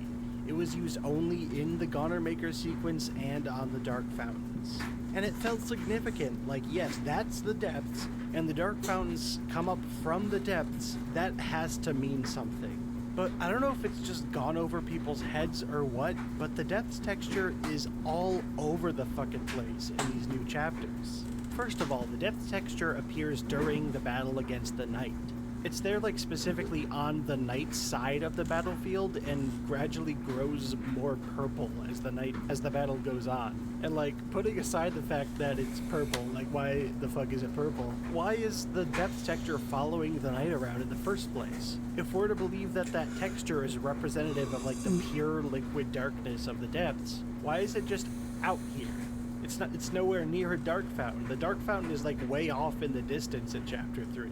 And then after the knight runs away and you walk toward the grand door, this area that the door is in, like on the outskirts of TV World, is also clouded by the depths texture, just completely away from any dark fountains. Then in chapter 4, all the prophecy panels are also like written in depths for some reason, in bright blue glowing depths. Not only does the tower have the depths inside it, but also when Susie and Chris jump inside the Titan has depths inside it as well.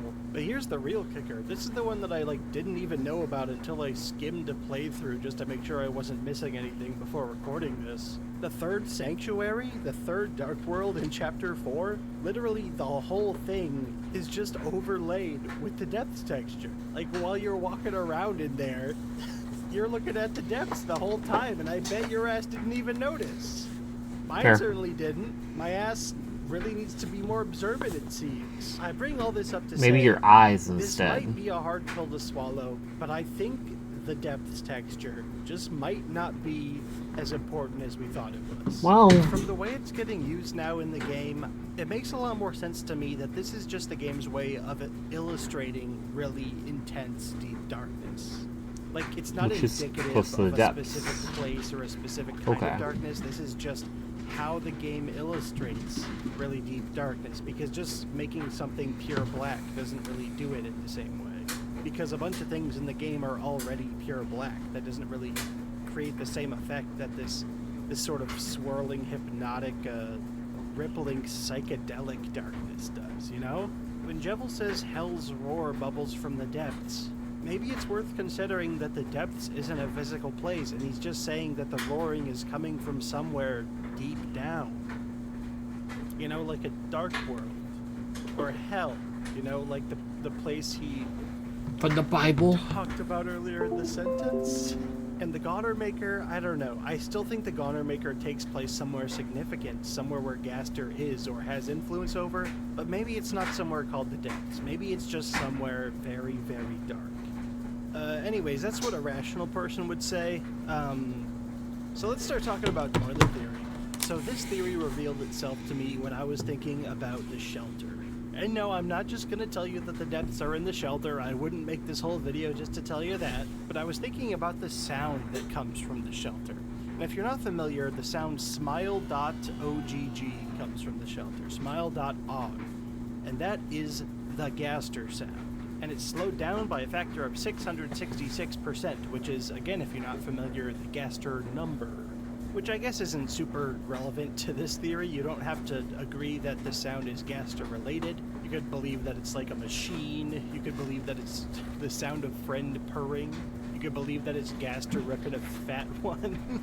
Most people seem to agree it's like the ambient rumbling of the Dark World on account of the fact that there's no real proof you can hear the goings-on of a Dark World from outside a Dark World, right? Like, for example, when you approach the Cyber City Dark World, you don't hear a bustling city from the outside. But whatever you think is making the sound, this sound is coming from inside the shelter, which makes it all the more strange that you can also hear it when you're in Noelle's basement.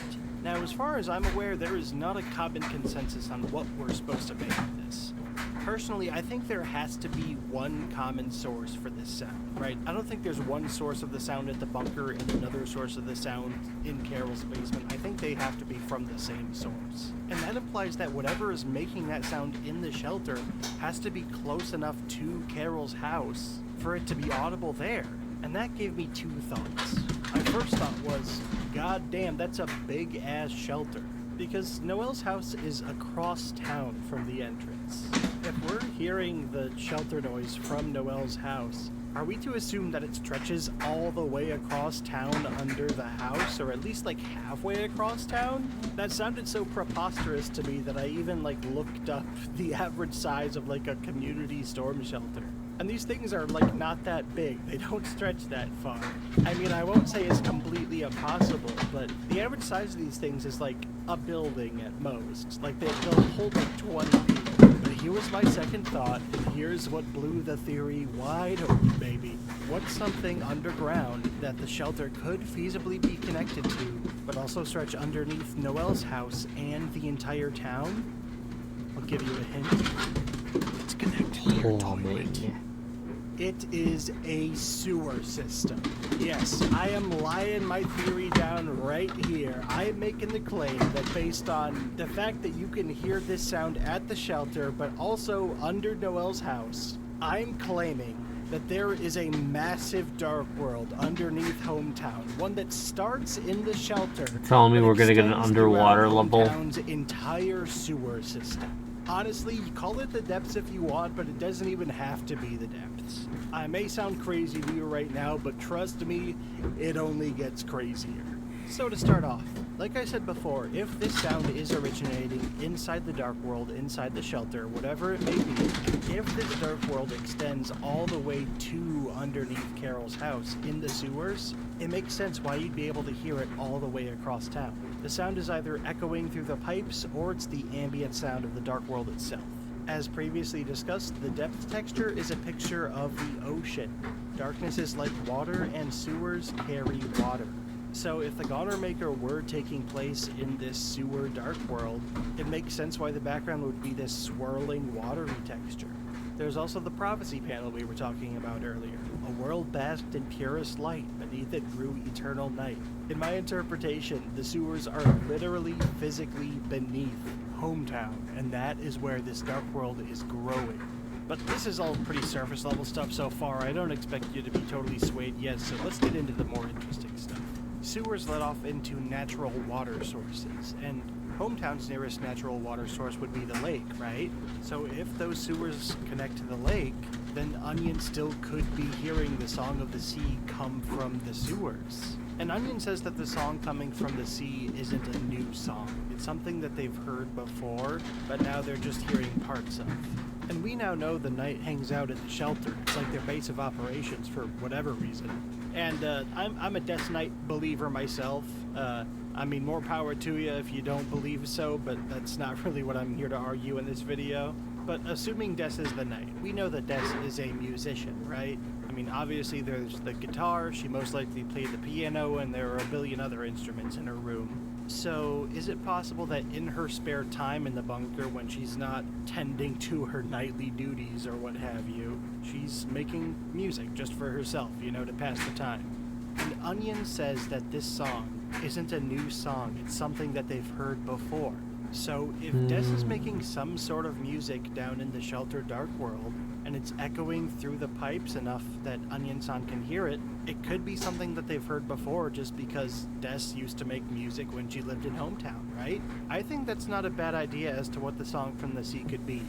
And this also gives an explanation as to why Onion hasn't come back yet. Because Onion left to investigate what the song was at the end of Chapter 2, and by the end of Chapter 4, they haven't come back yet. So is it possible that Onion entered the Dark World in the sewers and they haven't come back? And furthermore, could the Dark World in the sewers be leaking out into the bottom of the lake? Maybe now it looks like normal NPC got Onion-san. Maybe the lake is going to fill up with darkness or something. So, Dark World in the shelter connects to Dark World in the sewers, connects to the lake, connects to Song from the Sea. But you know what else it connects to? Manholes. Manholes are kind of weirdly important in Deltarune, at least on the weird route. And manholes, if you didn't know, are the things that let you get into sewers. I don't know why I'm treating you like a baby, sorry. But, so the first instance of a manhole in Deltarune is in Chapter 2.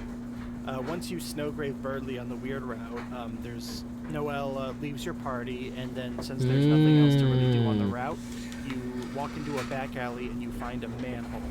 Okay, so that's interesting, because that still kind of goes along with my theory of we're trying to be an attempt at speedrunning. into Chapter 7. Now, obviously, it's regardless of whether or not it's key theory or not, it's regardless an attempt, possibly a success, at speedrunning your way into Chapter 7, which would probably be the depths, or the sewers, or the True Lab, or the bunker. Of just probably base route you discover, oh shit.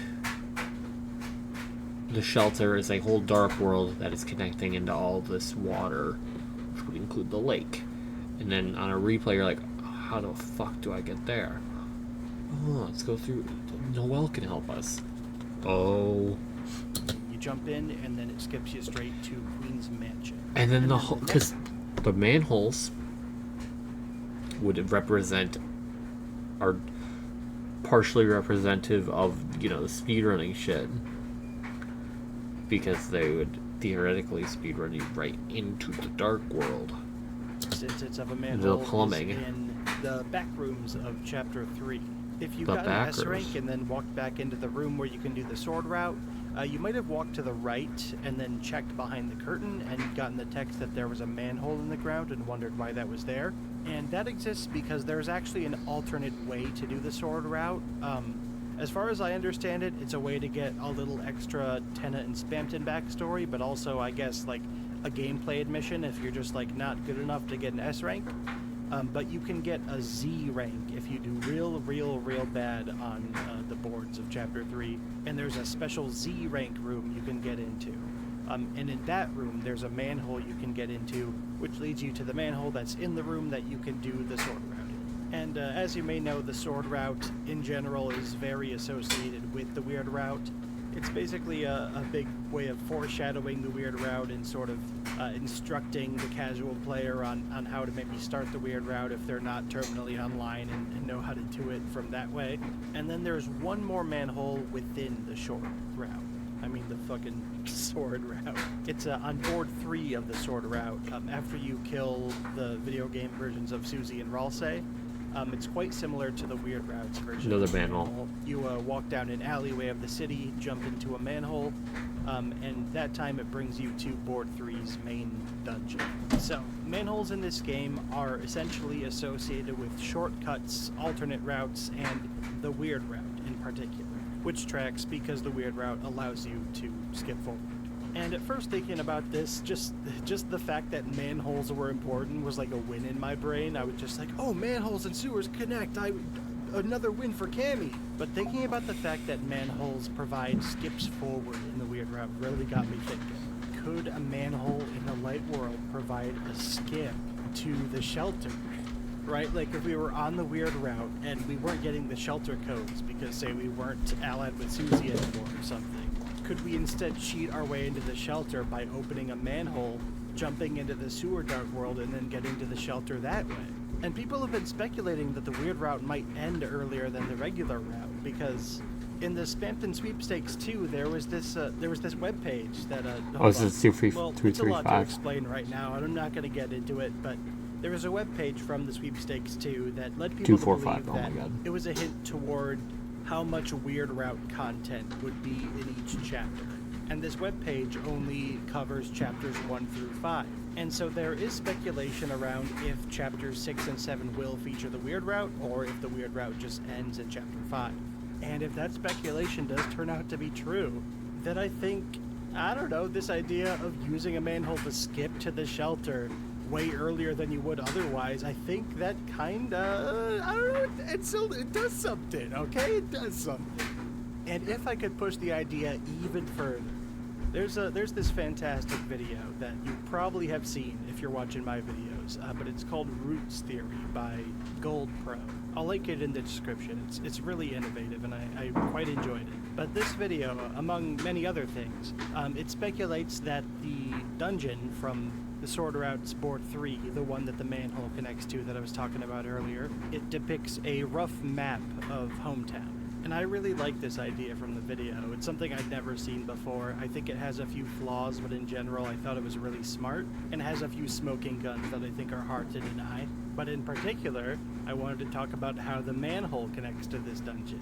This manhole connects to this dungeon from the left. And what's to the left of Hometown? The area with the police tape that we can't enter right now, which a lot of people speculate to be the area that the festival is going to be held in next chapter. And there are no manholes available in Hometown right now, so this is more fuel for the fire, basically. If there's a manhole in town, it will become available next chapter when the festival happens. And when we enter it, perhaps we'll go through like a winding maze-like dungeon, you know, like sewer pipes, before ending up at our final destination of the shelter like we do in the Sword Round. So that's, I think, everything I had to say about fucking manholes. But now, we're talking about the pipes. I'm sorry about the pipes. I knew I shouldn't have done it. But you know, every pipe goes somewhere. They had to go somewhere. So I figure you probably remember Tenna's fucking insane rant about pipes during his breakdown in Chapter 3. Because it is so bizarre. I mean, most of Tenna's breakdown, obviously it's chaotic, but like you get what he's talking about at least. Like, when he has you play the music minigame, he fucks it up because it accidentally plays Spamton's theme instead of whatever song he was going to have it play instead. Like, that's understandable because Spamton's his ex or whatever. When he has you play that cooking minigame, there are just pipes there. There are just pipes sitting there. And when he's prompted to give you instructions for the minigame, he says, they're coming out of the pipes. They're crawling out of the pipes. Where are they going? Ha ha ha, I don't know. And these fucking dark creatures start just sliming right out of the pipes. And if you didn't know, these dark creatures coming out of the pipes, they actually aren't completely black in the game files. In the game files, these are actually fully sprited ices, but they've just been turned completely black for some reason. Even for all of Tenna's wacky antics, this is notably bizarre, it feels like to me. And at first I had a sort of similar reaction to the manholes. Like, it didn't actually matter what it meant. I was just like, oh, another unexplained connection to sewers. I can't stop fucking winning. But I have a theory about the pipes. First of all, where do these pipes come from? Because, like, I don't know, maybe that's a stupid question. But Tenna's minigames are all based on some sort of TV show, right? They're based on a cooking show and monster movies and, like, a music video channel, like MTV, right? What are these pipes? Where are they from? The only explanation I can fathom is that they're like the Dark World manifestation of like the literal pipes of Chris's house. And what comes crawling out when Tenna sets these pipes up? Well, number one feature of these creatures, am I spitting? They are dark. Number two, they are ice. Now the fact that they're dark, I don't think I have to do much explaining for. If there's a dark world in the pipes, then really dark creatures crawling out of them, I think tracks. But the fact that they're ice creatures is really interesting to me, because we have reason to believe that the Knight has ice powers. First of all, because the Holiday family just has ice as a theme around them in general, right? Obviously, Noelle has ice powers, Carol just has a coldness about her in general, so there's reason to suspect that the Rudy has the common cold. Or whoever has ice powers as well. But Des has become frozen in time. I don't know. Unused shadow crystal text. Basically, there's this line of dialogue in the game that is unused at the moment, but it was supposed to say that if you look through your shadow crystal while outside the shelter after Undyne gets kidnapped, that you can see her frozen in ice. And, you know, I do think that as long as dialogue is unused, you should be wary about using it as solid proof, and I understand that. But realistically, I don't think this dialogue would have been written at any point if Toby didn't intend for the Knight to have ice powers. I acknowledge it's totally possible that at halfway into the game's development, he decided it would be cooler if the Knight had fire powers instead, but I think it's unlikely, especially considering the rest of the holidays. So, tangent aside, I think the Knight has ice powers, and when Tenna opens up the pipes, dark ice creatures start crawling out of them. Specifically, ices, and I know this is insane. I know this is fucking insane. But Des was particularly fixated on icy. Noelle made blog posts about her and Des hunting icy cryptids together. Am I saying that Des is in the sewers creating an army of icy darkners? Maybe? I mean, what would the Knight need an army for, right? If the Knight wanted to, the Knight could take out, like, all of Hometown with fucking 10 minutes and a lighter. Bar. Okay, let's reel it back here. I think at the very least, this is suggesting that there is darkness and ice in the pipes. Maybe even darkness made of ice. They're coming out of the pipes. They're crawling out of the pipes. And why is Tenna so apologetic about it all, right? I'm sorry about the pipes. I knew I shouldn't have done it. Well, remember, Tenna is secretly working with Chris and the Knight. He obviously doesn't know everything about Chris and the Knight's plan. I mean, he didn't know he was going to get killed. And he doesn't know where the pipes lead. He literally says he doesn't know where the creatures are going. But right after the incident, he is immediately apologizing to Chris, saying he knew he shouldn't have done it. Maybe this was part of their deal, and maybe Chris in their deal was like, hey, distract the three heroes, and also, like, don't let anything out of the pipes. Keep the fucking pipes closed. And he was just rash during his breakdown, and he did it just to spite them. You know, every pipe goes somewhere. They had to go somewhere. You know, I've seen theorizing that Tenna's so weird about it because he's basically repeating an argument Chris had with their parents when they tried to flush a bath bomb down the toilet as a kid. And, you know, that's a cool theory. I do like it. I'm certainly not trying to take away from those who believe that. I think they could even coexist. But that pretty much concludes the pipes segment of this video.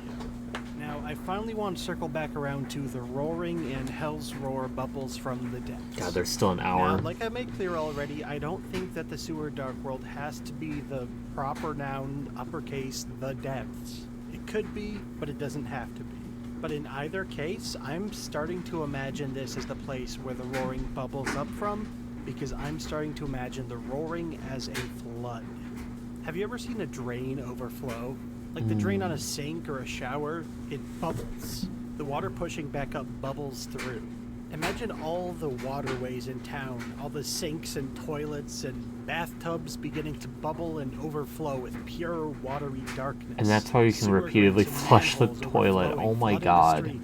The darkness finally bubbling to the top of the lake and overflowing the town. The ground cracks with fear like it does in the prophecy as pipes underground burst and fountains fill the sky, darkness pouring down like rain. I'm talking about a biblical level flood, like from the Bible, like Noah's Ark type shit. And this is supported by Raise Up Your Bat. I mean, fucking, because I'm with you through in the waves. dark, with your heart as the ark, which shall shine you the way through the waves? Are you fucking kidding me? While I was preparing to record this video, I actually watched another video that made these exact same points about the roaring being like a biblical flood. It was a great video, so shout out to Sub-Zero Turnip, and I'll put that in the description as well. But fucking, yeah. So I've taken you on a journey today. We've covered the shelter, the sewers, the lake, the manholes, the pipes, the roaring, but there's one last bit of evidence that I've been saving for last, because it's the bit of evidence that I came across last, and it sort of blew my own mind. I was already going down the mental rabbit hole of this all by myself, and I happened to looking at my Twitter bookmarks because I was looking for something completely unrelated. But I just so happened to stumble across a tweet of Jackington, that's not his name, of Jackenstein's battle backgrounds. And you may have heard this before, but people like to look into these battle backgrounds for hints of foreshadowing. Especially this chessboard themed one, because it seems to hint at future bosses. Right, there's the king, the queen, there's like the optional sword route, the knight, the bishop doesn't really make sense, maybe you could read that as the titan, but then there's the flower, which might refer to next chapter. But imagine my surprise when I see this background. That's a fucking sewer system. I don't know how else to put it, man. That's just a sewer. That's sewers. It's tunnels underground. It's underground. You can see like fucking fish bones and bugs and bones underground, and there's just sewers there. It's sewers. And on the left side, you can see it going off screen, like how, you know, I predict how the manhole is going to be off to the left on the left side of town, and it lets off on the bottom right, how I predict it's going to connect to the lake, you know, and there's even like a little, they're like, I might not make it to 6:30, holy shit. You know, to like make it look like a fucking lake bed. Am I insane? I admit, I might be insane, but like, there's no but, like, I am insane. I also tried to like fit the tutu, because this is the one where you get a tutu, and I was like, oh yes, and Des was a ballerina, but no, she wasn't. I literally just made that up. Well, there it is. There's toilet theory. Perhaps you could call it piss and shit theory too, or even gas leak theory too. Parentheses, they had the wrong pipes the first time. Either the depths are in the sewers, or the depths don't exist. Those are the only two options. If you watch this video and continue to believe in the depths that you believed in before watching this video, please repeatedly watch the video until your mind is changed. Proceed. I feel like your tooth sensitivity isn't severe enough to deal with. What if I told you Sensodyne has a fast and I simple can't remedy? tell New if the Sensodyne video clinical continues repair after starts this to or repair not, so I sensitive have to areas watch of the teeth after Sensodyne 60 ad. seconds. I'm so excited to introduce Because if it continues after that, I gotta keep watching. If it doesn't, absolutely amazing. Well, hey, thank you so much for watching the video. If you liked it, subscribe, please. I got more coming down the pipeline. I'm aiming for monthly uploads. You can't say that. And if you really liked it, consider supporting me on Patreon if you could. For a measly $3 a month, you could have early access to videos, monthly Q&As. Let's see.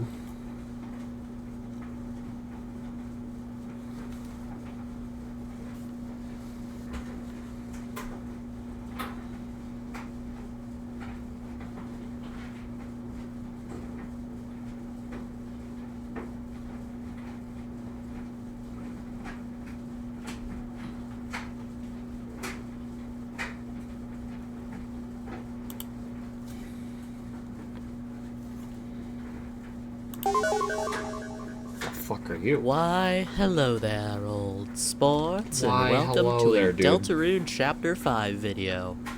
I can't believe I'm making one of these, but here we are. Now, originally, this was going to be a video just kind of going over my thoughts on the chapter in general, but then I found something very, very interesting, and it kind of snowballed into this. And while I know I'm not the first person to come to this conclusion, and people were even coming to this conclusion before Chapter 5, I still would like to make a video going over my thoughts on this, because, I don't know, maybe I can give some interesting perspective, or maybe this might just be the first video you see going over this theory in YouTube video form. So enough dancing around the topic. I believe there is a chance, even if I don't necessarily think this is where the story will go, that Deltarune's weird route will end up being the canon route, or true route, or whatever you want to call it. Now, like I said, I don't necessarily think this will actually happen, nor do I think I even want it to happen. But again, I feel like I would be doing a disservice as a theorist if I were to just ignore it because I don't like the idea. Because honestly, I feel like that's a problem with game theorizing sometimes, is that people only want to stick with their ideas, and will throw away any ideas that don't fit with their own headcanon. But that's a whole nother story.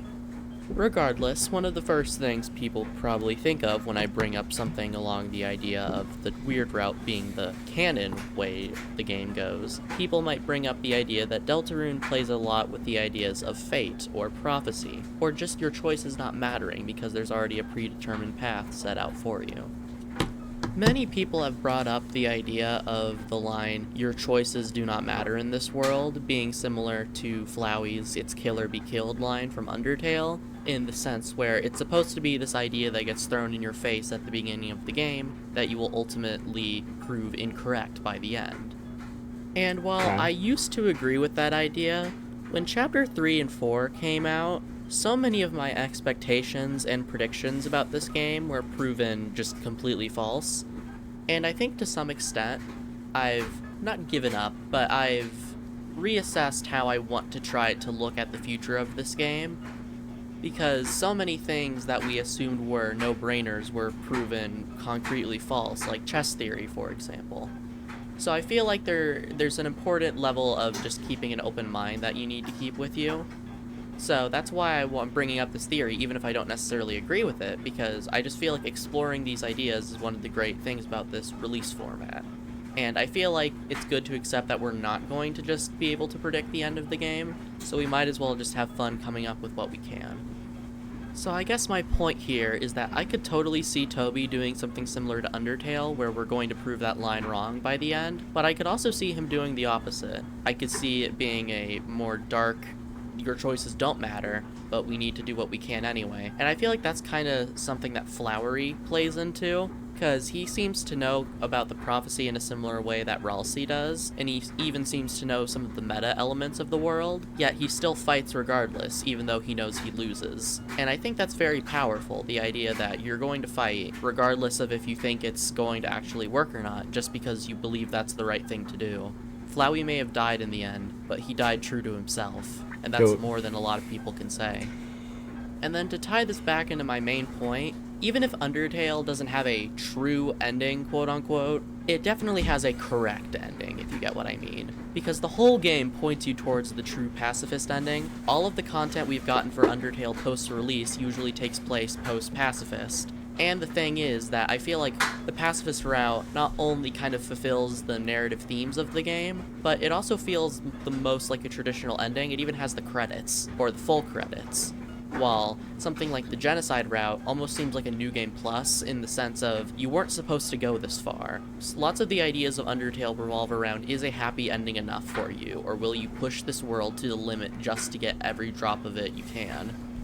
But as I just said, Deltarune is very much willing to follow a different path than Undertale, and even a different path to itself. So, looking for patterns in Toby's previous work probably isn't going to help us completely find our answers, or it's not going to just give us a color by numbers sort of deal where it's all laid out for us and we can get the broad strokes. I feel like Toby has some very interesting stuff cooking for us, and we just need to be patient. But in the meantime, we can have some fun. So, again, sorry it took me so long to finally get to this. I feel like the weird route has a good chance of being the true route of the game in a sense. And even if it doesn't narratively fulfill itself like the true pacifist route in Undertale, I could totally see this being some sort of bad ending deal where the good ending isn't the canon one, but the bad ending is, if that makes any sense. I'll elaborate more in a bit, but I just kind of want to set that idea up. Okay. But as of now, I'm sure you're tired of setup. We're 5 minutes into the video, and all I've done is just say the theory and why I feel like it isn't completely ridiculous.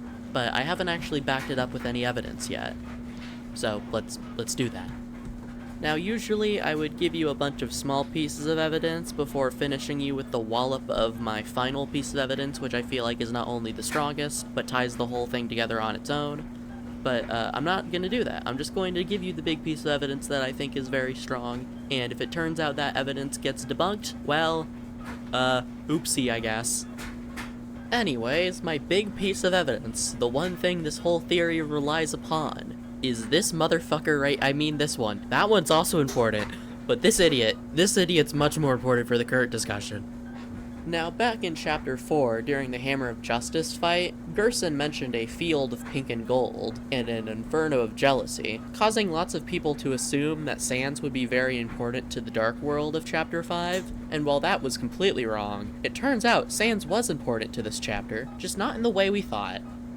During the Chapter 5 festival, you can find Sans at one of 3 places, and this confirms that he still can teleport for whatever reason. But if you talk to him at his ice cream stand, after giving you ice cream, he will give you a punch card and ask you to write or draw your friends on it, so he can remember you, which that definitely doesn't have any context that makes it sound ominous. But Susie will end up drawing Chris, herself, Noelle, and then Ralsei. But that's 4 people, and on the card in his lab in Undertale, it's a poorly drawn picture of 3 smiling people, not 4. Okay. But on the weird route, one of the only one of the only required things you need to do before going to the beach where the drowning scene happens is talk to Sans at his ice cream shop. And what ends up happening is Susie draws her, Chris, and Ralsei on the card. She doesn't trust Noelle because she hasn't had a chance to get close to Noelle on the weird route because we keep pulling her away from her. But that means there's 3 people on the punch card that she gives to Sans. And that is a huge deal because that lines up with what we see in the lab in Undertale. Now, even back in the days of Chapter 2, people were assuming that Sans was from Deltarune, or the Sans we see in Undertale is from Deltarune, and that only got strengthened in Chapters 4 when we get the Where It Rained sequence, because that obviously connects him to Undertale even more. But this is like the final nail in that coffin, but the thing is, it's like a new coffin that we didn't even know was being built in the background, because it implies that at the very least, Sans is probably from a Weird Route timeline. Now, I personally believe that there's still a good chance that Sans, or just the Weird Route, is canon in total, but I feel like that's where all the arrows are pointing right now, is that Sans is from a Weird Route timeline, where Susie only drew 3 people on that punch card instead of 4. Now, if you will allow me to get really conspiratorial for a second, when you game over in the Dark World, you're given a choice. Will you persist? You get a choice to continue or give up. When you give up, you get a message that says, "Then the world was covered in darkness." The screen goes black, and then a song called Darkness Falls plays. After that song ends, the game closes, at least on PC. I think on console it just takes you back to the chapter select menu. So that means, if Chris, and more importantly, the soul, does not persist upon defeat, or if the soul is destroyed, then that means the world will inevitably fall to darkness. The roaring will happen, and the world will end. So, in Chapter 5's Weird Route, since Chris and the soul go into the lake with Noelle, and seemingly into Chapter 7 land, or whatever's happening with that, that implies that Chris isn't there to stop any future dark fountains. And without Chris, and more importantly the soul, the fountains can't be sealed. Therefore, more darkness will continue to happen, or like more dark fountains will pop up, until eventually the roaring will happen and the world will fall to darkness. So, maybe in that chaos, Sans uses a mysterious device and gets jumped into a different timeline, taking a card with him to remember the world that he left. So, I don't know. That could happen. I see it. Just a mad ramble conspiracy theory, but it is somewhat substantiated by the evidence we have so far. Now, at that point, I don't think that's necessarily a true route. That just more so reads as...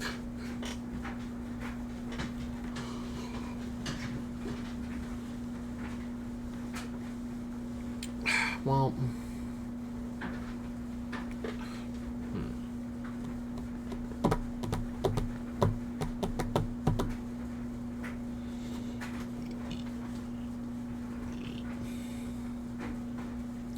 I guess in a sense, yes. It's canon to Undertale. But Undertale not holding necessarily any bearing to like the canon of Deltarune, I guess, would be the way to go. So for the sake of Undertale, the Weird Route occurred for Sans to go to Undertale. But it doesn't necessarily make it the true route, but it makes it Sans' true route, I guess. Yeah. Okay. Coming back down to Earth for a second. Okay, maybe all the Sans stuff proves that at the very least, the Weird Route is plot relevant to some degree, because there were a lot of people that were predicting it would just be some sort of fuck you sort of deal, kind of like the genocide route, where it's like, well, we had a good thing going, and then you decided to come back and screw things up again, you dummy. But I feel like that's not what the Weird Route is going to be about this time around, at least compared to the genocide route in Undertale, which is usually what the Weird Route's compared to most of the time. So I guess to summarize, unlike the Undertale genocide route, which is very much more of a you dug too deep type of deal, the Weird Route in Deltarune seems at least relevant to some of the side characters in the current narrative, but that doesn't necessarily prove it is the true narrative for the main portion of the game. Now, what I'm going to bring up doesn't necessarily prove that either, but as I've been saying, I just want to get people thinking about things. And I feel like we can all agree that so far the main idea behind Deltarune is to find something. Whether that be to find Des, or maybe if you're more of a meta player, to find Gaster. I believe the end goal of the game, beyond the prophecy of stopping the Angel's Heaven, is to find Des. And I feel like that may be on the weird route, that may be part of the normal route. I'm not sure yet, because obviously the game isn't done. But I feel like the prophecy is kind of like the false end goal, in the same way escaping the underground was the false end goal of Undertale. Okay. There's something more important than reaching the end, like Toby said on the Steam page, and I think that's finding Des. And after what we've learned in Chapter 5, I don't think Des can be the Knight, and honestly, I don't think any Lightner we've seen can be the Knight, because the Knight just acts so differently to any Lightner or Darkner. We could see that even back in Chapters 3 and 4. But in Chapter 5, now that we know that the Knight was around when Des disappeared, I feel like it's kind of hard to say that Des or any Lightner we know of right now is the Knight. And honestly, I wouldn't be surprised if the Knight is some, like, third type of entity, whether it's like a darkness creature or a fucking demon, I don't know. And to be honest, so far the only thing in the game that I feel like actually has a good chance of only being Des is the voice in the code that is just kind of gets more lines each chapter. And the thing is, if that is Des, and our goal is to find Des, that means we're gonna have to do some meta game-breaking shit. And what is the weird route all about? Meta game-breaking shit, which is very concerning considering the ending of Chapter 5 on the weird route. But that's for future us to worry about. So I guess my point is that if our final goal does end up having to do something with being meta and game-breaking, the route that kind of sacrifices everything else for the sake of bending the game over its knee and breaking it in half might be more important in the end. I guess my point is that I feel like in the end, just like Undertale, the game will come down to some meta game-breaking stuff.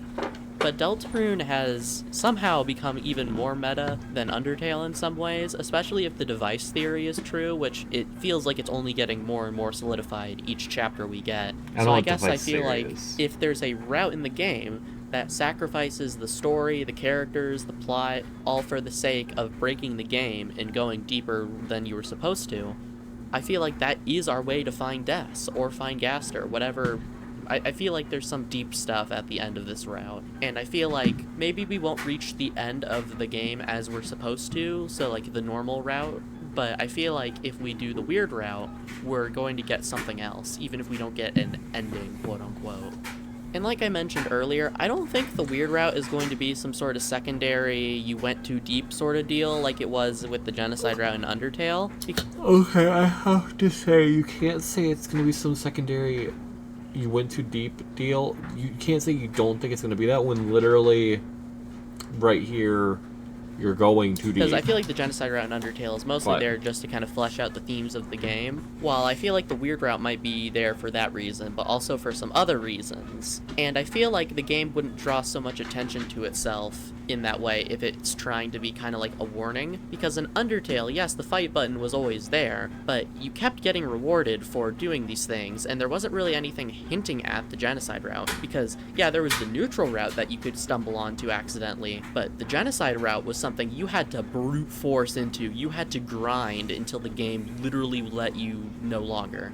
But in the Deltarune, in Chapter 3, we basically have a mini tutorial on how to do the weird route for the Shadow Quest, or the Shadow Crystal Quest, and I feel like the thing there is that the Shadow Crystals are kind of meant to be something else important, but I feel like they wouldn't be hiding something that teaches you how to do the weird route if the weird route's meant to be this, like, forbidden accidental thing that you're supposed to kind of stumble in. Like, it feels too... It doesn't feel hidden enough like the genocide route. The genocide route felt like it was hidden from you, while the Snowgrave route, or weird route, sorry, feels like it's almost tempting you. And maybe that's part of it. Maybe we're not supposed to listen to it. We're following the pointed tail or whatever. But I'm just interested to see where this all goes.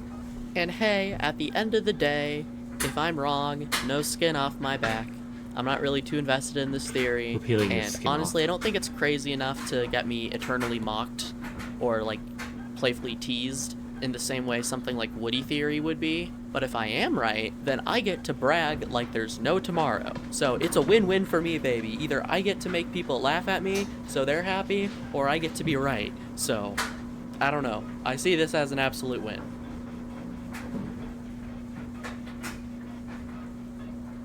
Nessie's built different. That's why he only runs on Duracell. Shut your bitch ass up, bitch.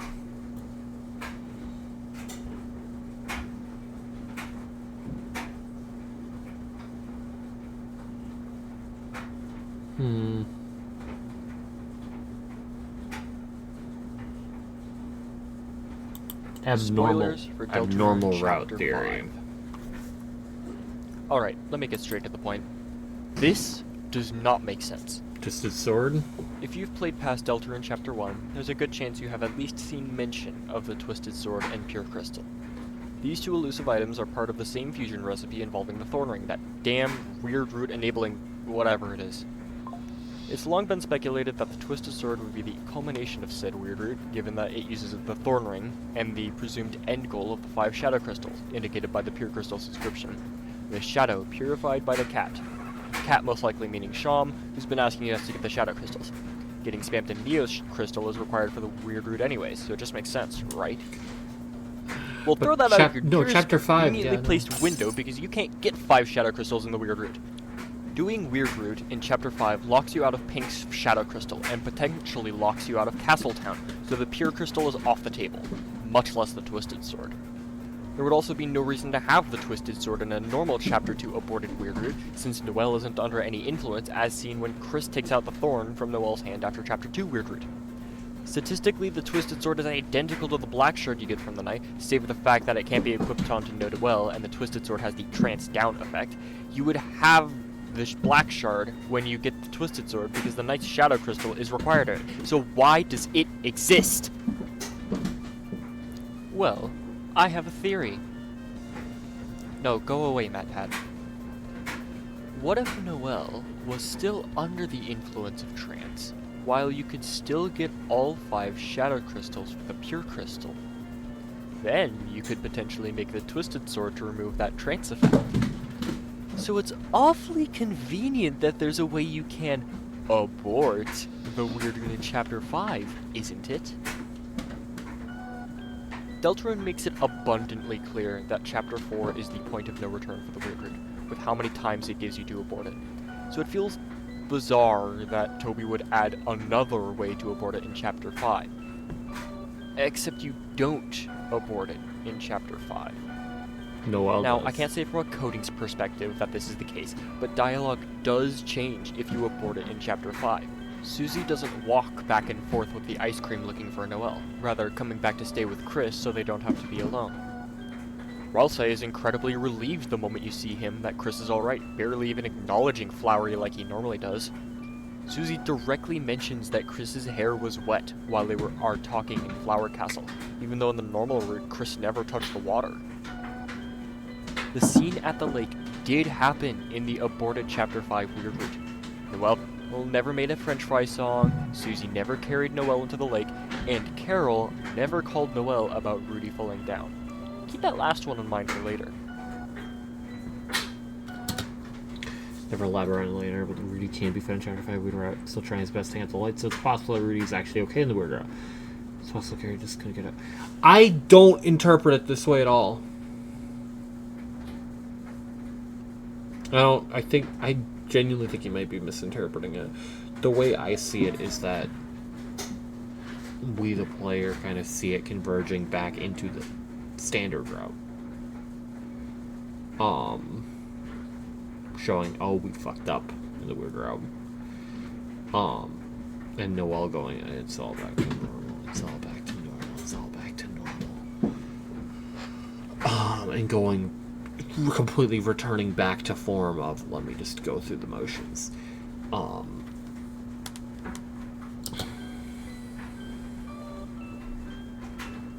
This means that Noelle still has the Thorn Ring and whatever that red pixel is, which I believe to be the effect of trance. Noelle still had her character break moment. She still forced us, and by extension Chris, to say proceed. Well, this is the crux of my theory, which I have dubbed Third Root Theory. No, not that root, the other root. It's been fairly established that the Weird Root is an attempt to break the prophecy by any means necessary. Ralsei mentions at the end of Chapter 4 Weird Root that if there was some way to break the prophecy, they wouldn't know if it would be worse. Chapter 5 seems to confirm this, as we will be completely skipping Chapter 6 and instead skip straight to Chapter 7 Side B to continue the Weird Root. Why? Because of Noelle. Noelle, under the trance effect, breaks free from the script she found herself in. She broke free from being Noelle and instead became something else. She is the force through which the prophecy is broken, despite her saying that we were the ones to do it. So what if we could break free from the prophecy while not traveling whatever dark path the Weird Root is traveling? The aborted Chapter 5 Weird Root, which I will now simply call the Abnormal Root due to its in-between state of the two, still has Susie suggest that Noelle get into the Dark World business, with her even prepping Castletown for her arrival. In the Abnormal Route, Noelle still has the Thorn Ring, so if Noelle enters Castletown with us in Chapter 6, then that would mean that Shaw, Smith Malleus, all 5 Shadow Crystals, and the Thorn Ring are in the same place, and that means we can get the Twisted Sword. Noelle has already broken free from her character, and now she's just kind of crazy. She's not even in the I know too much crazy gang, because she still evidently doesn't know about the soul, as she simply attributes Chris's We're gonna recent get behavior, Noelle as our the secret behavior, boss. as Chris changing. Chris didn't change, Chris never changed. Chris still cares about Susie, still cares about Ralsei, still cares about Noelle. They just can't do anything because we are in control. Noelle broke free from being Noelle with the trance effect, so now we just have to make her lucid again, perhaps with a trance down effect. Noelle breaking from her character is already the reason why we can defy the prophecy, so if we can defy it while still maintaining the route we've been taking, then there might be a way to avert whatever that last prophecy panel was. If you have a problem with the theory, go argue in the comments. It gives the video engagement. Alternatively, feel free to converse about the theory as a whole in a positive tone. I'm intending this video to bring to light some inconsistencies with what we've seen so far, particularly with the Twisted Sword. If you have a problem with that, then you need to go. We needed a VPN that could scale globally really past audits and stop actual threats. Addendum.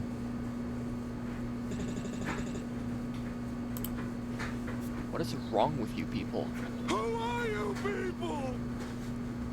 Okay, this is going to be my last Deltarune video because I'm not a Deltarune theorist. This video is to talk about a lot of misconceptions that all of you seem to have in my previous video. I've been looking through the comments of said video because I don't know how to handle over 20,000 of you. So, in summary, if you for some reason chose to watch this video and not the actual theory vid, then I have a quick summary. Okay, I'm recording this in post because everyone else also seems to have the same idea that there are 3 routes within Deltarune, but no one can actually agree on what's going to happen in that 3rd route. I'm going to change my theory name from 3rd route theory to abnormal route theory so that it doesn't get confused with anyone else's. 3rd route theory proposes that the Chapter 5 abortion of the Weird Root instead leads to its own route, which I dubbed the abnormal route, where the Twisted Sword would become available as Noelle presumably enters the party in Chapter 6, therefore bringing the Thorn Ring back into our reach. This would allow us to remove Noelle's trance, and since Noelle has already broken her script, then she might be able to further break the prophecy. First of all, yes, I did watch Zach Ty's video and know that theory is not the same as mine, though it does share some parallels. His theory was going off the assumption that the Twisted Sword would be important in an aborted Chapter 2 Weird Root once you get the Thorn Ring, but now we have the knowledge of an incredibly suspicious Chapter 5 abort.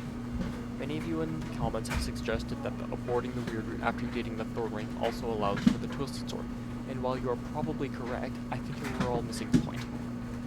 Yes, you can get the Twisted Sword, but why do you want it? Again, it's nearly identical to the Black Shard, save for the trance down effect, which is irrelevant because nobody is under the trance effect in that scenario. The point of the theory isn't that you can get the Twisted Sword, it's that you can get the Twisted Sword and use its unique quirk. This theory isn't based on any secret effect that the Twisted Sword has. I'm not going under the assumption that it's the Silver Bullet to Friend, or the Knight, or the Roaring, or Gaster, or any other antagonistic force. Next, a few of you mentioned that the flag for the aborted Weird Root gets flagged when you abort in Chapter 5, and while you are presumably correct, I wouldn't know, I didn't look at the code, other flags are still triggered to affect the dialogue like I had mentioned. If there is some other 3rd route that exists, there's nothing stating that it must be the Weird Root flag set as true. Okay, time to address the biggest hole in this theory, the return to the normal route. Now, I can't explain why we see so many flashbacks to the normal route in that sequence. I can only give my best guess, that being the whole sequence didn't happen. Susie's remark in Flower Castle about Chris and Noelle being far away implies that they were not acting normal. She knows something happened at the beach, but respects their privacy enough not to pry too deeply. That does not make any sense for Susie to say if these events happened directly after the aborted Chapter 5 Weirdroot, where she still has her close moment with Noelle. I think that they were shown during the aborting to reinforce what Noelle was saying. The normal route has Noelle acting like Noelle, that she is being a Noelle, unlike what she is in the Weirdroot. She continuously says that nothing changed and shows what happened if nothing changes, if the Weirdroot didn't happen. I already established that Noelle is not a reliable narrator in this sense, because she's still clueless of what is really going on with Chris, and is only making assumptions based on the way that she herself is feeling. But even if that is completely wrong and the flashbacks really did happen, does it matter? The dialogue changes imply that the Weirdroot event still happened, particularly Ralsei's fixation on Chris's well-being and Chris's status after the aborting. Noelle still has the Thorn Ring, she still has the Red Pixel, she is still under the trance, and she is coming to Castletown in Chapter 6. This is the prime situation for a Twisted Sword scenario, the only one I can think of, where trance down is a reliable stat without making assumptions about our possession of Chris.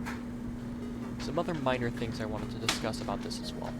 First, I saw a few of you mention that you wouldn't get locked out of getting the Chapter 5 Shadow Crystal, instead using a Chapter 5 Shadow Crystal collected save slot, and I have a bit of a counter-argument for that point.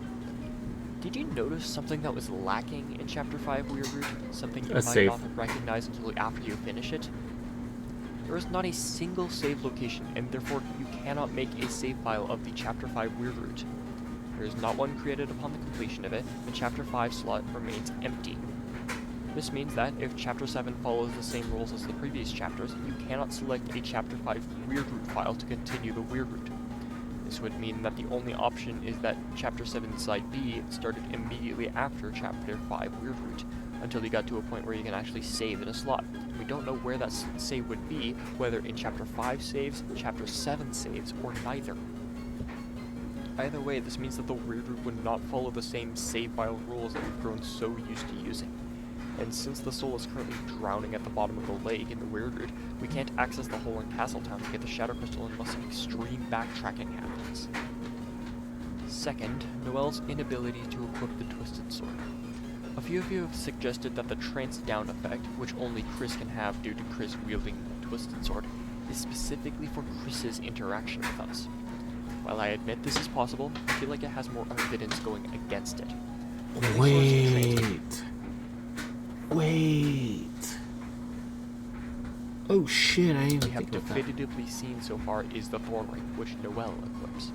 Second time Noelle equips it, we see the Red Pixel, which doesn't appear to be a developing human soul like a lot of us were thinking. So my best guess is that it is a representation of trance, particularly with how we see Noelle act after acquiring it. I also think her not being able to equip the Twisted Sword is irrelevant with some of the new items that Noelle can equip this chapter, two of which do not make sense. I've seen a fair few theories explaining why Noelle can... What if the Red Pixel's like...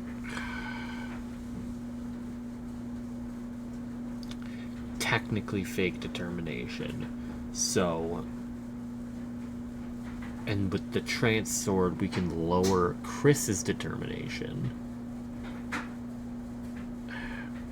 No, I'd go off the assumption that the soul ties to whatever has the highest determination around it. I don't know if that's necessarily true. I mean, Chris is like the only human here, so probably the case, actually. Yeah, probably definitely the case, but so weird. Equip what she can. Jingle Blade makes sense since it's one of her pencils. Black Shard doesn't make sense with a couple of speculative theories explaining it, but I won't get into it. Oh yeah, Black Shard was the exception so far. However, in Chapter 5, I think we can't exactly trust what can and can't be equipped to Noelle's anymore. First of all, the Aqua Knife. Noelle has the ability to equip the Aqua Knife, despite it saying it is a weapon for Chris. Noelle has absolutely no relationship with Aqua in the slightest, and while you could make the argument that her soul embodies patience, the aqua-colored soul, that theory is weak at best and falls apart for the second item. That second item being the Broken Scarf, the Flowery Scarf after Flowery's death.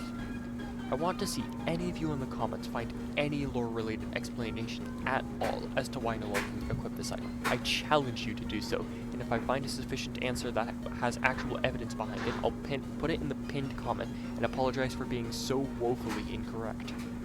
Regardless, this means that Noelle can equip 3 varieties of weapons: rings, swords, and scarves. We can't use this information as a hint to anything anymore. Blackshard being equipable by Noelle can't be used as evidence anymore, and I think it's safe to say that the Twisted Sword not being equipable to Noelle is a similar case. Finally, this one's going to get me some flack, I know, but I do not think the variations of Weirdroot Knight make sense, and the ideas in those theories do conflict with mine a bit. Yes, I'm biased, I'm entirely aware of that, but hear me out. In summary, these theories hinge off the same basic principle, that the Knight's creation is the culmination of the Weirdroot, and this newly created Knight then resets Deltarune back to the beginning, Undertale style. I've seen variations suggesting that it is Chris and Noelle together as an amalgam, or that it's just Noelle, but it's the same idea. The main thing this theory has going for it is that it fits with the idea Toby has been drilling into our heads now, the idea that Deltarune has one ending. I do see how this would satisfy that, despite how much I hate this theory. I do think, however, that there are some very glaring holes in it. First, we have seen no instances where the characters we see in Deltarune time travel. Determination is not something we have seen directly related to saving and loading in Deltarune specifically, and personally, I don't think the two are related at all. These theories all take on the same idea, that Undertale determination and Deltarune determination are the same thing, and from what we have seen, that is not the case. If we look at Undertale, saving and loading does have direct effects on the game.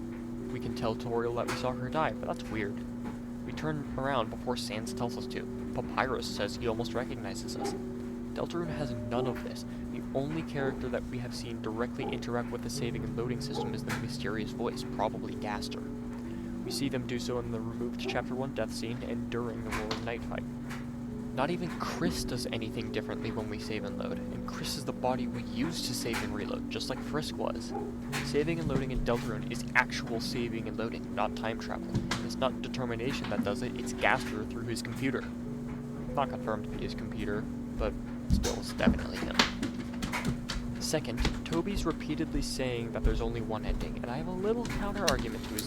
What if the reason why we don't do anything is because we have like artificial saving, essentially, where the soul's an artificial soul, thus artificial determination sort of deal made by Gaster to perpetuate this loop, but Noelle gets real determination. Why is bro still alive? I'm waiting for the 4.4 stream, Petra. You should be happy.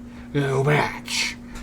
Mention of that, or supporting argument if you want to. But right now I'm just killing time. The ending. Then the world was covered in darkness. You know what that sounds like to me? The Roaring. The end of the world, the end of the game, that one ending. Except, hey, do you know the problem with that? To save the worlds, there is only one way. There's only one way, but there is a way to save the worlds. Toby has said from the start of Deltarune that our choices do not matter. First in the Vessel Maker sequence, then when Susie said so, then when Ralsei says it in Chapter 4. Let's look back at Toby's other game. What was the message repeatedly getting shoved in our face in that game? It's kill or be killed. And Flowey was wrong. One ending my ass, I refuse to believe it until it's proven. So yes, I think that Weirdroot Knight creation theory is wrong. Haven't seen another term for it, so that's what I'm going with. Last thing I'll mention is the idea that there are actually 4 roots, specifically relating to a Chapter 2 and Chapter 4 aborted Weirdroot. Personally, I don't think this is the case. A lot of you have pointed out that there is no noise for aborting the Weirdroot in Chapter 5, and that we're not back on the normal route because of it. Aborted Chapter 2 Weirdroot is pretty obvious as to why it's not on its own route. We don't kill Berdly in it, and Noelle isn't shaken up by the whole events in general. Chapter 4 aborted Weirdroot does still have Berdly in the hospital, but unlike what the description of Snowgrave would have you think, he's not dead. Noelle did not kill him because he is not dead. She's obviously not happy with what happened, but it's not permanent scarring, because Chris took the Thorn Ring off him. The Thorn Ring isn't equipped onto Noelle in Chapter 4 aborted Weirdroot, so Noelle doesn't break a character like Chapter 5. There is still a way for it to go back to normal. Okay, last thing for real this time. I've seen a lot of people say that the Weirdroot is canon for Undertale because of the punch card scene from Sans. No, it's not canon because of that.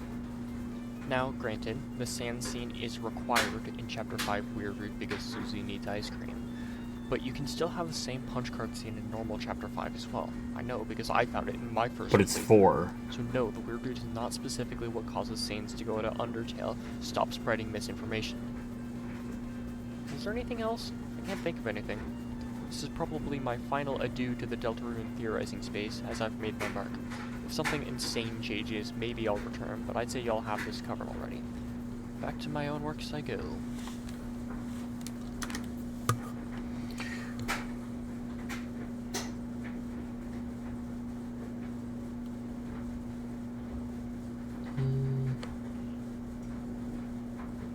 In normal route punch cards, 4 people, weird route 3.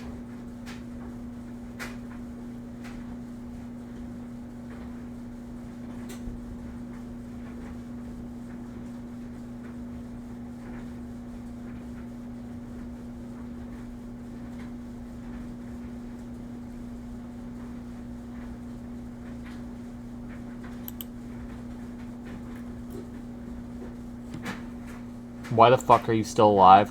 Because the 4.4 stream for Honk is coming, and also Weird Route has definitely like fractured my mind at this point. Yeah, 11 minutes to stream, which technically is like 16 minutes to stream. Bro said 4. What do you mean bro said 4? 4.4?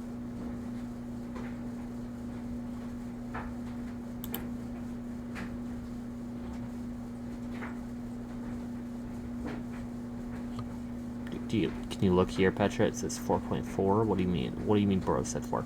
Found a horror ARG that's still fresh. Last update to it was only 4 days ago. I think 4 days ago is inaccurate. I was gonna make a Deltarune joke. But yeah, literally just killing time. Josh, what did you think of the image I sent? I just saw your GIF. I just saw the GIF. Oh my god. But yeah, so I literally did not do my dailies until like... So did you first try it? No. No, I had to do it one more time. Probably because when the first one came up, I'm like, oh no, here it comes. So I just kind of sat there and thought about it for a minute. I'm like, okay, so right now I have the option to stop. So I guess I could stop it right now if I wanted. Like I contemplate, like, oh, do I stop? I kind of want to see if I can abort the Weird Route here, but no, I don't want to replay it. And I'm pretty sure that that by itself probably was enough for Noelle to be like, yeah, this ain't happening. I did the same thing and then realized, wait, fuck, it was on a timer. Well, because it was before she said to not hesitate. Although I might have just been too slow on later ones if it only counts the ones after, but I assume it counted the one before. Yeah. And now I'm seeing all the theories about Aborted Route being its own ending, potentially, or its own full route that's going to lead somewhere. There's a lot. There's a lot. There's a lot. There's a lot. There's a lot. There's a lot. There's a lot. There's a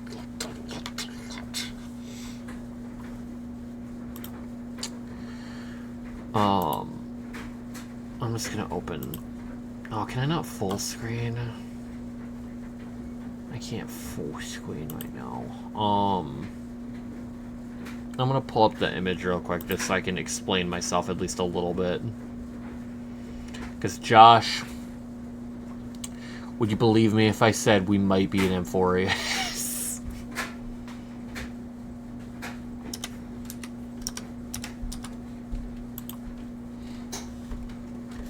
And I feel like I'm going insane.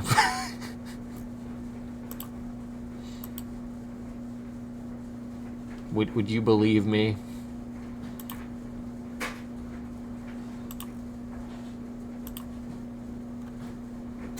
So let me shrink this.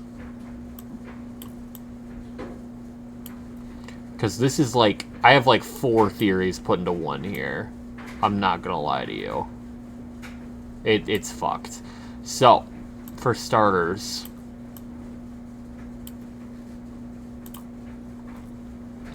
the first thing, I'm going to move my camera. So, I think here's my thought process. Let me start with the weird thing, or weird route. The part where it's like insert chapter 7 side B, I get where people are like, oh, we're just skipping to chapter 7. I think it's supposed to be read as though like there's supposed to be like an internal flag in the, like it reads as though like you're breaking the game intentionally, but there's a flag that has to be checked, and so it's almost like there's a key you need. Insert chapter 7 side B. So, and because you don't make a save, it's like, what the fuck are you trying to do here? There's no, you can't get here. So, the weird route is more of a flag for something else, but you can't just skip to 7B. Possibly maybe a flag will get unlocked later through the main route, but currently my idea is that it's in 4As. You're gonna go through the main route, and let's say something fucking horrific occurs. By doing the weird route for 5, it already sets a flag. If Weird Route Chapter 5 is aborted, it sets a different unique flag. Yes. My thing is that clearly is not the flag for that's not the flag for 7B at that point. Is what I'm theorizing here, of the fact that it says insert chapter 7. Like, that still reads as though like insert like a key is what it reads more like, not necessarily like I'm saying, like, how do I put this? Because I absolutely see it going just going to 7, but it feels off, if that makes sense. But I could also see there being like a bunch of different routes, especially after watching all these different theories. But current theory, main route, you just play through, and let's say chapter 6 stuff starts hitting the fan, and chapter 7, basically the apocalypse. We stop the roaring, but like too much is lost. Whether it's like members of the Fun Gang dying, maybe Castletown is gone, so Ralsei is gone.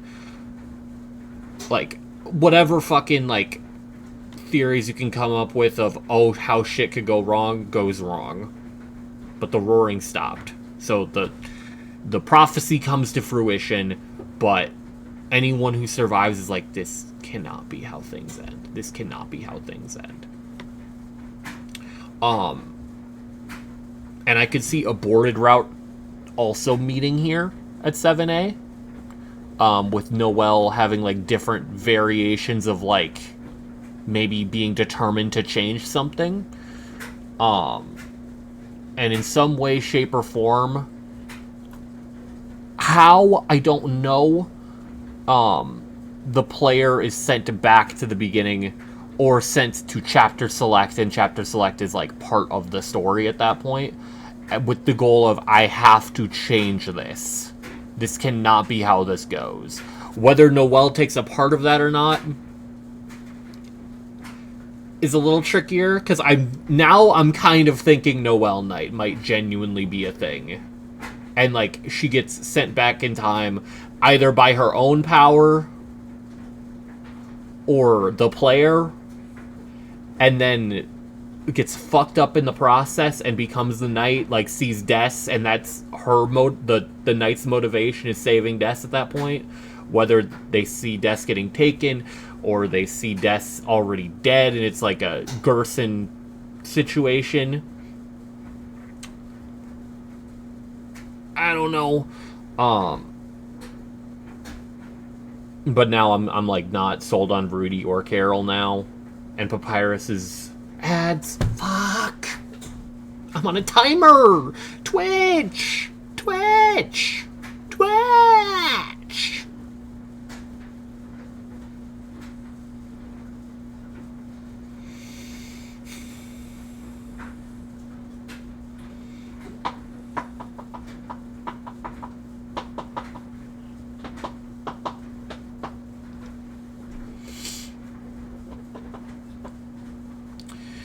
Alright, we wait till Josh is back.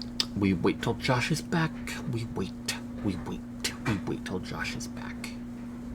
We wait till Josh is back. We wait till Josh is back. We wait till Josh is back. We don't care about Petra. Wow, wow, wow, wow, wow, wow. Dude, I'm actually on a timer. This is so fucking bullshit. The bright side is that I'm pretty sure at 6:25 is when, like, they start doing the timer for it instead of, you know, it actually going. But Twitch ads, please end. Twitch ads, please end. Twitch ads, please end. Twitch ads, please end.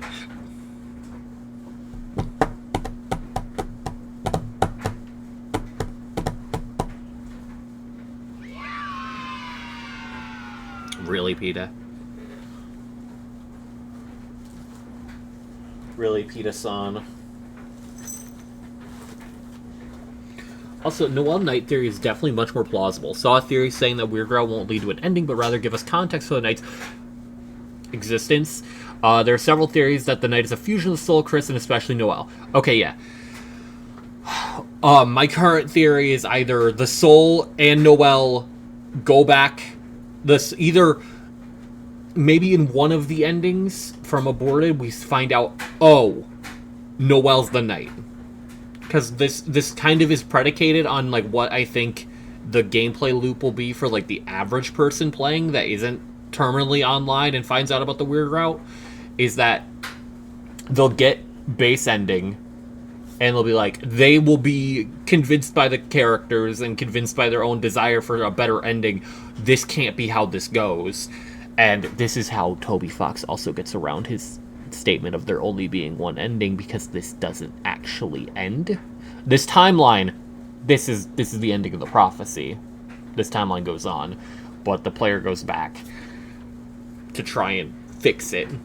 And then maybe in one of the aborted Weird Routes, Noelle is more determined and she goes with the player into the past, and we find out that via some fucking timey-wimey paradox bullshit, Noelle either got fucked up by the process of going back in time by itself, or she fused with the Soul, maybe fused with Chris, maybe both.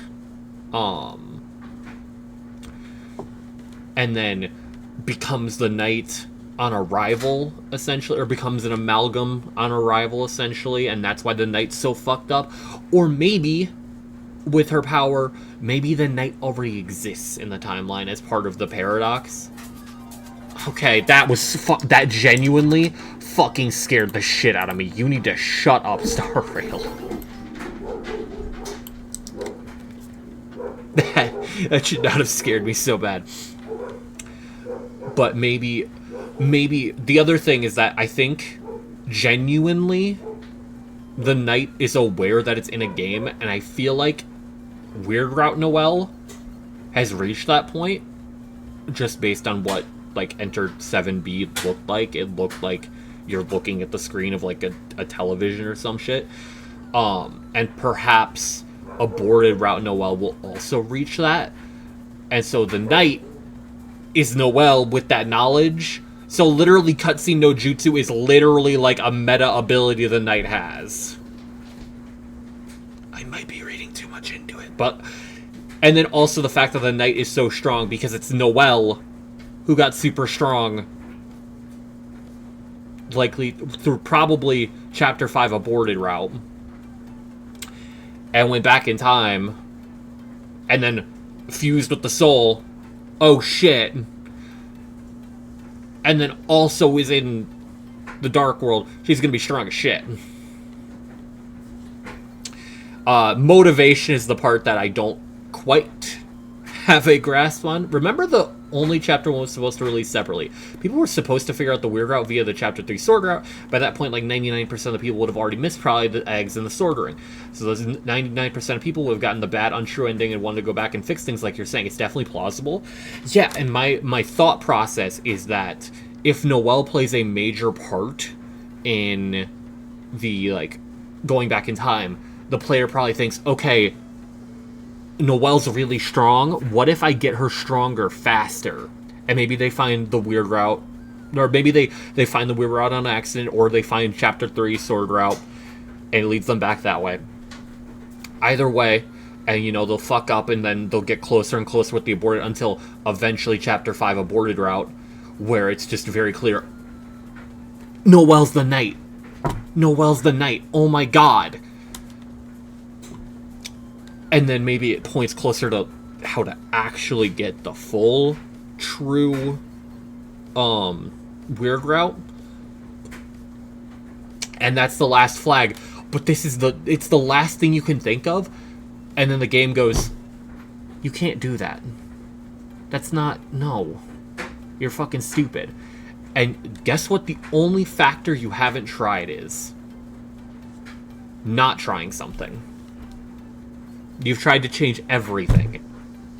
And the 2 minutes till stream, yes. Thank God I'm at the end. The actual true ending is you forfeiting autonomy to Chris. Whether it is you quitting or basically just following Chris's lead. And so the moral of the story is that, like, this is a world of its own people. You do not need to be playing God. Especially not with Noelle. Because you get the most unsatisfying conclusion imaginable by trying to play God with this poor girl. And Chris had some plan that we don't know of. Maybe one of the routes will point. Maybe Weird Route, we'll get a cutscene of Chapter 6 or probably Chapter 6 where, like, Carol's mourning them, talking about how, like, what her plans are to someone. Or, I don't know, maybe she's talking to Rudy or something in the hospital. I don't know.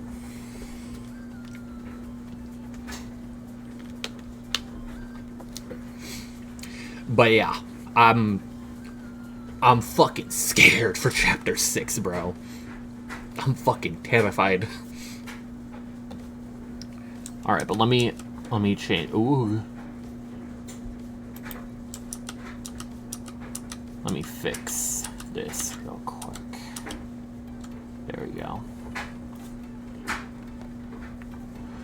So, let me know what you think of my bullshit. Because it is certainly some bullshit.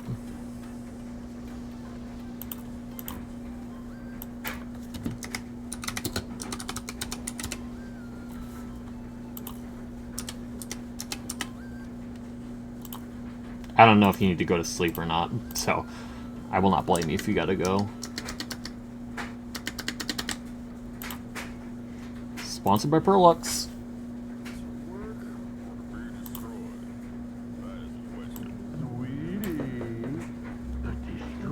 Combo you ordered is here. Open the dark fountain that Esker obsessed over. Noelle might be capable of not caring if that was one of her original motivations to change things. Top-rated superstar. I'm gonna pause for a minute. My speculation is not we assume Des was caught in the crossfire. Would Noelle Knight be capable of not caring if that was one of her original motivations to change things? I don't know, because I feel like it's like with the amalgamation it like warps her desires probably, but also I genuinely don't know where the motivation would be, because I don't know how Gaster fits into all this. I'm assuming like Chapter 7, you did miss a thing. The 5-minute countdown started to glitch around and the player health was going down. Oh, okay. But I'll be a little delayed, that's fine. Probably like Chapter 7, maybe we get in the bunker and we get more reveals on like Gaster's followers and something. And I've watched like 7 theories, and one of them was toilet theory about the pipes being in some form a dark world of the entire sewer system for the town connected to the lake. And so the weird route as a concept, we get that reveal, we're like, oh my god. Both led by, oh, Noelle's strong, she can help us, and also, can we speedrun getting down there? But then the game says, no, you need a key for this.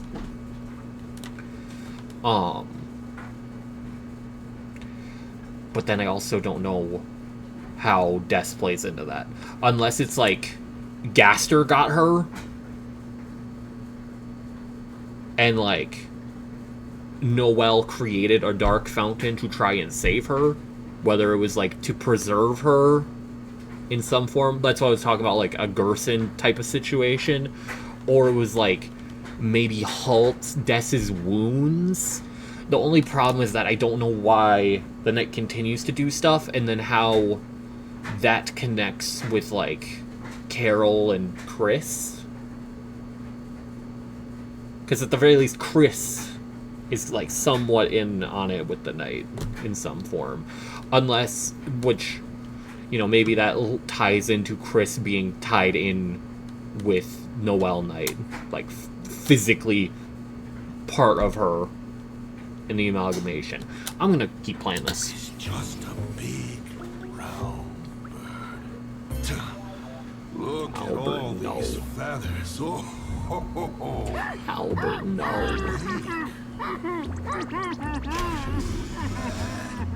My delivery service doesn't do returns. Beg me.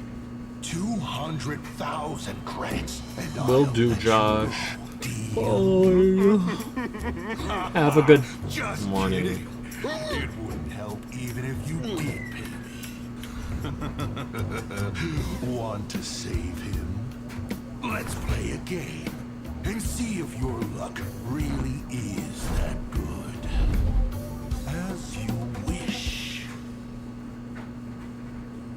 The coast where the Tower of Infinity slumbered. What? The Express set off once more. Or, as I frequently call it, where repeated mistakes begin. Prosperity breeds corruption, and suffering forges heroes. Wait, was that Evernight? That was Evernight.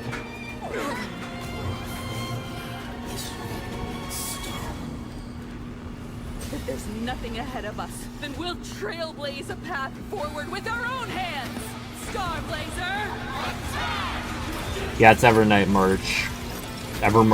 March Night? I don't know. Also, this theme goes kind of crazy.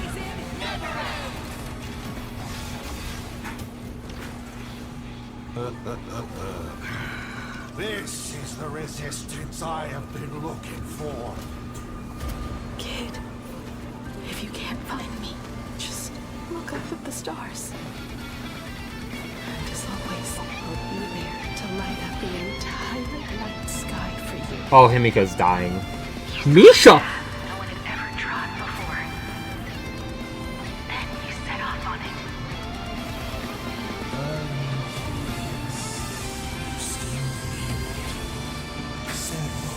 Once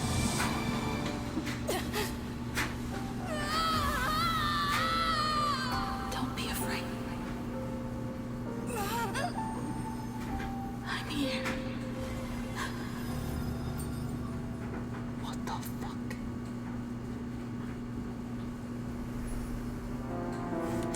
Hey, me pausing helps because I can just skip past this. Welcome to the Honkai Star You guys Rail. twice get fucked Impact 3rd players. Cabbages does the whistle. She probably already got killed twice in Impact 3rd, Killer. What are you talking I'm about? your favorite host, Albert. No, you're not. Are you really Albert? Why do you look like that? Yeah! Where did our big, round, fluffy Albert go? Don't even bring it up. Oh, Albert here was happily prepping for the show in the office when, bam! I got knocked out cold. Some lanky, hat-wearing weirdo tied me up and demanded I pay 200,000 credits or else it'd be over for me. My poor life savings. When I came to, I was already like this. Oh, good thing it was just some hat-wearing weirdo. For a moment, I thought you might have run into Asad Pramod. Asad Pramod? What do you mean, Asad Pramod? Never mind. I guess you could call this a blessing in disguise, huh? Now your legs are this long! guess you're right. All right, let's get back to today's show. You two, as per tradition, why don't you say hi to the audience first? Okay. Hello, everyone. I'm Pom Pom. Hi, Pom Pom. Conductor of the Astral Express. And I'm Himiko, navigator of the Astral Express. It's a pleasure to see you all again. Welcome back, guys. Let's get down to business. That Russian trailer just now was packed with information.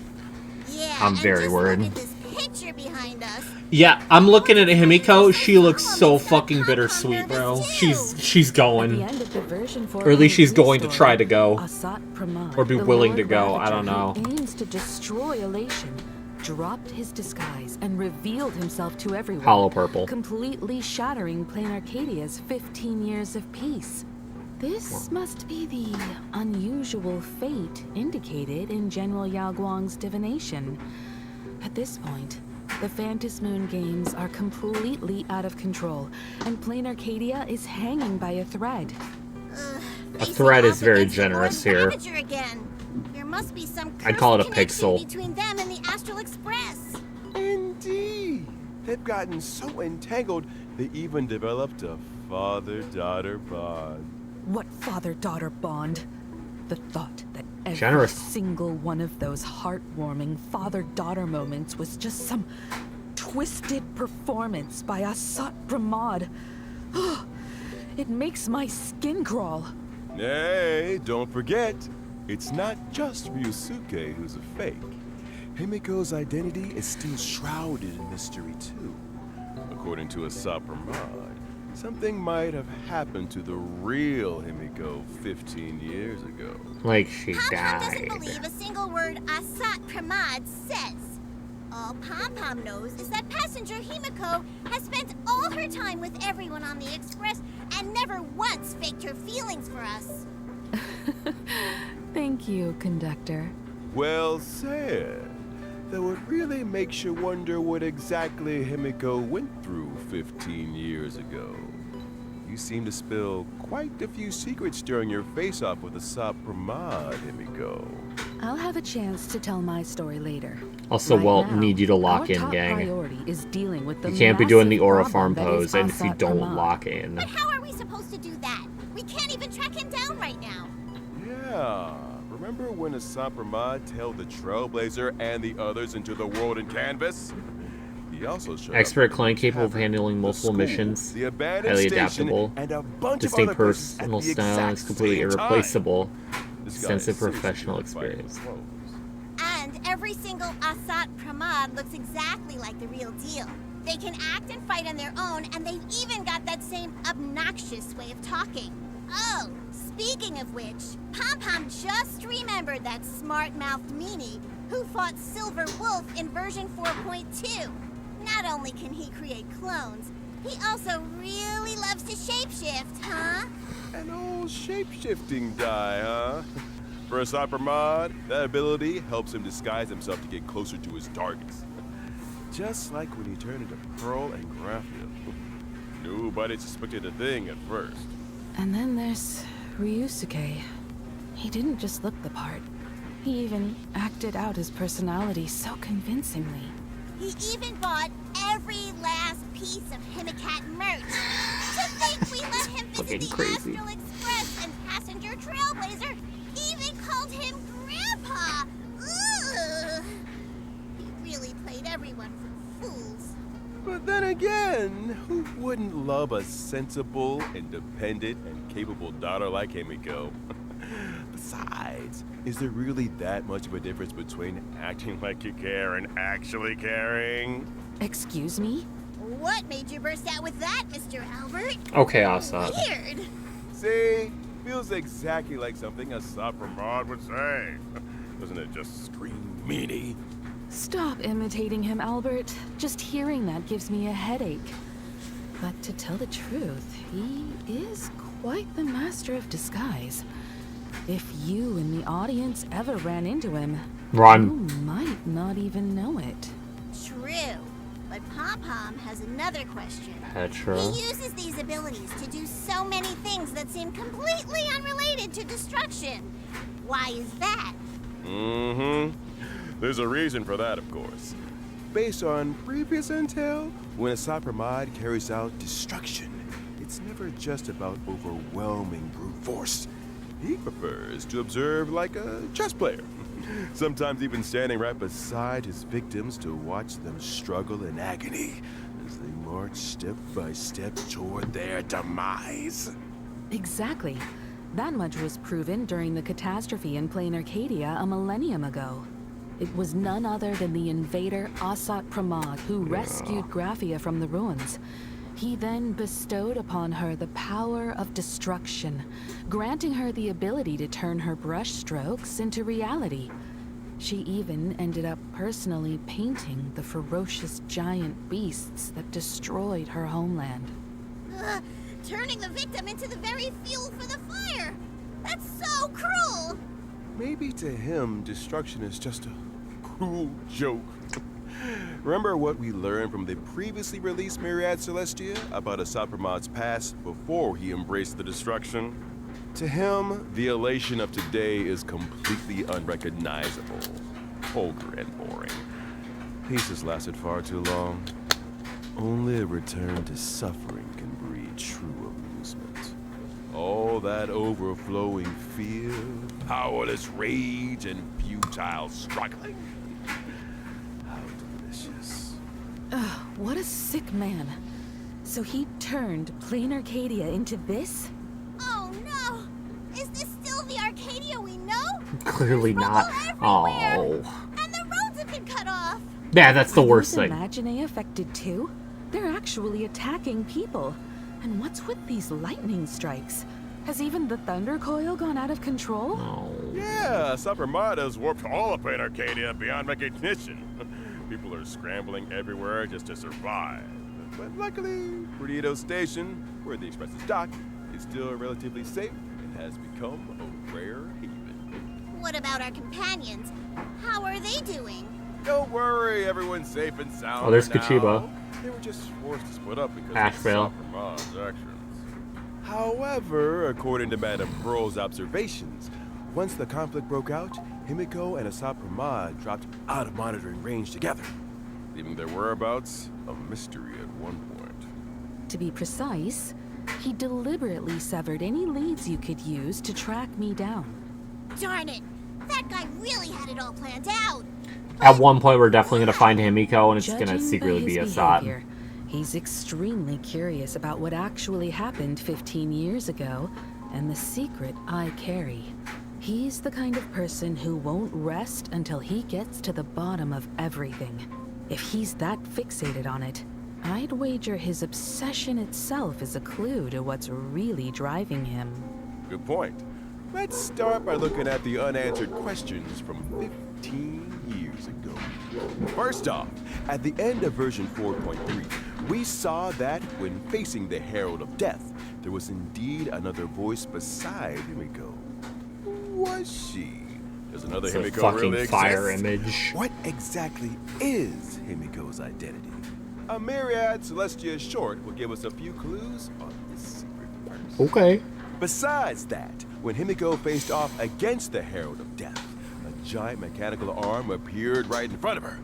Later, when she went toe-to-toe with the Asat Pramod alone, the mech showed up again, and the Asat Pramod even called it an old friend. Where did this mech even come from? And why can Himiko summon it? In the version trailer, passenger Himiko called it Starblazer. That name sort of rings a bell for Pom Pom. Trailblazer. Good catch, Pom Pom. As far as I know, the prototype for this mech comes from the first and last stop of the Express, Akibili's homeland, Pegana, and was once used as a weapon of war. Pegana's legacy showing up in Plain Arcadia probably has a lot to do with the wrecked Express. The wrecked Express! Graphia and Ryusuke both mentioned earlier that it was a tower of infinity piercing the sky and earth. Were they talking about this place? That's right. Though there was no trace of the Starblazer on the Express back in the day, I wonder how Himiko managed to get her hands on it. Not only did you find the clues, You also managed to restore the mech single-handedly. Make that double-handedly. As expected of my navigator. And You were as about to for say more daughter. details You were my about to say marital daughter. destiny 15 years ago, there's indeed a bit more we can reveal. Stay tuned for the upcoming animated short. Be sure to check it out. Okay. And aside from these secrets, right before vanishing with Assad Pramad, Himiko subtly left behind a clue related to the Express. Cracking the clue might just reveal Himiko's whereabouts, and so try our best to try and stall me. Stall Assad Pramad and wait for her. He's getting a whole animated I scene. Yeah, believe the animated Trailblazer will Celestia. step up, uncover the truth from 15 years ago, and find a way to deal with Assad Pramad. When that time comes, we'll face this battle together. You said it. We'll always find a way, no matter how hard things get. For now, let's see what kind of tricks our final enemy, Assad Pramad, will resort to in battle. As a Lord Ravager, what he brings to the fight goes way beyond his usual flippant nonsense spouting self. Crazy how they And didn't as a give us former any masked fool, warm up an on express that. But... navigator, and now a Lord Ravager. So look away if you don't want to see animations, I Distinct guess. forms in combat, each wielding a different set of abilities. Those three faces looming over us. So intimidating. Well, I guess First Himiko up, will just say it out loud dazzling anyway. performance. Rocket magic! If the audience isn't careful, it might go like this. Boom! Is that how rockets are supposed to be used? Is dice rolling also part of the battle? Yep. 3 special effects to choose from. To keep things fair, you get 1, and he gets 2. Oh. How very fair. Now check this out. Pew! Pardon it.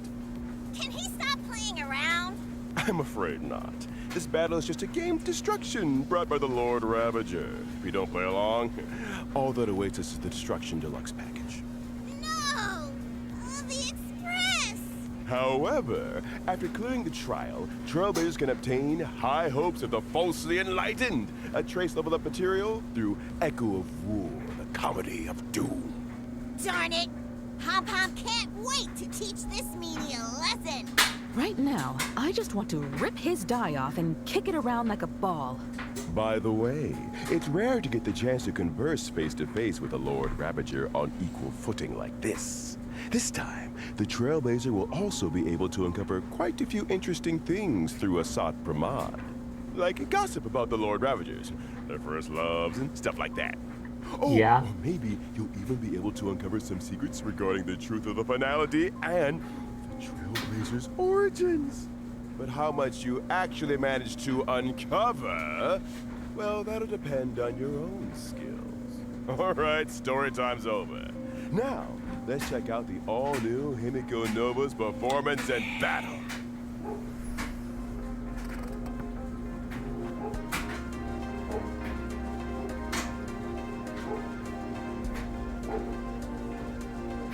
Himiko, that smoke is black. You are making a fountain in that cup. If any of them would spill information, it'd be him, yeah. Such a good fucking idol, bro.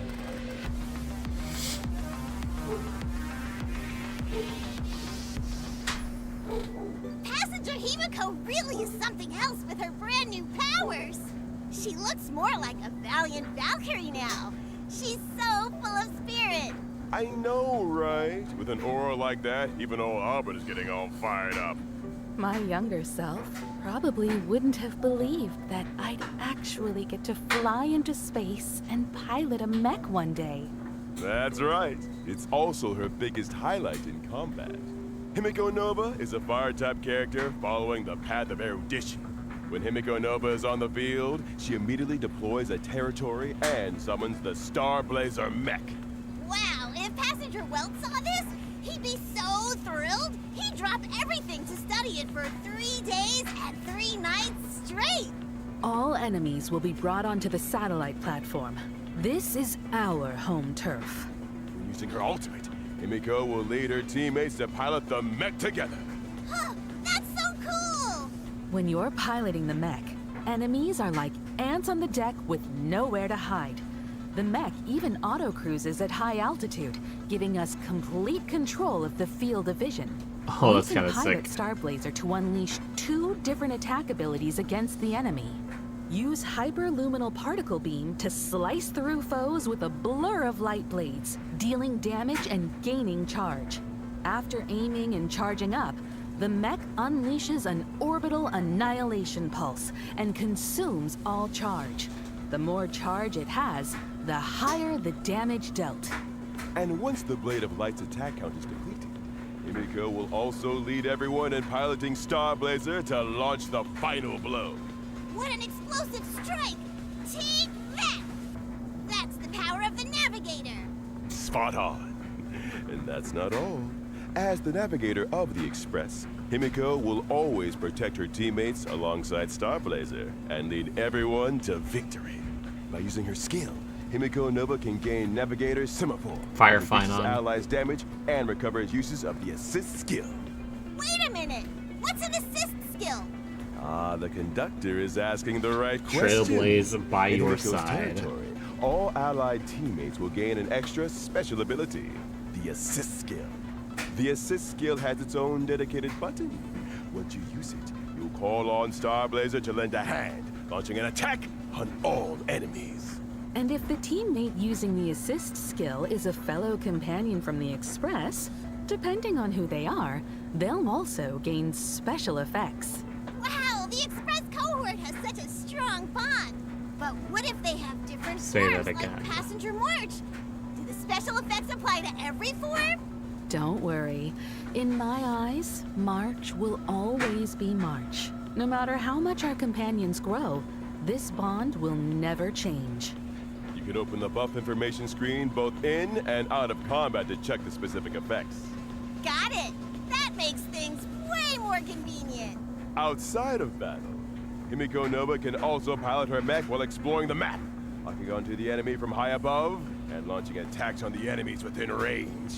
This is practically turning into a first-person They didn't even shooter. mention that it can be an Yep. insta-kill. All right, now that we've seen the combat showcase, let's check out the banner details for this version. Oh, let's see. Throughout the whole duration of version 4.4, Trailblazers can obtain the limited 5-star character, Himiko Yeah. Nova, and the drop rate or the limited 5-star light cone, a star. Nothing that too lights the crazy, map. unfortunately. No DDD. In the first half of version 4.4, Sparksy- limited 5-star Sparksy characters, dipped in Sparksy, Evernight. Anhung for Mansorterra, Okay. and Evernight, as well as limited 5-star light cone. Oh, and the full patch. I completely glazed over that part. The worlds apart, and to Evernight So their stars phase 1. have a rerun. In the second half of version 4.4, James two of the lucked special out warp so events will hard. Also become available. The limited 5-star characters, Ceridra, Adaxa, James is lucking out so hard. and the Wait, limited what do you 5-star mean he light wants to pull cones, Reen? Epoch etched in golden Also, gold. what's the Venturing doing here? Cast to flames, an inherently unjust destiny will rerun. Yo, Venturing, you need a Nova Flare game. If we're gonna be Right. pulling you, bro. That's a wrap for today's show. What? As the whistle sounds and ravages, do you two have anything else you'd like to say to everyone? Mm-hmm. Let Pom Pom go first then. Best luck ever trying to tell Ruby people's Astral luck is Express bad. has been traveling So it's together actually for a kind of long cataclysmic because he wants Robin We and faced many Reen. challenges, but as long as And we it's always pulled stick hard on together, Cyrenicone. There's no obstacle we can't overcome. We've definitely been through a lot of tough moments along the way. But that's exactly why traveling and trailblazing together holds such profound meaning. As long as we never give up, we'll always be able to trailblaze a path to the future. But this time, whether we can continue depends on your choice. I've laid all They're my all cards on the table. Assad. Big hero, did you enjoy my show? I'm really That's actually so looking cool. forward to your performance. And my dear daughters, whatever you do, don't let me down. See you there. That's scary, bro. I'm like, oh, this is such an obvious bit. Oh. What? Still thinking about Himiko? My bad, gang. I was about to skip it. My bad. My fault. About Himiko's childhood. All right, Himiko. That's it for tonight's bedtime story. Aw, Off to sleep now. good night then, Dad. After his daughter fell asleep, the poor Dean always had to spend some time alone, tackling his endless mountain of work. That's what he got for working 2 jobs. But that day, a little accident happened. Dad, you've been working so hard. I brewed you some coffee. Himiko, this is the first time you've made coffee for Dad. I'm so touched. So unique. Really, Dad? Then I'll make some for you every day. A thought flashed through the Dean's mind. Could this kid have already seen through his disguise? No. Impossible. It didn't matter, though. He barely went home anyway. And in the blink of an eye, Himiko grew up. They say that it What's wrong? She was reliable, mature, and highly trusted. Please don't beat me up. I really don't have any more money. Hurry! Himiko, I see them! They're right up ahead! Quick! Get behind me! Himiko! Thank you. Don't be afraid. You're safe now. Such a good kid. Never giving me anything to worry about. It really took the fun out of being a father. Later, Himiko's weathering curse got worse. Phoenix, So it was come on, finally man. my time to shine. Asshole. Or so I planned. And now it's gonna be worse. Why aren't you answering the phone? Daddy's home, but the house is completely empty. Where are you? We moved 5 years ago. Oh, well, I'm back for 3 days this time. Want to go grab some seafood noodles at Kraken's Tavern? We could even pick up some treats from your favorite spot on the way. I don't like... Never mind. I've got stuff to do. Go eat by yourself. Ooh, is this the long overdue rebellious phase? Daddy's looking forward to it. What about you, protagonist? Are you really not going to call me Grandpa one more time? We better have a dialogue choice, I guess. Yeah. What the fuck, man? No, that's what I'm saying. I think he genuinely... Okay, I skipped a little too far. My bad. My fault.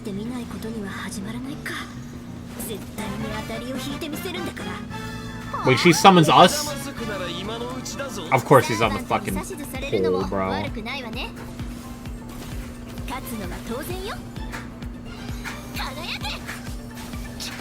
これが戦いだと遊んでやろうそれじゃ存分に我が前にさらすがいい天の女主人をたたえ喜んでひざまずきなさい Imagine a Holy Grail War.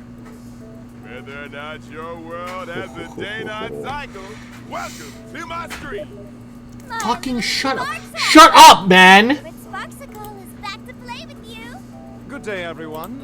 I am Veritas Rich. Dispense with the formalities. Bed seats for these two. Albert, your entrance is way too over the top. And why is it these two? Teleprompter from way up there. You guys just don't get it. 0 points. Oh! Hey! Who did that? Albert, watch your language. Here. Exactly. The stream's gonna get taken down. Fine, my bad. I just couldn't pass up a rare chance to scratch that itch. All right, let's officially get down to business. Welcome back, everyone, to the version 4.4 preview and the Honkai Star Rail and Fate Stay Night Unlimited Blade Work collaboration special program. Woohoo! Ah, finally, getting to the main topic. It's because he was the first. free angels. character. Especially when I saw they actually brought in the legendary Rin Tosaka and Gilgamesh. My heart practically leaped out of my chest. I'd really like to see how this night plays out. Don't get ahead of yourselves, you two. Let old Albert here break it down for you. Naturally, our story this time takes place in Plain Arcadia. Holy Grail's Just stolen. look at where we are right now. The Little Furbo's publishing house. New! It's Ashvale's detective agency. There's another case? Correct. 2 big news stories just broke in the Arcadia recently. Remember the Star Rail Fest we were invited to back in version 4.1? It left quite an impression. I don't just remember it. I really remember it. Sparksicle even made a cameo as a lighthouse. Following the epic battle with the Daybreak Squadron, the crisis was averted, and the exhibition is still ongoing. And the Astral Express also teamed up with Perlux Core, providing quite a few pieces from their collection for the exhibition, including a memento from the Yeah, for Trailblazers sure, Adventures, the Holy Grail obtained in Penacony. Someone filed a report, though, saying the Holy Grail was stolen right off the exhibition floor. Oh. And all fingers are pointing at a girl in red with twin tails. Wait, don't all look at me. Am I really the type to just swipe up? Yes, Phoenix, can you look? Could it be Rin Tosaka? Even the No, it's ratio Sparkle. to hit the No, nail it's on the Sparkle. head. No. But what does she want with the Trailblazers' Holy Grail? She didn't really have a choice. After the 5th Holy Grail War ended, Rin Tosaka embarked on an adventure across different worlds. She accidentally stumbled into ours along the way and ended up completely draining her magical energy. Stranded here after losing her magical energy. So, what I'm hearing Rin is Tosaka sensed she the needs a presence of the Holy mana Grail. transfer. In a moment of desperation, she borrowed it, attempting to summon a servant to help out and use the Holy Grail's power to leave. Only to summon us. After some tinkering, the wish-granting Grail connected with this land, brimming with wish power, and just like that, Oh, put it back Grace up, is doing upstairs, started working bro. again. Wait a sec. Didn't Screwlum turn this Holy Grail into a display piece back in Penacony? How's it actually working again? Oh, wish power. That's the crux of the matter. This decorative Holy Grail does work, but the way it's used is definitely a bit different. The power it uses now is wish power rather than magical energy, so it can't directly summon heroic spirits or initiate the ritual. Instead, drawing upon Rin Tosaka's memories as its current holder and the Trailblazers' memories as its owner, along with their experiences from past Holy Grail wars, it directly selects and matches the participants. You could say this is actually an Imagine-A Holy Grail War. Whoa! Isn't this just a massive cosplay convention? Since the contestants are picked based on memories, they should all be familiar faces to the Trailblazer, right? Not necessarily. At least to the Trailblazer, Gilgamesh is hardly a familiar face. Yep, Sparks is right. This time around, the Trailblazer won't just run into familiar companions from their journey, who appear after being summoned by the Holy Grail. They'll also make new friends and new opponents. But wait a minute. If there's no magical energy in the Holy Grail, doesn't that mean Rin Tosaka still can't leave? Which brings us to another huge piece of news. When the ritual began, golden rain poured from the Arcadia sky, and countless treasures from above. Time to make a fortune. Albert, you're practically drooling. Snap out of it. Where's Gilgamesh? On the left. People scored Phoenix. treasures from this rain, and each pair of participants walked away with an incredibly precious treasure of the king. These treasures are packed. That's mighty. Hang yourself. And apparently, the Holy Grail can convert them into magical energy in some bizarre way. So, if we track down the holders, collect the treasures, and toss Where's them into the Sunday? Holy Grail, we can build up magical energy. Wait, no. You just said treasure of the king. You don't mean the treasures of that king, do you? That's right, the very same king. The treasures of Gilgamesh. I heard he's super possessive of his treasures. Would he really let something like this happen? But I've also heard he's lost the key to his vault more than once. So I guess it's not that surprising. So yeah, things went off the rails real quick. The scattered treasures sparked a massive uproar across the Arcadia. And some folks are even using social media to stir up the pot. Seems like they've got a hidden agenda.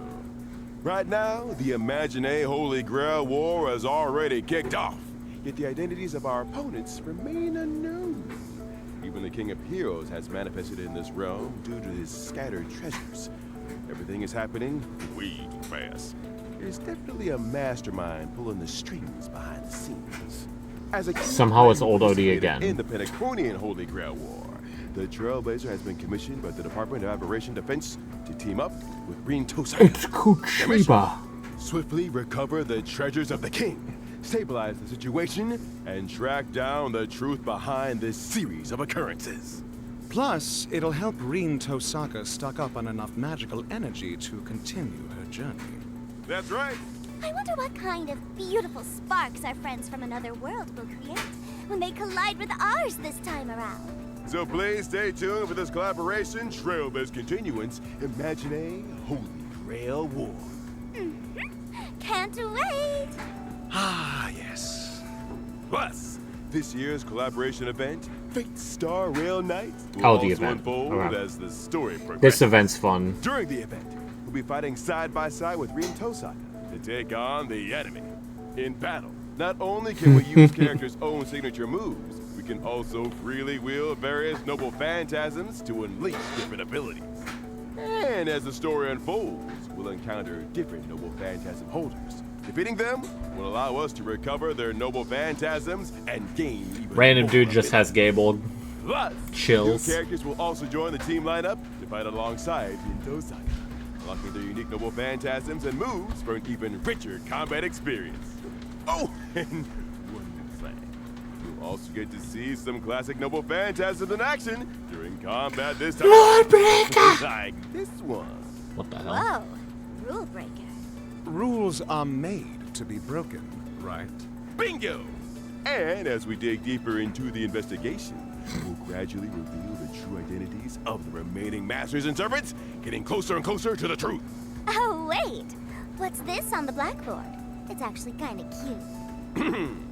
These are painstakingly crafted notes of our research tech noob, Ms. I saw Tosaka, to help Kuchiba everyone Lancer, sort out our current and I'm progress. now realizing it's meant to be Bizet. Anyway, Kuchiba's a fill-in for Bizet. That's Grab cute. more powerful noble phantasms, try out different combat styles, and uncover the truth behind this Imagine Holy Grail. Why is Caleb Darth Maul? Okay, now that we've covered the event You mean details, Kalis? let's learn more about And our they chief have glow guests from sticks. another world.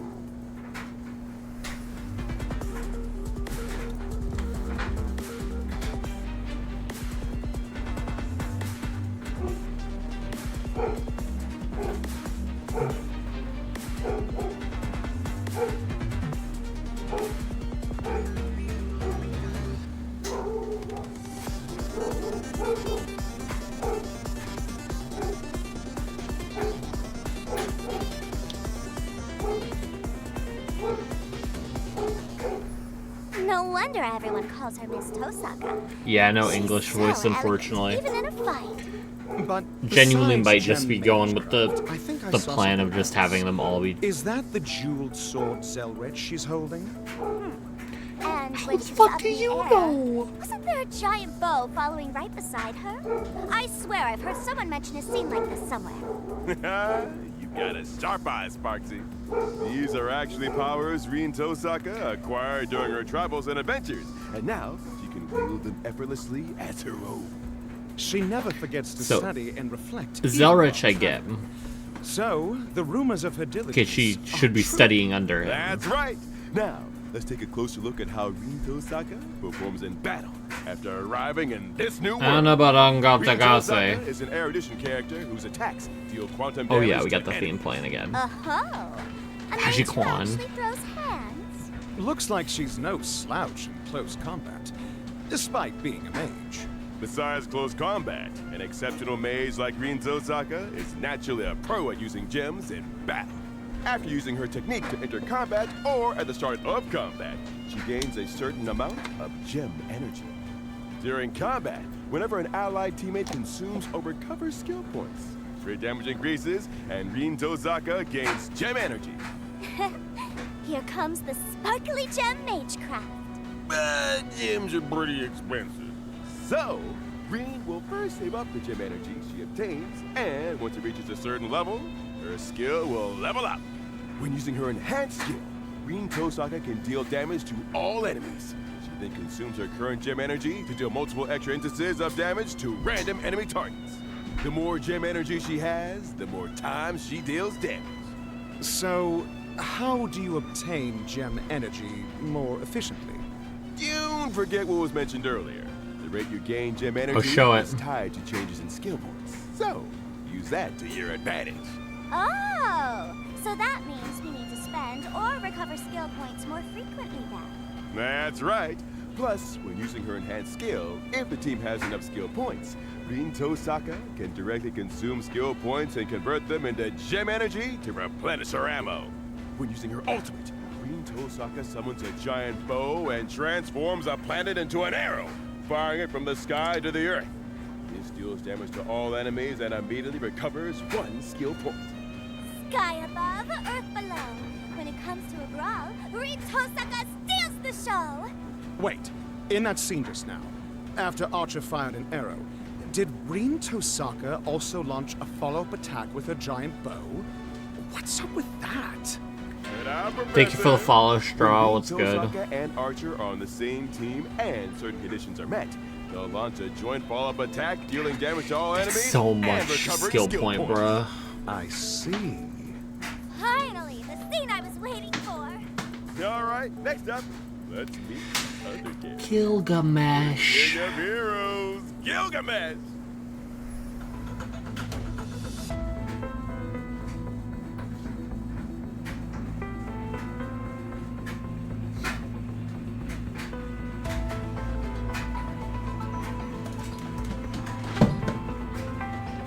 You cannot idle or farm in front of the guy.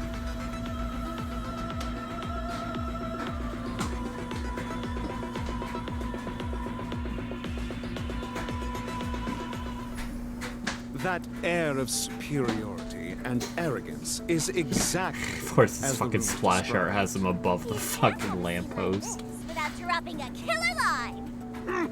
Rabbit dog. Gave you permission to look at me. Keep your eyes to the ground forever. Spot on. Totally spot on. That was a pretty good impression. Just some basic acting chops.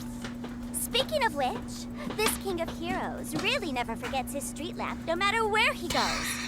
I wonder if he's satisfied with the height of the streetlights in Duomension City. So this is how he fights. To think those noble phantasms we'd only ever heard rumors about, Ea, the Gate of Babylon, Enkidu, all showed up one after another. This King of Heroes combat abilities totally matches personality too. Oh? Gilgamesh is a lightning character following the path the of fuck up! Boring enemies aren't worth the King of Heroes going all out. When entering combat, Gilgamesh will be in a bored state due to a lack of interest. A bored Gilgamesh will automatically Half-hearted use his blow. basic attack, casually attacking the enemy. I love how his After basic is any basically ally takes just action, flavor the text, team bro. gains interest. And when a teammate uses their ultimate, Gilgamesh gains additional interest, boosts the damage of his own ultimate, and regenerates a certain amount of energy. Arrogance is really just another form of stupidity. But once you please the king, he really gets into the performance. When using his skill, Gilgamesh deploys the Gate of Babylon. Ignoring the enemy's defense, he uses Enkidu to firmly pin them to the ground. Then fires weapons from his vault, dealing multiple instances of damage to the enemy. The sky is filled with Goldie's weapons. Talk about flashy. I can practically hear him laughing through the screen. Gaze upon my royal visage! Using his ultimate, Phoenix exclamation Gilgamesh summons Google. Enuma Elish. After analyzing the world, he unleashes earth-shattering power, dealing damage to all enemies. Enuma Elish! Even the attack name is incredibly flashy. It's like the whole world is being ripped apart. Talk about over the top. From the looks of it, that strike of his was definitely meant to end it all. So when he and Saber are on the same team, there's an extra effect too. When faced with this worthy opponent, the King of Heroes will also take action. He steps in to flaunt his kingly majesty, hurling countless weapons onto the field to deal damage to all enemies. Classic Gilgamesh, through and through. Yep, after pulling a stunt like that, Gilgamesh even gains interest following the joint follow-up attack. You see? Well, he's having a blast. This team-up is just... When using his technique on the map, Gilgamesh Didn't even mention Saber getting a bunch of energy. Enemies upon entering battle. He also immediately gains a certain amount of interest.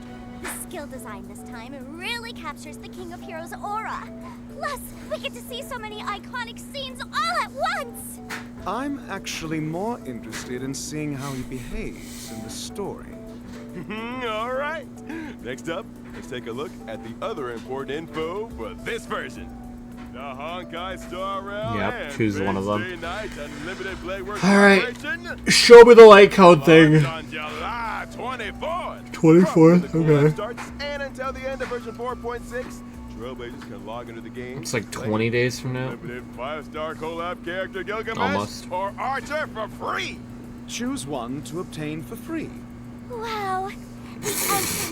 Bottom text is fucking. Why you just bottom text Albert? Quite a few spectacular moments to your trailblazing expedition. If you truly end up traveling with Gilgamesh, you definitely won't be bored on that journey.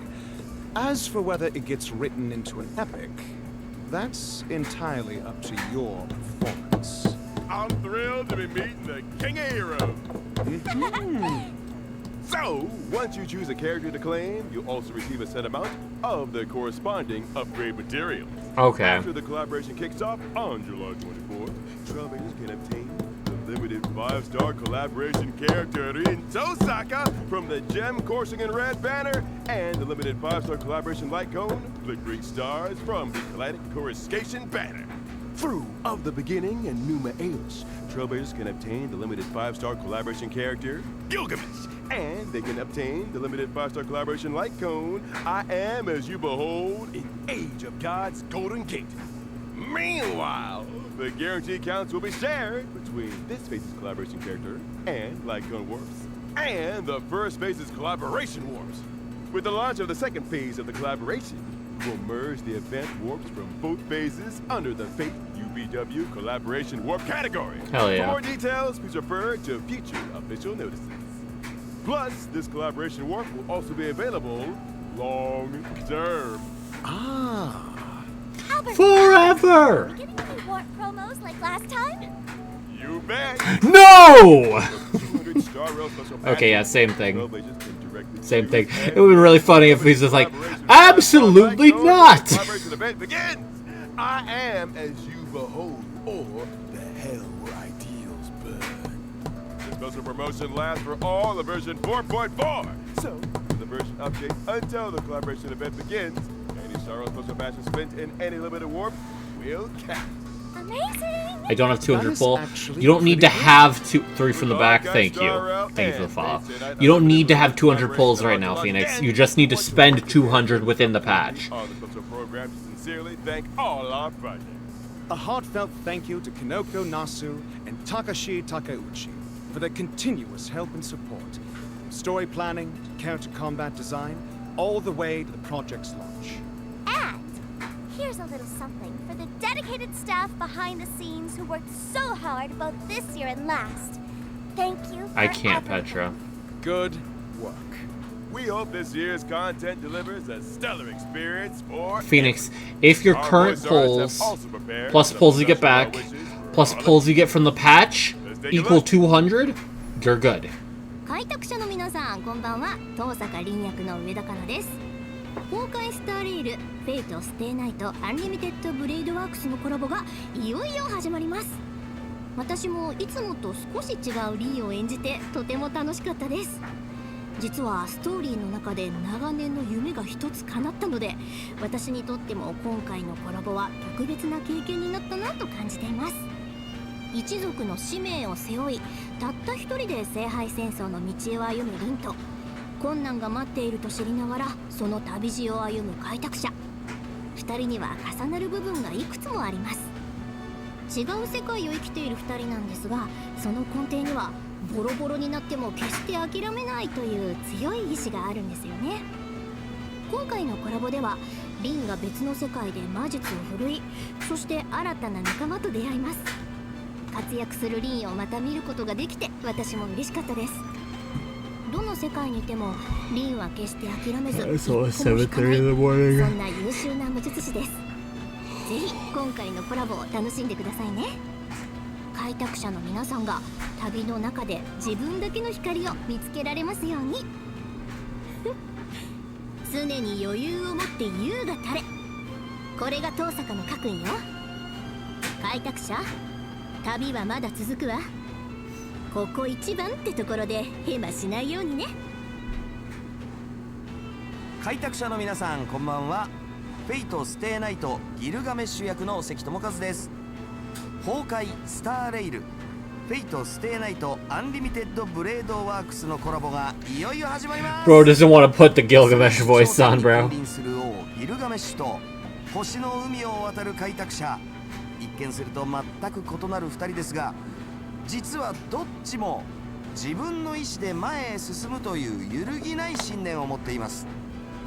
古の英霊が新たな星に降り立つとき、そこで目にするのはもう一つの戦争だけではありません。 Just kidding. This is actually good. Fuck you. 広大な新天地です。果たして新たな世界に現れたギルガメッシュはどんな活躍を見せてくれるのでしょうか。ぜひこの旅をお楽しみください。そして王の器を見届けていただけたらと思います。ほう、そこの開拓者とやら。Hey, there we go. He's put on the この voice. 姿を拝むことを許そう。王の宴は整った。光栄に思え。そして存分に楽しむがいい。Thank you all for the well wishes.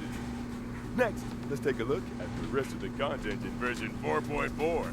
No corner stays dust free. Please tell me we get some good shit. I know we have some, like, quality of life stuff.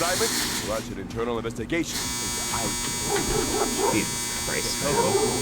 An AI assistant provided by Silverwolf will try to crack the IPC firewall, infiltrate their system, and secure key evidence. Do I have to be a hacker too? This event's neat. Yep. All sorts of cracked data bricks from the firewall will keep raining down from above. We need to carefully adjust our angle, select the landing spot, and catch and stack the bricks one by one into a tall tower formation. Once the firewall is completely dismantled, we win! The higher those data bricks stack, the wobblier the tower gets. The firewall will also unleash various counter abilities to interfere with our efforts. So, be careful with your moves, everyone. But as we stack, we'll also gain all kinds of handy abilities. Make good use of these abilities to provide help to our allies and achieve success even faster. After clearing story mode, co-op mode will also be unlocked. Trailblazers can freely choose to team up with their friends or Silverwolf to complete the challenge together. Silverwolf again, Stack them fantastic. steady and tear it down fast. In addition to the new version events, currency wars will be games. Also, I forgot about the Curse Wars update, adventure yeah. level rewards will be expanded to More next. Stupidly good. Max and rank difficulty will also be raised to AH 50. We invite everyone 50 is to step up crazy. and take on the challenge. Not bad. And a whole Being new able to bond of snowball Holy your Grail. wealth is a skill in itself. 4 new characters: Himiko Nova, Motionax Blade, Bin Tosaka, and Gilgamesh. Your house is so chaotic, haha. Shut your fucking ass. Blade, Himiko, Zarmpo, and Bela will also become expert advisors. Let's chat about the new characters first. First up is Himiko Nova. She has 2 initial bonds, Express Cohort and the Independent Bond, Navigator.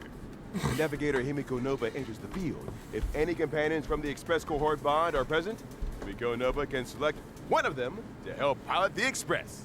Himiko will The directly March join one's the really selected companion good. School bond, obtain the corresponding bond effect, and increase the bond tally by 1. At the same time, depending on the companion she selects, she can additionally enhance her own abilities and the Express Cohort bond effects in different ways.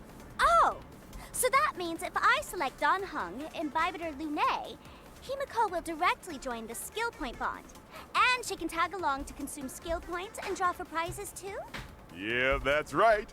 If you select Sunday, Himiko will join the energy bond and gain extra ultimate mech attack counts. It looks like we'll be able to try out a bunch of new team compositions in this version of Currency Wars. Yep, Morganax Blade will also be joining the Stellaron Hunter. Hey, he makes Blood Flame playable. But entering battle, he'll immediately deploy a zone that continuously provides damage and support effects for the entire team. Probably more like Blood Flame Plus, makes every time Blade he enters harder to battle, use. Morganax But, yeah. Blade will randomly forge a piece for himself from the recommended gear list. If he is already fully equipped, he'll level up an existing piece into privileged equipment. The spirit of a craftsman. Rin Tosaka, meanwhile, is a character with both on and off-field capabilities. Miss Tosaka is definitely joining the skill point bond, right? Since she's such a pro at using gem energy and skill points, she's bound to bring a ton of awesome combat effects to the skill point bond. Spot on! Once Rin Tosaka takes the field, she can consume gem energy to buff the whole team. Plus, she can trigger a combo skill with Archer, whether he's on the field or not. That's so awesome! The King of Heroes, Gilgamesh, will also join the energy bond as an on and off-field character. Plus, as long as Gilgamesh is on the field, every piece of equipment on our team will catch the King's eye. Since they're now the King of Heroes property, they'll boost the team's lucky strike damage, and the effect he gets himself is double. Wait a minute. Do Rin Tosaka and Gilgamesh both get a brand new bond? That's right! With the addition of our 2 new collaboration characters, we're also introducing a brand new collaboration faction bond, Holy Grail of Destiny. Rin Tosaka, Gilgamesh, Saber, and Archer will all be part of this bond. Whenever the Holy Grail of Destiny bond level goes up, we get a shot at a Holy Grail wish. The omnipotent wish-granting chalice will randomly dish out wish missions. Just pick one to complete, and you'll score rewards straight from the Holy Grail. But watch out. Might have to pay a corresponding price. Of course, the higher the bond level, the greater the challenge of the refreshed missions. Complete a mission, and you'll also have a chance to obtain Destiny components like Avalon and Enuma Elish.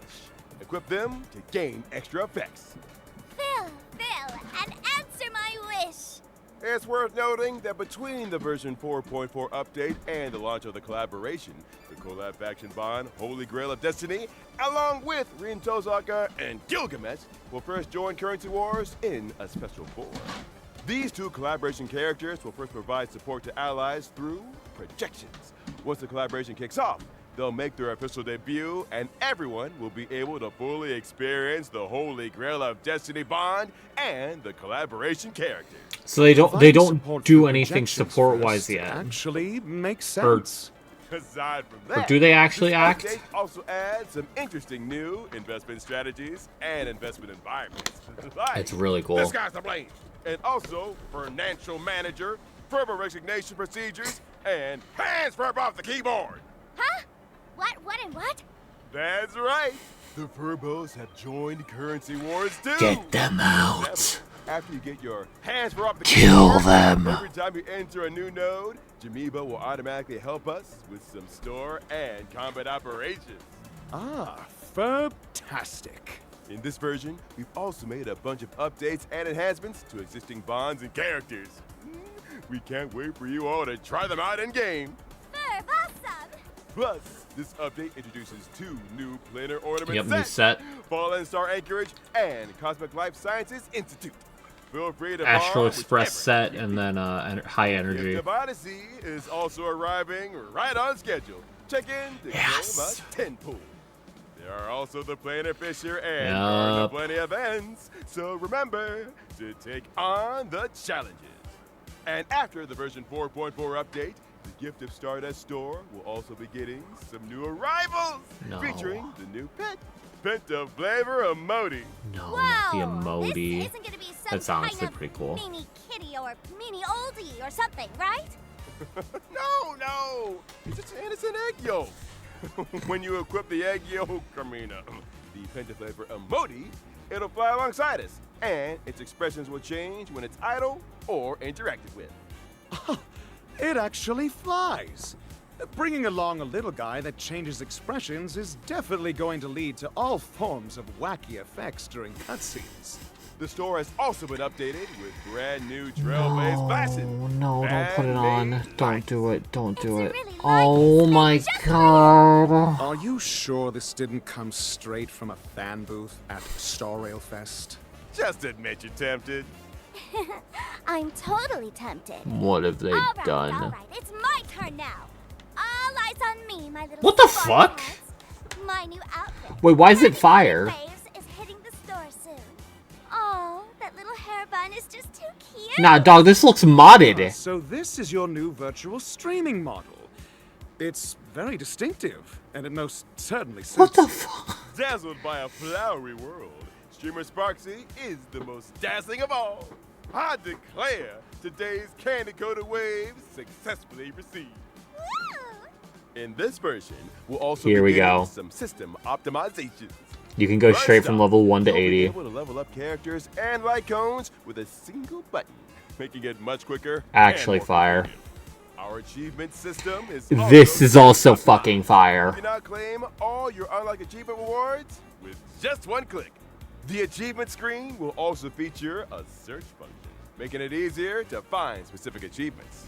An efficiency boost is always appreciated.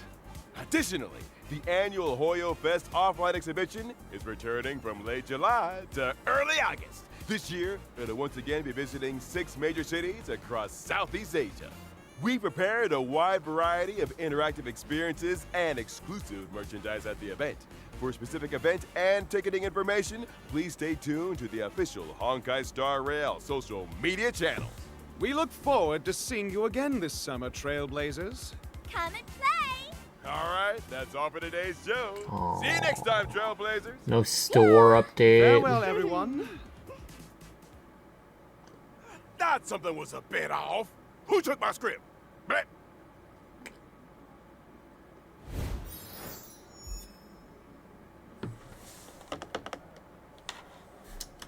No, don't. Hey, stop! Okay, I'm excited. I guess to be fair, we're getting Gilgamesh for free anyway, so I didn't really need to add more characters to the shop, so I'm not too upset actually.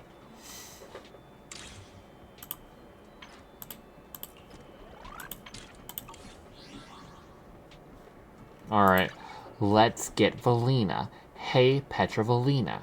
Petra, get me Valina. Where's my Valina?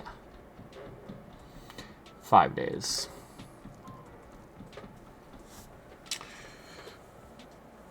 Alright, Petra. Petra, I need your help. I need to get Valina, Peter. I know. I have an idea. Wind shear.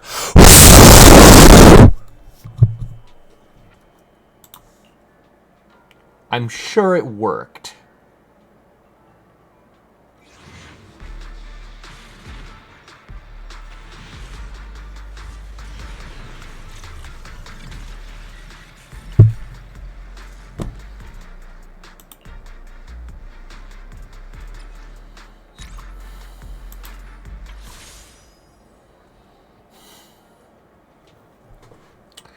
Alright, well, I'm gonna go to sleep.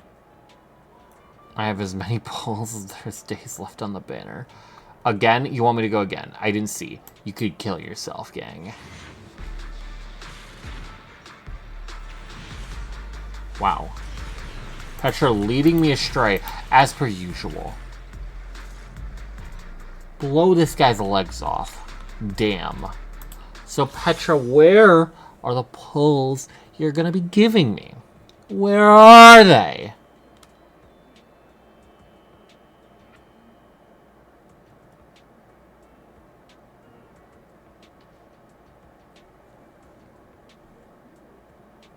Noelle ate it? No, she didn't.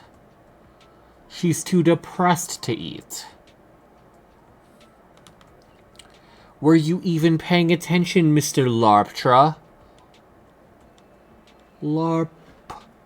LARPing Peter. The LARPing Petra. With your nogging, with your egg nogging. Petra, how many eggs have you gotten in Deltarune so far?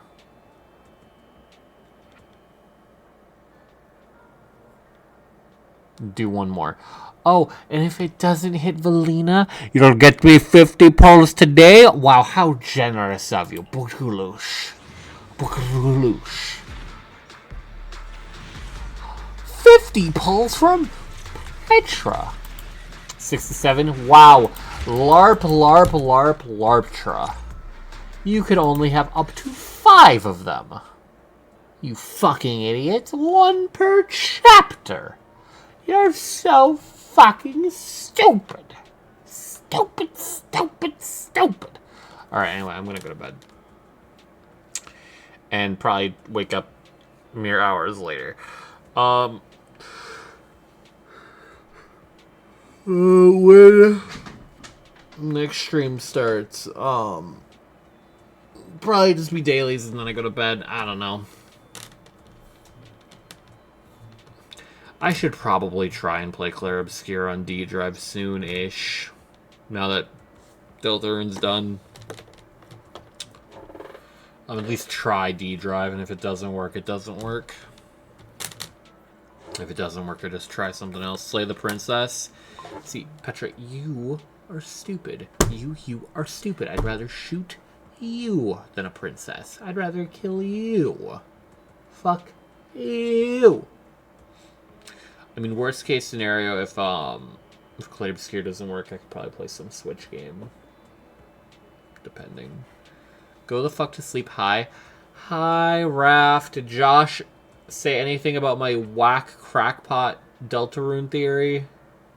Do I need to go over it again? Phoenix, I already did the Innistrem single.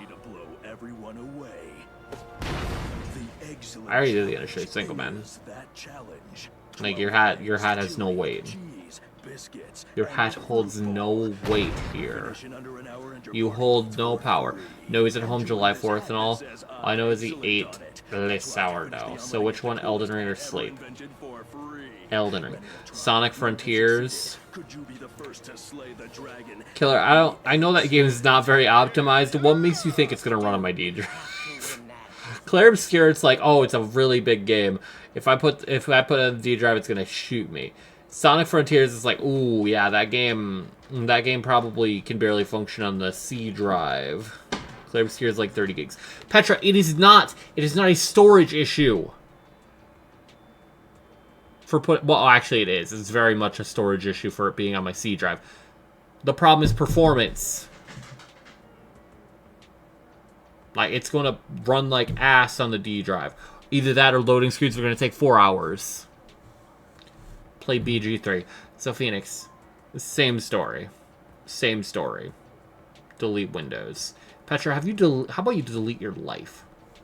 Install SteamOS. But Raph, I'm going to send you the image I sent Josh. Purely so that at a later date, you can ask me what the fuck I saw to come up with this. Because I don't feel like explaining it. How old is your PC? So, 2021. And I don't remember how old it was. Actually, I still have the box.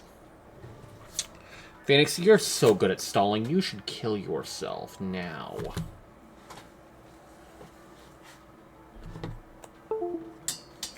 Let me take a look real quick. Let's see, does it say... I don't think it says on the box. Yes, I still have the box.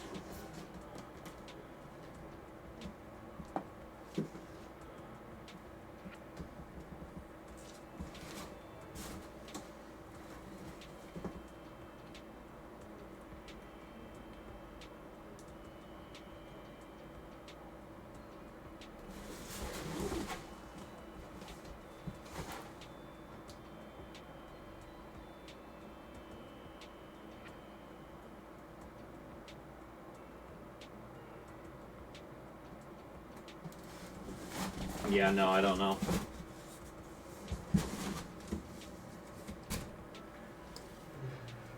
No, I got in 21. I don't think I can read these things. Forfeit Soul and Nokia? No, no key. Okay. Raph, do you want me to explain it now or do you want me to go to bed? I'll give you the choice here. Ah.